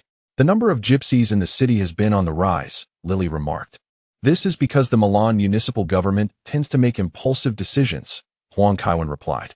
"Recently, Milan passed a law stipulating that pregnant women and those with children requiring care would not be arrested. For minor thefts, a cumulative 10-year sentence could lead to release upon verification of childcare responsibilities. This excessive regard for human rights has prompted gypsies to migrate from Rome to Milan, exacerbating the already precarious safety situation in the city. However, compared to Paris, it is somewhat better. In Paris, while waiting for the metro, one might find themselves pushed onto the tracks." Lily purchased a considerable number of items, yet Huang Kaiwen couldn't shake the feeling that she was indulging herself. She enthusiastically dragged him into Kevin's tea shop, the very one where the entire Inter Milan team had previously gathered for an event. Being a renowned tourist destination, the shop was thriving. Once they returned to the car, she inquired, "What gift did you buy for your mother?" "I had it prepared long ago," Huang Kaiwen replied, pointing to the trunk. "I got 2 paintings for Tvorman. I hope they are not your own creations." Lily laughed. "Not mine. They are by that infamous artist." "Though I believe my skills surpass his," Huang Kaiwen retorted. "His works resemble architectural blueprints." Lily giggled, and even Neo, who was driving, couldn't help but smile. Huang Kaiwen preferred landscape art, while the artist in question had a penchant for architectural depictions. Although his mastery over perspective and shadow was commendable, his color application was rather poor and lacked inspiration. Without formal training, his skill level was already quite respectable. Gifting such artwork was not excessively costly, and the artist's notoriety would certainly serve as an engaging conversation starter at home. The two boarded a flight to Amsterdam, where they were greeted by a large poster of Huang Kaiwen alongside the Dutch team in the terminal. Surrounding fans frequently paused to take pictures with them. The only disappointment was that the oil magnate's airline did not service Los Angeles. Upon entering, they had significantly elevated the service standards in first and business class. To compete for this clientele, European airlines had made some improvements, yet the experience still paled in comparison to that of the oil magnate's airline. Generally, Huang Kaiwen was not particularly finicky about his surroundings, but for such a long-haul flight, a bit of comfort was preferable. After 13 hours in the air, the two landed in Los Angeles just before 7 p.m. The time difference between Milan and Los Angeles is 9 hours. Huang Kaiwen initially intended to return to the house purchased by the young lady to rest. However, Lily, without hesitation, insisted on accompanying him home. "Perhaps she is not at home," Huang Kaiwen suggested. "It's not very appropriate for us to show up unannounced. Dinner has already been served. How could she not be at home?" Lily asserted with a hint of authority. She shared a close bond with her mother, having been raised by her. Just then, the door swung open. Jill Tvorman, surprised to see the two, exclaimed, "Goodness, Kevin, come in." "And what about me?" Lily responded with mild annoyance. "I knew it was you as soon as I heard the doorbell ring, just like a Texan." Jill Tvorman retorted, not in the best of moods. Lily stuck out her tongue and pulled Huang Kaiwen inside. "What gifts are you bringing?" Jill Tvorman hurried into the kitchen, calling out, "I didn't prepare any dishes. I should have made some seafood for you to sample my cooking." "No need to trouble yourself," Huang Kaiwen replied after entering. "We just got off the plane and have little appetite." "Then you should eat well," Jill Tvorman said, retrieving 2 cans of drinks from the fridge to offer them. Lily is quite picky about food. Heaven knows how you can tolerate her. Our chef can whip up a variety of dishes. Lily playfully stuck out her tongue. Being around her mother made her a bit more childish. Are you trying to flaunt your socialite life to me? Although you are a lady of nobility, you are merely the lover of a nobleman, Jiltavoman said bluntly. Mom, Lily protested, turning to her mother. We should go visit New York. The old women in Los Angeles are quite annoying. Huang Kaiwan smiled, choosing not to interject. He found himself more in favor of the Western approach, where children interact with their parents as friends. In contrast, in his homeland, some parents would resort to physical reprimands. Children cannot joke with their parents, and parents seldom acknowledge their mistakes. Lily casually turned on the television, which was reporting on Will Smith's son participating in a new film. Change the channel, Huang Kaiwan suggested. The screen shifted to Victoria Beckham on a talk show, discussing her entrepreneurial journey. Huang Kaiwan remarked, if you desire something, just buy it. Do not venture into entrepreneurship. Are you afraid I won't have time for you? Lily teased in a soft voice. Jiltavoman, emerging with a serving platter, retorted, Kevin is worried about you losing money. That woman's company has been in the red for quite some time, and this is no secret in Hollywood. David Beckham works tirelessly to support her business. Huang Kaiwan shrugged. These matters were revealed later by the British media, which reported that Victoria's company had accumulated losses of 80 million over more than a decade. The media suggested that her vanity drove her to package herself as a strong woman to satisfy her desires. Huang Kaiwan concurred with this assessment. Losing 8 million a year is a business anyone could manage. Lily decided to switch to a Spanish channel, which was reviewing the past week's results in La Liga. Desiring to watch football programs in the United States, one finds that the Spanish channels are the primary option. Dinner is served, Taverman announced. Lily went to assist in setting the table, while Huang Kaiwan took a seat at the dining table, uncertain of where Taverman kept his belongings. He deemed it unnecessary to interfere. What brings you to Los Angeles? Taverman inquired. It's not just him, Lily retorted, somewhat annoyed. He saved thousands in Paris, and the coach insisted he take a break to clear his mind. Goodness, Taverman exclaimed, covering his mouth. I saw the news. It was quite a dramatic scene. However, such matters are best handled by the authorities. I agree, Lily responded. Huang Kaiwan took a bite of cod and remarked, this is delicious. The flesh is tender without any fishy taste. Is that so? Taverman replied, pleasantly surprised. There's a secret to it. Perilla leaves are excellent for eliminating fishy odors. Then I shall borrow your recipe. Huang Kaiwan laughed. Flatterer. Lily muttered under her breath, her face adorned with a smile. Taverman shot her a disapproving glance and declared, I excel at Italian cuisine. I'll prepare some for you tomorrow.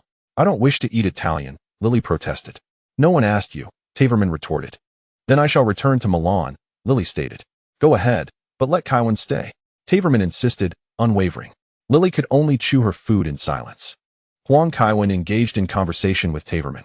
Although Taverman had his own business, there were many aspects Huang Kaiwan did not grasp.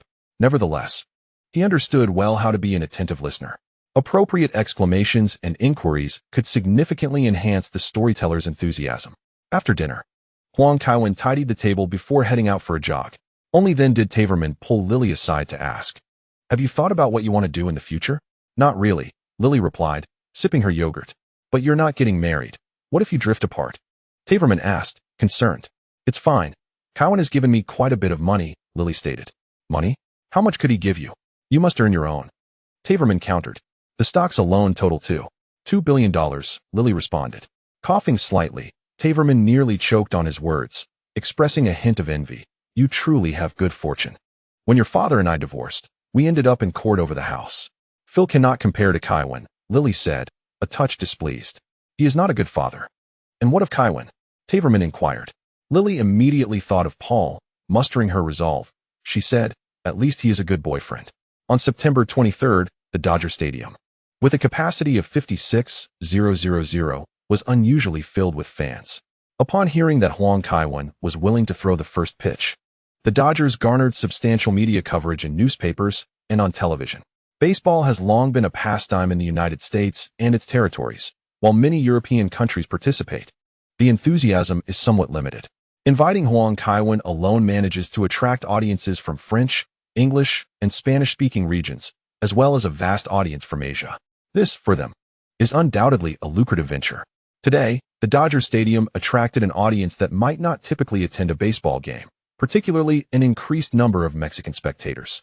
Joe Torre, the former manager of the Dodgers and an Italian immigrant who concluded his contract in 2010, remarked to Kevin Huang, "You can just throw it casually.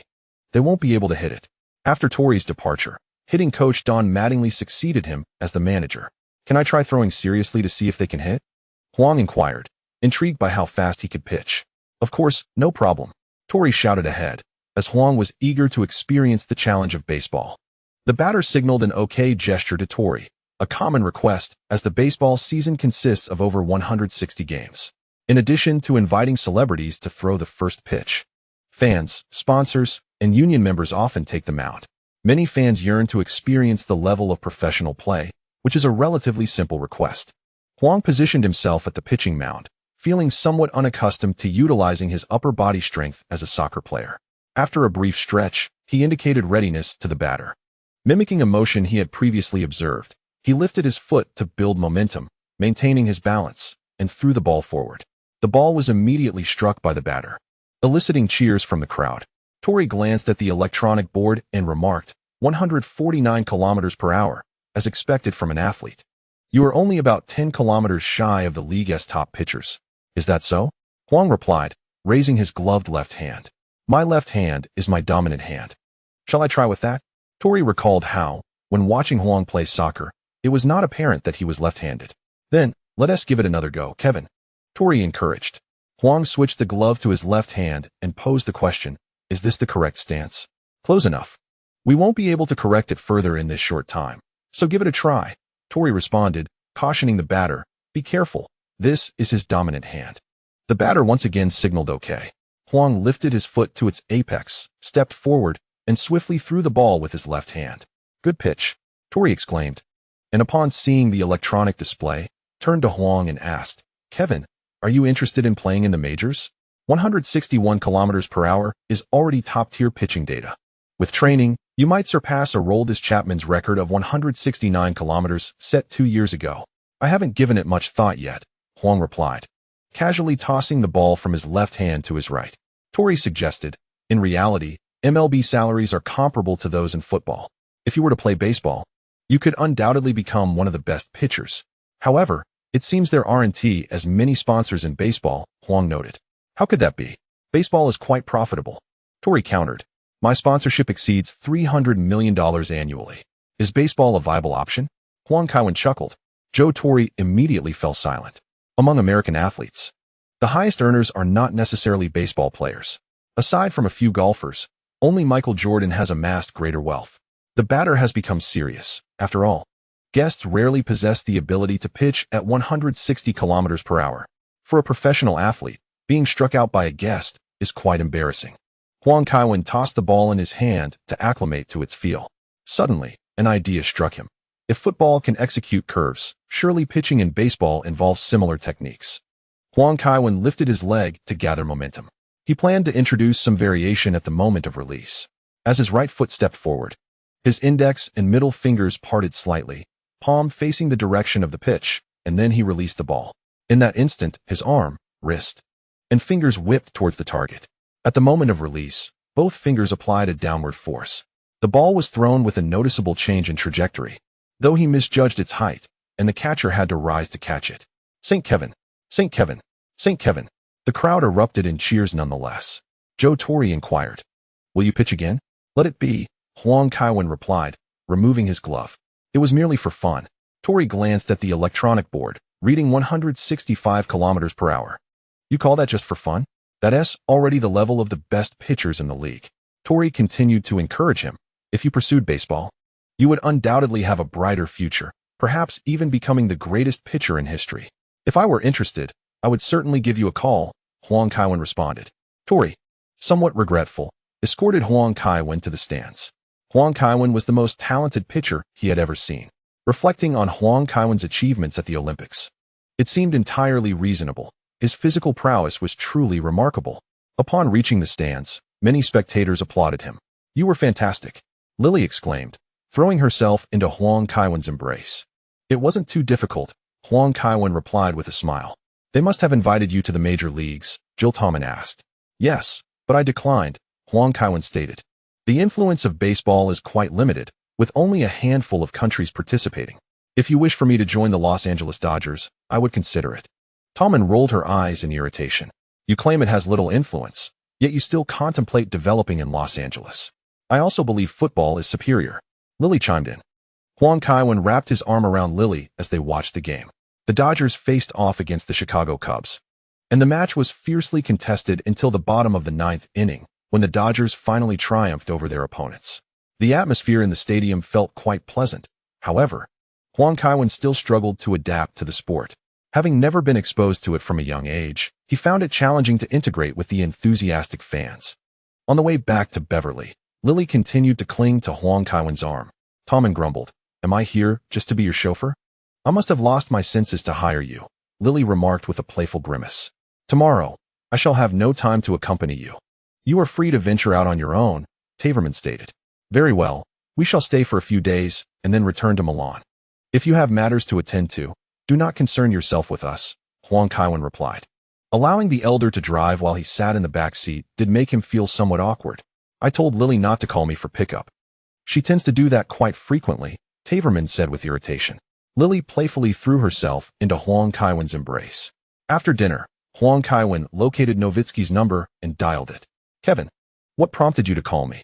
Nowitzki asked, pleasantly surprised. "I am currently in Los Angeles. We spoke of playing street ball together. I wanted to see if you have any time," Huang Kaiwen replied. "Damn it.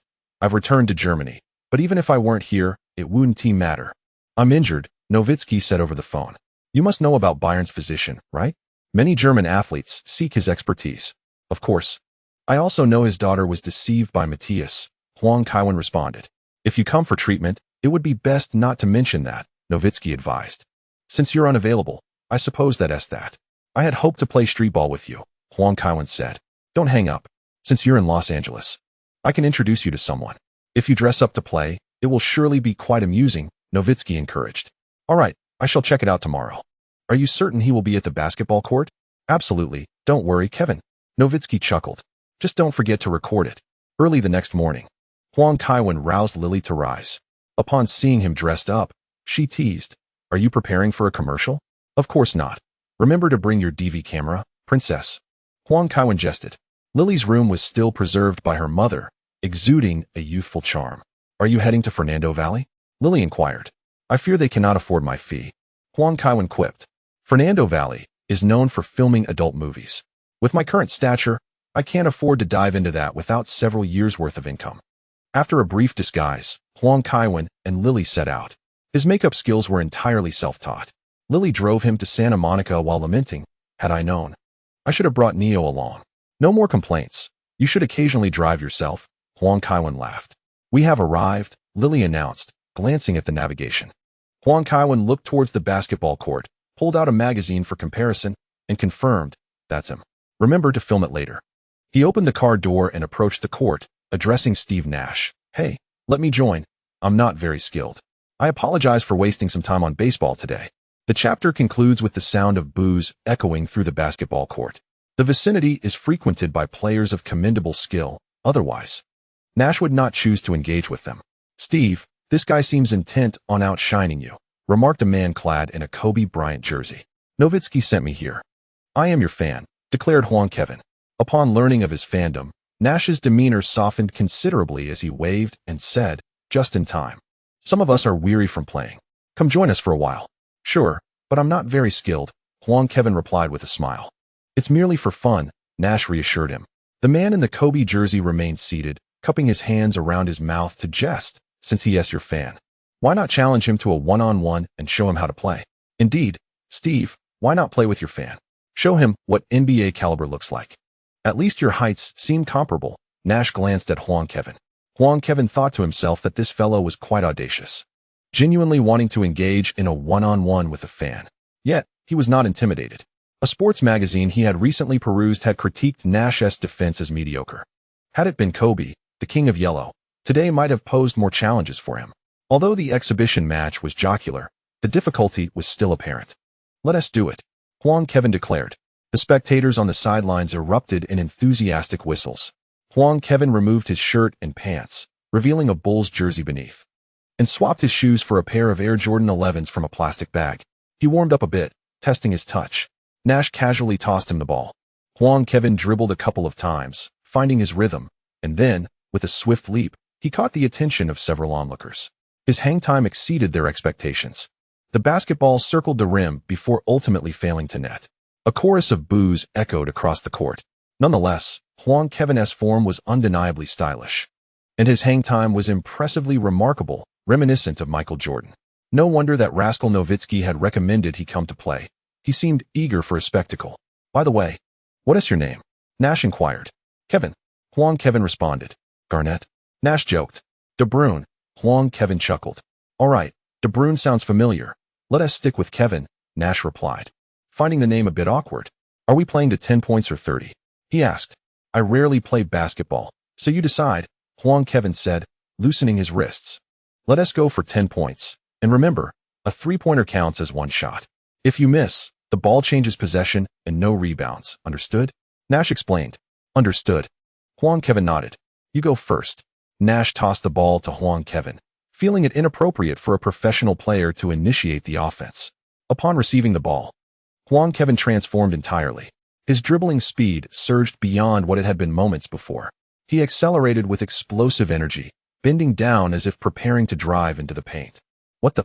A true expert reveals their prowess at the first touch. Huang Kaiwen's explosive power is astonishing. Nash hurriedly rushed to block, but to his surprise, Huang Kaiwen pivoted with finesse. Damn, a turnaround jump shot. Nash realized the gravity of the situation, but having committed his weight, he was unable to adjust. He could only watch as Huang Kaiwen leapt before him to take the shot. The snap of his wrist was exquisitely executed.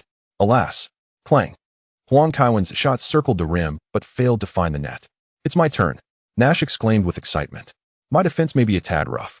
Hope you don't mind, Huang Kaiwen remarked. Who did you learn this from? Nash inquired while dribbling. Kobe, Huang Kaiwen replied. Nash hesitated, glancing at Huang Kaiwen's elbow. Come on, we're just having fun, Nash stated while dribbling. No problem, Huang Kaiwen responded. However, seizing the moment as Huang Kaiwen spoke, Nash suddenly accelerated, bending low to lower his center of gravity, attempting to slip past. Damn, Huang Kaiwen was caught off guard. In an instant, he pivoted and surged forward, quickly catching up to Nash. Nash was taken aback by Huang Kaiwen's speed. As he attempted to bypass him, he faced two choices, continue dribbling or take a shot. Yet, dribbling would slow him down. Given Huang Kaiwen's swift pace, he was reluctant to decelerate. Seeing Huang Kaiwen extend his arm, Nash finally exhaled in relief. With a sudden stop and a slight bend of his knees, Nash leapt directly upwards. Even though this fan possesses commendable athleticism, he still would fall for a feint, right? Yet, at that moment, Huang Kaiwen, already committed, crouched and sprang from beside Nash, ascending far more swiftly. Nash cursed inwardly. Sensing danger, he flicked his wrist, attempting to shoot the ball into the basket first, only to see a large hand appear above the basketball. Thud! Huang Kaiwen's hand forcefully swatted the ball away. The gust generated by the impact left Nash feeling as if his eyes were being painfully whipped by the wind. A chorus of boos and jeers erupted. A few spectators cheered, Kaiwen, Kaiwen, Kaiwen. Huang Kaiwen's performance surpassed the expectations of several onlookers at the playground. As Nash landed, eyes closed, his expression transformed. Devoid of any humor as he solemnly declared, Buddy, I'm serious now. Huang Kaiwen shrugged. Nash mentally cursed Nowitzki, thinking, damn, recommending this kid was no simple feat. He turned to the sidelines and immediately spotted Lily, who was holding a camcorder. His lips twitched in surprise. Is this guy a rookie in the league? Nash asked. With that athleticism, it's a bit absurd for a non-athlete. Even if an ordinary person has talent, they couldn't possibly train to this level. My projects are quite diverse, and I excel particularly in short-distance sprints, Huang Kaiwen said with a smile. Then your achievements must be impressive, Nash replied sincerely. Huang Kaiwen's explosive power is indeed rare. It's all right, I've won a few championships, Huang Kaiwen said with a grin. If you were unable to participate in international sprinting competitions, perhaps you could consider basketball, Nash remarked with a smile. He presumed that Kevin Huang was referring to championships at the regional or national level. With a substantial Asian population in America, it would not be surprising to find a few athletic prodigies among them. Indeed, Kevin Huang nodded. This time, he held the ball with both hands and charged directly towards the basket. Nash quickly stepped forward to block, colliding with Huang. As he braced himself, Nash felt the disadvantage. His feet were retreating. Damn it, this guy is driving hard to the basket. Nash believed he possessed considerable strength, yet in the presence of Huang, he felt utterly overpowered. He attempted to reach for the ball, but at that moment, he could barely maintain his balance. This was the first instance of a body-to-body confrontation. Nash instantly realized that today's match would be anything but simple. Suddenly, Huang exerted force, pushing Nash aside and accelerating from the side for a two-handed dunk.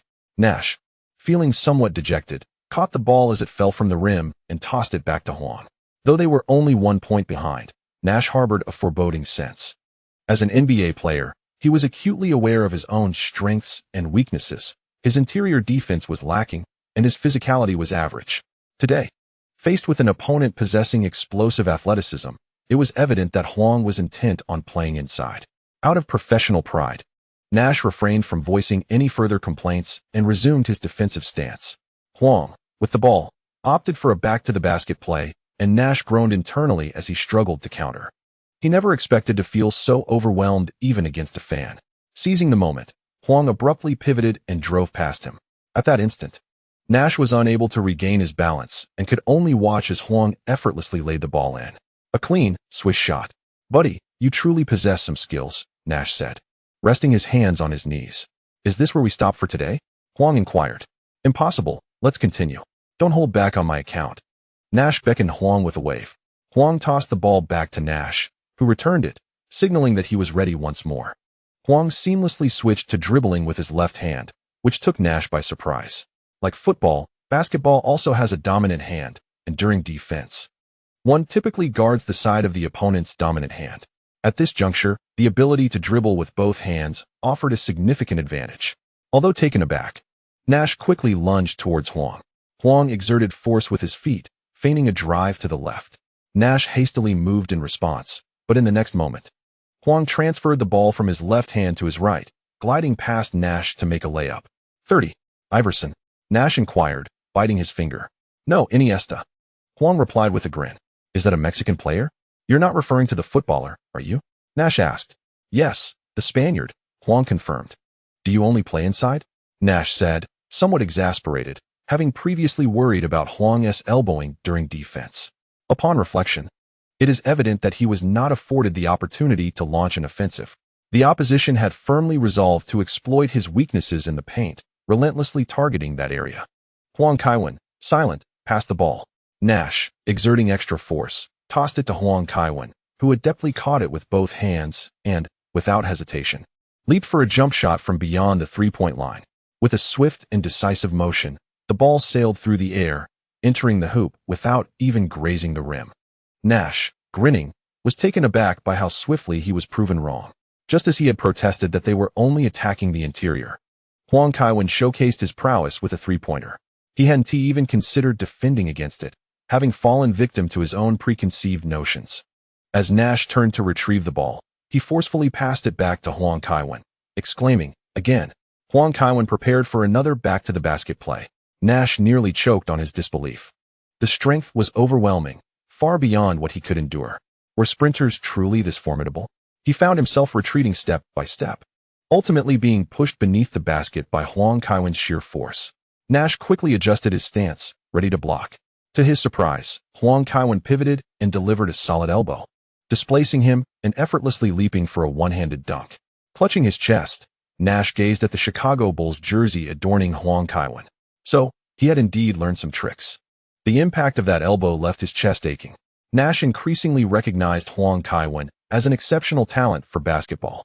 Coincidentally, he had been traded to the Lakers that summer. With Kobe and this newcomer, wouldn't those seasoned veterans be in for a surprise? A brawl while playing? By the end of it, Nash mused, his chest circumference would have increased significantly. This thought invigorated Nash, and with a smile, he tossed the ball to Huang Kaiwan, retreating as Huang began to dribble. Acknowledging the futility of defense, he contemplated attempting to block Huang Kaiwan at the basket. Huang Kaiwan, perceptive to Nash's intentions, was undeterred. As he dribbled to the basket, he leapt with the ball, while Nash roared in a desperate bid to salvage his dignity. Huang Kaiwan stood at 1.88 meters, while Nash had a slight edge of 3 centimeters. Yet, The explosive power and leaping ability displayed by the two were in entirely different realms. The onlookers fell silent, utterly mesmerized by the unfolding spectacle.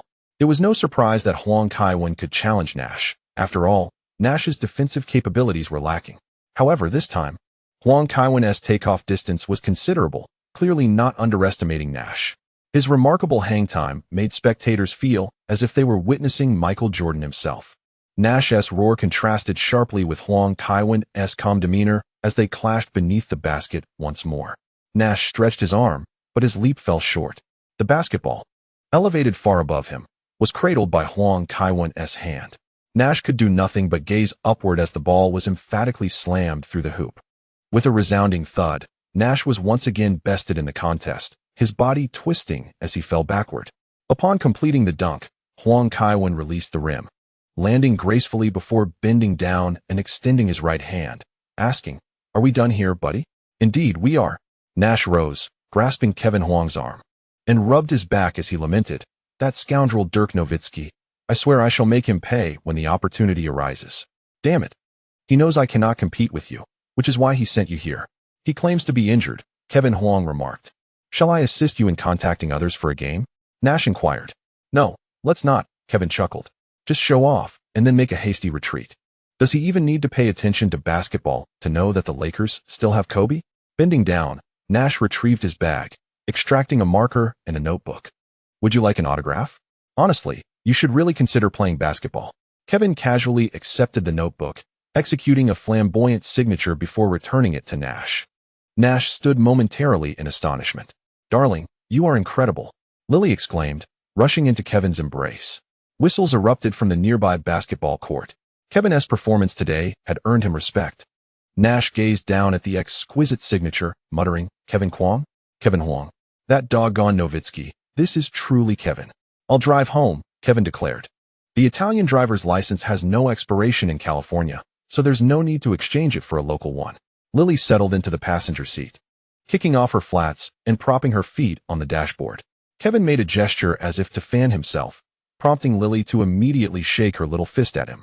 Fortunately, Kevin's memory served him well, and he navigated their return without the aid of a GPS. The two dined at the Ivy restaurant in Beverly Hills before heading home. Upon their arrival, Tavo Man had prepared dinner, sitting at the dining table and remarking, "You two should have returned earlier." Lily glanced at the spread and replied, "Kevin wanted to try the fare at the Ivy, so we dined there. You know, many celebrities frequent that place, and Kevin was undoubtedly curious. I told him you could cook, but I simply couldn't resist his insistence." Kevin turned to Lily, who quickly shot him a glare and kicked him under the table. "My apologies, but that restaurant was rather mediocre. I hardly ate anything," Kevin said as he took his seat. Lily primarily accompanied me. She barely touched her food. "And now we can all enjoy dinner together." Lily's eyes widened. She had consumed 2 servings of salmon salad, under the watchful gaze of her mother. She could only muster the courage to sit down. Feigning ignorance to the fire in Lily's eyes, Kevin engaged Tavo Man in conversation while they ate. Truth be told, American cuisine is quite satisfactory, especially when prepared by the affluent. Fresh seafood and high-quality meats can be delightful, provided one does not stray from the fundamentals. However, in terms of finesse, it pales in comparison to Italian or French cuisine. Americans possess such an abundance of resources that they can afford to waste them freely, without the necessity of meticulous study. Many dishes from other countries emerge from a lack of resources. Under her mother's scrutiny, Lily begrudgingly stuffed her mouth with food, all the while casting daggers at Kevin. "Please leave. Do not disturb my dinner with Kevin," Taverman remarked. Lily immediately leaped from her chair and hurried upstairs, anxious not to be left behind for the meal. "When will you return to Italy?" Taverman inquired. "In a few days," she replied, expressing her desire to visit New York. "It is indeed more convenient to fly directly from New York to Milan," Huang Kevin added. "Lily can be rather headstrong. You must bear with her. My issues with her father have affected her, though she does not voice it. I am aware," Taverman remarked. "It's all right. I think Lily is delightful," Huang Kevin said with a smile. "That is reassuring," Taverman responded. The meal extended over 2 hours, and despite his efforts, Huang Kevin still found a considerable amount remaining on his plate. As he ascended the stairs, he discovered Lily sitting cross-legged on the bed, who promptly hurled a pillow at him, which he easily caught. "Are you trying to stuff me to death?" Lily exclaimed with exaggerated gestures. Whose idea was it to have such a feast? Huang Kevin chuckled. You don't want to leave a good impression on your mother, do you? Hee hee. Lily feigned ignorance and resumed playing on her phone. Huang Kevin switched on the television and saw Nash being interviewed. At first, I did not realize it was Kevin. But when he asked for my autograph, I recognized his exceptional basketball skills. If he were to join the NBA, he would undoubtedly flourish, Nash remarked. Look, Lily exclaimed. Holding up her phone, Nash has posted your autograph online. I already knew, Huang Kevin replied, pointing at the television. Why don't you join the Los Angeles Lakers? That way, I could see your mother more often, Lily suggested. Aren't you afraid Barbara might have your head? Huang Kevin teased. Lily rolled her eyes, responding. She could come along too. You seem to have forgotten someone, Huang Kevin pointed out. Who? Paul. The situation had escalated while they were in New York. The Americans confidently declared in the newspapers that Huang was set to join the Lakers, forming a duo with Kobe. European media exacerbated the chaos, even revealing a salary that was only slightly less than Kobe's previous 3-year, $83.5 million contract. Buffon and the professor called Huang Kevin. Fearing he might switch careers to basketball, Huang Kevin humorously assured them that he would certainly return to soccer. As if, even if I played basketball, I would never accept such a meager salary. I can't even go out now. Lily sighed. Who told the British to be so swift? Huang Kevin replied. The following day in New York, Huang Kevin encountered a familiar face from the Sun near their hotel. You must admire their prowess in journalism. The British are professionals at tracking news. They probably even knew our flight details, he remarked. So, shall we head back? Lily asked, somewhat regretfully. It seems we must. Huang Kevin jested. Mr. Wenger has called me 82 times. If I don't return soon, I fear his salary won't cover the phone bills. Lily laughed along with him. Her boyfriend holds significant importance. What renowned coach? The mere thought of Huang Kaiwan possibly changing careers sent shockwaves through everyone. Huang Kaiwan found it rather amusing. It was the professor who suggested he take a breather, yet only a few days had passed before the professor began to worry. Nevertheless, Huang Kaiwan was slightly curious. If he were to pursue basketball, how would his transfer fee be calculated? Surely, the Lakers couldn't trade a few players from Milan for the illustrious Huang. The two of them watched a couple of films in their hotel before drifting off to sleep. And the following day, they boarded their flight home. The journey from New York to Milan was not overly lengthy, requiring merely around 9 hours.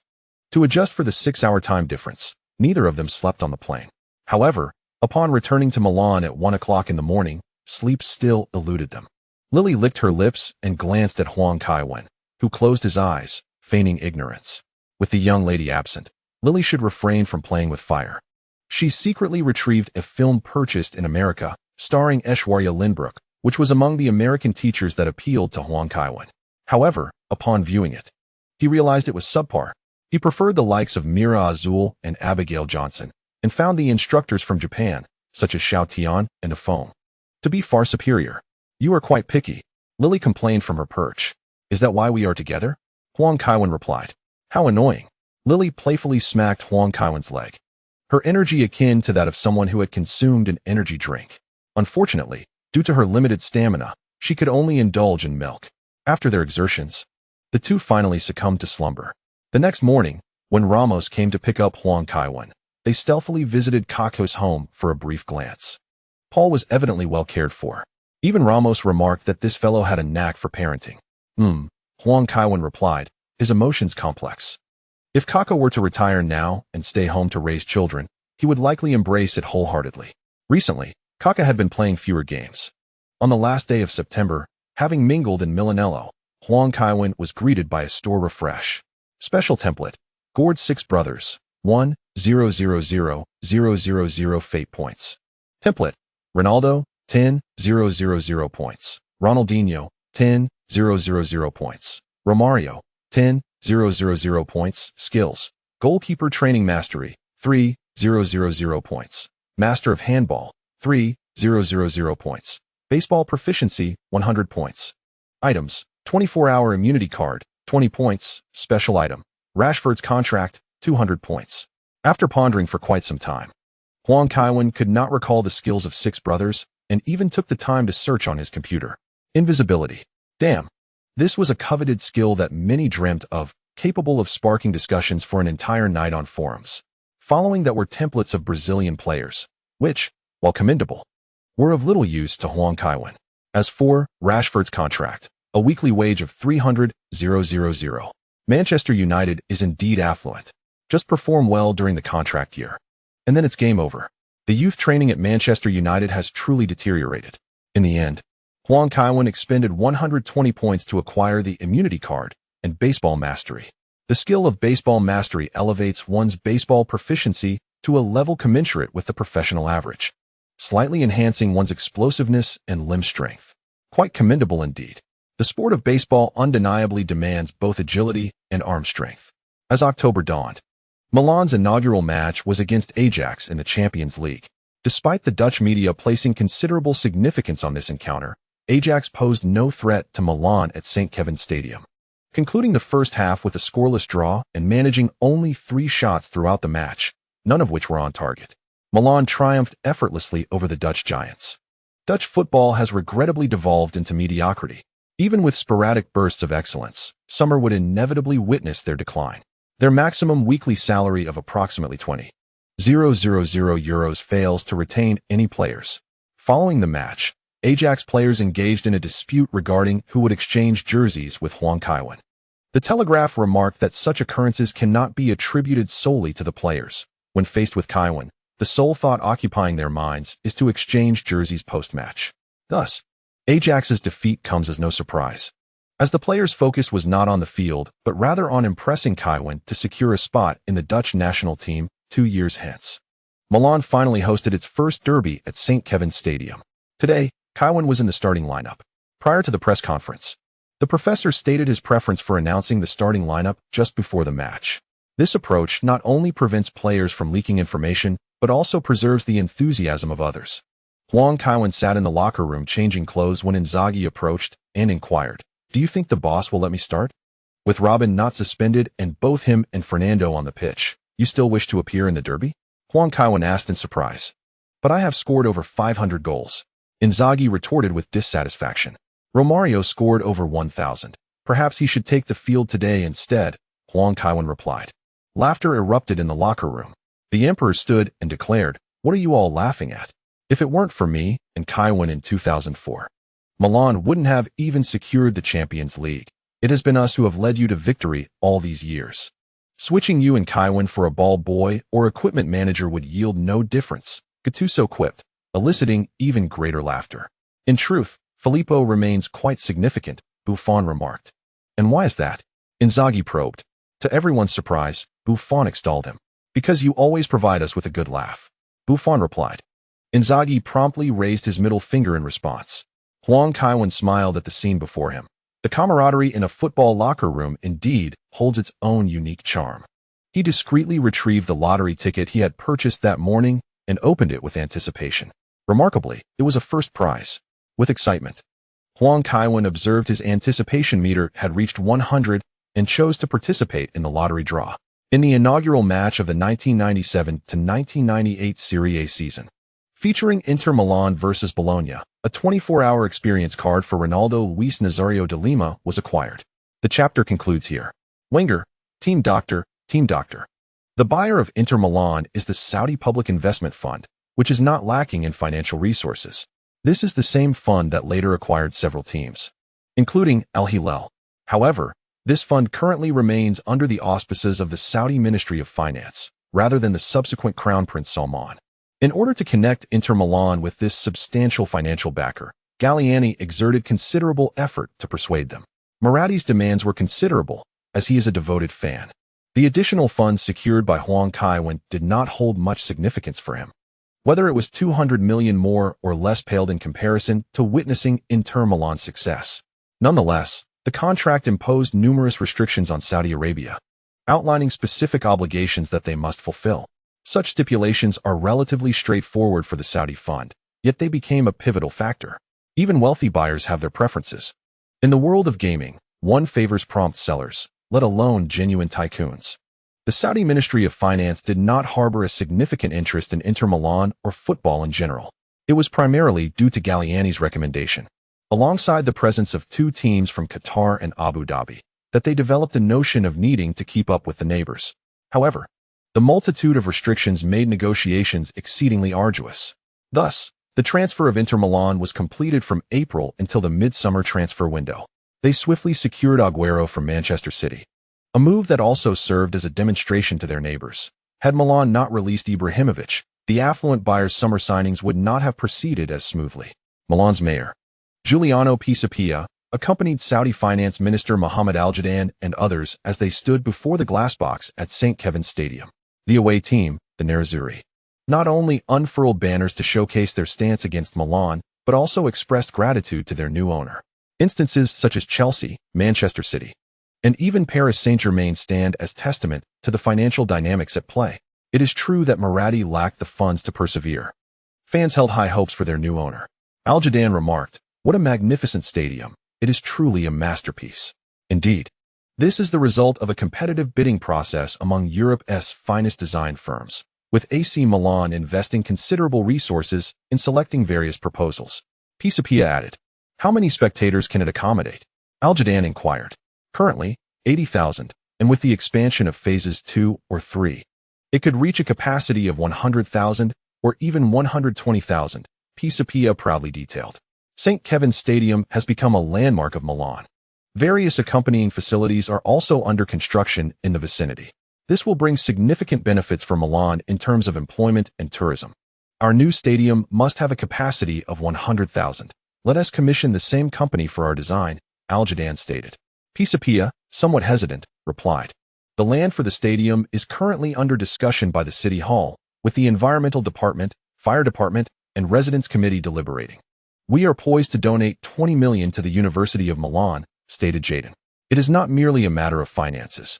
We also plan to invest a considerable sum of at least 500 million in a spectrum of industries in Milan, including food, furniture, leather, and luxury goods," Jadon elaborated.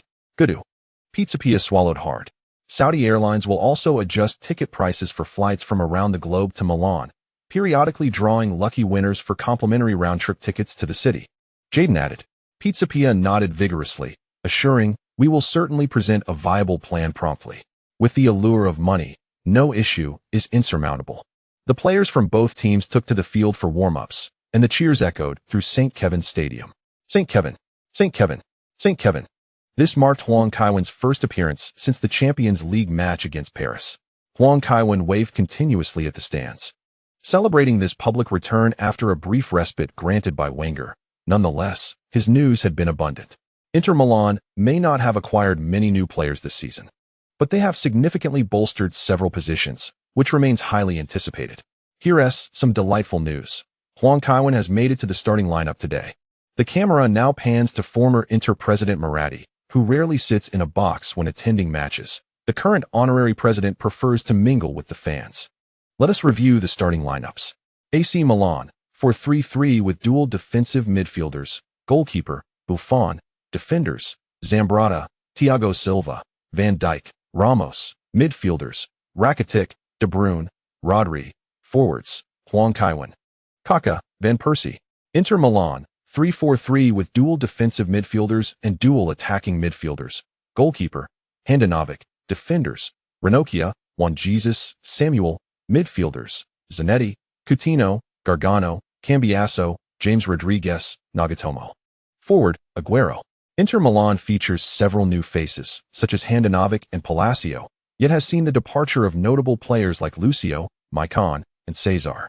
Indeed, following a complete transformation, Inter has made significant acquisitions in Agüero and Rodriguez, which heightens our anticipation for these transactions. Currently, these players are performing commendably under Allegri's guidance. The camera now shifts to Allegri's daughter, Valentina, a student at the University of Milan. Upon seeing Allegri, Hwang Kaiwen recalled something he had read in the newspaper. Allegri had prepared for marriage while playing in Spezia, having arranged for the priest and venue, even hosting a bachelor party. However, on the wedding day, he unexpectedly informed the priest of the wedding's cancellation, having fled from the altar. The bride is Valentina's mother, and the couple remains together. This incident is frequently mentioned by Italian tabloids. Hwang Kaiwen approached Zanetti to engage in a coin toss. Sanchez inquired, "Kevin, what do you desire? You may go first." Hwang Kevin replied, "You choose." Sanchez urged, "Select a word." Hwang Kevin responded, "A word." Immediately, Sanchez declared, "Then I shall choose a word." Referee Paolo Valeri turned his gaze towards Juan Kevin, who nodded with a smile. Sanchez had indeed learned to play the game. Valeri tossed a coin, slapped it with his hand, and upon revealing it, announced, "Tails, AC Milan may choose first." Sanchez rolled his eyes and remarked, "This did not yield a victory for you. Let Inter Milan commence the match." Juan Kevin stated, "In the afternoon, he always chooses the field first." After contemplation, he decided against using the immunity card. While Inter's defense was not overly aggressive, it was wise to save the last card for a better moment. Sanchez sighed and turned toward his half of the field. If they could not prevail in the match, so be it. Losing the coin toss was an added frustration. At 3 o'clock in the afternoon, Valeri blew the whistle to signal the start of the match. The Nerazzurri were highly energetic, eager to demonstrate their resolve. However, the copyright issues surrounding their team anthem dealt them a heavy blow. Due to disputes with the copyright holders, Inter's officials were unable to play Passive Inter. Although the fans could sing, their displeasure was palpable. Nevertheless, the situation was likely to be resolved swiftly. Agüero exhibited a strong desire to perform today, attempting to advance with the ball post-kickoff. Kaká's defensive abilities proved inadequate, as he was easily bypassed. Observing this, Juan Kevin rushed towards the center. De Bruyne, too, was known for his attacking prowess over his defensive skills. Agüero, taking small steps, prepared to suddenly change his pace to evade Juan Kevin. However, Juan Kevin refrained from pressing, instead applying pressure nearby. After several seconds with the ball, Agüero noticed De Bruyne approaching and quickly passed back to a teammate. "Press them," Juan Kevin shouted. Kaká and Van Persie immediately surged forward, followed closely by De Bruyne. Coutinho and James Rodriguez were technically skilled players, yet lacked speed and physicality. Furthermore, Rodriguez was limited to his left foot, with his right being notably weak. Faced with such players, there was no reason to hold back from pressing. Coutinho showed no intention of shifting the ball, instead beginning to sidestep, prompting Sanchez to make a forward run. His style of play, resembling a central attacking midfielder, required a strong winger to create space. As Rodri contemplated advancing, Ramos had already charged in front of Sanchez, using his body to block the Inter-captain. Frustrated, Coutinho returned the ball to Gargano. The Uruguayan player, known for his tenacious defense and decent ball control, faced no pressure and swiftly took control in the backfield. Inter Milan's defense spread out, effectively utilizing the width of the pitch. Allegri, known for his tactical acumen, deployed a flexible 3-6-1 variation against Milan today, showcasing his ability to adapt to the players at his disposal. Regrettably, Inter Milan lacks players with the exceptional long passing precision of Pirlo or Alonso, resulting in occasional disconnection between their offense and defense when AC Milan applies pressure, thus hindering their ability to swiftly transition the ball into dangerous areas. Today, AC Milan engaged in a tactical dance, specifically targeting Coutinho and James Rodriguez, two midfield maestros. In previous matches, these technically gifted players appeared omnipotent, excelling in both passing and shooting. Yet, when confronted with high pressing and physical duels, their vulnerabilities became glaringly apparent. Noticing the ball lingering in a perilous zone, Zanetti took it upon himself to advance it out. Van Persie promptly sought confrontation but found himself at a disadvantage against the Inter-captain. "I've got this," Ramos declared. Van Persie yielded his position, causing Zanetti to feel a pang of apprehension. Anticipating Ramos' style, he deftly evaded the defender's foot and surged forward. As Ramos closed the gap, Zanetti executed a sudden stop, temporarily eluding Ramos, and swiftly passed the ball to Coutinho. Coutinho deftly nudged the ball, which rolled past Rakitic and found Agüero. Observing Van Dijk's unfamiliarity and with Ramos absent from this flank, Agüero decisively dribbled to the right. At this moment, Van Dijk embodied the poise of a star defender. The towering Van Dijk refrained from reckless challenges, maintaining an appropriate distance from the attacking player, compelling them to navigate through increasingly constricted angles, thus adhering to the path he dictated. Hence, Van Dijk's defensive approach appeared as a retreat, yet it was meticulously calculated. Initially disregarding the situation, Agüero suddenly recognized the precariousness of his position. The angle was diminishing. He attempted to drift toward the center, but Van Dijk's long legs stretched out with astonishing explosiveness, expertly diverting the ball. Thiago Silva seized the opportunity and struck the ball, sending it soaring toward the halfway line. A promising chance emerged as Inter's defense was exposed. The long pass exhibited commendable precision, descending from above Kevin Huang's head as it crossed the halfway line. The previously vibrant nerazzurri now gaped in terror, with only Jesus positioned in their half. Their anxiety heightened as Huang suddenly surged forward, showcasing incredible burst of speed. The distance between Jesus and the ball was less than a meter, while Huang was a full 5 meters away from Jesus. However, Huang effortlessly closed this gap as the ball descended onto the pitch. Jesus failed to make contact, while Huang outpaced him, slipping past the bewildered Jesus.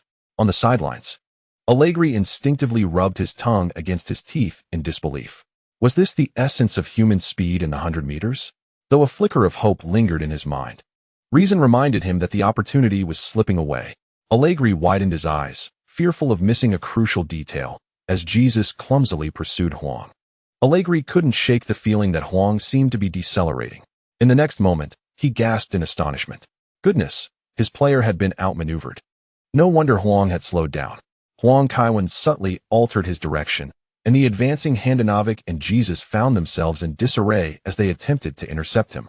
Both players, in a clumsy display of limbs, struggled to keep pace with Huang Kaiwan's deft dribble.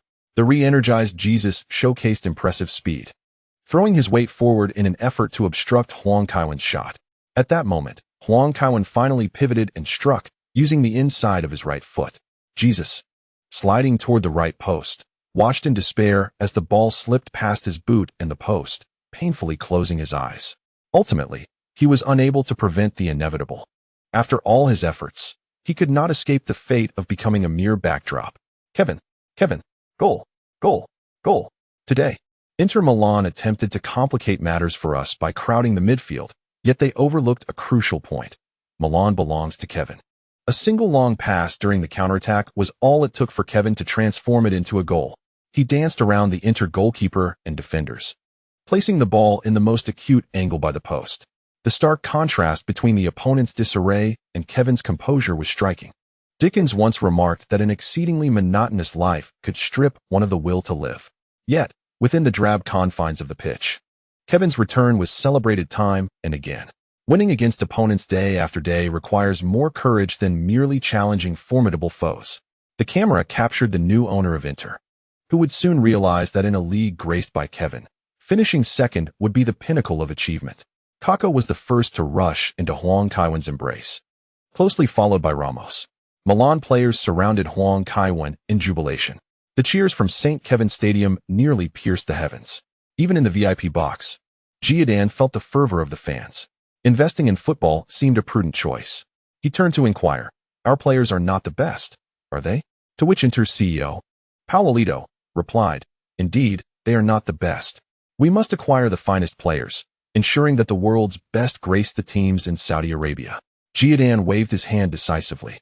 Beyond Serie A rivals, he aimed to eclipse the allure of Qatar and Abu Dhabi. "If we invest, we must do so to the fullest extent." Paolito chuckled wryly. "The best player is Kevin, the Milan captain who just scored. You should be aware of him. Does Kevin not care for money? His girlfriend is the president of AC Milan." Paolito reminded him. "Then let us procure the best players aside from Kevin," Zidane proclaimed with conviction. Paolito and Pisaspia exchanged bemused glances. The newcomer in Milan seemed to believe that wealth could grant him unbridled power. After the restart, Inter remained steadfast. Zanetti, the captain of Inter, stood firm alongside Cambiaso and Samuel, a few Argentine players unable to make the national team, yet serving as the bedrock of Inter. In truth, Inter Milan played commendably today.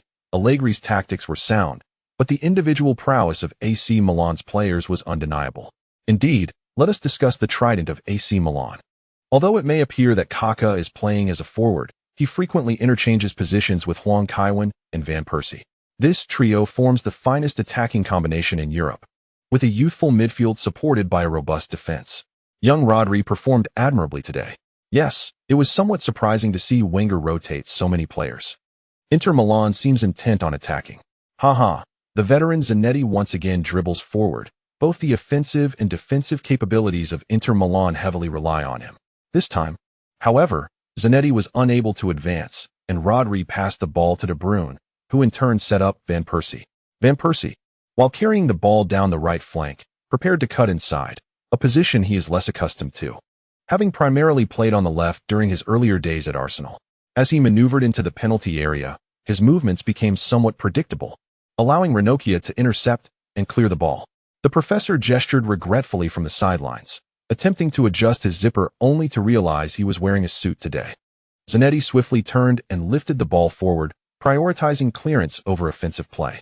The ball quickly traversed the halfway line, soaring towards the right side of the attacking zone. Rakitic, distracted while moving, collided with Zambrotta, having only lifted his gaze to track the ball.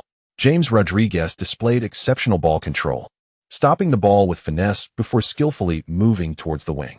Once his teammates arrived, he decisively chipped the ball into the penalty area, where Cambiasso, positioned on the right, headed it home. Goal.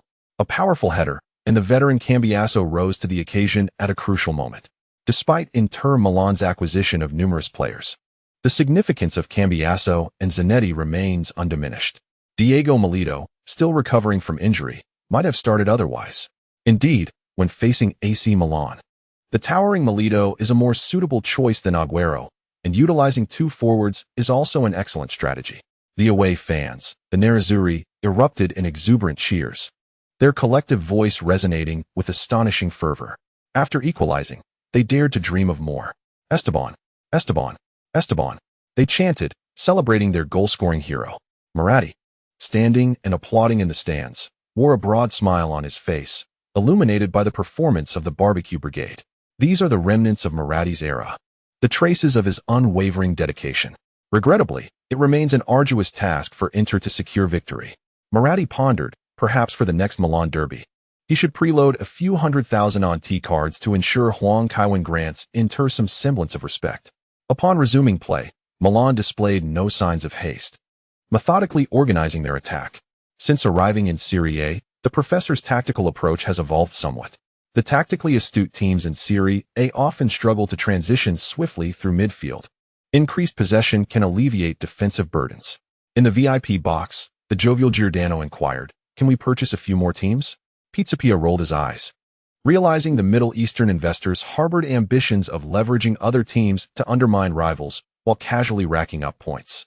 Even if one were to acquire all the other Serie A teams, it would still not be an easy feat for Inter Milan to secure the championship. With such financial resources, it would be far more pragmatic to consider acquiring Huang Kaiwen instead. However, he patiently elucidated that such actions would contravene regulations, as they could lead to match manipulation. Although the affluent entities are rather irksome, their wealth is undeniably enticing. Jadon shook his head in regret, pondering that had he known to invite the prince, who possesses considerable knowledge of football, things might have been different. On the pitch, both teams had begun to slow their tempo. Yet, Rakitic, in possession at the back, suddenly delivered a precise through ball. Huang Kaiwen received the ball near the edge of the penalty area, instantly altering the dynamics of the game. Kaka quickly shifted to the flanks, while several Inter midfielders surged towards Huang Kaiwen. Seizing the opportunity, Huang Kaiwen deftly passed the ball while on the move. The sphere glided between Samuel and Jesus, landing perfectly for Van Persie, who found himself in a one-on-one situation. Jesus was left terrified, hastening to close in on Van Persie. Handanovic, taken aback, thought, "Is this the state of Inter's defense?" He remained poised, preparing for a save. Van Persie's shot was executed with remarkable speed, before Jesus could intercept. He had already swung his right foot. Handanovic dove to his side, but was unable to thwart Van Persie's powerful strike. Mere minutes after leveling the score, Inter found themselves trailing once more. As Van Persie approached Huang Kaiwen, he couldn't resist casting a taunting glance at Sneijder on the substitutes bench. Sneijder's eyelids twitched in response. That scoundrel Van Persie was perpetually insufferable. However, during this period, he had begun to indulge in excessive drinking, causing a rapid decline in his physical condition. He was acutely aware that if this continued, his chances of being selected for the national team would dwindle. Watching Huang Kaiwen, who also donned the number 10 jersey, Sneijder felt a pang of envy. Despite his own considerable talent, he paled in comparison to Huang Kaiwen. In the technical area a few steps ahead, Allegri was shaking his head vigorously. His envisioned strategy of utilizing two attacking midfielders to unleash long-range efforts against the Rossoneri was faltering. Coutinho's attempts had failed to shine today. While James Rodriguez at least managed an assist, AC Milan had effectively contained these two midfielders. Upon gaining possession, they were relentlessly pressured and engaged in physical confrontations. exposing a significant weakness that diminished Inter's attacking options. Were it not for concerns regarding the locker room dynamics, he would have considered substitutions immediately. If only he could replace one of them with Kaká. Yet, glancing at Kaká's frail form, he shook his head again, realizing that even the once formidable Kaká's physicality had waned considerably. "Steady now," Allegri shouted towards the pitch. "You two wingbacks, retreat to the back line. Let us stabilize and avoid conceding again, and seek opportunities for a counterattack." Zanetti gestured to remind his teammates to maintain their positions. However, mere numbers do not suffice to establish effective defense. Following the kickoff, they exchanged passes at the back. Hwang Kaiwan and his companions pressed with remarkable speed. With an excess of defenders at the back, Inter found themselves unable to execute their strategy. When Yuto Nagatomo received the ball, Hwang Kaiwan had positioned himself directly in front of him, wishing fervently to simply disappear. The Japanese media incessantly utilized Hwang Kaiwan to berate them. He now fears nothing more than facing Hwang Kaiwan directly. Upon noticing Kaká lurking nearby, he realized that a pass could pose a risk, prompting Yuto Nagatomo to resolutely make a decision. If he could bypass Hwang Kaiwan, at least the post-match analysis would not lack for noteworthy moments. He deftly nudged the ball with his right foot, feigning a run along the sideline. Observing Hwang Kaiwan shift, he swiftly exerted force through his ankle, directing the ball towards the left flank. Alas, the maneuver was somewhat exaggerated and was easily anticipated by Hwang Kaiwan. Displaying astonishing reflexes, Hwang Kaiwan swiftly extended his foot, nudging the ball behind him. Both players found themselves racing towards the edge of the penalty area. Nagatomo lowered his center of gravity, keeping a watchful eye on Hwang Kaiwan's feet. Even with the ball at a standstill, he hesitated to make a move. The previous encounter had exemplified this well. Hwang Kaiwan's reaction time vastly outpaced his own, making it perilous to attempt a steal, potentially granting Hwang a free kick from the left, an opportunity he would relish. Just a mere second of confrontation with Hwang Kaiwan made Nagatomo acutely aware of his perspiration glands working overtime, the weight of his jersey seemingly increasing. With his right foot, Hwang Kaiwan lifted his right foot, stepping over the ball, causing Nagatomo to jolt in surprise, nearly lunging forward. Just as he regained his balance, Hwang Kaiwan raised his right foot again. Yet this time, it was no feint. With a deft touch, Hwang Kaiwan directed the ball to the left. Goodness! What a masterful display. Nagatomo, caught off guard, failed to adjust in time to seize the opportunity for a steal, merely watching as Hwang Kaiwan skillfully flicked the ball with his left foot. Crack! The ball soared into the penalty area, but Hwang Kaiwan's pass was rather swift, allowing Handanovic to seize the opportunity and leap to claim the ball. He then charged forward a couple of steps and launched the ball out with force. Fast break! Allegri shouted. Milan's half was alarmingly vacant. An advantageous 2-on-1 situation unfolded in the front line. Hwang Kaiwan shook his head, opting not to defend. Ronaldo didn't cooperate, immunity card, placing quite a burden on his physique. Coutinho advanced quickly with the ball, accompanied parallel by Aguero just a few meters to his right. Only Van Dijk stood between them. The sidestepping Van Dijk remained exceptionally composed, meticulously managing the distance between himself and the two attackers. As they reached the edge of the penalty area, Coutinho dared not pass the ball. Instead, he accelerated forward and prepared to shoot. Van Dijk extended his foot to disrupt, and Coutinho's powerful strike soared into the stands. Remarkably, the shot missed. What a golden opportunity. Van Dijk's performance was truly commendable this time. Wenger's Groningen had invested $1.9 million to acquire Van Dijk from Robben's former club. We witnessed this towering defender maintain an exceptional calm in defense, expertly timing his pressure on the opponent. In a 1-on-2 scenario, it was splendid. Even the likes of Nesta or Stam at their peak would find it challenging to excel further. Indeed, this defensive display was magnificent, earning Van Dijk a round of applause from the St. Kevin Stadium. Who would have thought, with Nesta just retired, AC Milan has already found his successor.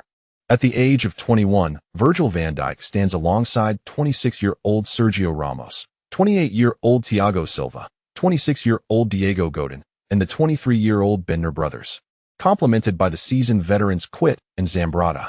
This defensive line boasts both experience and promise for the future. Gianluigi Buffon even applauded Van Dijk. Although he remained indifferent to conceding goals, the young player's performance was undeniably impressive. Ramos and Silva offered encouraging pats on Van Dijk's shoulder, prompting the 21-year-old to instinctively glance towards the forward line. Robin van Persie quickly shifted his gaze elsewhere, for earning the recognition of the esteemed forward seemed a distant aspiration. Maintain the tempo. There's no need to rush, the professor advised from the sidelines. Buffon received the ball from the ball boy and effortlessly tossed it to Ramos. Noticing Kevin Huang's positioning, Ramos initiated a dribble towards the center, executing a swift backheel pass. Positioned at the top right of the arc, Huang faced away from Javier Zanetti. The moment the ball made contact with Huang's foot, he unleashed a powerful flick with his ankle, sending the ball sailing past him and behind Zanetti. Oh no! Zanetti immediately turned to follow Huang. However, the disparity in explosive speed allowed Huang to gain a half-step advantage. Observing his captain being outmaneuvered, Philippe Coutinho reached out with a foot from behind. Though he failed to intercept Huang, Coutinho realized he had become the focal point of attention, with several Milan players fixated on him. Zanetti, aware of the consequences of Huang's pace, did not hold back, intent on disrupting Huang's advance. The inter-captain's actions were unapologetically overt, as he sought to commit a foul. Grabbing Huang's arm with his left hand, Huang merely stumbled slightly before shaking off Zanetti's grip. Frustrated, Zanetti attempted a lateral slide tackle, but Huang swiftly accelerated, nudging the ball to Van Persie, who stood adjacent to Gargano. Zanetti slid past, colliding with Gargano, who was leaning into the challenge. Seeing the situation unfold, Esteban Cambiasso decisively lunged towards Van Persie. Huang, charging forward, had no choice but to rely on his teammate. The professor clenched his fists tightly on the sidelines. Huang's display of ball control, physicality, and evasion had led him to abandon the plea for a pass. Yet uncertainty lingered in his mind about whether this attack would culminate in a goal. Samuel, trailing Huang, found himself suddenly outpaced by over a meter. As Van Persie received the ball, he paused momentarily, creating an angle to return it to Huang. A splendid 1-2. Gabriel Jesus forsook his pursuit of Kaka, sprinting towards Huang, hoping to thwart the young player's shot. Yet, as Huang entered the penalty area, he took one decisive step before unleashing a powerful left-footed strike.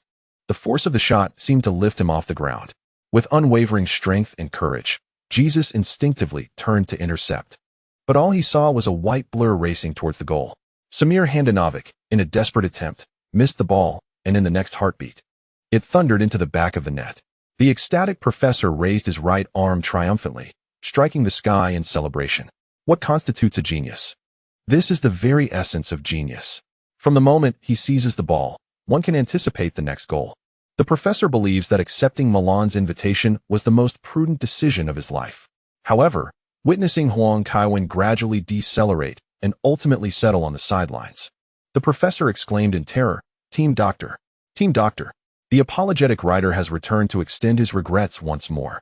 Yesterday, indulging in stale jokes was indeed a misstep.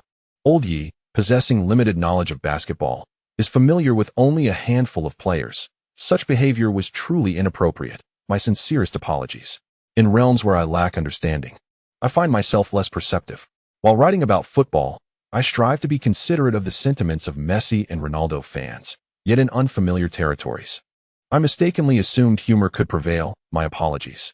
After the match concluded, the entire Milan team visited the hospital to see Huang Kaiwen. "You've come." Huang Kaiwen greeted them with a smile. Van Persie, holding his son Shaquille by the hand, playfully patted the child on the back. Shaquille approached Huang Kaiwen with flowers, saying, "Uncle Kaiwen, upon hearing of your injury, my father urged me to express my concern. I was quite worried myself." The previously somber atmosphere of the hospital room erupted in laughter. "What a sycophant," Buffon remarked under his breath. Were it not for his son's presence, Van Persie might have considered making a swift exit. Does this child even know how to speak? Huang Kaiwen gently stroked Shaquille's head, saying, "Honesty is a virtue. Once you become a professional player, everything you do will be magnified. Deceit can hinder your progress." "I understand, Uncle Kaiwen," Shaquille nodded earnestly. "I'm fine. The test results haven't come back yet." "How did the match go?" Huang Kaiwen inquired. "We won 4-2. Gigi fumbled a save," Inzaghi replied promptly. "That was a blunder," Buffon exclaimed, his eyes wide. After Allegri substituted Coutinho, J. Rodriguez became the target of pressing. He could barely retain possession. Buffon leaned against the goalpost, nearly dozing off when Zanetti unexpectedly unleashed a long-range shot, which he hastily attempted to save, but could not grasp, allowing Agüero to capitalize on the rebound. "No worries. Head back now. Winning is what matters. I'll reach out to you once I'm home, Huang Kaiwen reassured them. Then I shall take my leave, Uncle Kaiwen, Shaquille said, grasping Huang Kaiwen's hand. Off you go, and good luck, young man. Huang Kaiwen encouraged with a pat on the child's hand. Once the first team departed, Galliani approached to say, Arsene is somewhat concerned. I managed to persuade him to return. However, a reporter from the Milan Club magazine wishes to interview you. Let them in. Huang Kaiwen replied. The club magazine, published by the club itself, lacks the professionalism of a newspaper. The reporters are also staff members of AC Milan. The team journalists are professional reporters from the Gazzetta dello Sport, and there is a distinction between them. The arriving reporter was a familiar face. Huang Kaiwen greeted him with a smile. Long time no see, Cecilio. Kaiwen, Cecilio Rossi said, pulling up a chair to sit beside Huang Kaiwen. Although the luxurious hospital room featured a sofa, the lack of face-to-face interaction diminished the interview ambience. Shall we commence? Cecilio Rossi inquired. Yes, let us begin, Huang Kaiwen responded. Have you ever thought about leaving the football field after being injured again? Rossi inquired. Not yet, but this injury could pose some challenges. As you know, I have faced numerous injuries, so I am quite certain it is a cruciate ligament issue, Huang Kaiwen replied. That is indeed a tough situation. Each time you manage to return to the pitch, it deeply moves many people who regard you as an idol. What would you like to say to them? Rossi asked. Huang Kaiwen pondered for a moment before responding. There are many inspirational stories in the sports world. I would prefer to focus on my performance on the field. Oh, and my on-field performance is quite remarkable. Rossi chuckled and asked, are you implying that your performance on the football field holds greater significance? Absolutely. There are many unsung heroes in life whose professions do not attract the same attention as football. My fame is due to being a football player. If one were not to focus on my performance on the pitch, should they concern themselves with my weight loss instead? Huang Kaiwen questioned. The Dodgers coach has invited you to play baseball. Do you have any plans regarding that? Rossi asked. No, Huang Kaiwen shook his head. My passion for football persists because I have played it since childhood. Baseball is a sport I do not understand. I have only seen it in cartoons as a child. Thus, it is difficult for me to feel the excitement akin to a baseball fan for each remarkable play, which makes it challenging to engage in baseball. How refreshingly candid. Rossi remarked with a smile. One last question. Do you believe that the influx of capital into football is a positive development? It depends on the circumstances. Huang Kaiwen replied with a smile. You cannot conflate Mr. Abramovich with the Glazers. The oversight of UEFA and various national football associations is also crucial. It must be equitable. And one cannot simply penalize teams lacking financial resources. New fans perceive the Glazers as generous. During old Mr. Glazer's lifetime, acquiring new players for Manchester United was quite challenging. Furthermore, apart from the initial loan to purchase Manchester United, the Glazer family has not invested a single penny. It is solely the club that repays their debts and pays their management. Even so, Manchester United can still spend lavishly. That is the strength of a top-tier club. Without a financially draining owner like the Glazers, the situation could be even more daunting. Owners like Abramovich are what every team desires. Later on, the experience report indicated that the King of Huang would not return until around the end of November. Lily brought dinner for the King of Huang when she arrived. She had somehow procured a nurse's outfit. Aside from being somewhat ill-fitting, it looked quite decent. The following morning, Huang Kaiwen returned home, unexpectedly encountering Paul. As Huang Kaiwen reached out, Paul immediately burst into tears. Kaka consoled, it might be because he hasn't seen you in such a long time.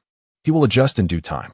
Huang Kaiwen remarked, in time, he may not even recognize me. Perhaps in the future, that little one will call me Uncle Kaiwen. Just the thought of it gives me a headache. What brings you here so early today? Huang Kaiwen asked. Barbara asked me to bring Paul over to play, Kaka replied. By the way, Christian has returned. Who, Christian? Yes. Kaka helped Huang Kaiwen settle onto the sofa and remarked, I've heard he won some championship in gaming. And now he completely disregards Paul. Laughter erupted as Huang Kaiwen relished in the misfortune. If it weren't for him, could the son of the Yellow King have such an unappealing name? Casually picking up a newspaper, Huang noticed it was filled with news about the oil magnates. Europeans generally harbor a sense of superiority when faced with the wealthy, even if their money could crush them like mere pennies. The Milan Sports Daily reported that after spending double the price to take over Inter Milan, they invested heavily in acquiring Agüero and James Rodriguez. The Saudis believed they had become the kings of Serie A, but during the St. Kevin Stadium clash, Milan decisively defeated them. Had it not been for Kevin's injury, the team would have played with vigor, and the final score of 4-2 would have been different. The Turin Sports Daily commented on James Rodriguez, labeling him the most overpriced midfielder of the Serie A summer transfer at €40 million. His physicality is lacking, and he struggles to utilize his right foot, making it challenging for such a flawed player to thrive in Serie A. Hwang Kaiwan scoffed, believing J-Rod could perform admirably in Italy. Currently, aside from Milan, no teams employ a high-pressing strategy. Without pressure, how could J-Rod's weaknesses be exposed? The ongoing stalemate between the teams would likely allow J-Rod to showcase his technical advantages. However, even if he performed well, it would be difficult to compare him to peak Sneijder. Since Chris is back, let us invite his family over for dinner this afternoon, Hwang Kaiwan suggested. Albert, please arrange it. Understood, sir. Albert nodded in acknowledgement. Ramos was the first to arrive, followed shortly by the eldest son. Where are your parents? Hwang Kaiwan inquired. They went to pick up Kevin from kindergarten, the eldest son replied. Hwang Kaiwan handed the controller to Ramos, gesturing for the eldest son to take a seat. How come you have time to return to Italy? Isn't the World Championship about to begin? Hwang asked. No. S2 is scheduled for December, which should coincide with the Serie A winter break. The eldest son shook his head. How does it feel? There aren't many teams in LPL yet, right? Hwang questioned. We is performing decently, but they're still inexperienced. That big-nosed guy has never won a lane against me. He only relies on Nguyen for help, the eldest son complained. Hwang Kaiwan momentarily forgot that at this time, the manager was still calling upon Nguyen. In the early days, it was primarily VIII and IG who dominated, with the latter's influence leading to the emergence of KST. Before live streaming platforms became popular, commentary was primarily in video format. Just make sure to play well, and don't let any Koreans reach the finals, Hwang Kaiwan advised. Rest assured, Uncle Kaiwan, no one can overpower my mid lane. The eldest son declared proudly. That is good to hear, Hwang replied. Once Lee Sang-hyok debuts, the mid lane 1TB so easy to navigate. Uncle Kaiwan, would you consider participating in S2? The eldest son encouraged. We could collaborate in the jungle and secure the world championship together. Do not involve Kevin, Ramos remarked. Playing football holds far more promise than gaming. Indeed, the young master mumbled. Currently, the income of professional players is quite modest. Even if Kevin's T sponsors the team, his teammates' lives are far less luxurious than those of football stars. Whenever we indulge, he is always the one footing the bill. Rest assured, in due time, professional League of Legends players will achieve the same level of fame as football stars, Hwang Kevin reassured. I heard you invited me for a meal. I even canceled today's date for this. The voice of Inzaghi arrived before his presence. Uncle Filippo, the young master called out. Is that not Chris? Young man, you have certainly become quite handsome lately. I hear you are now a champion player? Inzaghi warmly asked, wrapping an arm around the young master's shoulder. Of course. We have been winning consistently, the young master replied. It seems Chris has matured as well, Inzaghi remarked. Young lad, would you care to join the Holy Roman Empire? Get lost. Hwang Kevin laughed. What benefit is there in joining an empire with so few members? You simply do not grasp the romance of manhood, Inzaghi exaggeratedly gestured.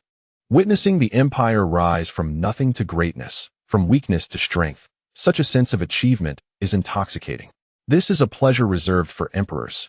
You, as a commoner, shall never comprehend it. Hwang Kevin pretended not to hear, as he had no desire to engage in such a debate with Inzaghi. Just as he was about to watch television, Inzaghi pulled Hwang Kevin aside, saying, Come, let me show you my new vehicle. His words captured everyone's attention, prompting Ramos and Kaka to set down their controllers. Upon stepping outside, they beheld a Fiat van. Is this your new ride? Ramos asked disdainfully, unfamiliar with the model. Inzaghi mysteriously raised a finger and opened the back door. Upon seeing the interior, Kaka expressed surprise. Is this transformed into a room? Of course. Inzaghi pointed inside. It has a bathroom, a place to sleep, and a changing area. But why not include a kitchen? Kaka inquired. Fool. If I meet someone else's husband while on a date and don't wish to return home at night, I can rest here and change clothes. Finding food is easy. Just pick any restaurant. Inzaghi retorted. However, why not purchase a motorhome? Hwang Kevin questioned. Inzaghi paused momentarily. But a motorhome is too conspicuous. My vehicle does not have an open back door. You would have never guessed what lies inside, right? That is true. It does feel rather nice, Hwang Kevin admitted. My Emperor One has been used once, and it felt quite satisfactory, Inzaghi said. Compared to Air Force One, It is rather modest, Ramos scoffed. You speak of the European royalty. I am not from Europe. Inzaghi protested. Our Majesty belongs to the African royalty. Ha ha, Juan Kevin chuckled, clutching his stomach. Inzaghi, choosing not to mention the matter, had seemingly forgotten that Shenlu was adjacent to Egypt.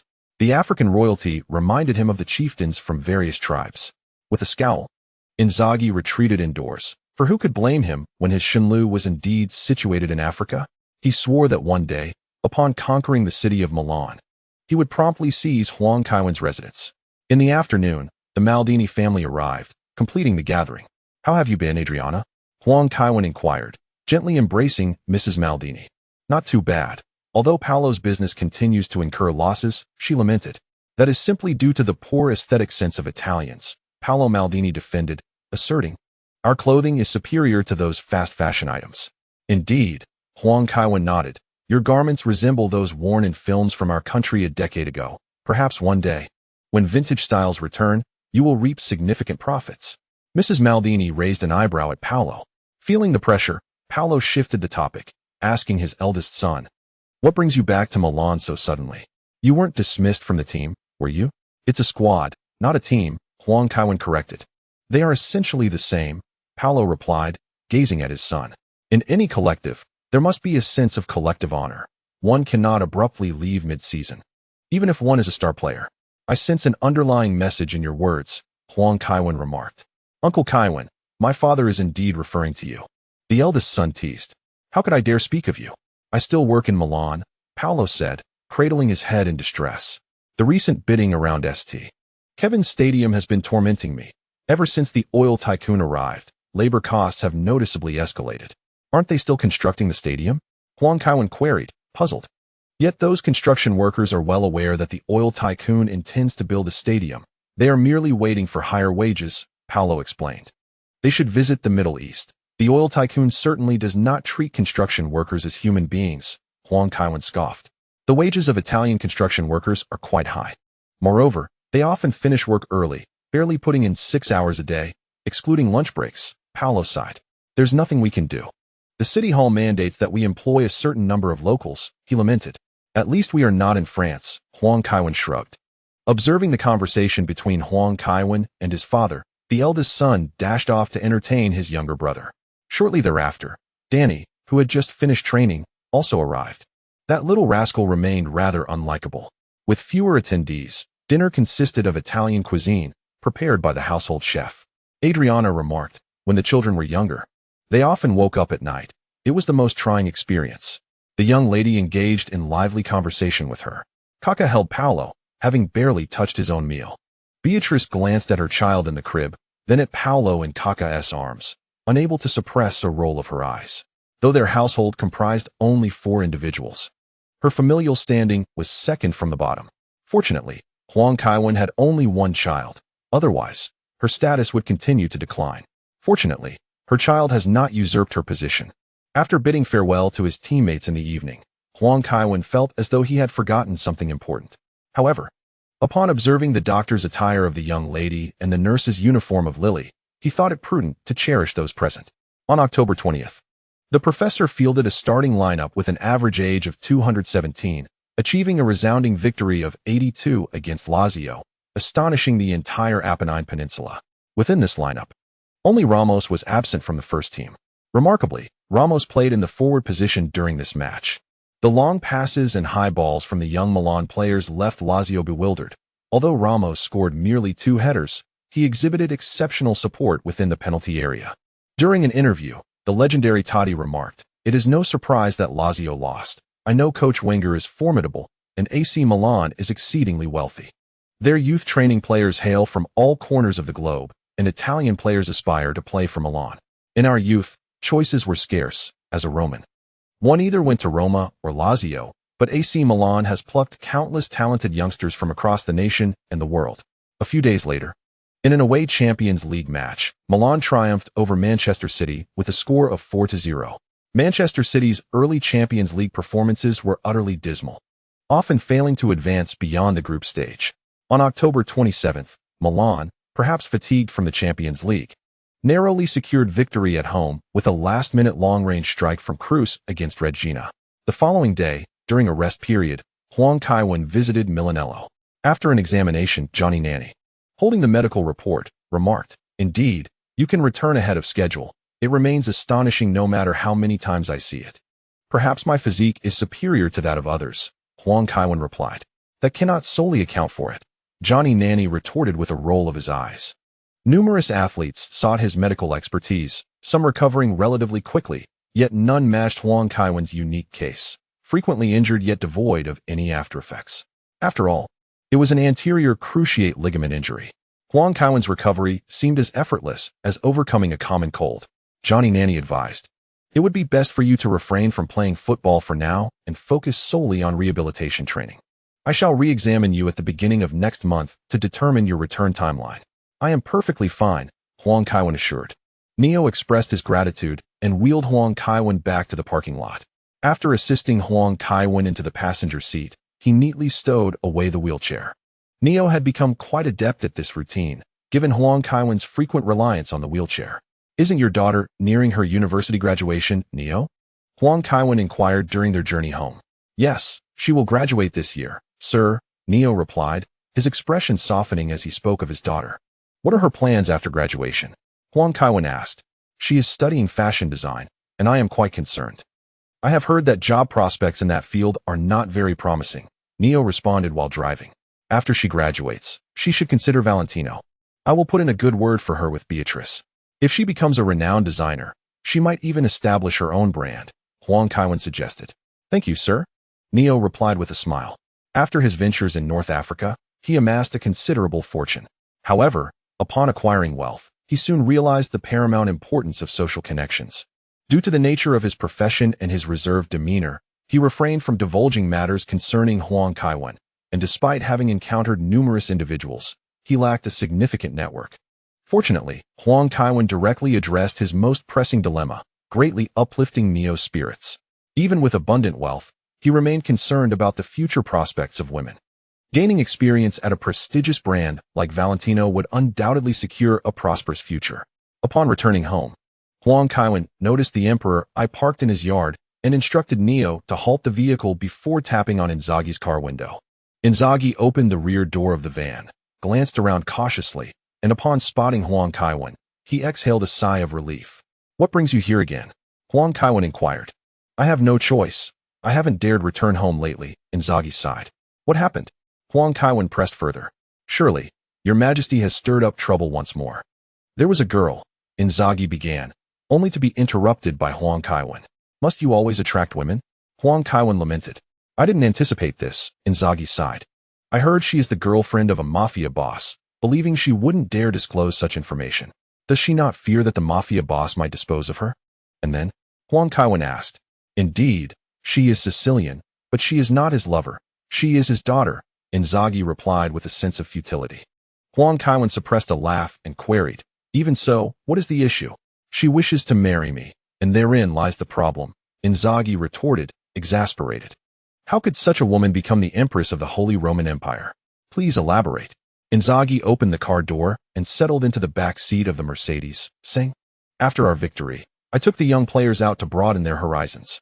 However, those kids were terrified of being photographed by the media and being sent back to the youth team by the coach, so they hesitated to visit nightclubs. I merely took them to a bar for a bit of fun, and then," Huang Kaiwen prompted, "then I saw a young woman sitting alone at the bar, quite beautiful. So I bribed the bartender, who informed me that she was the mistress of a mafia boss," Inzaghi recounted.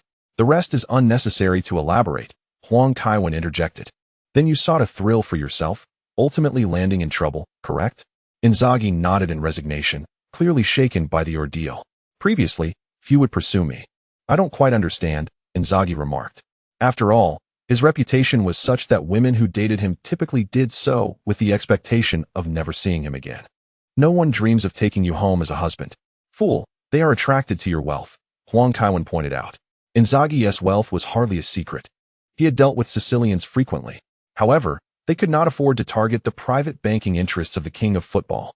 He retrieved a checkbook from his jacket pocket, penned a check, and handed it to Neo, stating, "Assist this scoundrel in resolving his troubles. Inform them to cease their interest in Filippo. This 1 million shall serve as my introductory gift." Neo nodded, tucking the check into his inner pocket. What if they refuse? Inzaghi inquired. They had best agree, he asserted. Huang Kaiwen gently patted Inzaghi on the shoulder, prompting the latter to assist him in alighting from the vehicle. In the afternoon, Neo returned bearing good news for Inzaghi. The other party had pledged to cease their pursuit. I shall reimburse you for this money, Inzaghi stated. No need. We are good friends, Huang Kaiwen replied with a smile. Next time, avoid seeking thrills. It would be best not to associate with those individuals. Just look at the multitude of troubles surrounding the players from Napoli. Ordinary players entangled with them often find themselves embroiled in difficulties. Those individuals may enlist players to assist in dubious ventures or engage in various other matters. Back in the day, Maradona was deeply entangled with such people. And at that time, the entire Napoli team was comprised of addicts. Italy is relatively better off, but the new addition to Inter, J. Rodriguez, was raised in a club under the control of the mafia. Early transfers of South American players were predominantly under mafia influence, as this trade proved to be more lucrative than their other dealings. After dinner, a still anxious Inzaghi was eventually persuaded by Huang Kaiwen to return home. Subsequently, he encountered no further troubles. On October 30th, Milan achieved a hard-fought victory over Palermo, securing their last match of October. Thus far, Milan has maintained an impeccable record across all competitions. During the post-match press conference, the professor remarked, "While our current performance is commendable, we must not become complacent. Serie A is an intensely competitive league, with Juventus, Napoli, and Fiorentina all performing well. A moment's carelessness could see us quickly overtaken." Simultaneously, he closed the door on any potential transfer of Fabregas to Milan, addressing the situation of his talented but struggling protégé at Barcelona. Cesc is an exceptionally gifted player. However, competition in our midfield is already fierce. Our youth team boasts 5 or 6 young talents with the potential to evolve into top-tier players. So I will not hastily recruit another midfielder.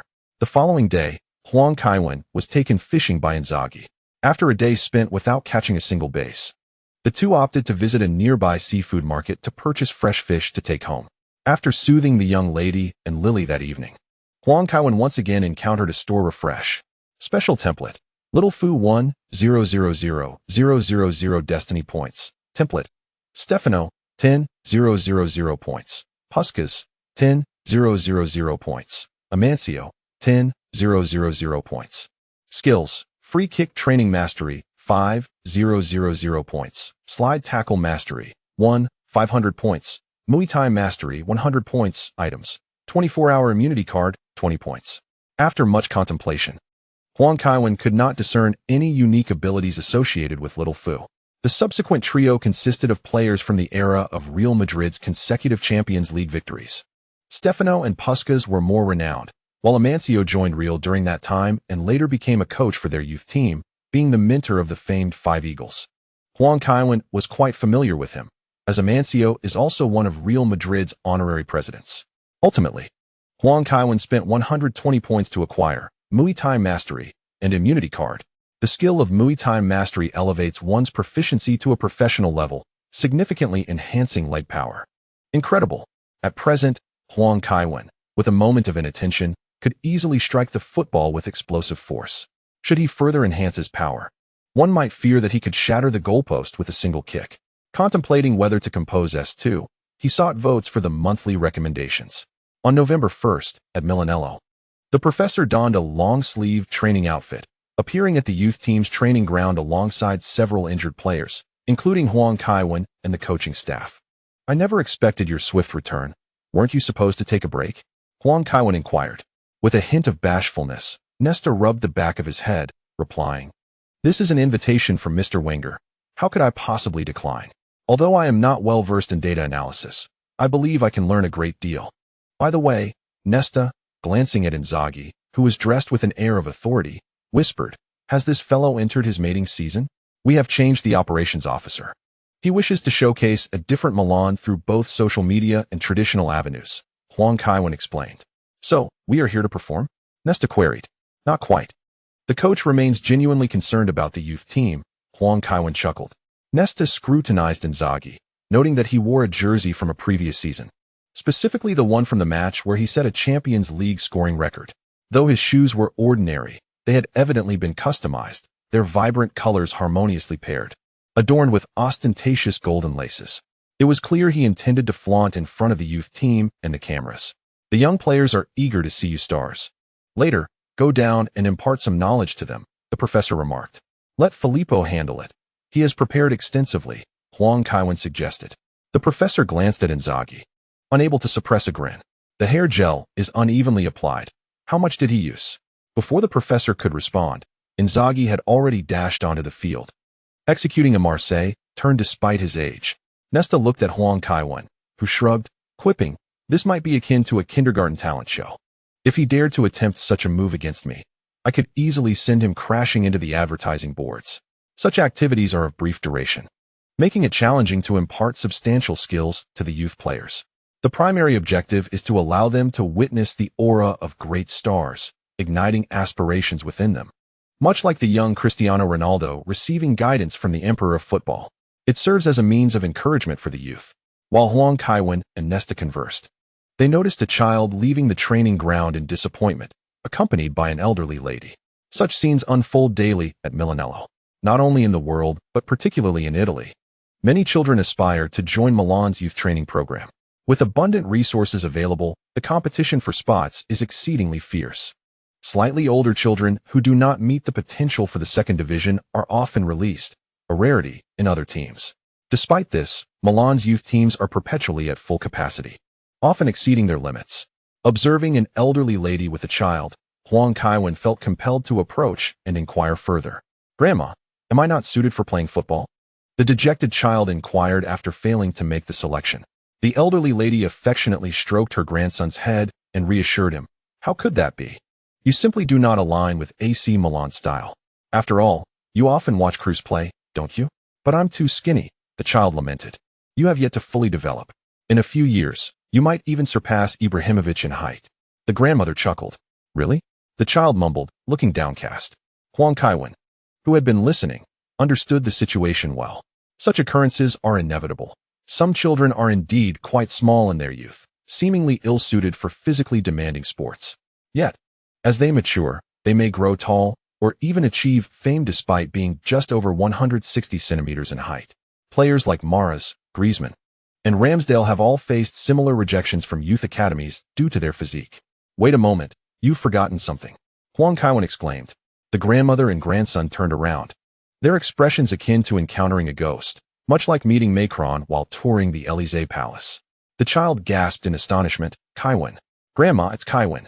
My goodness, Kaiwen. The elderly lady covered her mouth and stepped back. Huang Kaiwen quickly steadied her, asking, May I take a moment of your time? Of course, she nodded. Huang Kaiwen glanced around, leading the duo to the roadside, removing his training jacket and placing it beneath the grandmother before sitting down with the child. The grandmother began to grasp the situation and sat quietly to the side. Are you here for a trial? Huang Kaiwen inquired. Yes, the child replied, gazing up at Huang Kaiwen. What is your name? Samuel Eric. All right, Samuel, it seems you did not succeed in the trial with Milan, Huang Kaiwen remarked with a smile. Little Eric argued. I play really well. I'm just too short. Wow, that sounds quite promising, Huang Kaiwen responded. Eric's grandmother interjected. He has already received an invitation from Empoli, but he wanted to try with Milan, so I brought him here. That is no small feat, Huang Kaiwen said sincerely. When young, technical skill often outweighs physicality. Those who excel despite lesser physical attributes are surely remarkable players. Will you help Milan sign me? Little Eric asked, eyes brimming with hope. Not at this time, Huang Kaiwen replied, noting the disappointment on the child's face. Placing a hand on his shoulder, Huang Kaiwen said, Are you familiar with Borussia Dortmund? Of course, it's a German team, Little Eric nodded. Dortmund signed Reyes in January, who, in his youth, also lacked physical prowess and faced numerous rejections. Yet, he now plays in the Bundesliga. If you possess talent, do not abandon your dreams. Every effort you invest now will yield rewards in 10 or 20 years. Can I also play in Serie A? Little Eric asked, gazing intently at Huang Kaiwen. With hard work, you certainly can, Huang Kaiwen encouraged, then realized he had forgotten his wallet. Spotting Nesta lurking nearby, he scolded, Come over and lend me some money. Nesta extracted his wallet and tossed it to Huang Kaiwen. Huang Kaiwen retrieved 500 euros from within and handed it to the elderly lady, saying, This is an advance on the transfer fee.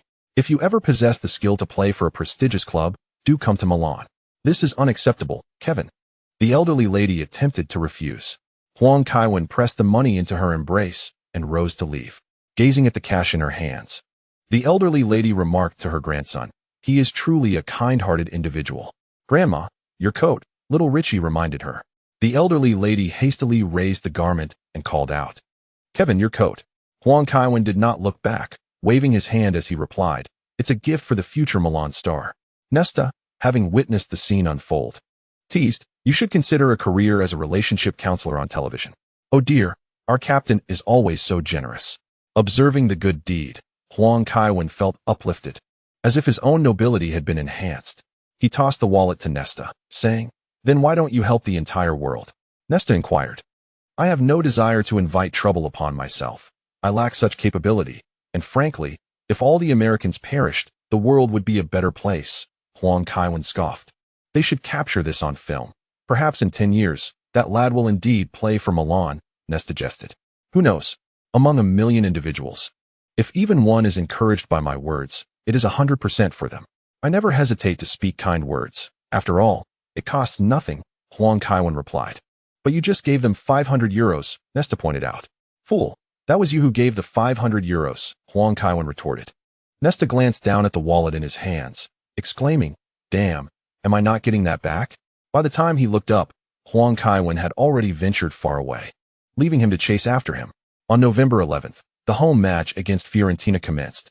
The professor implemented another significant rotation.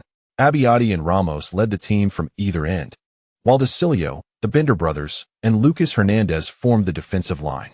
Rodri, Cruz, and Rakitic partnered in midfield, with the two Belgians occupying the wings. However, today, the attacking prowess of La God was ineffective. Fiorentina's 3-5-2 defense proved remarkably solid, with former Milan star Toni scoring and putting Fiorentina ahead for 70 minutes. The professor repositioned Ramos back to right back and substituted in Torres. Only during stoppage time did they manage to equalize. Even so, he did not field the recovered Huang Kaiwen. It was Quit who ultimately secured victory over the opponents. At the post-match press conference, the professor stated the players were not familiar with their positioning, which led to too many counterattacks from the opposition. Our efficiency in the penalty area was somewhat lacking. However, this is not the players' fault, but mine. Moving forward, I will slow down and provide the players with more time. The Milan Sports newspaper expressed its view, writing, "Wenger has also begun to pursue innovation on the field. Yet he lacks the clarity that Guardiola possesses. When you are preparing, or when Kevin is unavailable, it is best to adopt a more conservative approach to the game." The Roman Sports Daily ponders how long AC Milan can maintain their perfect winning streak. Currently, among European teams, only a select few remain undefeated, with Milan uniquely holding a flawless record. Upon returning home after the match, Huang Kaiwen immediately took to swimming, as he has been exceedingly busy lately. The last triathlon competition revealed significant issues with his swimming technique, resulting in considerable setbacks. Determined to enhance his aquatic prowess, he contemplated hiring a coach for daily guidance.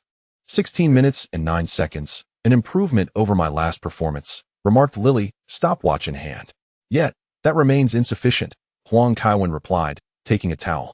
In the finals of the 1,500-meter freestyle, a time of 15 minutes would place him towards the back of the pack, as he had not previously monitored the results of the trailing competitors. After all, you are not a professional swimmer, Lily advised. Huang Kaiwen casually grabbed an apple and headed indoors, where Lily promptly followed. To their surprise, the young lady was engrossed in Doraemon.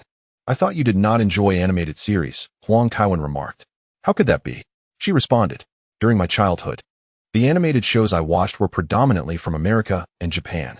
I have seen this episode," Huang Kaiwen noted. "It features Nobita and Doraemon rescuing animals from a zoo bombed by the Americans. Watching the young boy and the blue cat celebrate Japan's defeat is quite amusing."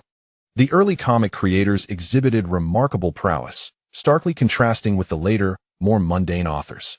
It is said that this particular scene faced complaints, prompting Fujio to alter the original expressions to depict celebration, an audacious decision. "What do you think of the new COO?" the young lady inquired. "Quite impressive. Milan should have diversified their promotional strategies long ago," Huang Kaiwen replied. "With the rapid evolution of the internet, official accounts that engage creatively and frequently resonate more with fans. Juventus' later social media efforts have also been commendable. Prior to an away match against Napoli, the coach specifically asked Hwang Kaiwan if he wished to play. On November 17th, Hwang Kaiwan found himself once again away from league matches for an extended period. He boarded the flight to Naples with the entire team, embarking on a journey of nearly 800 kilometers, one of the more distant away games. He occupied himself briefly with Black Panther, Yakuza New Chapter, a game released in 2012 that hardly qualifies as new, yet he had accumulated so many titles that it was uncertain when he would actually play them.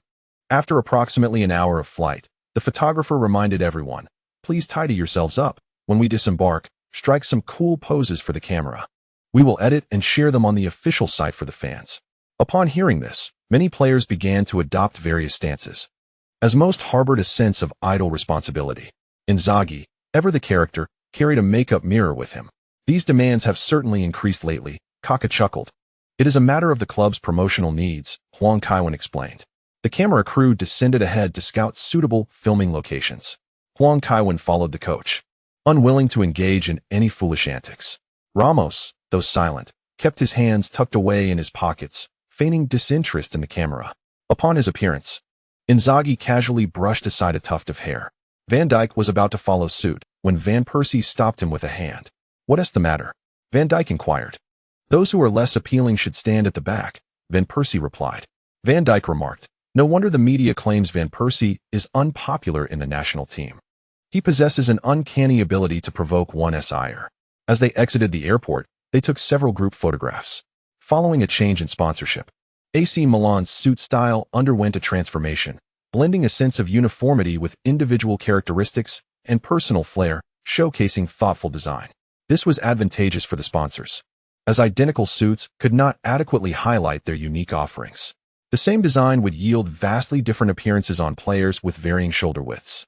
The entire Milan squad arrived at the San Paolo Stadium shortly after lunch, having had their meal in the locker room.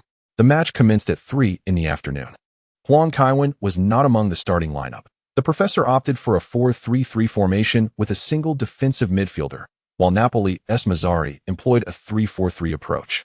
In the opening moments, both teams exhibited caution, tentatively probing each other. Inzaghi, displaying a furrowed brow, lamented, "I've recently noticed an increase in the number of people being kind to me. Isn't that a good thing?" Abbiati responded, "It's akin to European missionaries just landing in the Americas, being exceedingly nice to the indigenous people," Hwang Kaiwan quipped. "Indeed." Inzaghi nodded, adding thus, "I suspect everyone has ulterior motives. They either covet my wealth or my beauty." Abbiati interjected, "Hwang Kaiwan, I believe the likelihood is greater that they desire your money." Hwang Kaiwan raised his thumb, exclaiming, "If you were in the military, you would undoubtedly be a sharpshooter, adept at identifying the core." "Hey, isn't it that they crave my physique?" Inzaghi retorted, somewhat disgruntled. "You're ranking isn't exactly high," Abbiati teased. Recently, gossip magazines reported that Inzaghi had dropped significantly in the rankings of Italian women's most desired celebrity to cheat with. Conversely, Buffon's notoriety for his nightlife antics saw his ranks soar. Tony, whose star had dimmed over recent years, had also seen his ranking decline, while Hwang Kaiwan, having secured the top position years ago, had never relinquished his throne. The king of Hwang and ordinary players are no longer on the same playing field. In terms of assets, honors, and renown, the disparity is staggering. As they engaged in gossip, Napoli struck first, with Hamsik providing an assist for Insigne, whose long-range shot breached Buffon's defenses. Buffon shouted at his defensive line, visibly perplexed by the goal, as there was no pressure on the ball just outside the penalty area. Inzaghi, reveling in the moment, remarked, "GG's goalkeeping skills are rather subpar. We made a grievous error by swapping him for Courtois. If Courtois hadn't left, the first team would inevitably face issues," Hwang Kaiwan commented. "Isn't it just the female neighbor?" Inzaghi quipped. Hwang Kaiwan shot him a glance, noting that this fellow, lacking a wife, seemed unperturbed by such matters. As the first half was drawing to a close, Insigne unleashed a powerful shot from the edge of the penalty area, once again altering the scoreline. The Stadio San Paolo erupted in euphoria, as few had anticipated that Napoli could secure a 2-goal lead over Milan. It was reminiscent of the Maradona era, when he led Napoli against AC Milan's formidable Dutch trio. Those were times rife with clashes, with players tackling fiercely. often both ball and opponent in their sights. The core players of both teams endured such treatment. Indeed, today Huang Kaiwen found himself on the roster. If all went as expected, he would take the field in the second half. Despite Napoli's temporary advantage, complacency was unwarranted. Huang Kaiwen returned to the dressing room alongside his teammates, curious about how the professor would respond to the situation. Rumor had it that the professor could be quite vociferous, with Martin and Qing having received their fair share of reprimands.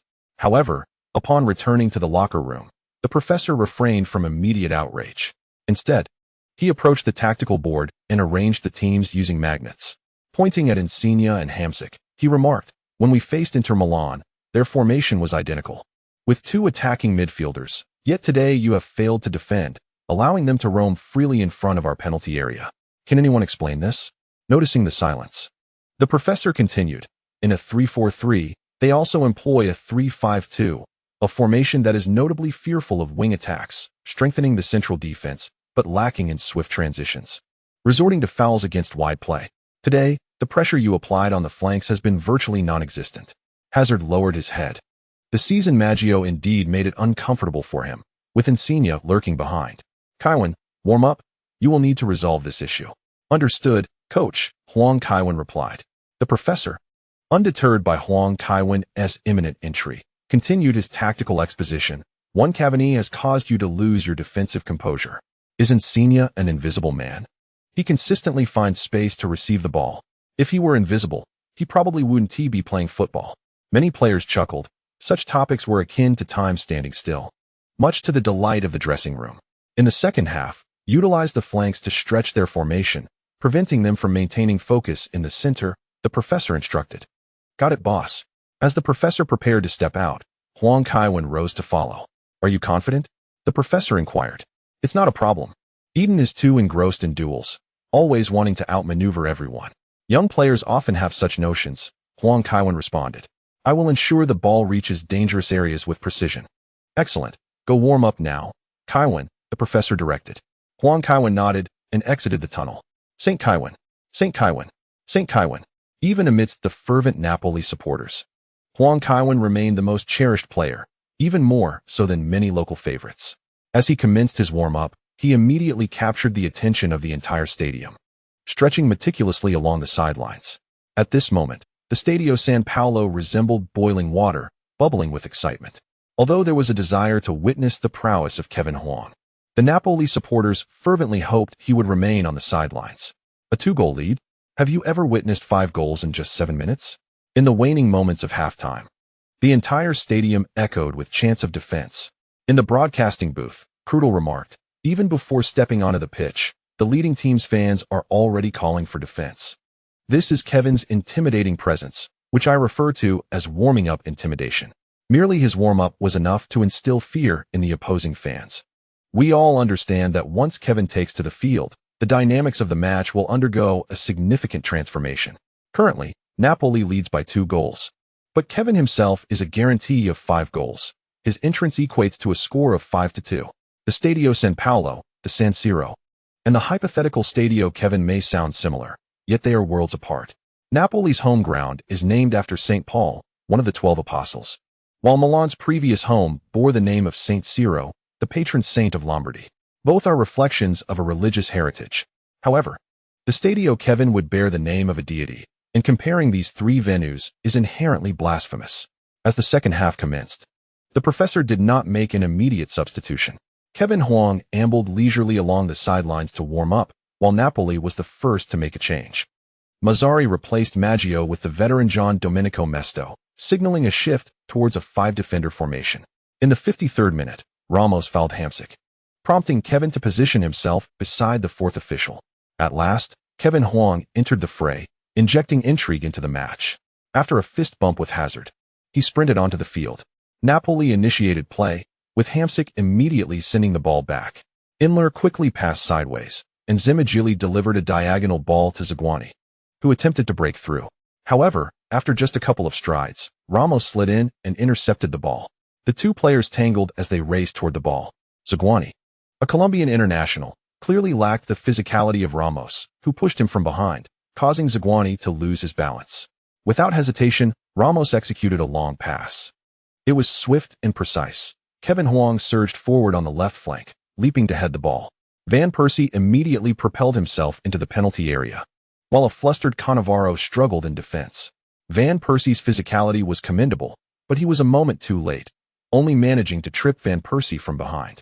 The referee, Berganzi, promptly blew his whistle, signaling a free kick. How can that be a free kick? I was already in the penalty area. Van Persie protested. You hadn't entered the area when he tripped you, replied Berganzi. I was already inside the box when he made contact. Otherwise, how could I have fallen in such a forward position? Van Persie argued, exasperated. He had initially intended to pass the ball to Kevin Huang for a penalty kick, but now it had transformed into a mere free kick. Although there is little distinction regarding Huang Kaiwan, the difference in meaning between unscrewing the water bottle and handing it directly to another person is palpable. I declared it a free kick. Damn it. Van Persie turned his head and spat, dismissing the hand of the persuading Inler with disdain. He showed no regard for his teammates, let alone the opponents. Huang Kaiwan positioned himself at the foul spot, slightly to the right. When the whistle blew, he took a running start, swinging his arms, and struck the ball with his left foot. The trajectory was pronounced, and De Sanctis was momentarily taken aback, a sense of despair creeping into his heart. Unexpectedly, the ball struck the left post. De Sanctis exhaled in relief, only for Van Persie to charge into the box and head the ball for a follow-up, causing his heart to race once more. Unfortunately, Van Persie's attempt also hit the crossbar. Hugo Campagnaro reacted swiftly, executing a backheel clearance, his fortune holding as the ball soared away without colliding with any players, landing near the center circle. Observing his teammates press forward, Huang Kaiwan positioned himself on the left side of midfield to receive the ball. Rakitic, seizing the moment, sent the ball away. Players from both sides surged towards the Napoli penalty area again. Ramos had even advanced along the right flank, further forward than Kaká. De Bruyne, in possession, faced pressure and failed to turn despite 2 attempts. Seeing Napoli players returning to the box, he opted for a back pass to Huang Kaiwan. The pass lacked power. John Domenico Mesto, spotting the opportunity, rushed towards the ball. Huang Kaiwan, sensing the urgency, accelerated decisively. The two raced towards the ball, one horizontally and the other diagonally. Danger loomed. Though Huang Kaiwan was farther away, he launched himself from behind Mesto, who was evidently oblivious to the impending threat. However, the fans at Stadio San Paolo perceived the unfolding drama with clarity. In an instant, Huang Kaiwan surged past Mesto to reach the ball first. As he approached, he assumed the position, pivoting sharply to unleash a powerful strike with his left foot. The ball soared like a tempest, traversing the sky, a fleeting vision of a distant sunset. The entire crowd of 546 fixated on the ball's arc. Huang Kaiwan's thunderous shot was both high and fast, seemingly destined to sail over the crossbar without a hint of descent. On the sidelines, Mazzari breathed a sigh of relief. Yet, as the ball neared the crossbar, it inexplicably plummeted. Realizing the misfortune, De Sanctis leaped, but the erratic trajectory left him unable to predict its course. The ball crashed mercilessly behind the goal line. Silence enveloped the stadium. Players and fans alike were momentarily frozen in disbelief. Even the usually composed Huang Kaiwan, who had accustomed himself to such miraculous feats, stood agape. This was a rare moment of lost composure. The goal, seemingly impossible, had indeed materialized. The referee, Berganzi, blew his whistle and signaled towards the center circle, affirming the goal. At that moment, the entire world seemed to awaken. The Milan players surged towards Huang Kaiwan, while the Napoli players remained rooted in place, utterly despondent. Despite still holding the lead, this goal struck a significant blow to their morale. Kaiwan, goal, goal, goal. A quintessential Kaiwan goal, a perfect manifestation of his prowess. After elevating the spectacle of the goal to unprecedented heights, he embarked on his journey across the verdant pitch. Kaiwan is a player who is perpetually unsatisfied with past glories, executing curling free kicks and descending leaf-like shots, goals that would astonish even physicists with their improbability. One after another, such feats unfold at his feet. What of the first or second laws of motion? Had Newton not passed away prematurely, witnessing Kaiwan's strikes would have rendered him incapable of achieving his status as a renowned physicist. The pinnacle of science is theology. One should never attempt to explain the phenomena surrounding Kaiwan through science. Join me in prayer, hands clasped before our hearts. Dear Kaiwan, We thank you for the sunshine and rain you bestow upon us, sparing us from hunger. We are grateful for your rotation of the earth, granting the world day and night. Thank you for bringing peace to the world with your feet, purifying our souls. We beseech you to bless everyone watching the match, filling our bodies with vitality to better appreciate the vibrant symphony you compose on the pitch. Amen. The professor, finally regaining his composure, understood why football had embarked on a renaissance and why mysticism flourished. If not in the realm of mysticism, it seems no one could surpass the number 10 on the field. The incessant replays were relentless. The entire world of live broadcasts shifted focus to analyze Huang Kaijun's divine strike. While he has produced many extraordinary goals, few can match the sheer irrationality of this one. Regardless of how many times it is replayed, it appears as though the ball was destined for the stands, crashing off the crossbar and into the goal line. Not even De Sanctis, nor if Buffon and Casillas were guarding the net together, could have thwarted it. The fans at home were fortunate, but those in the Stadio San Paolo were bewildered, some even suspecting a momentary suspension of time, as if someone had altered the ball's trajectory. It was utterly astonishing. Such a goal would baffle physicists for a century. The strangeness of goals in the Carlos Four Nations tournament pales in comparison. This goal almost guaranteed the title of the season's finest in Serie A. Its distance, brilliance, and intensity were all remarkable. So much so that the entire Milan team concluded their celebrations, and the fans at Stadio San Paolo, along with both coaches, were left in a daze. Mazzarri, overwhelmed, was no longer inclined to continue the match. He sought external assistance, perhaps from gypsies or South Americans. It felt as though the game could not proceed without some form of supernatural intervention. Both teams returned to their respective halves. The players from Milan appeared somewhat unreal, not to mention those from Naples. After the restart, both teams seemed to lack focus. Such a display could undoubtedly frustrate the professor, who instinctively tugged at the zipper of his training jacket. He is particularly sensitive to temperature. It is often observed during his matches that while opposing coaches may still don their suits, he has already switched to a long-down jacket. One would assume that such a person would have a frail constitution, yet he rarely falls ill despite the high intensity of his work. This can only be attributed to his aversion to the cold. Bold inquired, "Shouldn't we remind them? We are trailing, after all." "Never mind." The professor replied with a wry smile. "Although I too yearn for an unblemished record, losing this match might relieve the players of some pressure." Having experienced an unbeaten season, he understood the immense burden that weighed on the entire team. There is a stark contrast between being unbeaten and achieving a flawless victory.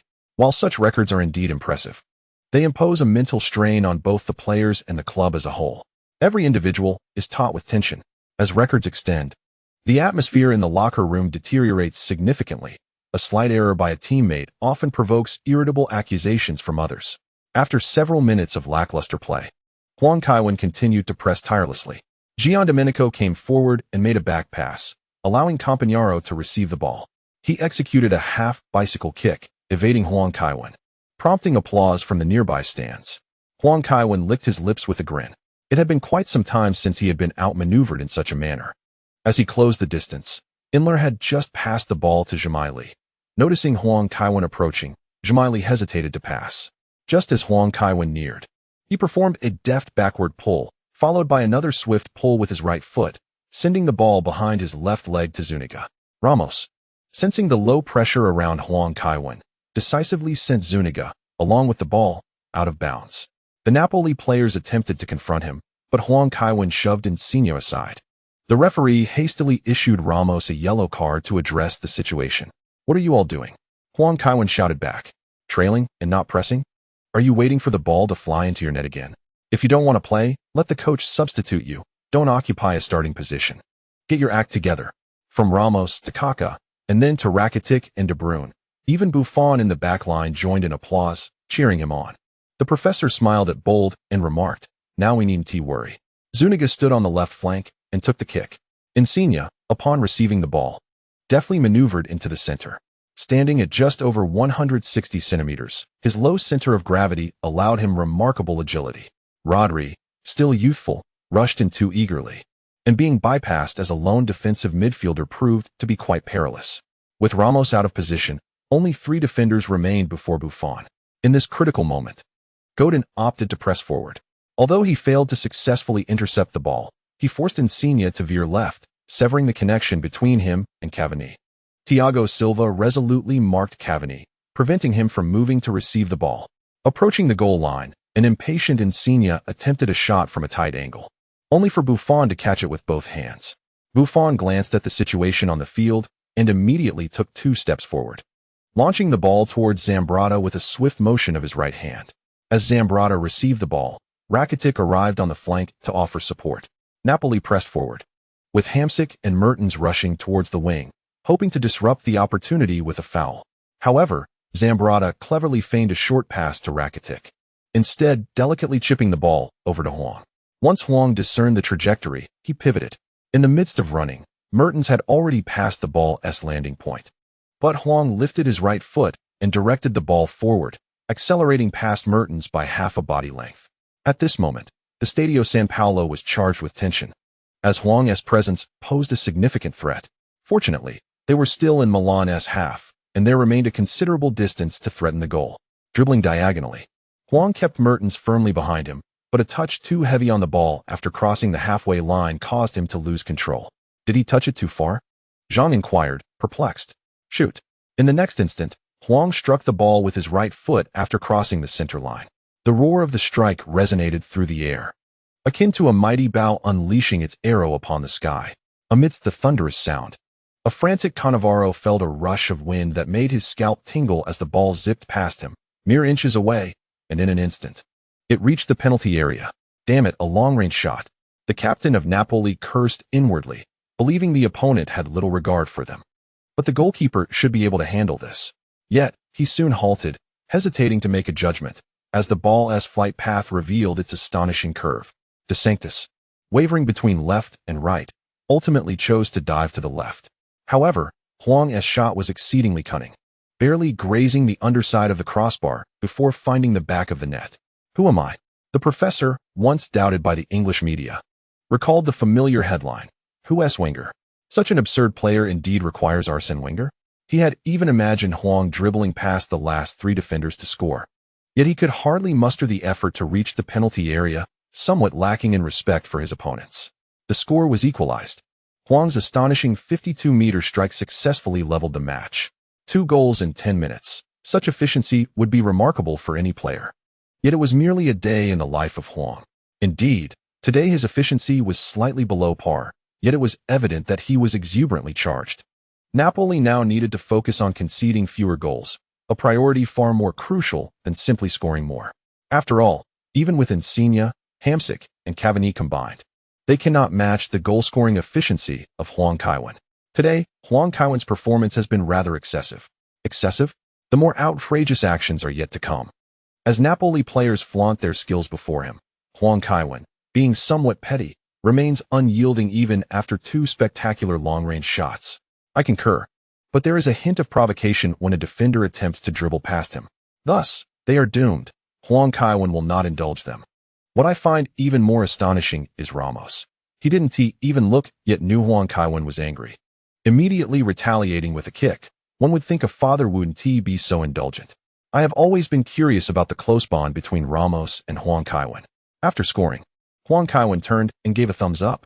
Zambrotta, touching the back of his head, exclaimed that the assists were coming too easily, causing him a bit of trepidation. Assists from the back line to the back line shouldn't yield such statistics. It's absurd for a defender to have single-digit assists in a season while being labeled as a super offensive wing player. Substitution. Substitution. Substitution. The Stadio San Paolo hopes Mazzarri will bolster the defense. However, the Napoli manager shows no intent to make changes. After Cavani's kickoff to Hamsik, Huang Kaiwan immediately surged forward, relishing the opportunity to press a slower playmaker. Hamsik aimed for a diagonal pass, but Huang Kaiwan deftly intercepted the ball. Dribbling midway, Huang Kaiwan showcased his skills, making the ball roll between his feet, and as Hamsik approached to press him, he smoothly passed to the onrushing Rakitic. Rakitic promptly sent the ball forward, executing a 1-2 with Huang Kaiwan, who then pushed the ball to De Bruyne in the center. De Bruyne returned the ball to Huang Kaiwan without breaking stride. With his right foot, Huang Kaiwan nudged the ball forward, then with a deft touch of his left foot, he flicked the ball from behind his right leg to Rakitic. To an observant eye, it was evident that Huang Kaiwan was indulging in superfluous movements on the pitch. The professor on the sidelines could not help but furrow his brow. Huang Kaiwen's style of play closely resembles the early days of Cristiano Ronaldo, constantly dribbling and taunting opponents, ultimately ending the attack with a foul. This time, Rakitic did not pass to Huang Kaiwen, instead opting for a more advanced Van Persie. Van Persie leaped to head the ball away. Standing centrally, Huang Kaiwen lifted his right foot, effortlessly guiding the ball to his front. Inler swiftly extended his foot, and Mertens rushed to Huang Kaiwen's side. Huang Kaiwen, with a deft flick of his right foot, transferred the ball to his left foot, using his hand to push Inler's arm aside, squeezing through the gap between them and darting toward the penalty area. Hugo Campagnaro rushed to challenge, but Huang Kaiwen shifted his weight, deftly nudging the ball to the left, easily bypassing the Uruguayan defender. Without waiting for Campagnaro to turn or adjusting his own steps, he executed a left-footed flick around his right foot, sending the ball bouncing off his slightly inclined knee into the penalty area. Both Van Persie and Cannavaro were a step too late to react. There was no remedy. Huang Kaiwen's pass this time was excessively flamboyant, captivating the attention of all. He hesitated for a mere second at the outset, a moment that gifted De Sanctis an opportunity. The seasoned goalkeeper, though not swift, managed to intervene just in time, clearing the ball from the penalty area. Discontent echoed from the away fans, as the Rossoneri struggled to articulate their disappointment. Van Persie squandered Huang Kaiwen's exquisite assist, fully aware of his misstep as he turned to Huang, who dismissed the moment with a casual wave of his hand. The complexity of his dribbling maneuver made it a stroke of luck for his teammates to keep pace. A slow initiation was to be expected, especially since no defenders obstructed Huang, who had ample opportunity to strike. Once the ball exited the penalty area, both teams engaged in fierce pressing at midfield. The Napoli players exhibited a relentless intensity, while the young midfield trio of De Bruyne, Rodri, and Rakitic found themselves at a disadvantage, not due to a lack of skill, but rather a deficiency in experience and subtlety. Fortunately, Ramos, sensing the imbalance, abandoned the flanks and surged into the center. Thiago Silva advanced to offer support, but was felled from behind by Hamsik, resulting in a foul and a warning from the referee. Oh, Huang Kaiwen has moved forward. Was he preparing for a direct free kick? After conceding a close-range free kick earlier, he surely intended to take this longer shot. As Huang approached, Thiago Silva quickly yielded his position. A free kick from 40 meters was not an unusual scenario for Huang, yet having just entered the match, he had previously mishit a free kick just outside the penalty area, a position where he typically excelled. The world was abuzz with curiosity over whether Huang Kaiwen could find the back of the net. Inzaghi turned to De Cilio, proposing a wager on the outcome of this kick, $100 on whether it would score. It will, De Cilio replied confidently. No, you bet it won't, Inzaghi countered. De Cilio appeared taken aback. Abbiati cast a disapproving glance at Inzaghi, lamenting that the newly promoted player was already being led astray. Inzaghi quietly explained, I have a feeling this kid isn't suited for Milan. It's best to teach him the perils of the adult world early on. Abbiati rolled his eyes. Recognizing Inzaghi's penchant for excuses, Huang Kaiwen placed the ball on the ground. Upon hearing the whistle, he slowly exhaled, tightening every muscle in his body. Moments later, he took his first step with his left foot, followed by his right, then back to his left. His left foot made contact with the ball, his weight shifting right as his right foot struck the lower left side of the ball. Boom! The ball soared like a shooting star, blazing a trail of red light as it sped forth. The Napoli half seemed to have pressed the pause button. All players froze as the ball transformed into a streak of light, crashing into the intersection of the right post and crossbar. It was only then that De Sanctis, awakening from his reverie, turned to glance at the ball. Damn, the ball is deformed. Standing in his position, he could truly appreciate the extraordinary speed. One moment it had just cleared the wall, and the next, it was already in the net. De Sanctis raised his hand to signal that the ball was defective. The referee jogged over to inspect it and, after checking, blew his whistle, pointing towards the center circle. The goal stood valid. Goal! Goal! Goal! Kevin scores. With a stunning free kick clocked at 207 kilometers per hour, he left the entire stadium in awe. The Napoli goalkeeper was rendered utterly helpless, unable to even attempt a save in the face of such sheer speed and power. Earlier, I watched a program featuring a muscular man who withstood gunfire with his body. It struck me that Red Bull should sponsor a new event, challenging a few muscle-bound men to stand before Kevin. Those who survive his free kick would earn the entire prize. Though somewhat inhumane, I have always been curious about the impact of being struck by one of Kevin's free kicks. Boom. For the first time today, the sounds of the Rossoneri echoed through the Stadio San Paolo. A hat trick. Kevin Huang's remarkable performance was the foundation of their celebration. St. Kevin, St. Kevin, St. Kevin. Surrounded by his teammates, Huang basked in their admiration. That goal was simply magnificent. Yet, I still believe the first one was even more stunning. I think long-range shots from midfield are superior. Kevin, are you planning to resolve matters with Napoli from dozens of meters away? Van Persie asked excitedly. On the sidelines, Inzaghi was animated, turning to sit down and extending his hand toward Decilio. My money is in the locker room, Decilio replied hesitantly. Very well then. Remember you owe me $100, Inzaghi remarked. Can you stop picking on the newcomers? Gattuso interjected, unable to bear it any longer. I'm merely teaching him a lesson. Gambling always leads to losses, Inzaghi replied, feigning seriousness. Gattuso smirked derisively. Who doesn't know the name Filippo Inzaghi? Mazzari stood at the coaching bench, gritting his teeth, unsure of what expression to wear. Was the team's performance today subpar? The Napoli squad was performing at an acceptable level, with several key players excelling in their roles. The tactical execution was commendable. However, AC Milan was utterly unreasonable. 3 goals, with an average distance of over 43 meters. Even a Mourinho-led team would struggle to defend from such a range. As play resumed, Napoli grew anxious. It is easy to develop such a mentality after falling behind from a lead. Their passing tempo quickened significantly. Insigne, upon receiving the ball, decided to forge ahead alone, effortlessly bypassing De Bruyne, only for Rakitic to swiftly poke the ball behind him. Sensing the opportunity, Ramos seized the ball, elbowing Zuniga down in the process, and charged forward with the ball. Kaká promptly made way, moving into the center. Upon seeing Huang approaching, Kaká again yielded his position. Indeed, Ramos, reaching the edge of the penalty area, delivered a pass to Huang. Defend, Mazzari shouted anxiously. Gambiarini dashed towards Huang's feet. Huang took a step back, leaving Gambiarini grasping at air. Jean-Milly swiftly pursued, but at that moment, Huang Kaiwan executed a deft heel flick with his right foot, effortlessly evading Jean-Milly's challenge. Gambiarini resorted to a desperate sliding tackle. Huang Kaiwan rapidly pulled the ball back and spun, performing a Marseille turn that left his opponents in the dust. A wave of astonished gasps swept through the Stadio San Paolo. Today, Huang Kaiwan was unstoppable. He executed 2 consecutive Marseille turns just outside the penalty area, and without adjusting his balance, he skillfully caressed the ball with the underside of his right foot. De Sanctis instinctively leapt into action, yet the angle of the shot filled him with a sense of foreboding.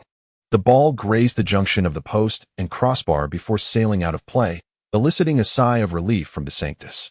Had it found the net, he and his teammates would have become mere background figures. It was amusing to watch Huang Kaiwan toy with defenders in front of the penalty area. However, this seasoned player understood that it was not a matter of his teammates' inadequacies. Rather, Huang Kaiwan's prowess was simply extraordinary. Pele, watching from his television, shook his head in mild disappointment. Had that goal counted, it would have been a stunning spectacle. Following the match, he intended to commend Huang Kaiwan. It seemed that AC Milan finishing the season undefeated was not beyond reach. Napoli's most significant issue lay in their wing defense.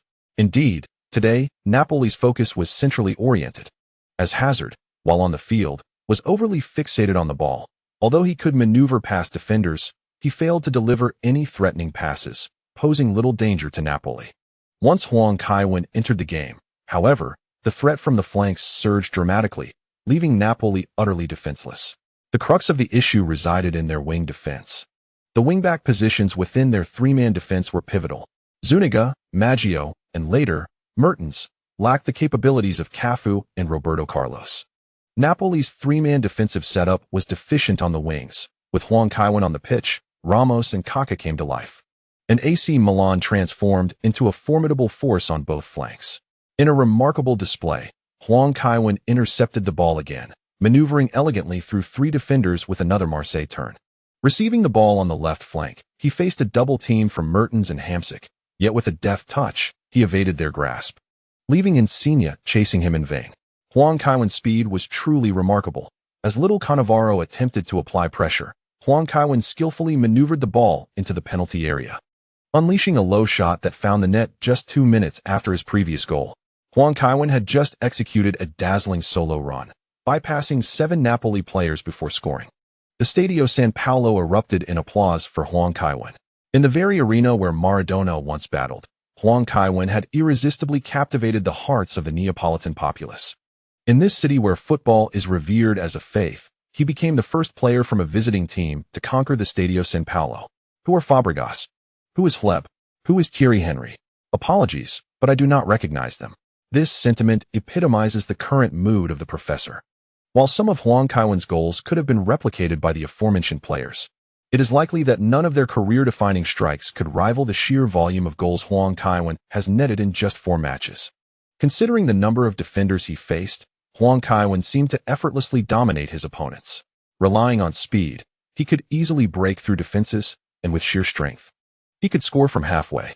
Even without sprinting, his finesse alone could weave through the opposition to find the net. The professor believed that it would not be long before he could flaunt his prowess before Ferguson. The mere thought of that Scottish man being humbled brought him immense joy. Kevin, the professor called from the sidelines. Huang Kaiwen jogged over, took a sip from his water bottle, and inquired, "Coach, did you call for me?" "Indeed. Please refrain from scoring any more goals. I fear the Napoli players may resort to fouls. As long as we secure the victory, it's preferable to minimize goals." The professor replied, somewhat perplexed by his own words. He never imagined he would utter such a statement one day. "I'll do my best," Huang Kaiwen chuckled. "Sometimes the opportunity is right there. Just bypass one defensive line, and I can score. It's hard to restrain myself." The professor, both amused and exasperated, waved his hand dismissively. "See what it means to be a great player? Bypassing one defensive line sounds as easy as a child's game." Finally, Mazzari was ready to make a substitution. He pulled Dos Sena aside and said, "I won't have you defending against Kevin. You simply can't manage it, nor are you a right-sided player. However, I need you to contain Ramos. Do you understand?" Dos Sena rolled his eyes, mentally cursing Mazzari's entire family. He would much prefer to defend against Huang Kaiwen. Failing to stop him would be no disgrace. Even world-class midfielders struggled against him. If by chance he intercepted a few of Huang Kaiwen's plays, he'd immediately earn the highest rating from the post-match assessments. As for defending against Ramos, whether he could manage that was another matter entirely. Enduring a few knocks during the match was inevitable. He couldn't fathom how the Italian referees gauged the game, allowing a Spaniard to run rampant against Serie A players. Yet, he could only suppress his thoughts, standing silently beside the 4th official, ready to enter when play was halted. Hamsik received the ball in the attacking zone, but was quickly pressured by Rodri. He attempted to evade with a feint, but Rodri's athleticism far surpassed his own. After 2 failed attempts to shake off Rodri, Hamsik found himself closely marked and had no choice but to turn back and pass. Insigne, receiving the ball from Inler, seized the opportunity and made a swift diagonal pass toward him. Having learned from his previous mistake, Insigne immediately advanced towards the center. Faced with no alternative, Godin had to follow suit. "Leave it to me," shouted Thiago Silva. Godin quickly dashed towards his national teammate, Cavani. Seeing Godin depart, Insigne thought an opportunity had arisen, and with a deft touch of his right foot, he sent a quick pass. To his surprise, Thiago Silva anticipated his move, sidestepped, and intercepted the ball. Quick on his feet, Insigne attempted to reclaim possession, but Thiago Silva decisively pinned the ball beneath him. The two grappled in the vicinity of the penalty area for a few seconds until the referee's whistle pierced the air. It was a free kick for AC Milan. The ball was handed to Ramos, who demonstrated impressive speed as he charged forward. Dos Sena, just entering the field, was immediately met with an elbow. What rendered Mazzari even more apprehensive was the sight of Huang Kaiwen making a rapid diagonal run down the left flank. He was angling his run, preparing to support Ramos on the right. Mazzari, standing on the sidelines, shouted, "Foul, foul. Do not let him advance with the ball. If he passes to Kaiwen, you will be unable to handle it. Prevent him from making that pass." Zimeli was indeed inclined to commit a foul. He had positioned himself on the flank, ready for action. However, to his surprise, Ramos showed no fear, charging forward with sheer physicality, continuing his advance with the ball. Gambellini was left with no choice but to defend against Ramos on the side. Ramos turned and delivered a precise through ball. Gambellini, who had not yet reached the scene, hurriedly extended his foot. He managed to make contact, sending the ball upwards, and Huang Kaiwen, racing in from an angle, intercepted it with a deft touch. Pivoting and unleashing a volley from the edge of the penalty area, De Sanctis, stationed at the near post, turned to watch the ball, and after adjusting his position twice, could only witness it soar into the top left corner of the net. Another shot that was beyond his reach. De Sanctis found himself at a loss, unsure whether to weep or laugh. Huang Kaiwen held him in such high regard, delivering one divine goal after another. De Sanctis was acutely aware that he was not of top-tier caliber. However, regardless of the goalkeeper, on this day, none could have thwarted Huang Kaiwen's shots. Board swallowed hard and remarked, "Arsene, you mentioned limiting Kaiwen's goals." The professor nodded with difficulty, replying, "Yet, Kaiwen insists that opportunities arise. One cannot simply refrain from scoring." "Shall we consider substitutions?" Board suggested. "Kaiwen is on fire. If this continues, the Napoli players will lose their composure, regardless of who you are. He is either scoring or toying with them. Does he think the Napoli players lack temperament?" The professor turned and extended 2 fingers, beckoning Inzaghi. Inzaghi, caught off guard, pointed to himself in inquiry. "Me? To warm up, boss?" The professor nodded with a smile. Inzaghi swiftly removed De Silio's hands from him, hastily shedding his training jacket and rushing to the sidelines to commence his warm-up. He had not anticipated receiving such an opportunity today.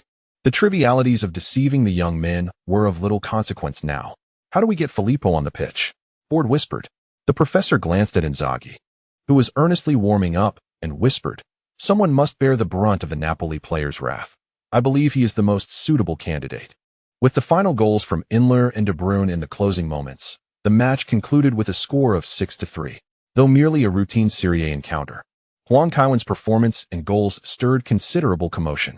The Gazzetta dello Sport published a photograph capturing only Huang Kaiwen in celebration, while the rest of the crowd remained in stunned silence, stating, "At the Stadio San Paolo, we witnessed the divine gracing the pitch." Beyond this, no further explanation was given. Each of Kaiwen's goals was a masterpiece, yet his first goal left the world questioning whether this was a live match or merely a recording of a game. Such a goal has driven physicists around the globe into a frenzy, as they feverishly scour for information regarding the matchday conditions and weather, seeking to formulate a plausible explanation. According to La Gazzetta dello Sport, after the match, we interviewed several Napoli fans, all of whom believe that Napoli lost to Kevin rather than AC Milan. Despite De Sanctis conceding several goals, they still asserted that the goalkeeper's performance was exceptional. Tuttosport reported that the owner of Inter Milan, after witnessing the match, has enlisted a team of sorcerers from around the world. Among those considered is Vieira, who once served as the chief magician of the Holy Roman Empire. The Times remarked that Kevin has transformed football into an art form, a visual delight, a perfect amalgamation of violence and skill, once again demonstrating to the world what it means to be the premier star of football. In an interview with the Manchester Evening News, Manchester United's manager Ferguson, who previously suggested that Arsenal had erred, has since altered his stance. Ferguson stated, "I have watched AC Milan's recent matches. Arsene has some ideas. But he must understand that Milan belongs to Kevin, not to Arsene Wenger." The Sun reported that Inzaghi, after winning a substantial jackpot this summer, has indulged in a lavish lifestyle, even gifting Kevin 40 luxury cars in a single purchase. However, his reputation within the Milan youth team is less than stellar, as he was previously accused of deceiving a group of young players out of over €2,000 during a celebratory game. Bild noted that Toni Kroos's position has become precarious, as Wenger has abandoned him. A player who shows indifference to his own country cannot aspire to be a top star. L'Equipe asserted that PSG has misallocated its funds. Had they managed to bring Kevin to League One, the circumstances would have been entirely different. Marca reported Calderon expressing his interest in Van Persie and Hazard, acknowledging that while Benzema is commendable, he still falls short of the elite strikers. The Sao Paulo page published an exclusive interview with Pelé, who remarked, "After watching Kevin play against Napoli, his feet are so nimble, and his style of play makes it difficult not to consider him Brazilian. Unfortunately, there are no Brazilians currently representing Samba football, but I am pleased that Kevin is the player who best embodies my understanding of Samba football." Upon waking, Huang Kevin was met with an avalanche of coverage. He had lost control during the match against Napoli, leading to worldwide attention. After finishing breakfast, Huang Kevin placed a call to the eldest son. Half an hour later, the eldest son arrived at Huang Kevin's residence. "Uncle Kevin, is there something you need from me?" he inquired. "Nothing much, just wondering when you plan to return to China," Huang Kevin replied. Ma Paolo had already complained to him several times about Chris's disobedience. If he remained at home much longer, Ma Paolo feared he might leave. The club has granted us a brief respite, and we will return in November for training in preparation for S2. The young master gazed at Huang Kaiwen and inquired, Uncle Kevin, are you truly not joining me for S2? The club could certainly register you, and then you could unleash your Li Xin and Syndra upon them. That would be far less effective than your Ash with my support, Huang Kaiwen murmured quietly. What? Nothing, Huang Kaiwen replied with a smile. Since you're back, take a moment to relax. Don't fixate solely on training. I haven't been training much lately. I merely play for 6 hours a day, the young master remarked. Huang Kaiwen responded. However, the training intensity for professional players is indeed rigorous. Exceptional performances are the result of practice. Years of honing last hits and landing can sometimes become overwhelming. Transforming a passion into a profession requires immense perseverance. Some professional players do not train diligently and spend their days playing other games. I was surprised by how resilient Chris has been, given his determination. I believe he deserves success. If he falters, Uncle Kevin will lend him a small hand. Before long, Inzaghi and Ramos arrived together. How did you both come here? Huang Kaiwen inquired. You should ask him, Kevin, Ramos replied irritably.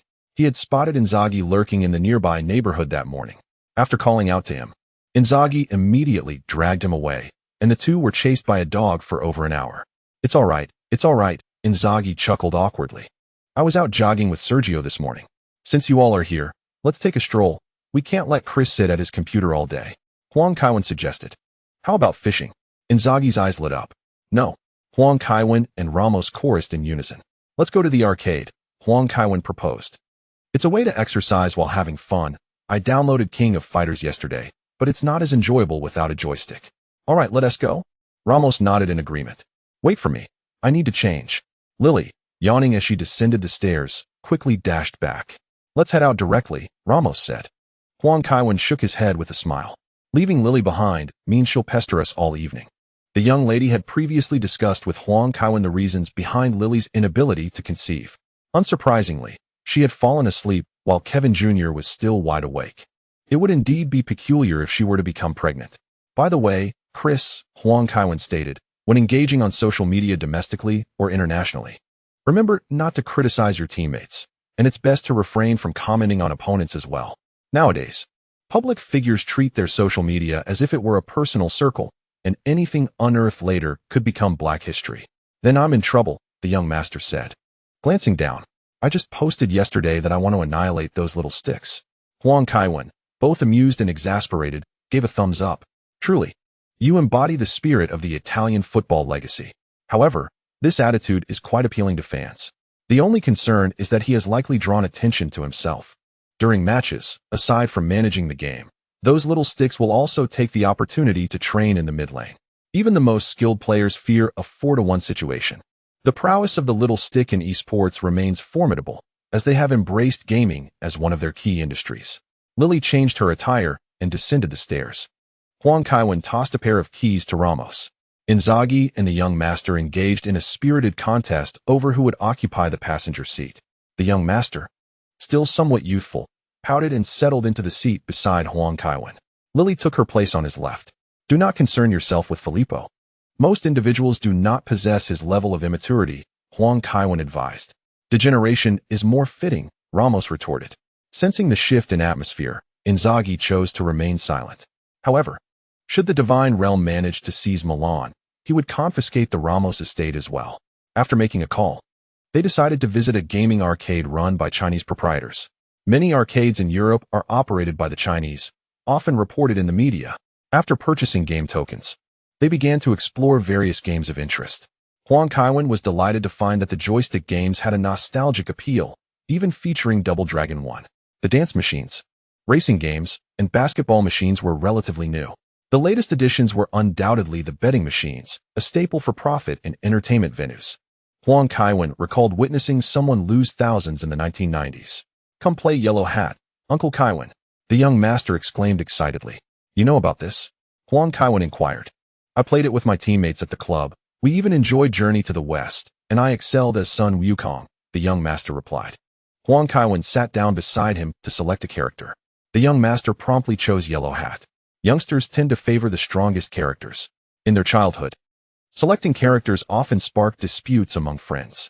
Dinosaur Strike, humorously dubbed Yellow Hat, is a relatively straightforward game, as long as one is familiar with the monster's fixed roles. Progressing through levels becomes effortless. In contrast to Dinosaur Strike, Huang Kaiwen preferred games with dazzling skills like Captain Hook, Ninja Baseball, and Three Kingdoms, Battle Chronicles. Inzaghi seemed uncertain about what to play. Lily and Ramos stood behind Huang Kaiwen, observing. Despite a hiatus from gaming, Huang Kaiwen swiftly regained his touch. Coupled with the young master's remarkable gaming talent, they barely lost any health, breezing through level after level. After defeating the final boss, the young master urged Huang Kaiwen to play Raiden. Not to boast, but his skills in shooting games are unparalleled. Ramos remained quiet, while Lily, growing impatient, remarked, "You can't just indulge in your own play. Sergio, help me out. Lily and I will find something else to play," Huang Kaiwen suggested as he rose. Ramos shrugged and joined the young master. "What do you want to play?" Huang Kaiwen asked. "Let us try that one." Lily pointed to a shooting game. "All right." Huang Kaiwen nodded in agreement. The shooting games in arcades are generally similar, all belonging to the VR cop genre, merely differing in the appearance of the monsters. Two individuals engaged in a game reminiscent of Resident Evil. Throughout the experience, Lily was exuberantly vocal, carelessly tossing game coins as if they were free. "Let us play the dance machine," she suggested, drenched in sweat. The thrill of the game had utterly exhilarated her. "Never mind, I have no desire to play," Huang Kaiwen replied. His prowess in rhythm games was notably lacking, both in hand and foot coordination. This was quite perplexing, for his reflexes were swift. And while he may not have excelled at singing and dancing, he certainly held his own in KTV and bars. Yet, when it came to music games, he faltered. Back when the game audition was all the rage in internet cafes, he was rather inept. "Come on, let us go," Lily urged, nudging Huang Kaiwen forward. He had no choice but to follow her lead. During the song selection, they primarily opted for tracks from Europe, America, Japan, and South Korea, where girl groups were still quite popular. Huang Kaiwen noticed many songs from second-generation groups. Lily chose My Oh My, and they began to play. In comparison to Lily, Huang Kaiwen was decidedly inferior. He constantly panicked, scrambling to adjust as the notes descended, resulting in movements that appeared almost convulsive. By the end of the song, he was drenched in perspiration. At some point, Inzaghi had positioned himself behind them, pointing at Huang Kaiwen and laughing heartily. "Kaiwen, your dancing resembles that of a stroke victim." Huang Kaiwen rolled his eyes and retorted, "Do you think I am Ricky Martin? However, I have seen you dance alongside Shakira, and you performed quite well then," Inzaghi remarked. In response, Huang Kaiwen playfully punched Inzaghi in the chest. "Why did you hit me?" Inzaghi exclaimed. Huang Kaiwen refrained from offering an explanation. Even though they were familiar and had played together, mentioning Lily at that moment would surely incite jealousy. "I'm feeling a bit fatigued. Let us find a place to dine before heading home," Huang Kaiwen suggested. "Let us go," Lily exclaimed, seizing his hand and shaking it energetically, clearly in high spirits. Inzaghi, having received a light jab, could only silently critique the pair. Upon locating Ramos and the young master, they found the duo engrossed in Dynasty Warriors, Resurrection. With Ramos controlling Zhuge Liang, who had amassed several swords and was utterly absorbed in the game, showing no inclination to leave. The three could do nothing but observe. Fortunately, they met their demise while battling with CI. Otherwise, they would have been subjected to watching them complete the level. "Is there anything you wish to eat, Uncle Kaiwen?" "Aunt Lily, it's on me," the young master offered. "No need for that," Huang Kaiwen replied, patting the young master on the shoulder. "Let us head to Brelet for some French cuisine." When it came to French food, Pourquoi pas was the place to go. Epicure had become outdated. Inzaghi added, "The newly opened establishment in the city center boasts a chef with over 20 years of experience in Paris, and the restaurant was designed by French architects. Their beef tartare is the finest I have ever tasted, and the seafood and cheese platter is also commendable. They likely do not use Italian cheese." "Then you drive." "Spare me the chatter," Ramos said, handing the keys to Inzaghi. If anyone were to be deemed skilled, it was certainly His Majesty. Each day, they returned home, venturing out only occasionally for leisure. His Majesty has taken Milan as his home, tirelessly roaming the streets in search of new conquests. Huang Kaiwen suspects that Inzaghi has hardly cooked a few meals at home throughout the year. The restaurant he recommended is quite excellent. French cuisine, originating from Italy, bears a significant resemblance in flavor, yet in terms of presentation and aesthetics, it is undeniably more refined than Italian dishes. Merely gazing upon the plates is a delight. During dinner, Huang Kaiwan performed a small magic trick, and Inzaghi, unable to decipher the illusion, was compelled to foot the bill. Following their match against Napoli, their next opponent is Juventus. The entire nation of Italy is keenly anticipating this forthcoming spectacle. However, before this league match, Milan has another Champions League fixture to contend with. On November 20th, the entire Milan squad flew to Manchester. From the moment they disembarked, the British paparazzi latched onto the Milan team, and even television stations dispatched news vans. Huang Kaiwan's newsworthiness has remained undiminished since the Summer's European Championship victory, through to the 5 gold medals at the Olympics, and the recent stunning triumph over Napoli in the league. The Prince Park bombing incident has further amplified his prominence. The Manchester police have assured that they will take every precaution for this Champions League match, vowing not to allow any explosives into the stadium, unlike their French counterparts, even taking a moment to mock them. Regarding the impending Champions League match, former Manchester United captain Roy Keane, now idly at home after being dismissed by Ipswich, remarked, "From Manchester City's actions, I can sense their determination, but football is not merely a game of resolve." In the first leg, they lost to an AC Milan side without Kevin. With his return, I foresee a thorough defeat for City on their home ground. They will undoubtedly suffer a crushing loss, and such a dismal performance in the Champions League will adversely affect their league campaign. If they aspire to win the Premier League, they are a decade away. The television then shifted to footage of the Milan team, where Huang Kaiwan and his teammates were seen laughing and joking, sending shivers down Hard's spine. On the coffee table lay a newspaper featuring a photo of Huang Kaiwan taking a free kick, with the headline indicating the remarkable speed of 207 kilometers h achieved by his strike. Kimberly Crew glanced at her anxious boyfriend and inquired, "Has your mental illness flared up again? Should we call a doctor?" "I'm not ill," Hart replied irritably. "Really? I don't believe you," Crew responded. Having been with Hart for 3 years, she knew him well. "It's absolutely true," Hart said, waving his hand in annoyance. "I'm merely concerned about Kevin's performance. Normal people fear Kevin. Every goalkeeper fears him. Does that mean they are ill too? Actually, you needn't worry so much. Manchester City still has a chance to advance. Even if they lose, it won't be blamed on you," Crew reassured. "Forget it. You don't understand," Hart said, picking up the remote and turning off the television.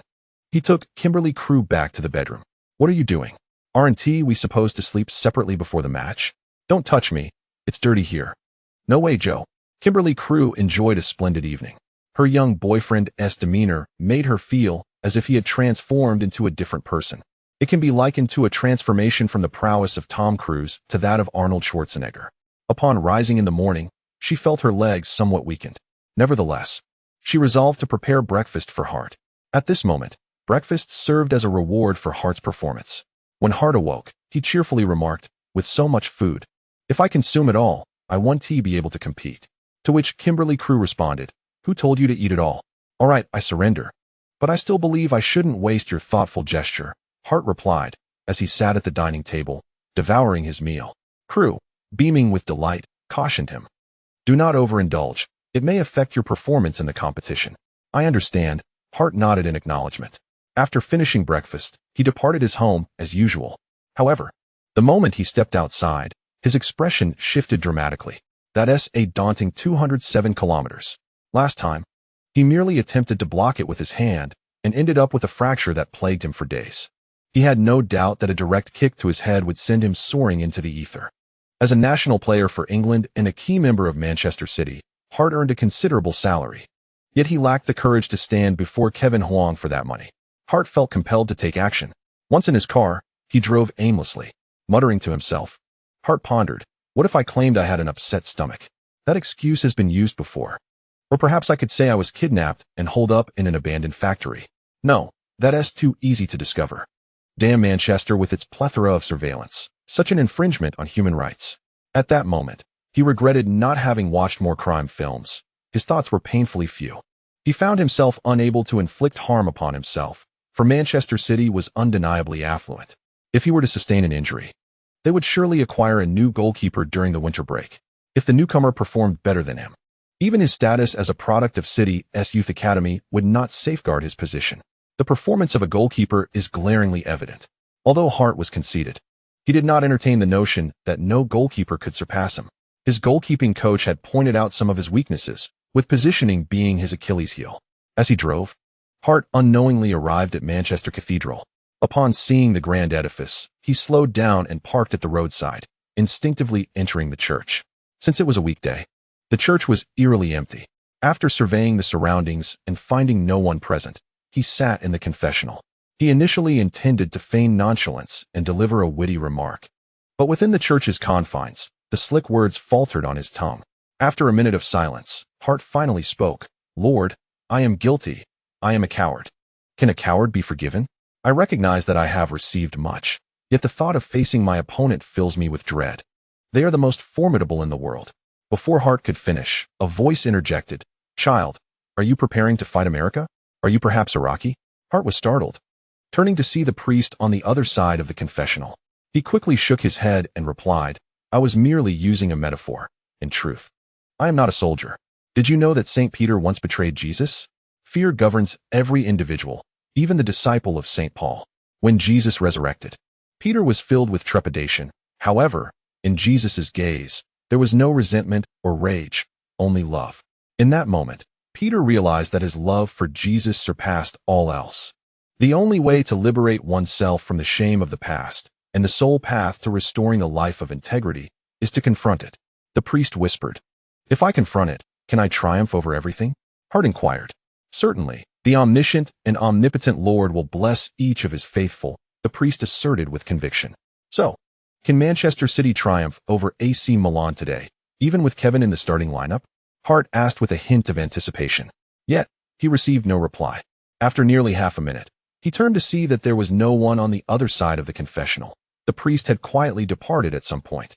At 6 p.m., at the Etihad Stadium, Mancini returned to the conference room after attending the pre-match press conference. He chose not to go to the dressing room, fearing it might disrupt the players. "Has Joe not arrived yet?" Mancini inquired.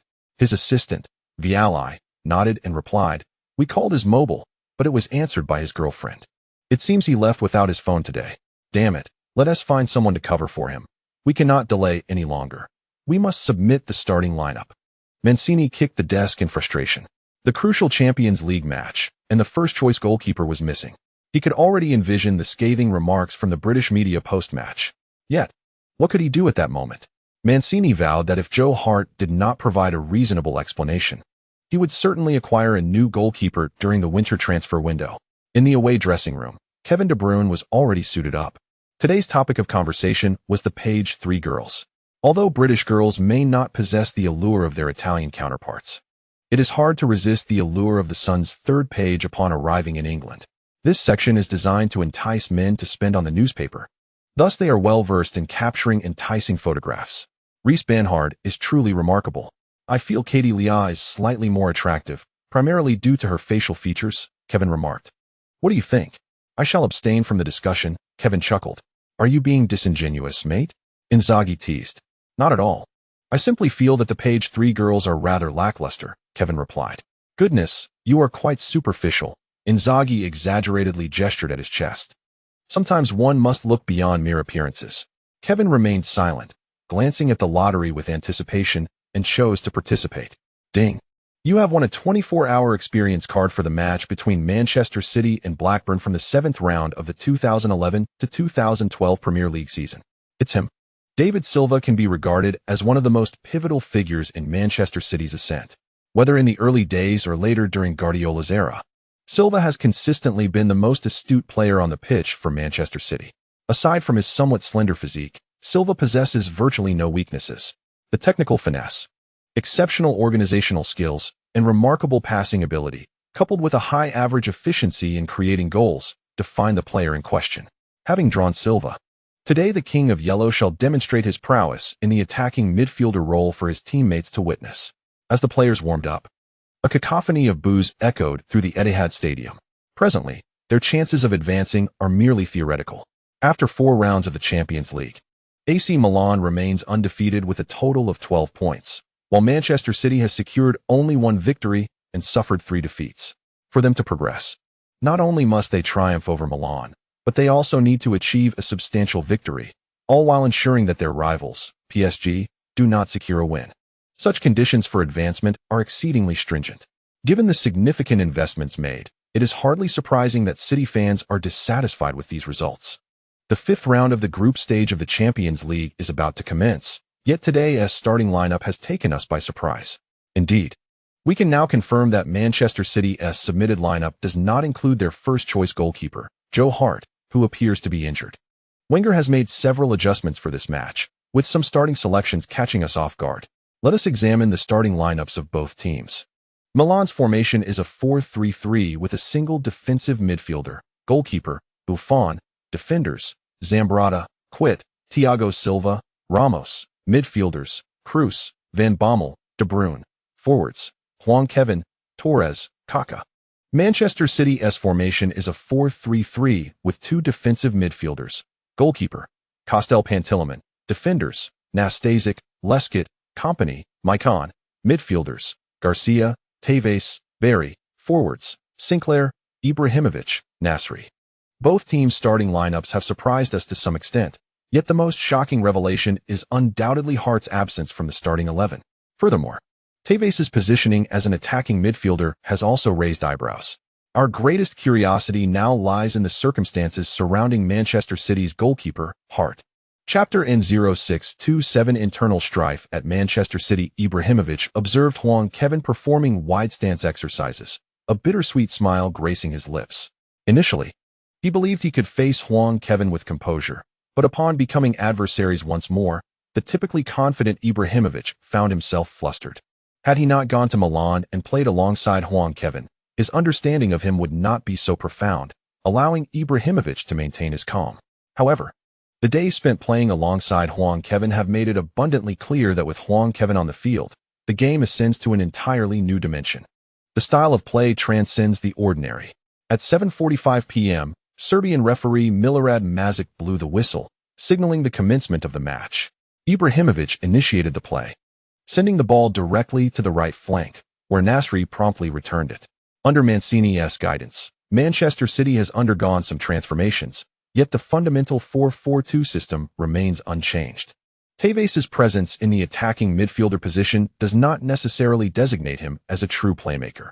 Mancini's 4-4-2 has consistently leaned toward conservatism, often opting for defensive strategies after securing a single goal, particularly during the season when City first broke into the top four. Often, it is Aguero's movement that prompts David Silva to deliver the pass.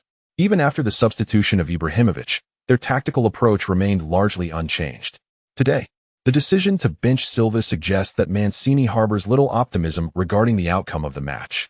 Manchester City organized in the back for a while before the ball found its way to Maicon on the right flank.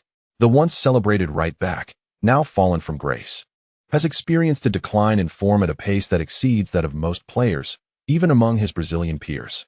After transferring to Manchester City in the summer, Mancini believed he had acquired a star player. However, at this juncture, Maicon has become the third choice on the right, trailing behind Zabaleta and Micah Richards. When Juan Kaiwan pressed him, Maicon displayed no intent to control the ball, opting instead for a simple sideways pass. Lacking the assertiveness he once exhibited in advancing the ball against Juan Kaiwan, Kompany was taken aback, hastily avoiding Torres's foot while carrying the ball forward. Kroos's timely challenge came. Yet Kompany's physical prowess is formidable. He seldom succumbs in confrontations. After easily brushing aside Kroos, Kompany exhaled in relief before passing the ball to Garcia. Kompany's greatest attributes are his stability and focus. Throughout Manchester City's rise, he has been the only defender to consistently occupy a starting position. When Garcia faced De Bruyne, he sought physical engagement, and after a brief tussle on the flank, he passed the ball back to the retreating Tevez. Tevez immediately surged forward with the ball, benefiting from the space provided by Milan's lone defensive midfielder. Van Bommel, aware of his diminishing athleticism due to age, refrained from rushing into challenges, opting instead to employ precise positioning in lieu of excessive movement. As Van Bommel initiated his challenge, Tevez extended his arm, pushing past the Dutch captain.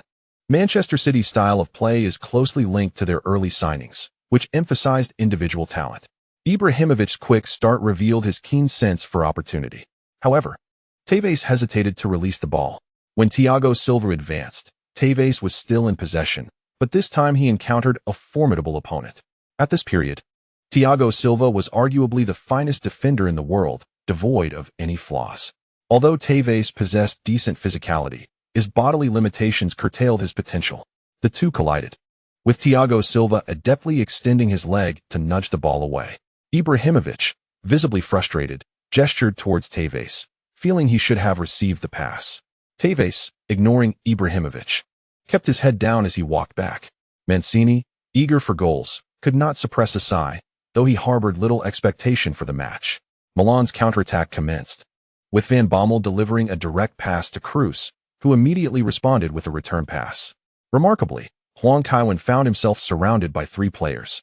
This pass indeed lacked consideration, particularly as the referee's position was questionable. After Hwang Kaiwan hooked the ball, his subsequent handling was a beat too slow. Nas intervened from the side, grabbing Hwang Kaiwan's arm, granting Barry the opportunity to advance towards him. Barry opted for a sliding tackle.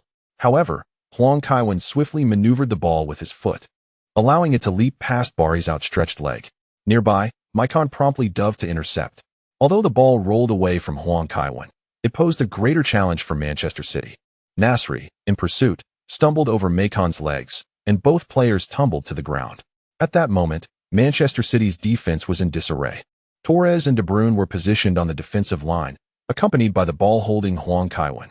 This predicament created a 3-on-3 scenario in their own half. Such a situation was exceedingly disadvantageous for the defenders, including Kompany, who hesitated to press Hwang Kaiwan directly. De Bruyne moved behind the defensive line, prompting Hwang Kaiwan to deliver a pass. Kompany felt a surge of hope. He thought it was offside. Yet, upon noticing Torres springing into action in front of Lescott, he realized the flaw in his assumption. De Bruyne had no intention of taking the ball. Instead, he veered towards the left flank. Torres's run occurred post Hwang Kaiwan's pass, making him onside. A feint and a genuine attack. Damn. Seeing Torres on a clear path, Kompany sensed the inevitability of a goal. Pantilimon, the starting goalkeeper for the day, chose to advance, yet Torres remained remarkably composed. As Pantilimon closed in, Torres deftly nudged the ball with the inside of his foot, guiding it along the right post and into the net. A goal. Torres had scored. This offensive maneuver seemed devoid of difficulty. The speed of AC Milan's counterattack astonished us. Van Bommel pushed forward, and Hwang Kaiwan immediately drew the attention of Manchester City's defense.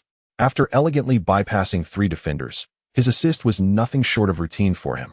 Indeed, we have no doubts about Hwang Kaiwan's passing ability. His intricate flick against Napoli in the previous match is still a topic of admiration among fans. Torres, elated from his goal, rushed towards Hwang Kaiwan. Yet I found myself curious as to why Ramos always seemed to be a step ahead of others. Losing £100 was rather unremarkable. What's the matter, brother? Hwang Kaiwan tends to play according to his mood, so we shall not dwell on his fluctuating state. And what now?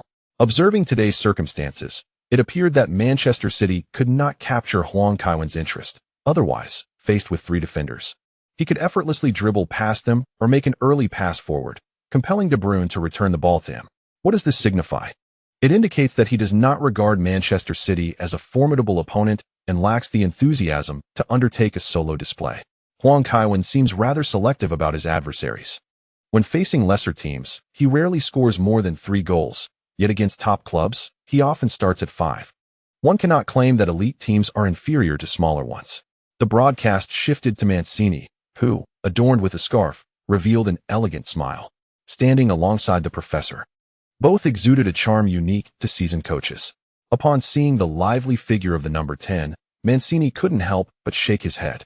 In Italy, Hwang Kaiwan's relentless pursuit continues, even after changing locations. Hello, look at me. What is Mancini afraid of? He muses. It is my fault for not being able to coach AC Milan. Losing so many times has dulled my fear. This sentiment perfectly encapsulates Mancini's current state of mind. Everyone experiences defeat. As long as it is not too humiliating, it is bearable. Did you not see how bewildered the Qatari players were? Before the match, Mansour intentionally sought him out to lighten his burden, allowing him to approach the game with less weight on his shoulders. As Manchester City resumed play, Nasri received the ball and sought out Kroos. He had become somewhat addicted to dribbling. Kroos, employing the typical defensive strategy of less physically imposing players, positioned himself wisely. Nasri attempted a direct breakthrough, but he was unprepared for Kroos's swift movement to the flank, blocking the ball out of play. Maicon advanced to take the throw-in. By this point, The Milan players had warmed up, fully focused on the match. Their defense against the throw-in was notably tight. Out of options, Maicon had no choice but to throw the ball to the advancing Javi Garcia. Garcia took the ball and instinctively moved to the left, keen to avoid any encounter with Huang Kaiwen. As a product of Real Madrid's youth academy, he held a vivid impression of Huang. Spotting Ramos approaching, Garcia nudged the ball forward, eager to use his speed to outpace Ramos. However, Ramos turned promptly, reducing the space between him and the sideline, forcing the accelerating Garcia to navigate around him. Sinclair hurried back, extending his leg at the first opportunity.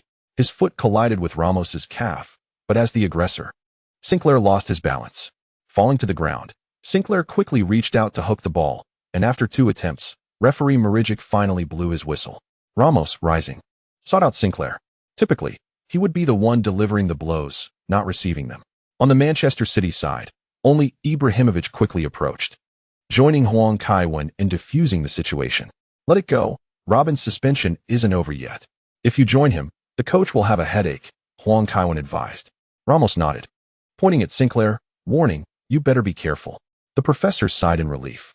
Perhaps it was just a feeling, but he sensed that the Milan players were more eager to engage in brawls than to play football. Today, he had implemented a degree of rotation, not initially intending for Huang Kaiwen to start. However, Hazard's tendency to hold onto the ball left him feeling less than pleased. Thus, the professor decided to take a step back. If it were De Bruyne, he would have had a sincere conversation with him, as De Bruyne's thoughts weighed heavily on him. In contrast, with the more energetic Hazard, the professor opted to let him sit on the bench to temper his temperament. Different players necessitate different approaches.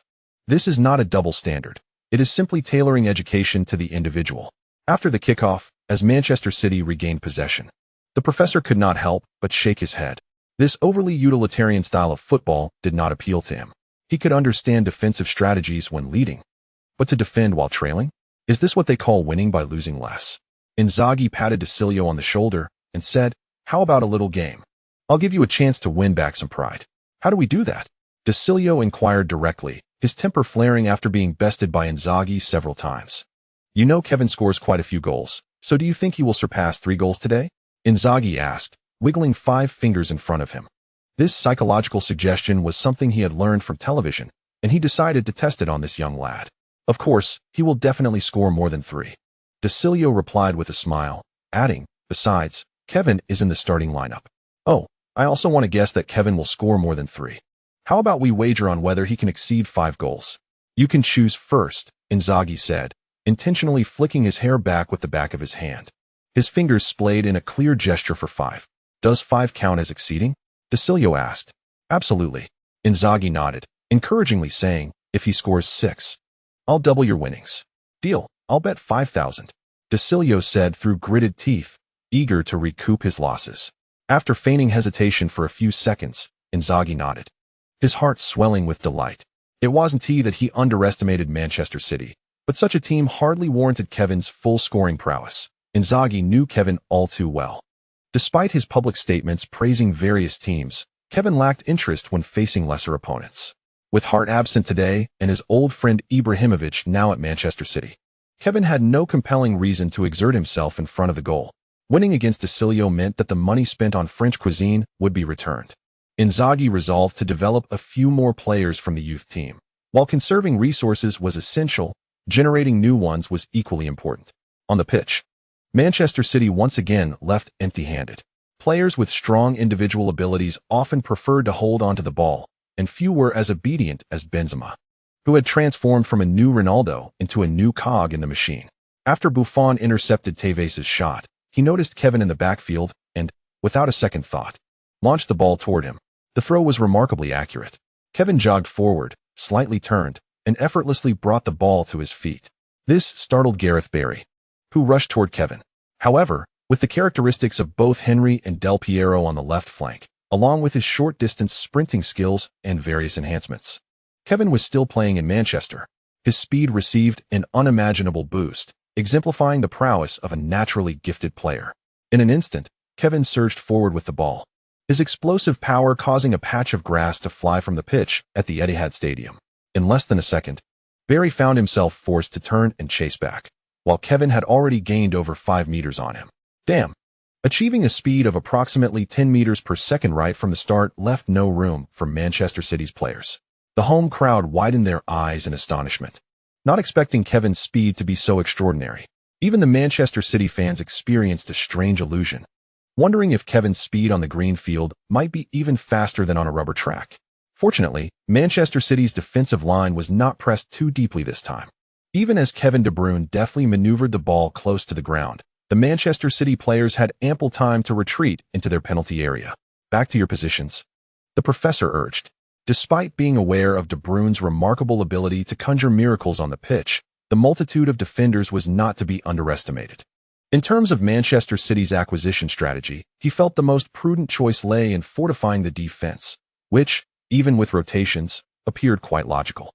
It was an expenditure that seemed justifiable. Moreover, two midfielders had also fallen back, resulting in a cluster of 6 players within the penalty area. The professor truly saw little opportunity. However, he remained discreetly silent. Within mere seconds, De Bruyne surged from the back line toward the edge of the box. Maicon showed no intention of leaving the area, instead leaning back, seemingly intent on outnumbering the opponent. "Damn it," Kompany muttered under his breath, cursing Maicon's ineptitude as he advanced to confront De Bruyne. There was no alternative, with Maicon retreating, failing to engage would allow De Bruyne an unimpeded path into the box. Kompany hesitated, knowing he had only one chance to make a move against De Bruyne. As he observed De Bruyne drift toward the byline, he recognized it as a feint. Yet, he could not predict when De Bruyne might abruptly change direction. In such circumstances, he had to tread cautiously. Suddenly, to Kompany's astonishment, De Bruyne took a half-step toward the byline and deftly flicked the ball with his right foot, altering his course far earlier than Kompany had anticipated.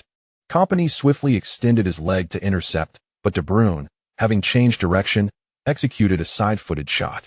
Barry, who was tracking back, and Maicon, who had come to assist in blocking, were a beat too late.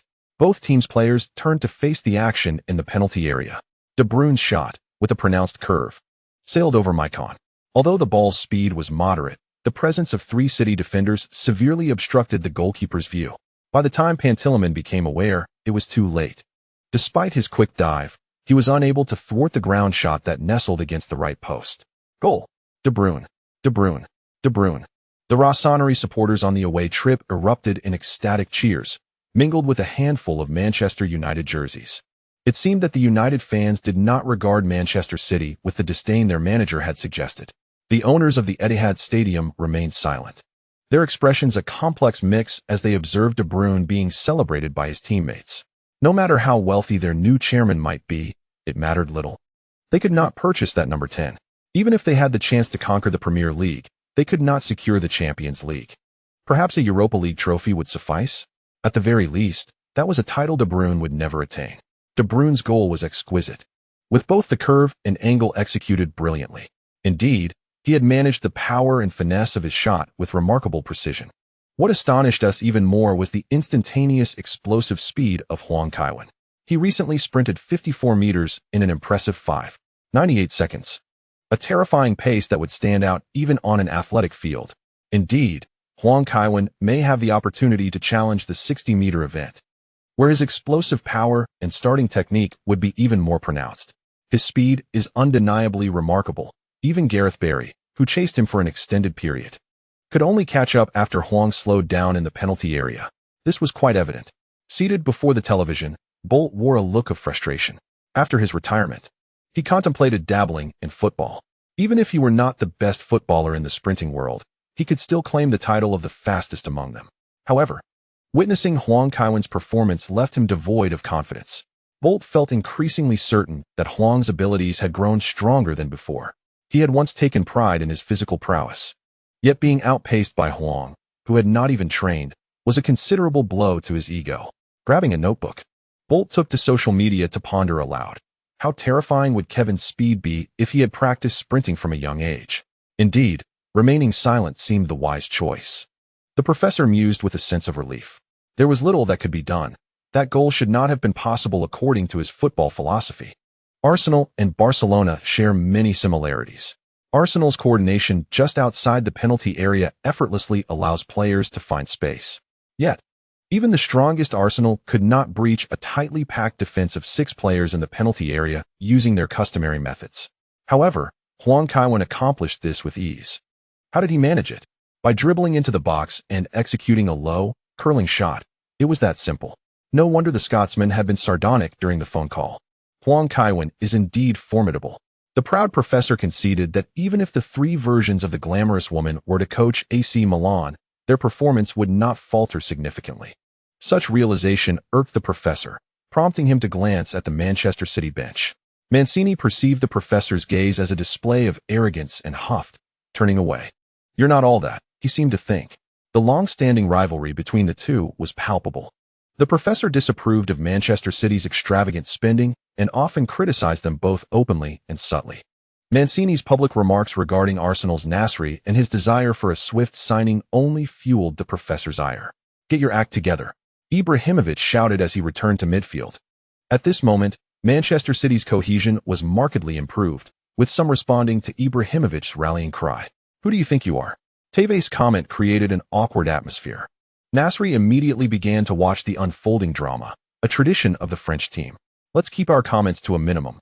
We must strive harder. We can't afford to lose too embarrassingly at home," urged Javi Garcia. "Who do you think you are?" Tevez retorted, feeling unsatisfied with his performance. He had hoped for revenge, but was surprised by the decisive loss.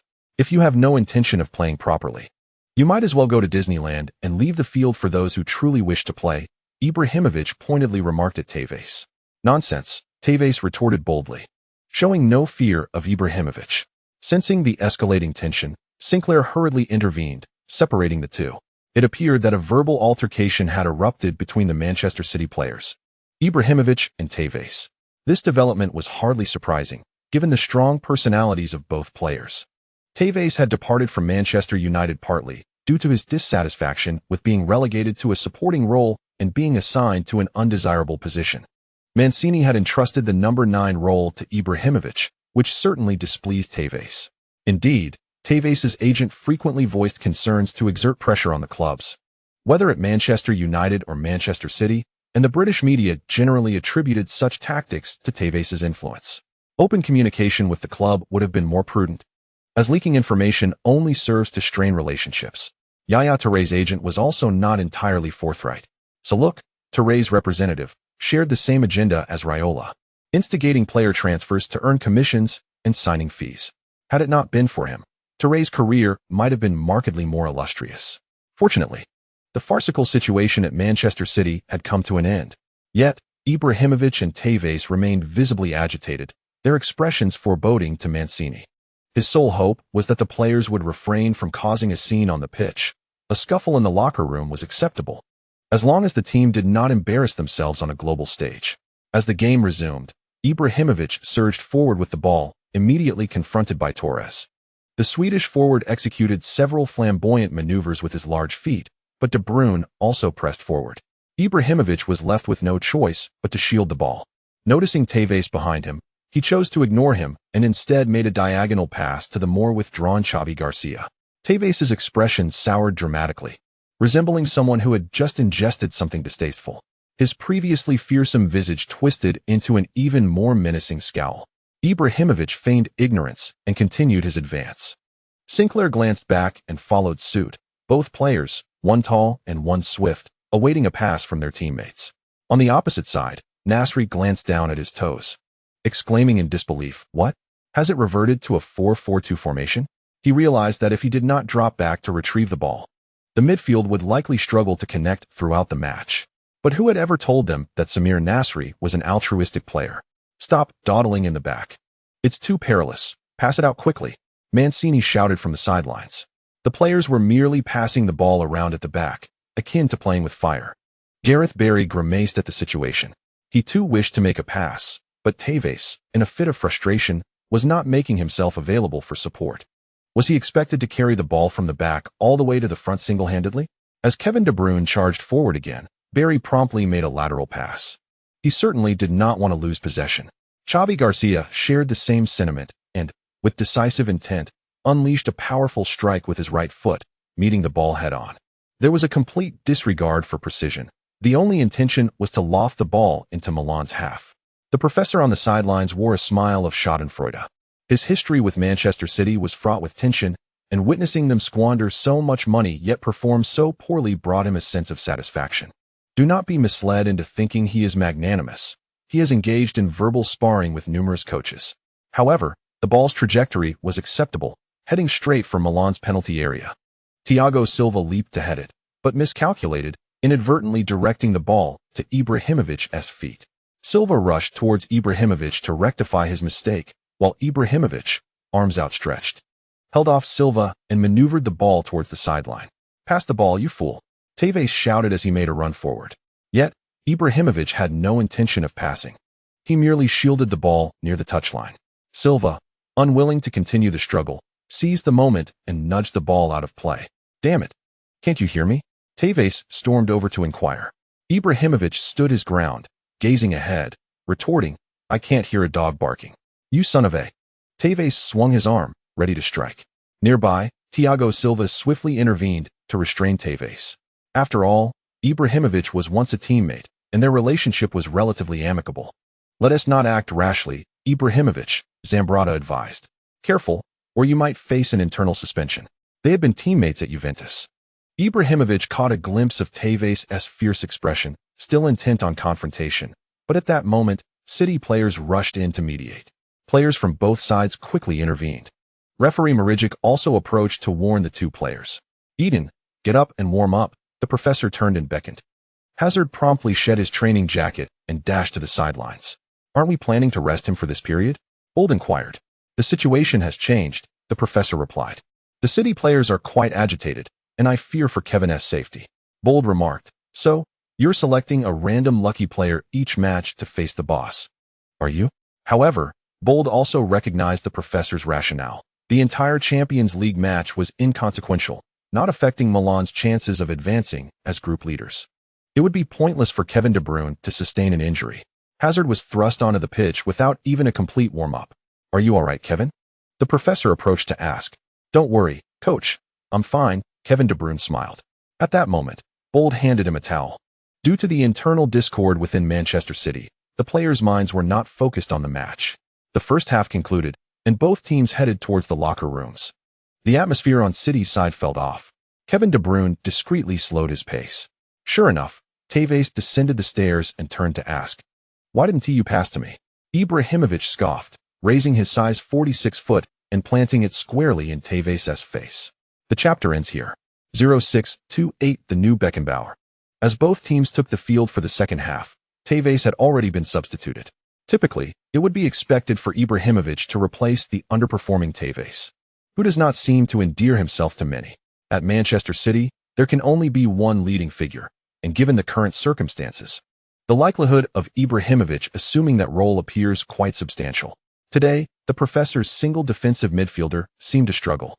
Ramos has consistently mentioned the importance of the defensive midfield position. Yet Zambrotta's athleticism is declining rapidly. Upon reaching a certain age, without engaging in specialized training, the decline of wingers is alarmingly swift.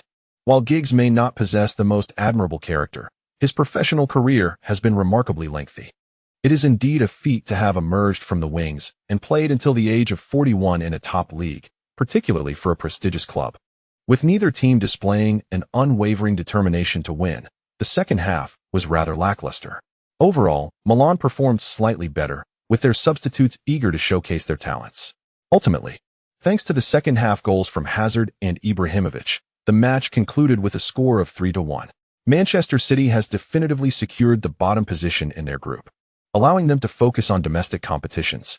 "Kevin, let us attend the press conference together," the professor remarked with a smile. Kevin nodded and rose to his feet. "What do you perceive as Manchester City's issues?" "Their players are not lacking in quality," he inquired as they made their way to the press room.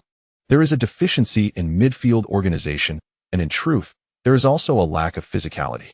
The players' synergy relies more on mood than on tactics," Kevin responded.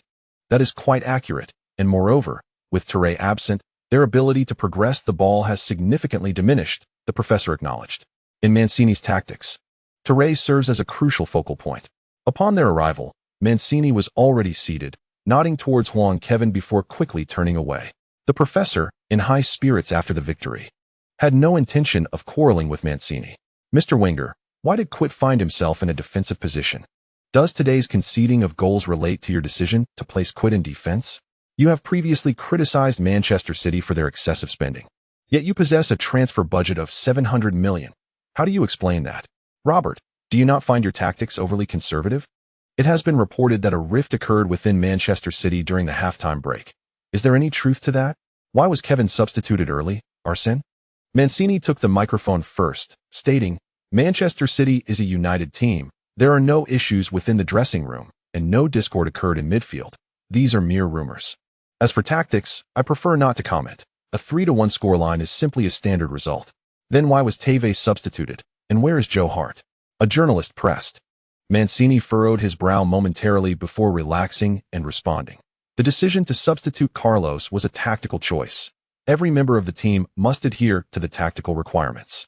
As for Joe, he is unwell. Mancini reluctantly stated, unwilling to air the team's issues in the media.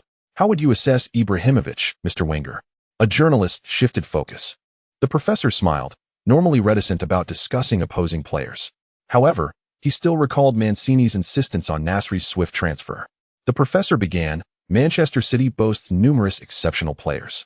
Had I signed with Milan earlier, I would not have allowed Ibrahimovic to depart. His technical prowess is remarkable, and it is rare to find a player of his stature with superior skills. There are several players within Manchester City who could start for Milan, Ibrahimovic, Kompany, and David Silva all possess that caliber of talent. I am particularly keen on acquiring David Silva during the winter break to bring him to St. Kevin's Park. What do you mean? Mancini retorted, glaring at the professor. I merely spoke the truth. I harbor interest in several Manchester City players, the professor replied with a smile. Mancini slammed his hands on the table, rising in a huff to exit the press conference. Kevin shook his head. Spending time with the professor revealed a somewhat childish side to him. It seemed that avenging himself on Mancini brought him a sense of satisfaction today. Mr. Wenger, what was your reason for substituting Kevin? A reporter inquired. The professor responded, this match bore little significance, so I felt it appropriate to allow Kevin to rest. Are you suggesting that playing against Manchester City is insignificant? The reporter pressed. The professor rolled his eyes silently, stating, what I mean is, we have already qualified first in our group, rendering the match devoid of significance. Though he sought to irk Mancini, he would not allow the reporters to dictate the narrative. Was Quit's placement in defense a failure? The reporter continued. The professor chuckled, we won the match, so there can be no failure. Dirk is an incredibly versatile player. Even if he made mistakes today, they cannot overshadow his brilliance. I will continue to experiment with him. Do you have anything to say regarding your transfer fee? The reporter asked. The professor finally donned a serious expression, stating, I have nothing to say. Milan has ample funds for transfers. But I will not pay excessively for a player beyond his worth. Those clubs hoping to profit significantly from Milan should reconsider. We will only pay a fair price. With that, the professor stood up, and Kevin followed suit. At that moment, Kevin realized he had not answered a single question. It seemed the British media remained quite intrigued by the professor's stewardship of Milan, as he had been a significant source of news during his tenure in the Premier League. Upon returning to the locker room and changing, the entire team boarded the flight back home. Unlike their arrival in Manchester, the players displayed less vigor after the match. Most were resting. Kevin, who had played less than a half, felt no fatigue and took out a copy of The Three Musketeers to read. This book was far more engaging than typical classics. Dumas was indeed a master of captivating narratives, making it quite enjoyable. By the time they returned to Milan, it was past 1 a.m. As they boarded the bus, Inzaghi crept over and suggested, shall we go out to celebrate? What do you mean? Celebrate after playing Manchester City? Kaka turned to inquire. Rather than celebrating, he longed to return home to see Paolo, for there were indeed things worth celebrating. Inzaghi whispered, I just won 5,000 from that kid. Huang Kaiwan cast a glance at Desilio, finding it rather amusing. He never anticipated that someone would actually deposit money into an ATM. Should Desilio transfer to Juventus in the future, it would undoubtedly be a result of Inzaghi's pressure. Let us go, Huang Kaiwan nodded, feeling uncharacteristically energetic today. A little outing would do him good. Kaka, with no choice but to comply, nodded in agreement. And the group asked the bus driver to make an early stop. The following afternoon, when Huang Kaiwan awoke, he had no recollection of the previous night. Descending the stairs, he saw Lily engrossed in television. Rubbing his temples, Huang Kaiwan inquired. How did I get back? Sergio brought you home. You had too much to drink, Lily replied. You didn't do anything inappropriate, did you? He exclaimed dramatically, clutching his chest. You're insufferable. Lily playfully smacked Huang Kaiwan's arm, retorting, if it weren't for your breathing, I would have thought you were dead. I can't recall either. That guy Filippo must have learned his bartending skills from somewhere, Huang Kaiwan remarked. He only remembered having a great time with Inzaghi, mixing various drinks together. It was the first time he experienced such memory loss due to drinking. The potency of those concoctions was indeed formidable. However, since it was Ramos who had taken him home, he felt assured that nothing untoward had transpired. Aren't you going to eat? Lily asked. Rubbing his stomach, Huang Kaiwan replied, I feel uneasy. I don't have an appetite. I'll ask Albert to prepare something to help with your hangover, Lily said as she stood up. Huang Kaiwan lounged on the couch, casually changing the channel with the remote. Moments later, his eyes widened in disbelief. Upon closer inspection, he realized the figure on the screen was himself. The clarity and angle suggested it had been recorded by a DV camera belonging to a resident on the first floor. In the footage, he and Inzaghi were arm in arm, exuberantly singing Rhythm of the Rain in the middle of the street. Huang Kaiwan buried his face in his hands, relieved that nothing too outrageous followed. You sing far better than Filippo, Lily commented upon her return. If I didn't, I'd rather perish, Huang Kaiwan replied with an eye roll, resting his head on Lily's lap. Not many Milan players possess melodious voices. In truth, most players are quite similar. Even the recording of Inter Espasa Inter was no easy feat, requiring a multitude of sound engineers for the final version that fans hear. Among the previous generation of Italian players, Del Piero was likely the most melodious. Huang Kaiwan recalled that the man had even received a gold record. After having some seafood porridge, Huang Kaiwan felt significantly better. When he received an invitation from Inzaghi to go fishing in the afternoon, he promptly declined. He couldn't fathom where that man found the energy. At 40 years old, after consuming so much alcohol, he could still indulge the following day. While perusing the newspaper, Huang Kaiwan was astonished to discover that Joe Hart had been hospitalized. The British media speculated that it was related to facing the King of Yellow, which had placed immense psychological pressure on Hart. After a restful night, Huang Kaiwan finally felt rejuvenated. Following breakfast, it was once again Ramos who drove him to Milanello. As the two individuals parked their vehicle, Ramos remarked, Have you noticed? That Jaguar is always stationed in the most optimal surveillance angle. That's the coach's car, Huang Kaiwan replied with a smile. I suppose this has something to do with Higuain. Ramos nodded, and the two proceeded to the locker room. Arriving quite early today, most teammates had yet to arrive, aside from Gattuso and a few others. Why are you here so early? Gattuso inquired, kicking the ball toward Huang Kaiwan. Huang Kaiwan juggled the ball with his right foot and responded. I went to bed early last night. That bastard over there urinating isn't Filippo, is it? Indeed it is. Gattuso confirmed with a nod. Huang Kaiwan juggled the ball higher, turning to deliver a swift kick. The ball soared accurately for 40 meters, striking Inzaghi squarely in the backside. Inzaghi promptly turned around in protest. What are you doing? You idiot, don't urinate by the sidelines. It's disgusting, Huang Kaiwan retorted. And witnessing it makes it even more repulsive, Gattuso concurred. Inzaghi, adjusting his trousers, approached and said, Are you jealous of me, hence kicking the ball at me? Take a look in the mirror. Gattuso quipped, You look like you're 50 years old. Why are you here so early? Huang Kaiwan asked. I was fishing nearby yesterday and ended up spending the night in the Emperor One. Inzaghi enthusiastically replied. Isn't Emperor One fantastic? I stocked up on supplies, so I won't go hungry even if anything happens. What is Emperor One? Gattuso inquired. Huang Kaiwan chuckled. This guy modified a vehicle so he can bathe and sleep in the back. Truly his style. Gattuso scoffed. It's been ages since you scored, instead of training properly. You should be worried that next time the coach might have quit play as a forward instead of you. He's already a forward, Huang Kaiwan reminded him. Inzaghi laughed heartily from the side. Gattuso, somewhat irritated, exclaimed, I forgot. He never plays on the front line. Damn it, I want to kill you. The two engaged in a playful chase on the field. After a while, first-team players began to arrive at the training ground. The professor, accompanied by the coaching staff, stood at the sidelines and stated, The upcoming match against Juventus is crucial. Although it's a home game, we must remain vigilant. Shortly, the assistant coach will brief you on the playing style of the Juventus players and other important aspects we need to prepare for this match. Understood, boss.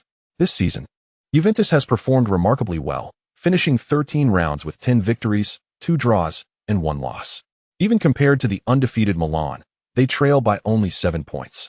The forthcoming direct confrontation will significantly impact the ranking trends for both teams. A 7-point gap versus a 4-point gap may seem negligible, but breaking Milan's winning streak could affect the players' morale, potentially allowing Juventus to overtake them. Therefore, the professor places great importance on this match. He can accept the end of the team's record, but it must not be at the hands of Juventus. The illustrious Alessandro Del Piero, now residing in Australia, expressed in an interview with Italian media that football is not merely a contest of the stronger, but rather a domain where the victors emerge as the true powerful. Milan's impeccable record? It undoubtedly places immense pressure upon them, particularly at St. Kevin's Stadium. I perceive this as a prime opportunity to triumph over them. And I have faith that the Juventus lads possess this awareness, enabling them to secure a victory on foreign soil. Without a doubt, Del Piero's remarks have faced considerable ridicule. Since the inauguration of their new stadium, AC Milan has not suffered a single defeat, even in friendly matches. Juventus still has a considerable distance to cover in their quest to conquer St. Kevin's. Former Milan head coach Cesare Maldini shared his insights regarding this high-stakes encounter, stating that Milan's strength is unprecedented in every aspect. In our playing days, players often formed cliques based on their hometowns and personal preferences.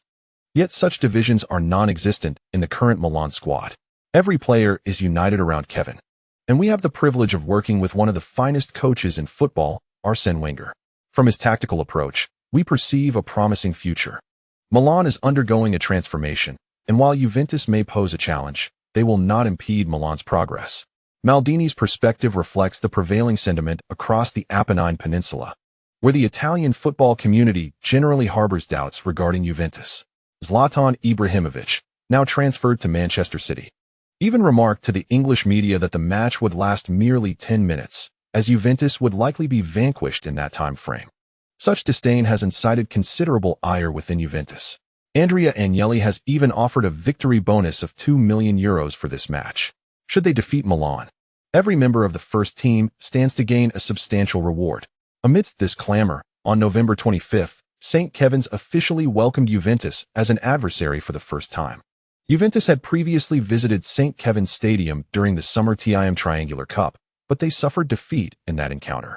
The home team's locker room is exceedingly luxurious, and the Milan players particularly appreciate its amenities.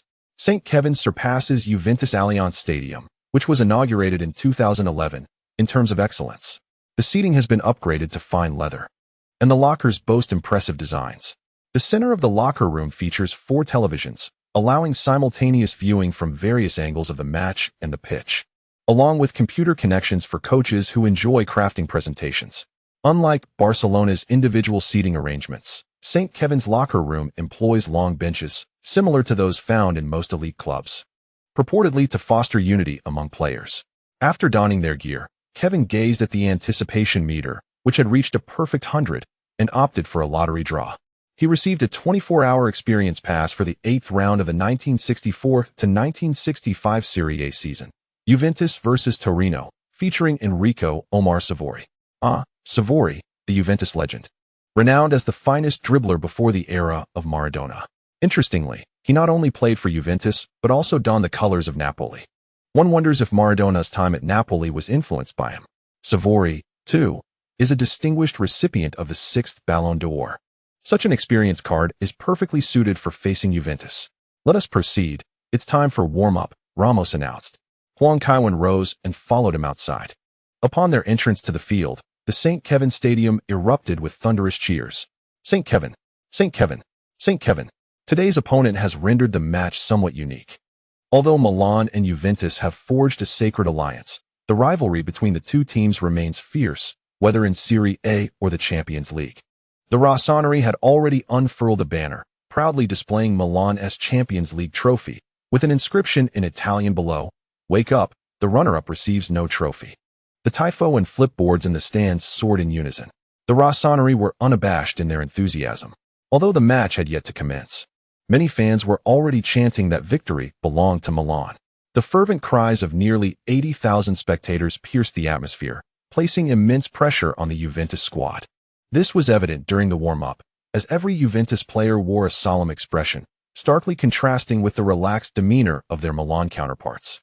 As both teams returned to the player tunnel, this highly anticipated clash was on the verge of unfolding. Indeed, now appearing on camera were Juventus legends Nedved and Trezeguet. These retired players had both experienced the Calciopoli scandal alongside Juventus and fought through Serie B with the team. Their presence today was to witness Juventus triumph over AC Milan. However, this task would not be facile. Let us take a look at the starting lineups. AC Milan adopted a 4-3-3 formation with two defensive midfielders, goalkeeper, Buffon.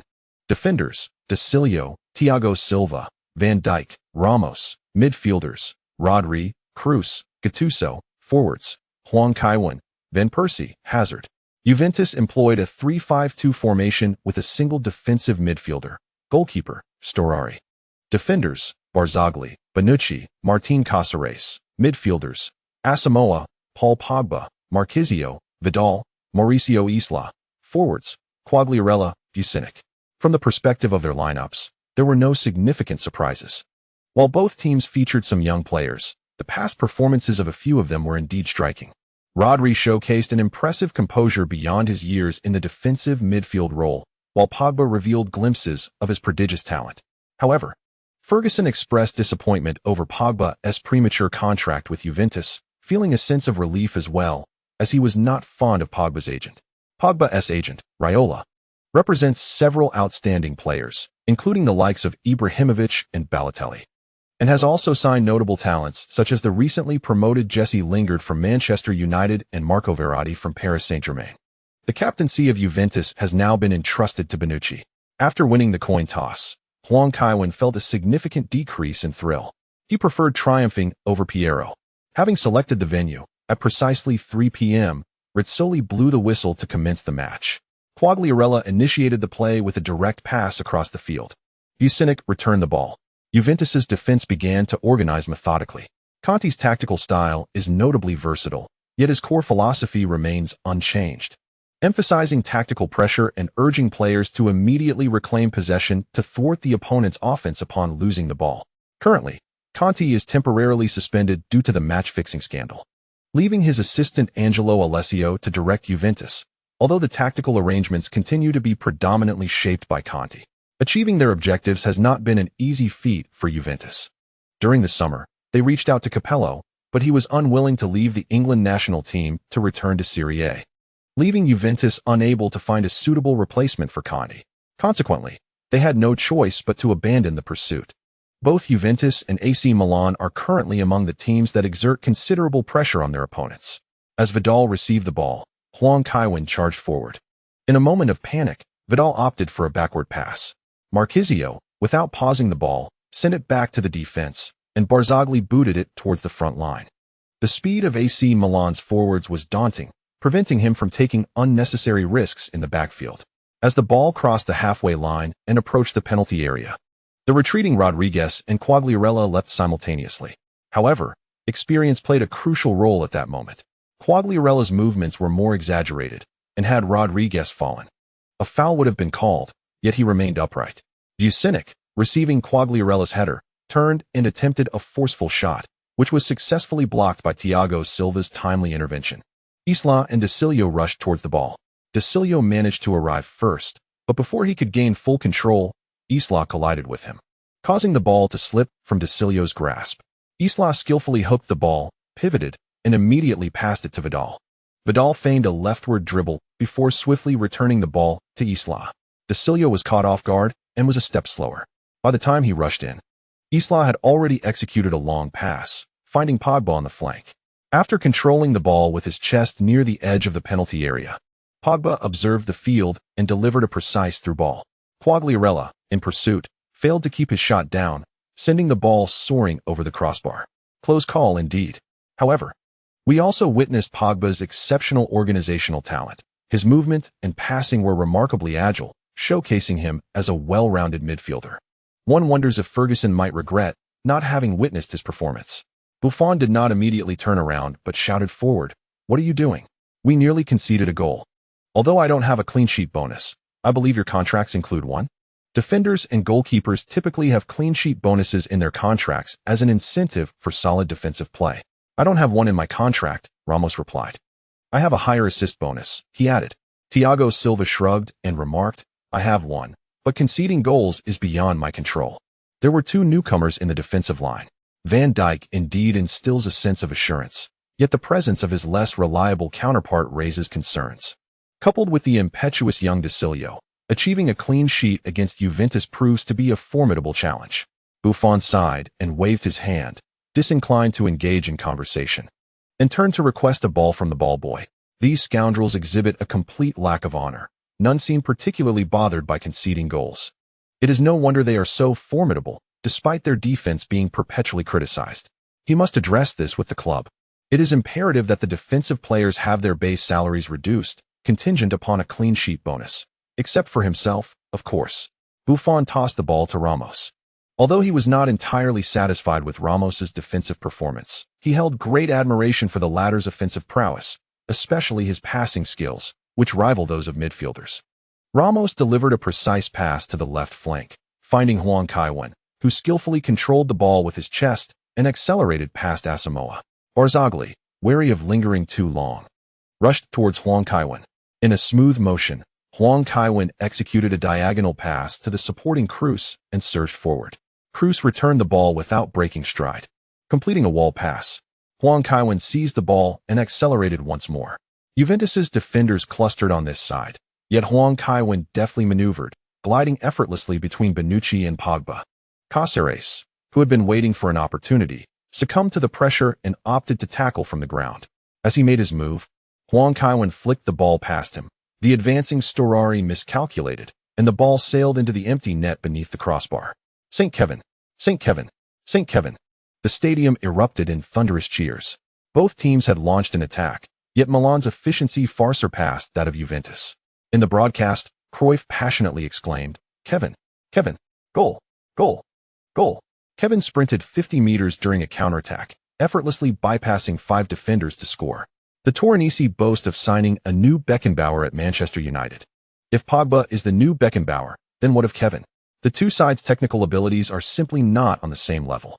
While Pogba may hold significance at Juventus, he wouldn't even secure a starting position at Milan. Our midfield does not require a player so fixated on the ball. The young talents at Milan are acutely aware that the team encourages them to briefly possess the ball, as others can easily resolve the situation once it is in their control. De Bruyne and Cruz possess talents that rival Pogba's, yet they never cling to the ball. In front of the television, Del Piero felt that Cruyff had gone a bit overboard. De Bruyne and Cruz do not match Pogba's ability to advance the ball with such force. However, witnessing Huang Kaiwen surrounded by his teammates, the former Juventus captain conceded that Pogba is unworthy even to carry Huang Kaiwen's shoes. I apologize for the numerous typos yesterday. The noise outside was overwhelming, and I was somewhat fatigued, leading to a lack of thorough proofreading. Today has also been a bit late, as my rest has not been quite adequate these past few days. I humbly request your monthly and recommended votes. The chapter concludes. The players from both sides returned to the midfield, while Conte's expression darkened to the point of gloom. The goal appeared to have been conceded by Juventus defense with little semblance of effort. However, Conte understood that it was due to Huang Kaiwen's lightning-fast directional changes. Each of his movements surpassed those of the defenders, causing them to retract their feet and shift their weight before they could fully commit, creating an almost playful illusion. His reaction speed was formidable, always a step ahead. Yet, why was Huang Kaiwen able to receive the ball and penetrate the penalty area? His defensive arrangements were far more intricate than mere appearances. Vidal, known for his aggressive and rough style, was assigned to this position alongside Isla to confront Huang Kaiwen, which should have yielded some effectiveness. Angelo Alessio, however, was still too gentle. At this juncture, he ought to have vociferously reprimanded the players. Elisabetta Mascarello, embracing her daughter, remarked, "Do you feel the discomfort of not being able to stand by the sidelines?" She had been with Conte since 2006 and gave birth to their daughter, Victoria Conte, in 2007, though they were not yet married.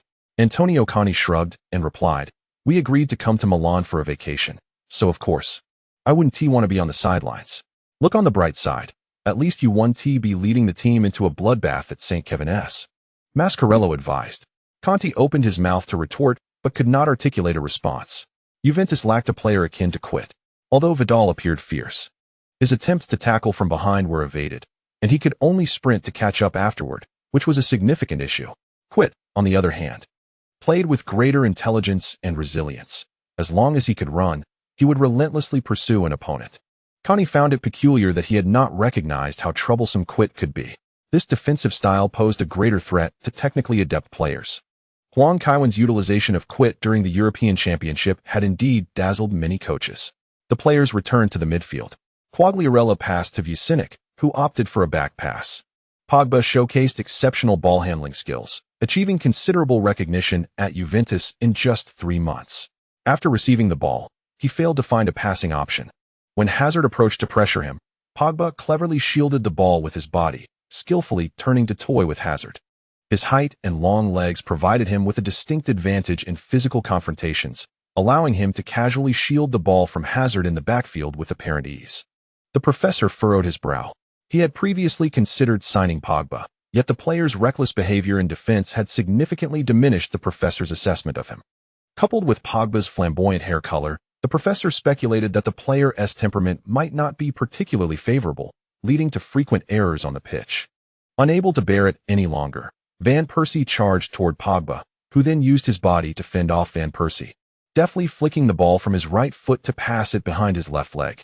His technical ability was commendable, prompting the professor to nod in acknowledgement. However, he still harbored a disdain for Pogba's demeanor. Asamoah seized the ball and accelerated immediately. As a Ghanaian player, his speed is remarkable, complemented by commendable physical attributes. This is precisely why he can perform as a wingback under Conte. Gattuso attempted to intervene, but fell short, and by the time he regained his footing, Asamoah had already surged forward. What remarkable speed! This poses a slight danger, Ramos. Yet, Ramos displayed his precision at crucial moments, deftly directing the ball out of play, resulting in a throw-in for Juventus. Let us discuss the right flank. Ramos's sense of positioning is not as lacking as it seems. However, at times he ventures too far forward, preventing him from returning to his designated position in a timely manner. Nonetheless, when he is in his rightful place, his performance is decidedly impressive. Indeed, Ramos's tackles are increasingly reminiscent of Nesta's, executed with remarkable accuracy and leaving no room for error. As Asamoah prepared to execute the throw-in, Ramos positioned himself beside Quagliarella. VIII was marked by Van Dijk, while the incoming Pogba found himself closely guarded by both Gattuso and Cruz. Kevin Huang lurked nearby. AC Milan's defense in their own half was exceptionally tight. After a moment's contemplation, he took a step back and, with a running start, aimed to throw the ball directly towards the right wing. The ball sped swiftly. De Cilio immediately darted towards Isla, who, recognizing the situation, leaped to head the ball towards the center. Just as Vidal was poised to seize the ball, Kevin Huang lifted his right foot and successfully cleared it with a strike to his chest. De Cilio adeptly brought the ball under control and, without hesitation, delivered a pass forward. "Referee, that has to be a foul," Vidal exclaimed, his fierce appearance matched by his commanding voice. The pressure was palpable. Rizzoli shook his head, asserting, "No foul. Wasn't that a high boot?" Vidal protested. There were no studs raised, no subjective intent to foul. Most importantly, Kevin's supporting foot and lifted leg did not exceed a 90-degree angle, Rizzoli clarified.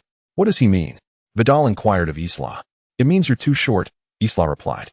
Vidal, taken aback, retorted, "Am I not 180 centimeters tall?" Isla shrugged as he retreated. At this moment, he could no longer catch up with Kevin Huang. But maintaining a strong attitude was still essential. Kevin Huang swiftly advanced into the attacking zone. With Vidal and Isla absent, Marquisio had no choice but to cover for them. Cruz quickly moved in to offer support. With a crisp pass, Kevin Huang, in motion, caused Marquisio to momentarily abandon his pursuit of the flank. However, after a brief pause, Cruz sent a diagonal pass back to Huang. "Charge forward," Marquisio urged. Martin Cáceres hastily exited the penalty area. Yet, Kevin Huang, now in possession on the left flank, showed no intention of entering the box. The surrounding fans gaped in astonishment at his actions. After a slight adjustment, he turned and unleashed a shot with his left foot. It was a strike from a narrow angle just outside the penalty area. Not only Juventus players, but even those from Milan were caught off guard. In the penalty area, the players from both sides stood motionless. Stoller noticed something amiss, but by the time he saw the ball, it had already entered the box. He instinctively leapt to the side in an attempt to intercept it, yet failed to make contact. The ball sailed past the goal line and nestled into the right side netting. Hooray for St. Kevin! St. Kevin! St. Kevin!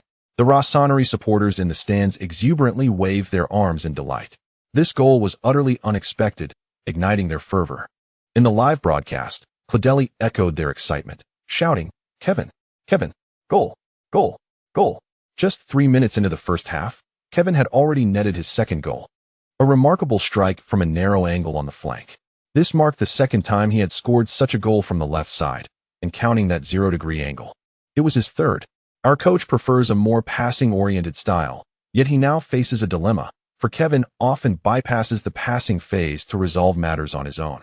Were he at Arsenal, Kevin would undoubtedly deliver the ball into the box from the flank, with a cross followed by a back pass, allowing Dicilio to send it into the penalty area, where Van Persie would slot it home after evading offside.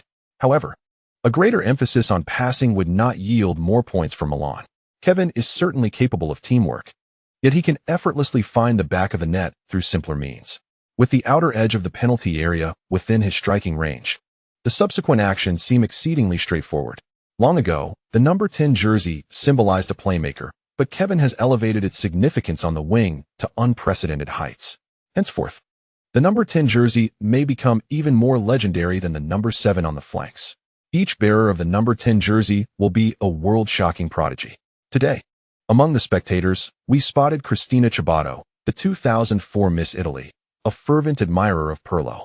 We also encountered Federica Fontana, a passionate Rossoneri supporter, whose fervor is so intense that she shares connections with several Milan players, including being one of Filippo Inzaghi's former girlfriends. Today, we shall witness Fontana emerge victorious once more. Not because she surpasses Ciabato in beauty, but because she stands on the side destined for triumph. Italian starlets often seek to align themselves with a football club for greater visibility. This has become an age-old tactic. Ciabato's predecessor at Juventus, Ferilli, was also an ex-girlfriend of Inzaghi. Inzaghi, in his youth, was quite popular among these moderately famous ladies.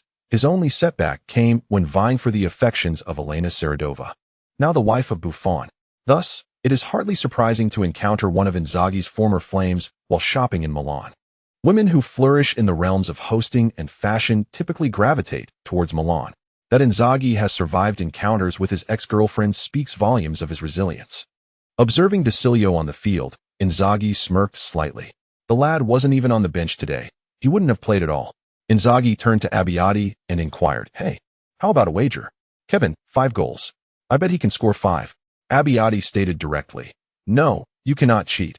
You must guess." Inzaghi roared. The Juventus players were not in such high spirits, having conceded 2 goals right from the start. Storari, somewhat irritated, shouted at Bonucci, "Idiot, if you're going to block, do it quickly. If you can't, then for heaven's sake, clear the line. I would think you were trying to interfere with Milan's goalkeeper." Bonucci wanted to retort, but remembering that he indeed obstructed the goalkeeper's view moments ago, he could only lower his head in frustration. "All right, let us be more attentive next time," Barzagli advised. "Family. Who understands?" He thought of returning to Italy to play as a substitute, only to find himself being taken advantage of both on and off the pitch. If Juventus were to lose him, the team would inevitably disband. Upon receiving the ball, Vucinic passed it back to Quagliarella, who opted for another back pass. As Asamoah received the ball, he charged forward. Conti in the stands couldn't help but cover his face. Football intelligence is crucial. Perhaps in other teams, Asamoah's style would suffice. But Juventus cannot afford to slow the pace after gaining possession. Are you going to charge into Milan's penalty area, or just wait to be countered? Comparing attacking efficiency with AC Milan is akin to Balotelli challenging Socrates for an IQ test. This time, Hazard was cautious as he extended his foot. He quickly adjusted his weight to retreat, observing Asamoah's feet, seizing the opportunity to deftly hook the ball back to himself. He swiftly executed a wall pass with Rodri and surged forward with the ball. "Pass it to the left flank. Quickly. Pass it to the left flank," the professor shouted from the sidelines. Hazard glanced at Pogba before noticing the 3 defenders surrounding Kevin Huang, momentarily unsure of his next move. Pogba had already closed in, but fortunately, Ramos surged ahead. Hazard instinctively passed the ball to Ramos, who took a couple of strides forward before pivoting to deliver a long pass. Both sets of players rushed towards the ball's landing point. Van Persie's movement attracted significant defensive attention, and Kevin Huang suddenly burst forth from the left, startling Caceres. However, at this point, he could no longer halt Huang's advance. Huang squeezed between Marchisio and Bonucci, chesting the descending ball back up, and then turned to unleash a volley, striking the ball fiercely with his right foot. It thundered forth like a storm, echoing the fury of the skies. This time, Storari had a clear sight, with no obstructions. Yet he hesitated to make a save because the ball seemed destined for the stands. As the ball descended within the 6-yard box, he merely extended his arm, and the ball slipped through the space between the post and the crossbar, crashing into the net. Damn, I've been deceived. Storari felt like a fool, having been confident moments before that a save was unnecessary, only to see the ball nestle into the net. In such close proximity, executing a curling shot proves to be quite challenging, and performing a volley is even more daunting. Yet, for Huang Kaiwen, it posed no difficulty whatsoever. With effortless grace, he struck a curling shot that rendered him the focal point of the moment, leaving Storari to sigh in resignation as he remained rooted to the spot. Once, he had served as a makeshift savior for Milan, but ultimately, he could not secure his place there. Reflecting on Buffon's choices, he felt a twinge of regret for not insisting on remaining at Milan as a substitute. After all, as a substitute, staying with Milan would at least grant him the opportunity to win more championships. The atmosphere at St. Kevin's Stadium was jubilant. Defeating Juventus had all but secured the league title for Milan, who were unlikely to falter by February next year.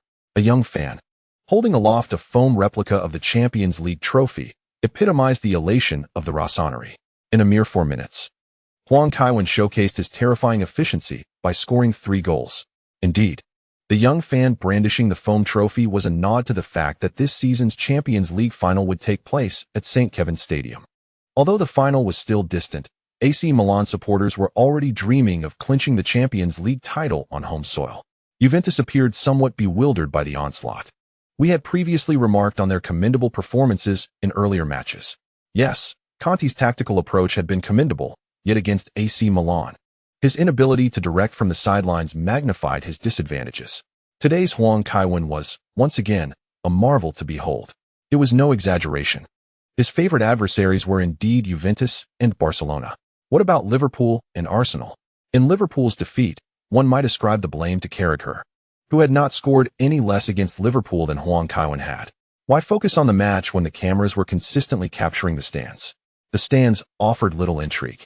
Even the new Serie A femme fatale dared not undress, unlike Farilli, who had captivated 4.6 million viewers back in Italy. Lazio's Anna Fulci was equally captivating, her figure evident even when viewed from the side. Have you noticed that Europeans tend to wear makeup that appears somewhat aged? Perhaps it's a trend, but they certainly seem to mature quickly.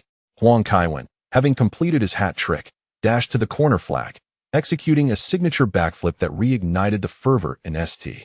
Kevin's Stadium. The Rossoneri had not witnessed such passion from Huang Kaiwen in quite some time. Milan supporters expressed concern that Huang Kaiwen might pursue cycling after retirement, given that the World Cycling Association had not abandoned this ambition. If they could not cultivate a high-profile athlete, they might as well recruit one from another sport. Huang Kaiwen's cycling proficiency was commendable. Those familiar with the London Ironman competition would recognize that the cycling segment of the triathlon had limited Huang Kaiwen's performance due to the restrictions on drafting. The sight of Huang Kaiwen embracing his teammates brought a sigh of relief to the Rossoneri. Meanwhile, on the couch, Pirlo had picked up the remote, contemplating switching off the television, yet hesitated to press the red button. He was eager to watch the home team face AC Milan, but the match was unfolding in a manner far from his expectations.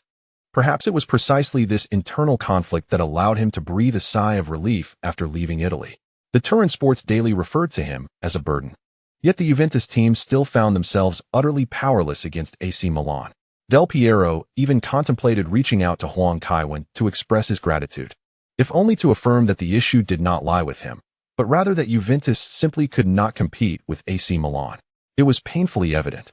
Merely 5 minutes into the match, the morale of the Juventus players was conspicuously low, regardless of any excuses. Conceding a goal within the opening minutes was a significant blow to their spirit. The youthful players wore expressions of bewilderment, while the more seasoned members displayed a resigned demeanor, complaining about teammates, arguing with opponents, and cursing the referees were merely manifestations of their accumulated frustrations. Faced with the formidable AC Milan, could they possibly turn the tide? Pogba recalled his brief spell with Manchester United, where the likes of Rooney had warned him about the terrifying prowess of Hwang Kaiwan's AC Milan. He felt that those Englishmen had been utterly intimidated. His summer transfer to Juventus was motivated not just by financial incentives or positional opportunities, but also by a desire to challenge Hwang Kaiwan's dominance. Wouldn't it be easier to directly defeat Hwang Kaiwan and claim the Ballon d'Or? The TIM Cup had already seen them succumb to AC Milan that summer. Yet, Pogba believed that the AC Milan of that time bore no resemblance to the team they faced today. Confronted with Hwang Kaiwan's AC Milan and witnessing his performance, he realized just how formidable an opponent he was up against. Aside from a solitary dribble at the beginning, Pogba hardly moved, while his counterpart netted a hat trick.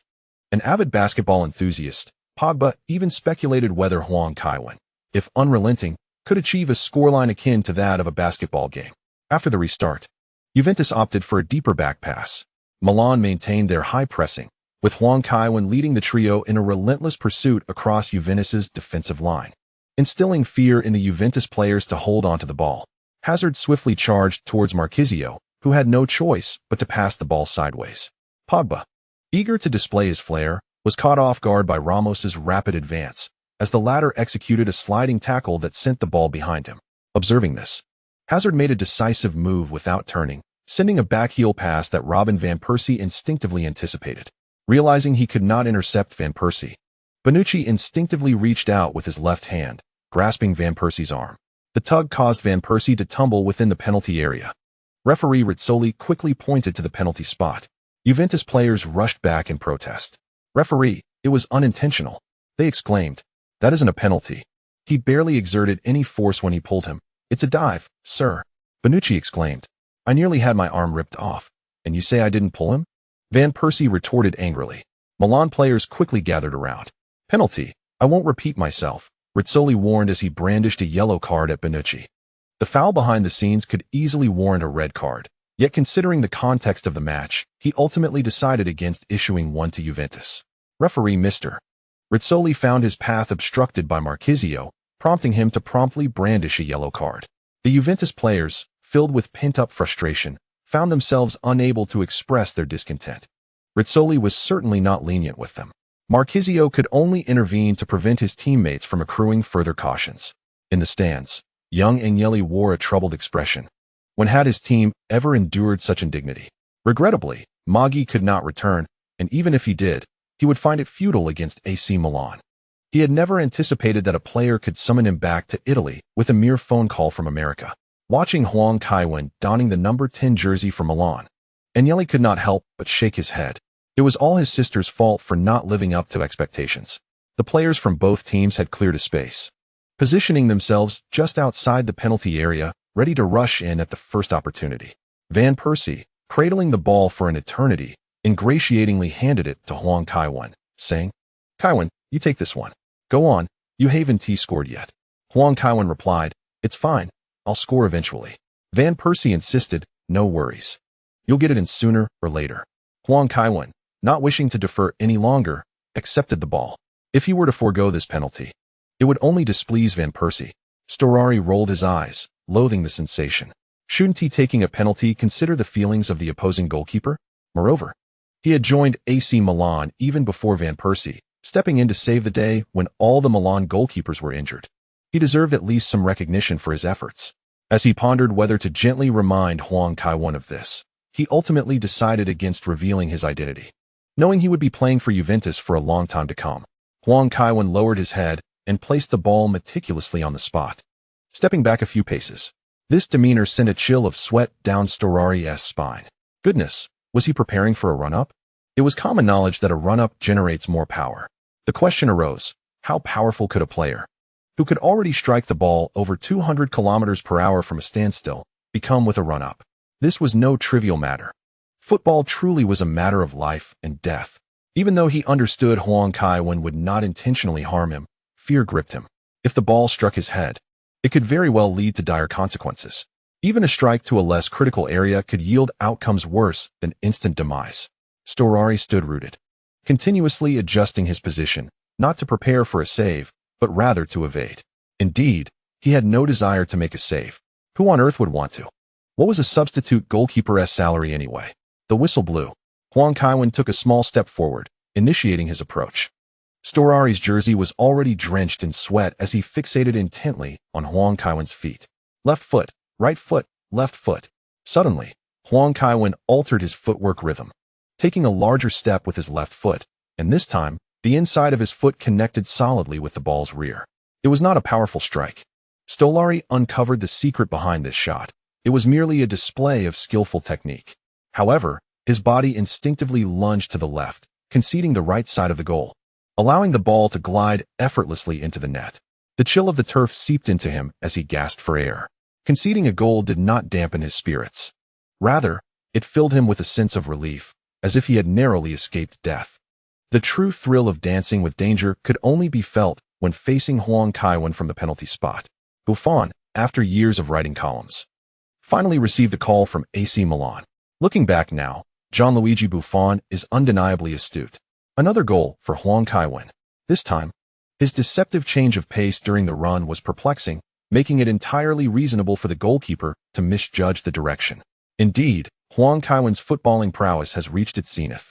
Whenever he desires, his technical skills enable him to execute a variety of shots, and this penalty was merely a slight challenge. Juventus is suffering gravely, as they face yet another onslaught from Huang Kaiwen. Within just 6 minutes, he might very well replicate the miraculous feat of scoring 5 goals in under 10 minutes. Yes, Huang Kaiwen is in exceptional form today. The professor clapped his hands in delight, maintaining an air of elegance even in his long down jacket. Nesta inquired, "Chief, when shall we substitute Kaiwen?" "Huh." The professor rubbed the back of his head, asking, "Are we substituting now?" "I'm unsure. It's your call." Nesta glanced at his notebook, stating, "Previous coaches would substitute him immediately after he scored 5 goals, and I've noticed that after 4 goals, the 5th often follows swiftly, making it prudent to warm up the player at this juncture." As one of the data analysts, Nesta paid particular attention to Huang Kaiwen. The statistics were startling. Although he had played numerous matches in recent years, his playing time significantly lagged behind that of his teammates. His goal-scoring efficiency defied conventional norms, as even the top players typically score about 1 goal every 90 minutes. "What about that Portuguese fellow?" the professor asked, standing with his arms crossed at the sideline. "Who?" Nesta replied. "Jose Mourinho. When would he substitute Kaiwen?" the professor inquired. Nesta flipped through his notes, stating, "He substitutes immediately after the 5th goal against strong teams, denying Kaiwen any time to celebrate. Then we shall wait until the first stoppage after Kaiwen scores to make the substitution," the professor decided. Nesta questioned, "What significance does that hold?" Regardless of how one thinks about it, it seems to be a petty rivalry with Mourinho. The newly appointed coach possesses impressive theory and skill, yet in certain respects, he displays a startling naivety. Can it truly be that only the naive can become great coaches? Nesta couldn't help but glance back at Inzaghi, wondering if this individual truly possessed any talent. Once the game resumed, Juventus players appeared eager to retaliate. Isla, upon receiving the ball, forcefully attempted to break through Huang Kaiwen, prompting Desilio to rush in for a tackle. Isla promptly passed the ball to the advancing Vidal, who, in his run, failed to control it properly, sending it astray. Thiago Silva promptly seized the ball. Vidal, having lost possession, resorted to using both hands and feet. However, such tactics proved ineffective against Silva. The latter, with great strength, sent a back pass while bearing down on Vidal. Sensing the precarious situation, Buffon, having anticipated the play, launched a powerful kick, sending the ball soaring past the halfway line towards the right flank. Pogba was not in his designated position. Yet, when Marchisio and Hazard contested the aerial duel, they both held a physical advantage. Hazard, unwilling to relinquish the ball while on the ground, stretched out a foot to intercept, causing the ball to deflect off Marchisio's leg and go out of bounds. "Foul! This is a foul!" Marchisio exclaimed, visibly agitated. At this moment, Rizzoli resolutely awarded possession to AC Milan. Although he needed to consider the emotions of the Juventus players, such an unmistakable decision could not favor Juventus. Marchisio pinched his right nostril with force, leaving a mark on the ground as he turned to retreat. Ramos swiftly retrieved the ball and hurled it back into play. Hazard surged forward with the ball, and Marchisio instinctively closed in on him. This was no mere act of defense, it was a clash of wills. Barzagli retreated to the penalty area, maintaining a watchful eye on Van Persie alongside Bonucci. As Marchisio sprinted, he realized that this Belgian's resilience was greater than he had anticipated. He had been leaning heavily into Hazard, yet the latter maintained his balance and did not falter. The two entangled, racing towards the goal line, and as Marchisio lunged for an interception, he was caught off guard when Hazard evaded him, slowing down and causing Marchisio to lose his footing, ultimately sending the ball out of bounds. The first corner kick of the first half saw Huang Kaiwen seemingly disinterested in taking it. Hazard positioned himself at the right corner flag, took a few steps back, and delivered the ball. Van Persie collided with Barzagli, but the ball did not travel far. Huang Kaiwen executed an exquisite bicycle kick. The ball found its way into the net, leaving Storari with no chance to react from such close range. At 7 minutes and 41 seconds, Huang Kaiwen inflicted yet another devastating defeat upon Juventus, and with less than 10 minutes played, the outcome for Juventus was already sealed. Quit warmed up on the sidelines. Likely to replace Huang Kaiwen, Quit proved to be invaluable, filling in wherever needed, making this transfer a remarkable bargain. Tensions flared between Van Persie and Pogba, indicating a fracture in Juventus morale, even as Van Persie celebrated his goal without provoking them. The paramount task for the Juventus players was to regain their composure. They must not succumb to despair simply due to a significant deficit. Immediately after the kickoff, clashes erupted, with Vidal exhibiting fierce determination in an attempt to reclaim the ball. But Huang Kaiwen emerged with possession. AC Milan players protested, and a scuffle ensued. The coach, taken aback, quickly regained his composure and anxiously shouted from the sidelines, "Stop fighting. Please, do not continue this." The chapter concludes with an account of a chaotic match in which numerous players from both sides were penalized. Referee Rizzoli issued a staggering 7 red cards and 11 yellow cards, ultimately leading to the game being called off at 71 minutes. Had he not exerted control, the match could have been prematurely terminated. Now, Rizzoli faced the daunting task of composing his post-match report. A game that drew global attention devolved into an 8 versus 8 scenario in less than 10 minutes, and before the first half concluded, yet another player was sent off. Regardless of the Italian Football Federation's attempts to cultivate his officiating skills, this match would remain a blemish on his record. With a wry smile, Rizzoli reflected on the absurdity of the situation, especially considering the Federation's insistence on assigning him to officiate Juventus and Milan matches. At this juncture, Rizzoli had clarified his thoughts. The eruption of conflict stemmed from Vidal's foul, and irrespective of the Federation's intentions, he would demand severe punishment for Vidal. In the press conference room at St. Kevin's Stadium, Angelo Alessio and the professor took their seats on the podium. Due to the farce that transpired, the professor did not bring Kevin along to the press briefing. What were the main issues arising from today's match? Milan is a team known for its propensity for brawls, and many believe that the Italian Football Federation should impose stricter penalties on Milan. Do you think Vidal's red card was excessively harsh, Mr. Wenger? The journalist seemed more preoccupied with the conflict between the two teams than the match itself. The professor, frequently in the spotlight, took the microphone and stated, "I have always emphasized that referees must protect technically gifted players, as this enhances the spectacle of football and attracts more fans. When skilled players alter their style of play, football stagnates, and fans will abandon the sport. With so many entertainment options available today, capturing the audience's attention relies on star players, and Kevin is among the most technically proficient players on the planet. Thus, I see no issue with Vidal's red card." A reporter inquired, "Is it the team style for AC Milan players to frequently engage in altercations with opponents?" The professor pondered for a few moments before responding, "I do not endorse players fighting with their adversaries. However, it is worth noting that a former Milan player, Marco van Basten, retired due to an opponent's foul. Had Van Basten had such teammates, he might not have retired so early. So, do you imply that you condone AC Milan players engaging in fights?" The journalist pressed. When the law fails to deliver justice to the aggrieved party, personal retribution becomes justifiable, even noble. This sentiment echoes a line from The Return of Sherlock Holmes, Milverton. What I mean to convey is that no rule can guarantee absolute fairness when external influences are at play. Thus, I will not punish players for today's events. The professor remarked with a smile. "And if the fouls committed by AC Milan players precipitated a brawl?" Another reporter asked. The professor replied, "Individuals must take responsibility for their actions. Following a foul, Whether one seeks to de-escalate the situation or incite further conflict depends on the player's approach. I cannot dictate how each individual should act, but I will later advise them on how to handle such situations more effectively. Do you think today's match will be more challenging with Conti on the sidelines? Another journalist inquired.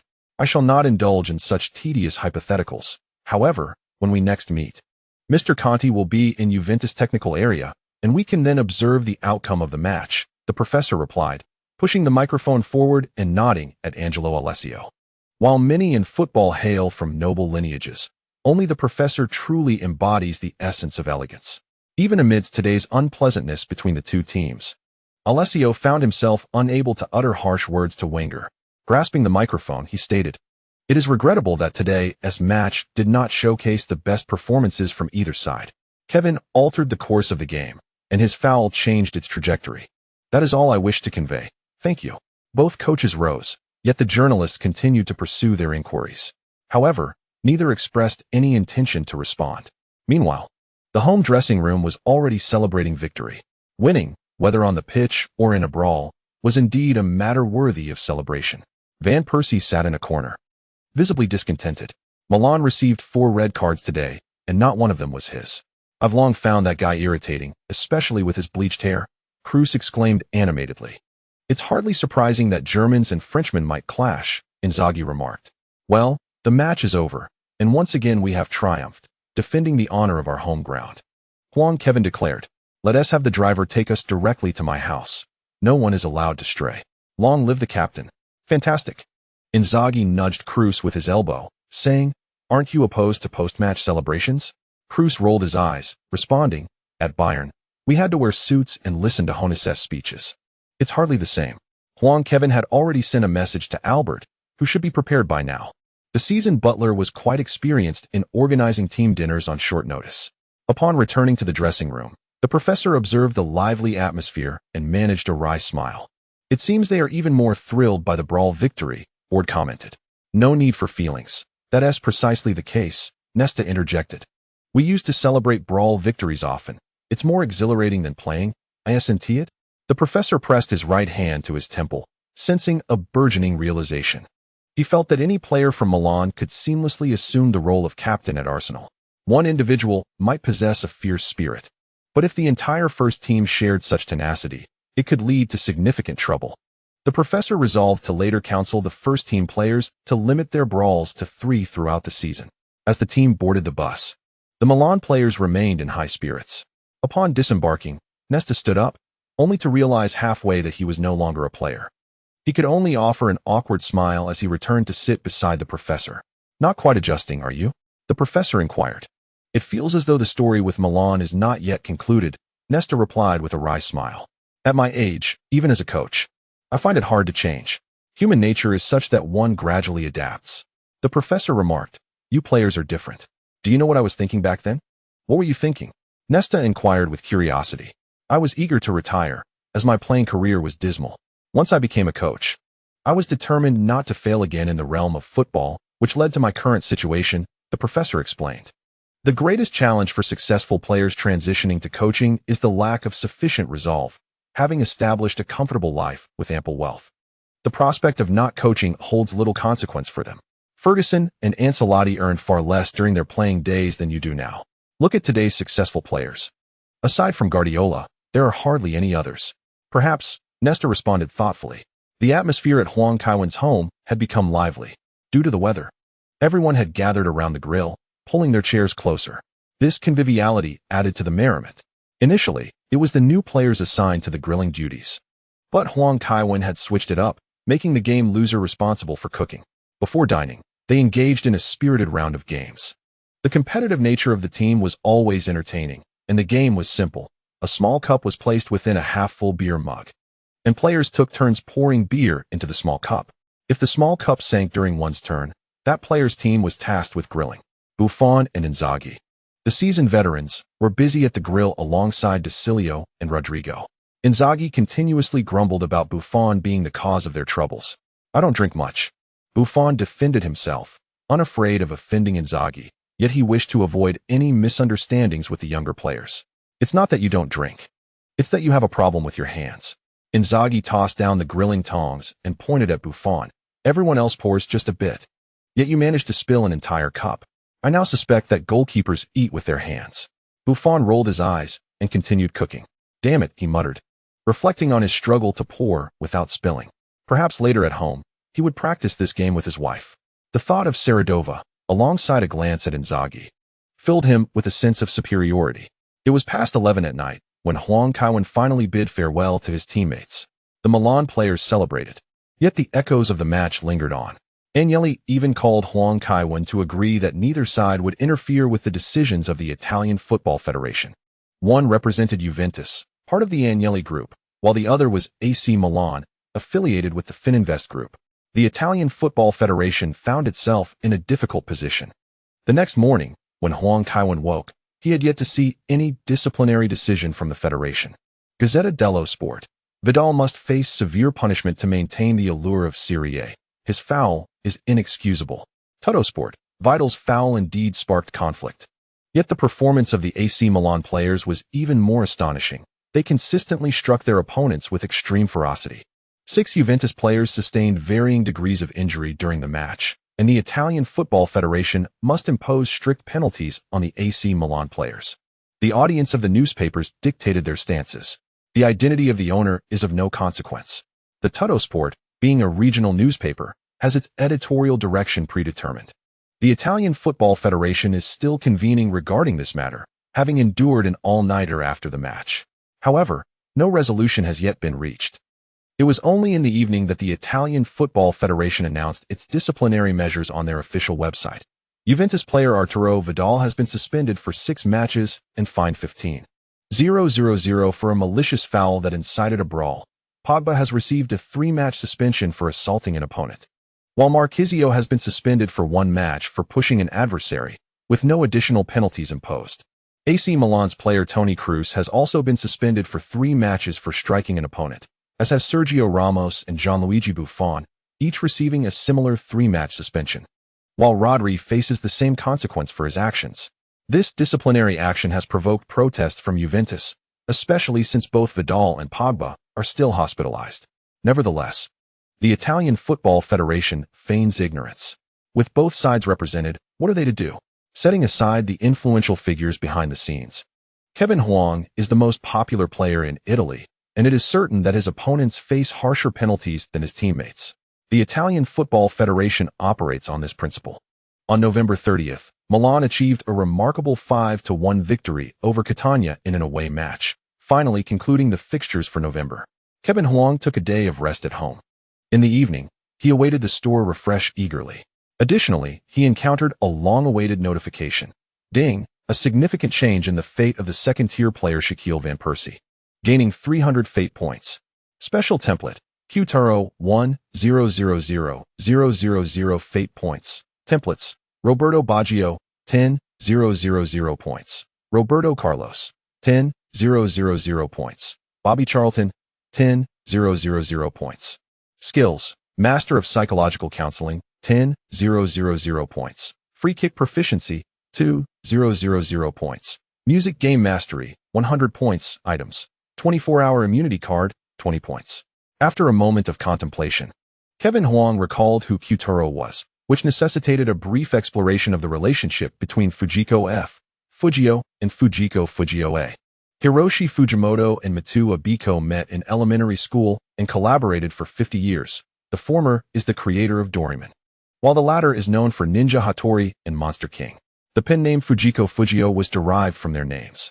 Both manga artists were staunch leftists, with Abiko even having illustrated comics with red covers. They parted ways due to their desire to create what they loved. Yet they continued to use the pen name they had established together.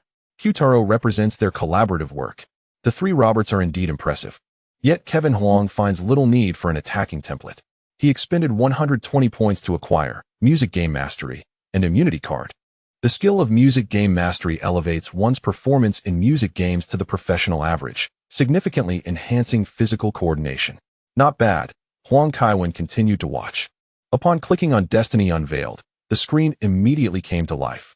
Following the match against Juventus, Van Persie was exceedingly displeased that he did not receive a red card.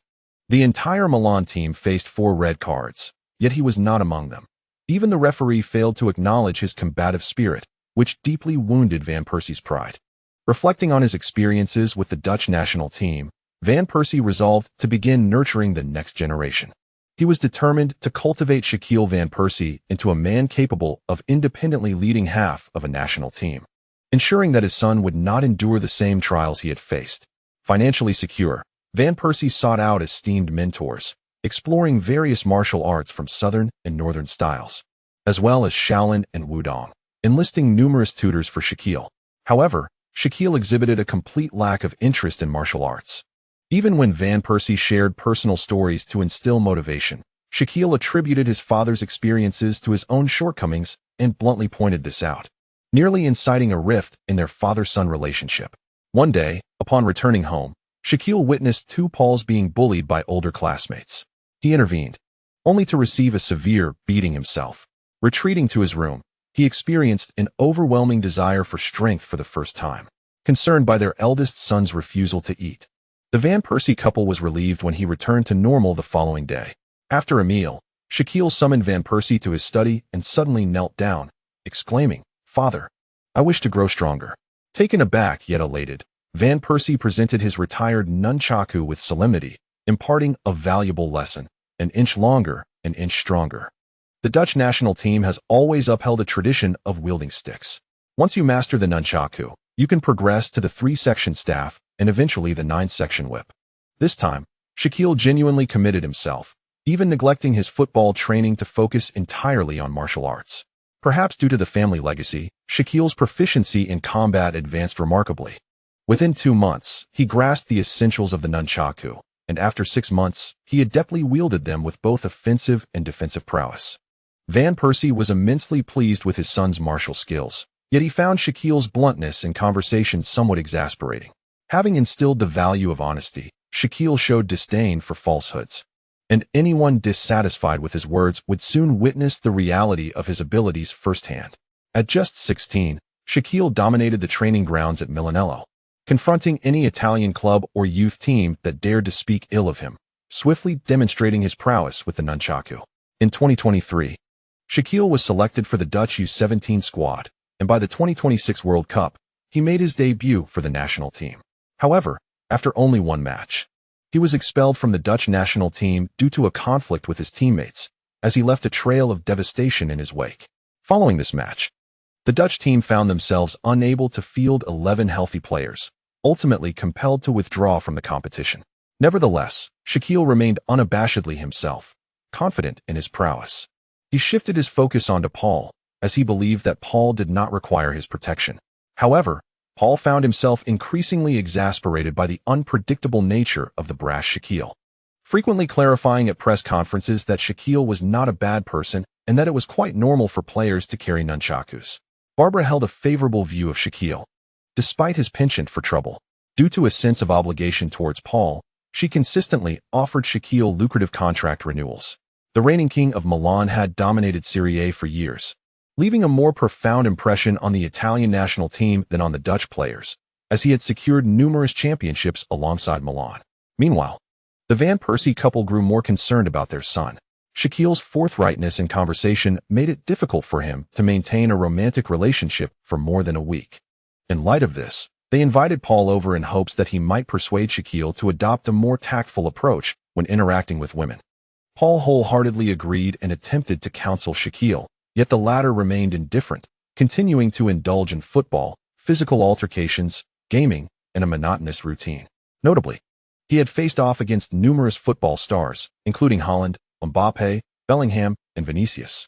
One day, Shaquille approached Paul with an air of mystery, revealing that he had fallen in love. Paul was taken aback and expressed a desire to meet Shaquille's girlfriend. After much hesitation, Shaquille confessed that his relationship was conducted online and that he planned to meet his internet acquaintance after the season concluded. Paul cautioned Shaquille about the unreliability of online relationships, but Shaquille was resolute, having already immersed himself in this newfound affection. The allure of online romance stemmed from the absence of everyday living together and the avoidance of each other's flaws. Believing he had found his soulmate, Shaquille dismissed Paul's warnings, leaving Paul feeling powerless. Curiosity piqued regarding the nature of Shaquille's girlfriend, Paul found solace in the fact that only one match remained, the Champions League final. On May 26th, Shaquille assisted Paul, leading to a penalty awarded to Paul, who scored from the spot.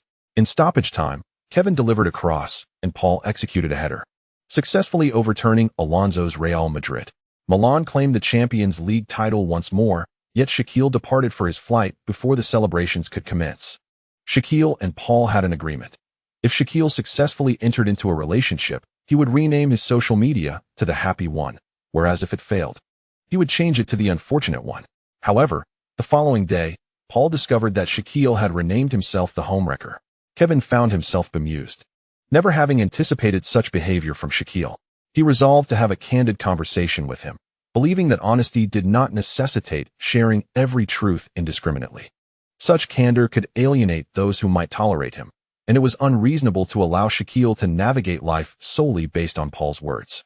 As December approached, more teammates celebrated their birthdays, leading to an increase in Kevin's expenditures. If this continued, he feared that the household finances would soon dwindle. Fortunately, the upcoming Club World Cup was to be held in Japan, providing King Paul with an opportunity to reap some rewards. Huang Kaiwan believes that this must be a reward from the heavens for his honesty and reliability. If given the option, he would prefer to hold the World Club Cup in Japan every year, regardless of the long journey it entails. One cannot deny that the Japanese are genuinely willing to spend money on their idols.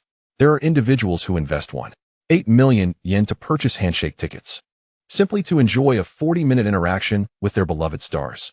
For 20,000 yen, one can acquire a decent experience with Daikabo, while the renowned photo book queen, Takasaki Seiko, was reported to have earned only 400,000 yen in one night. Those who do not follow celebrities can hardly comprehend their actions. If it weren't for Huang Xiaowang's commitment to his craft rather than his persona, he would have surely been overwhelmed by the fervor of Japanese housewives.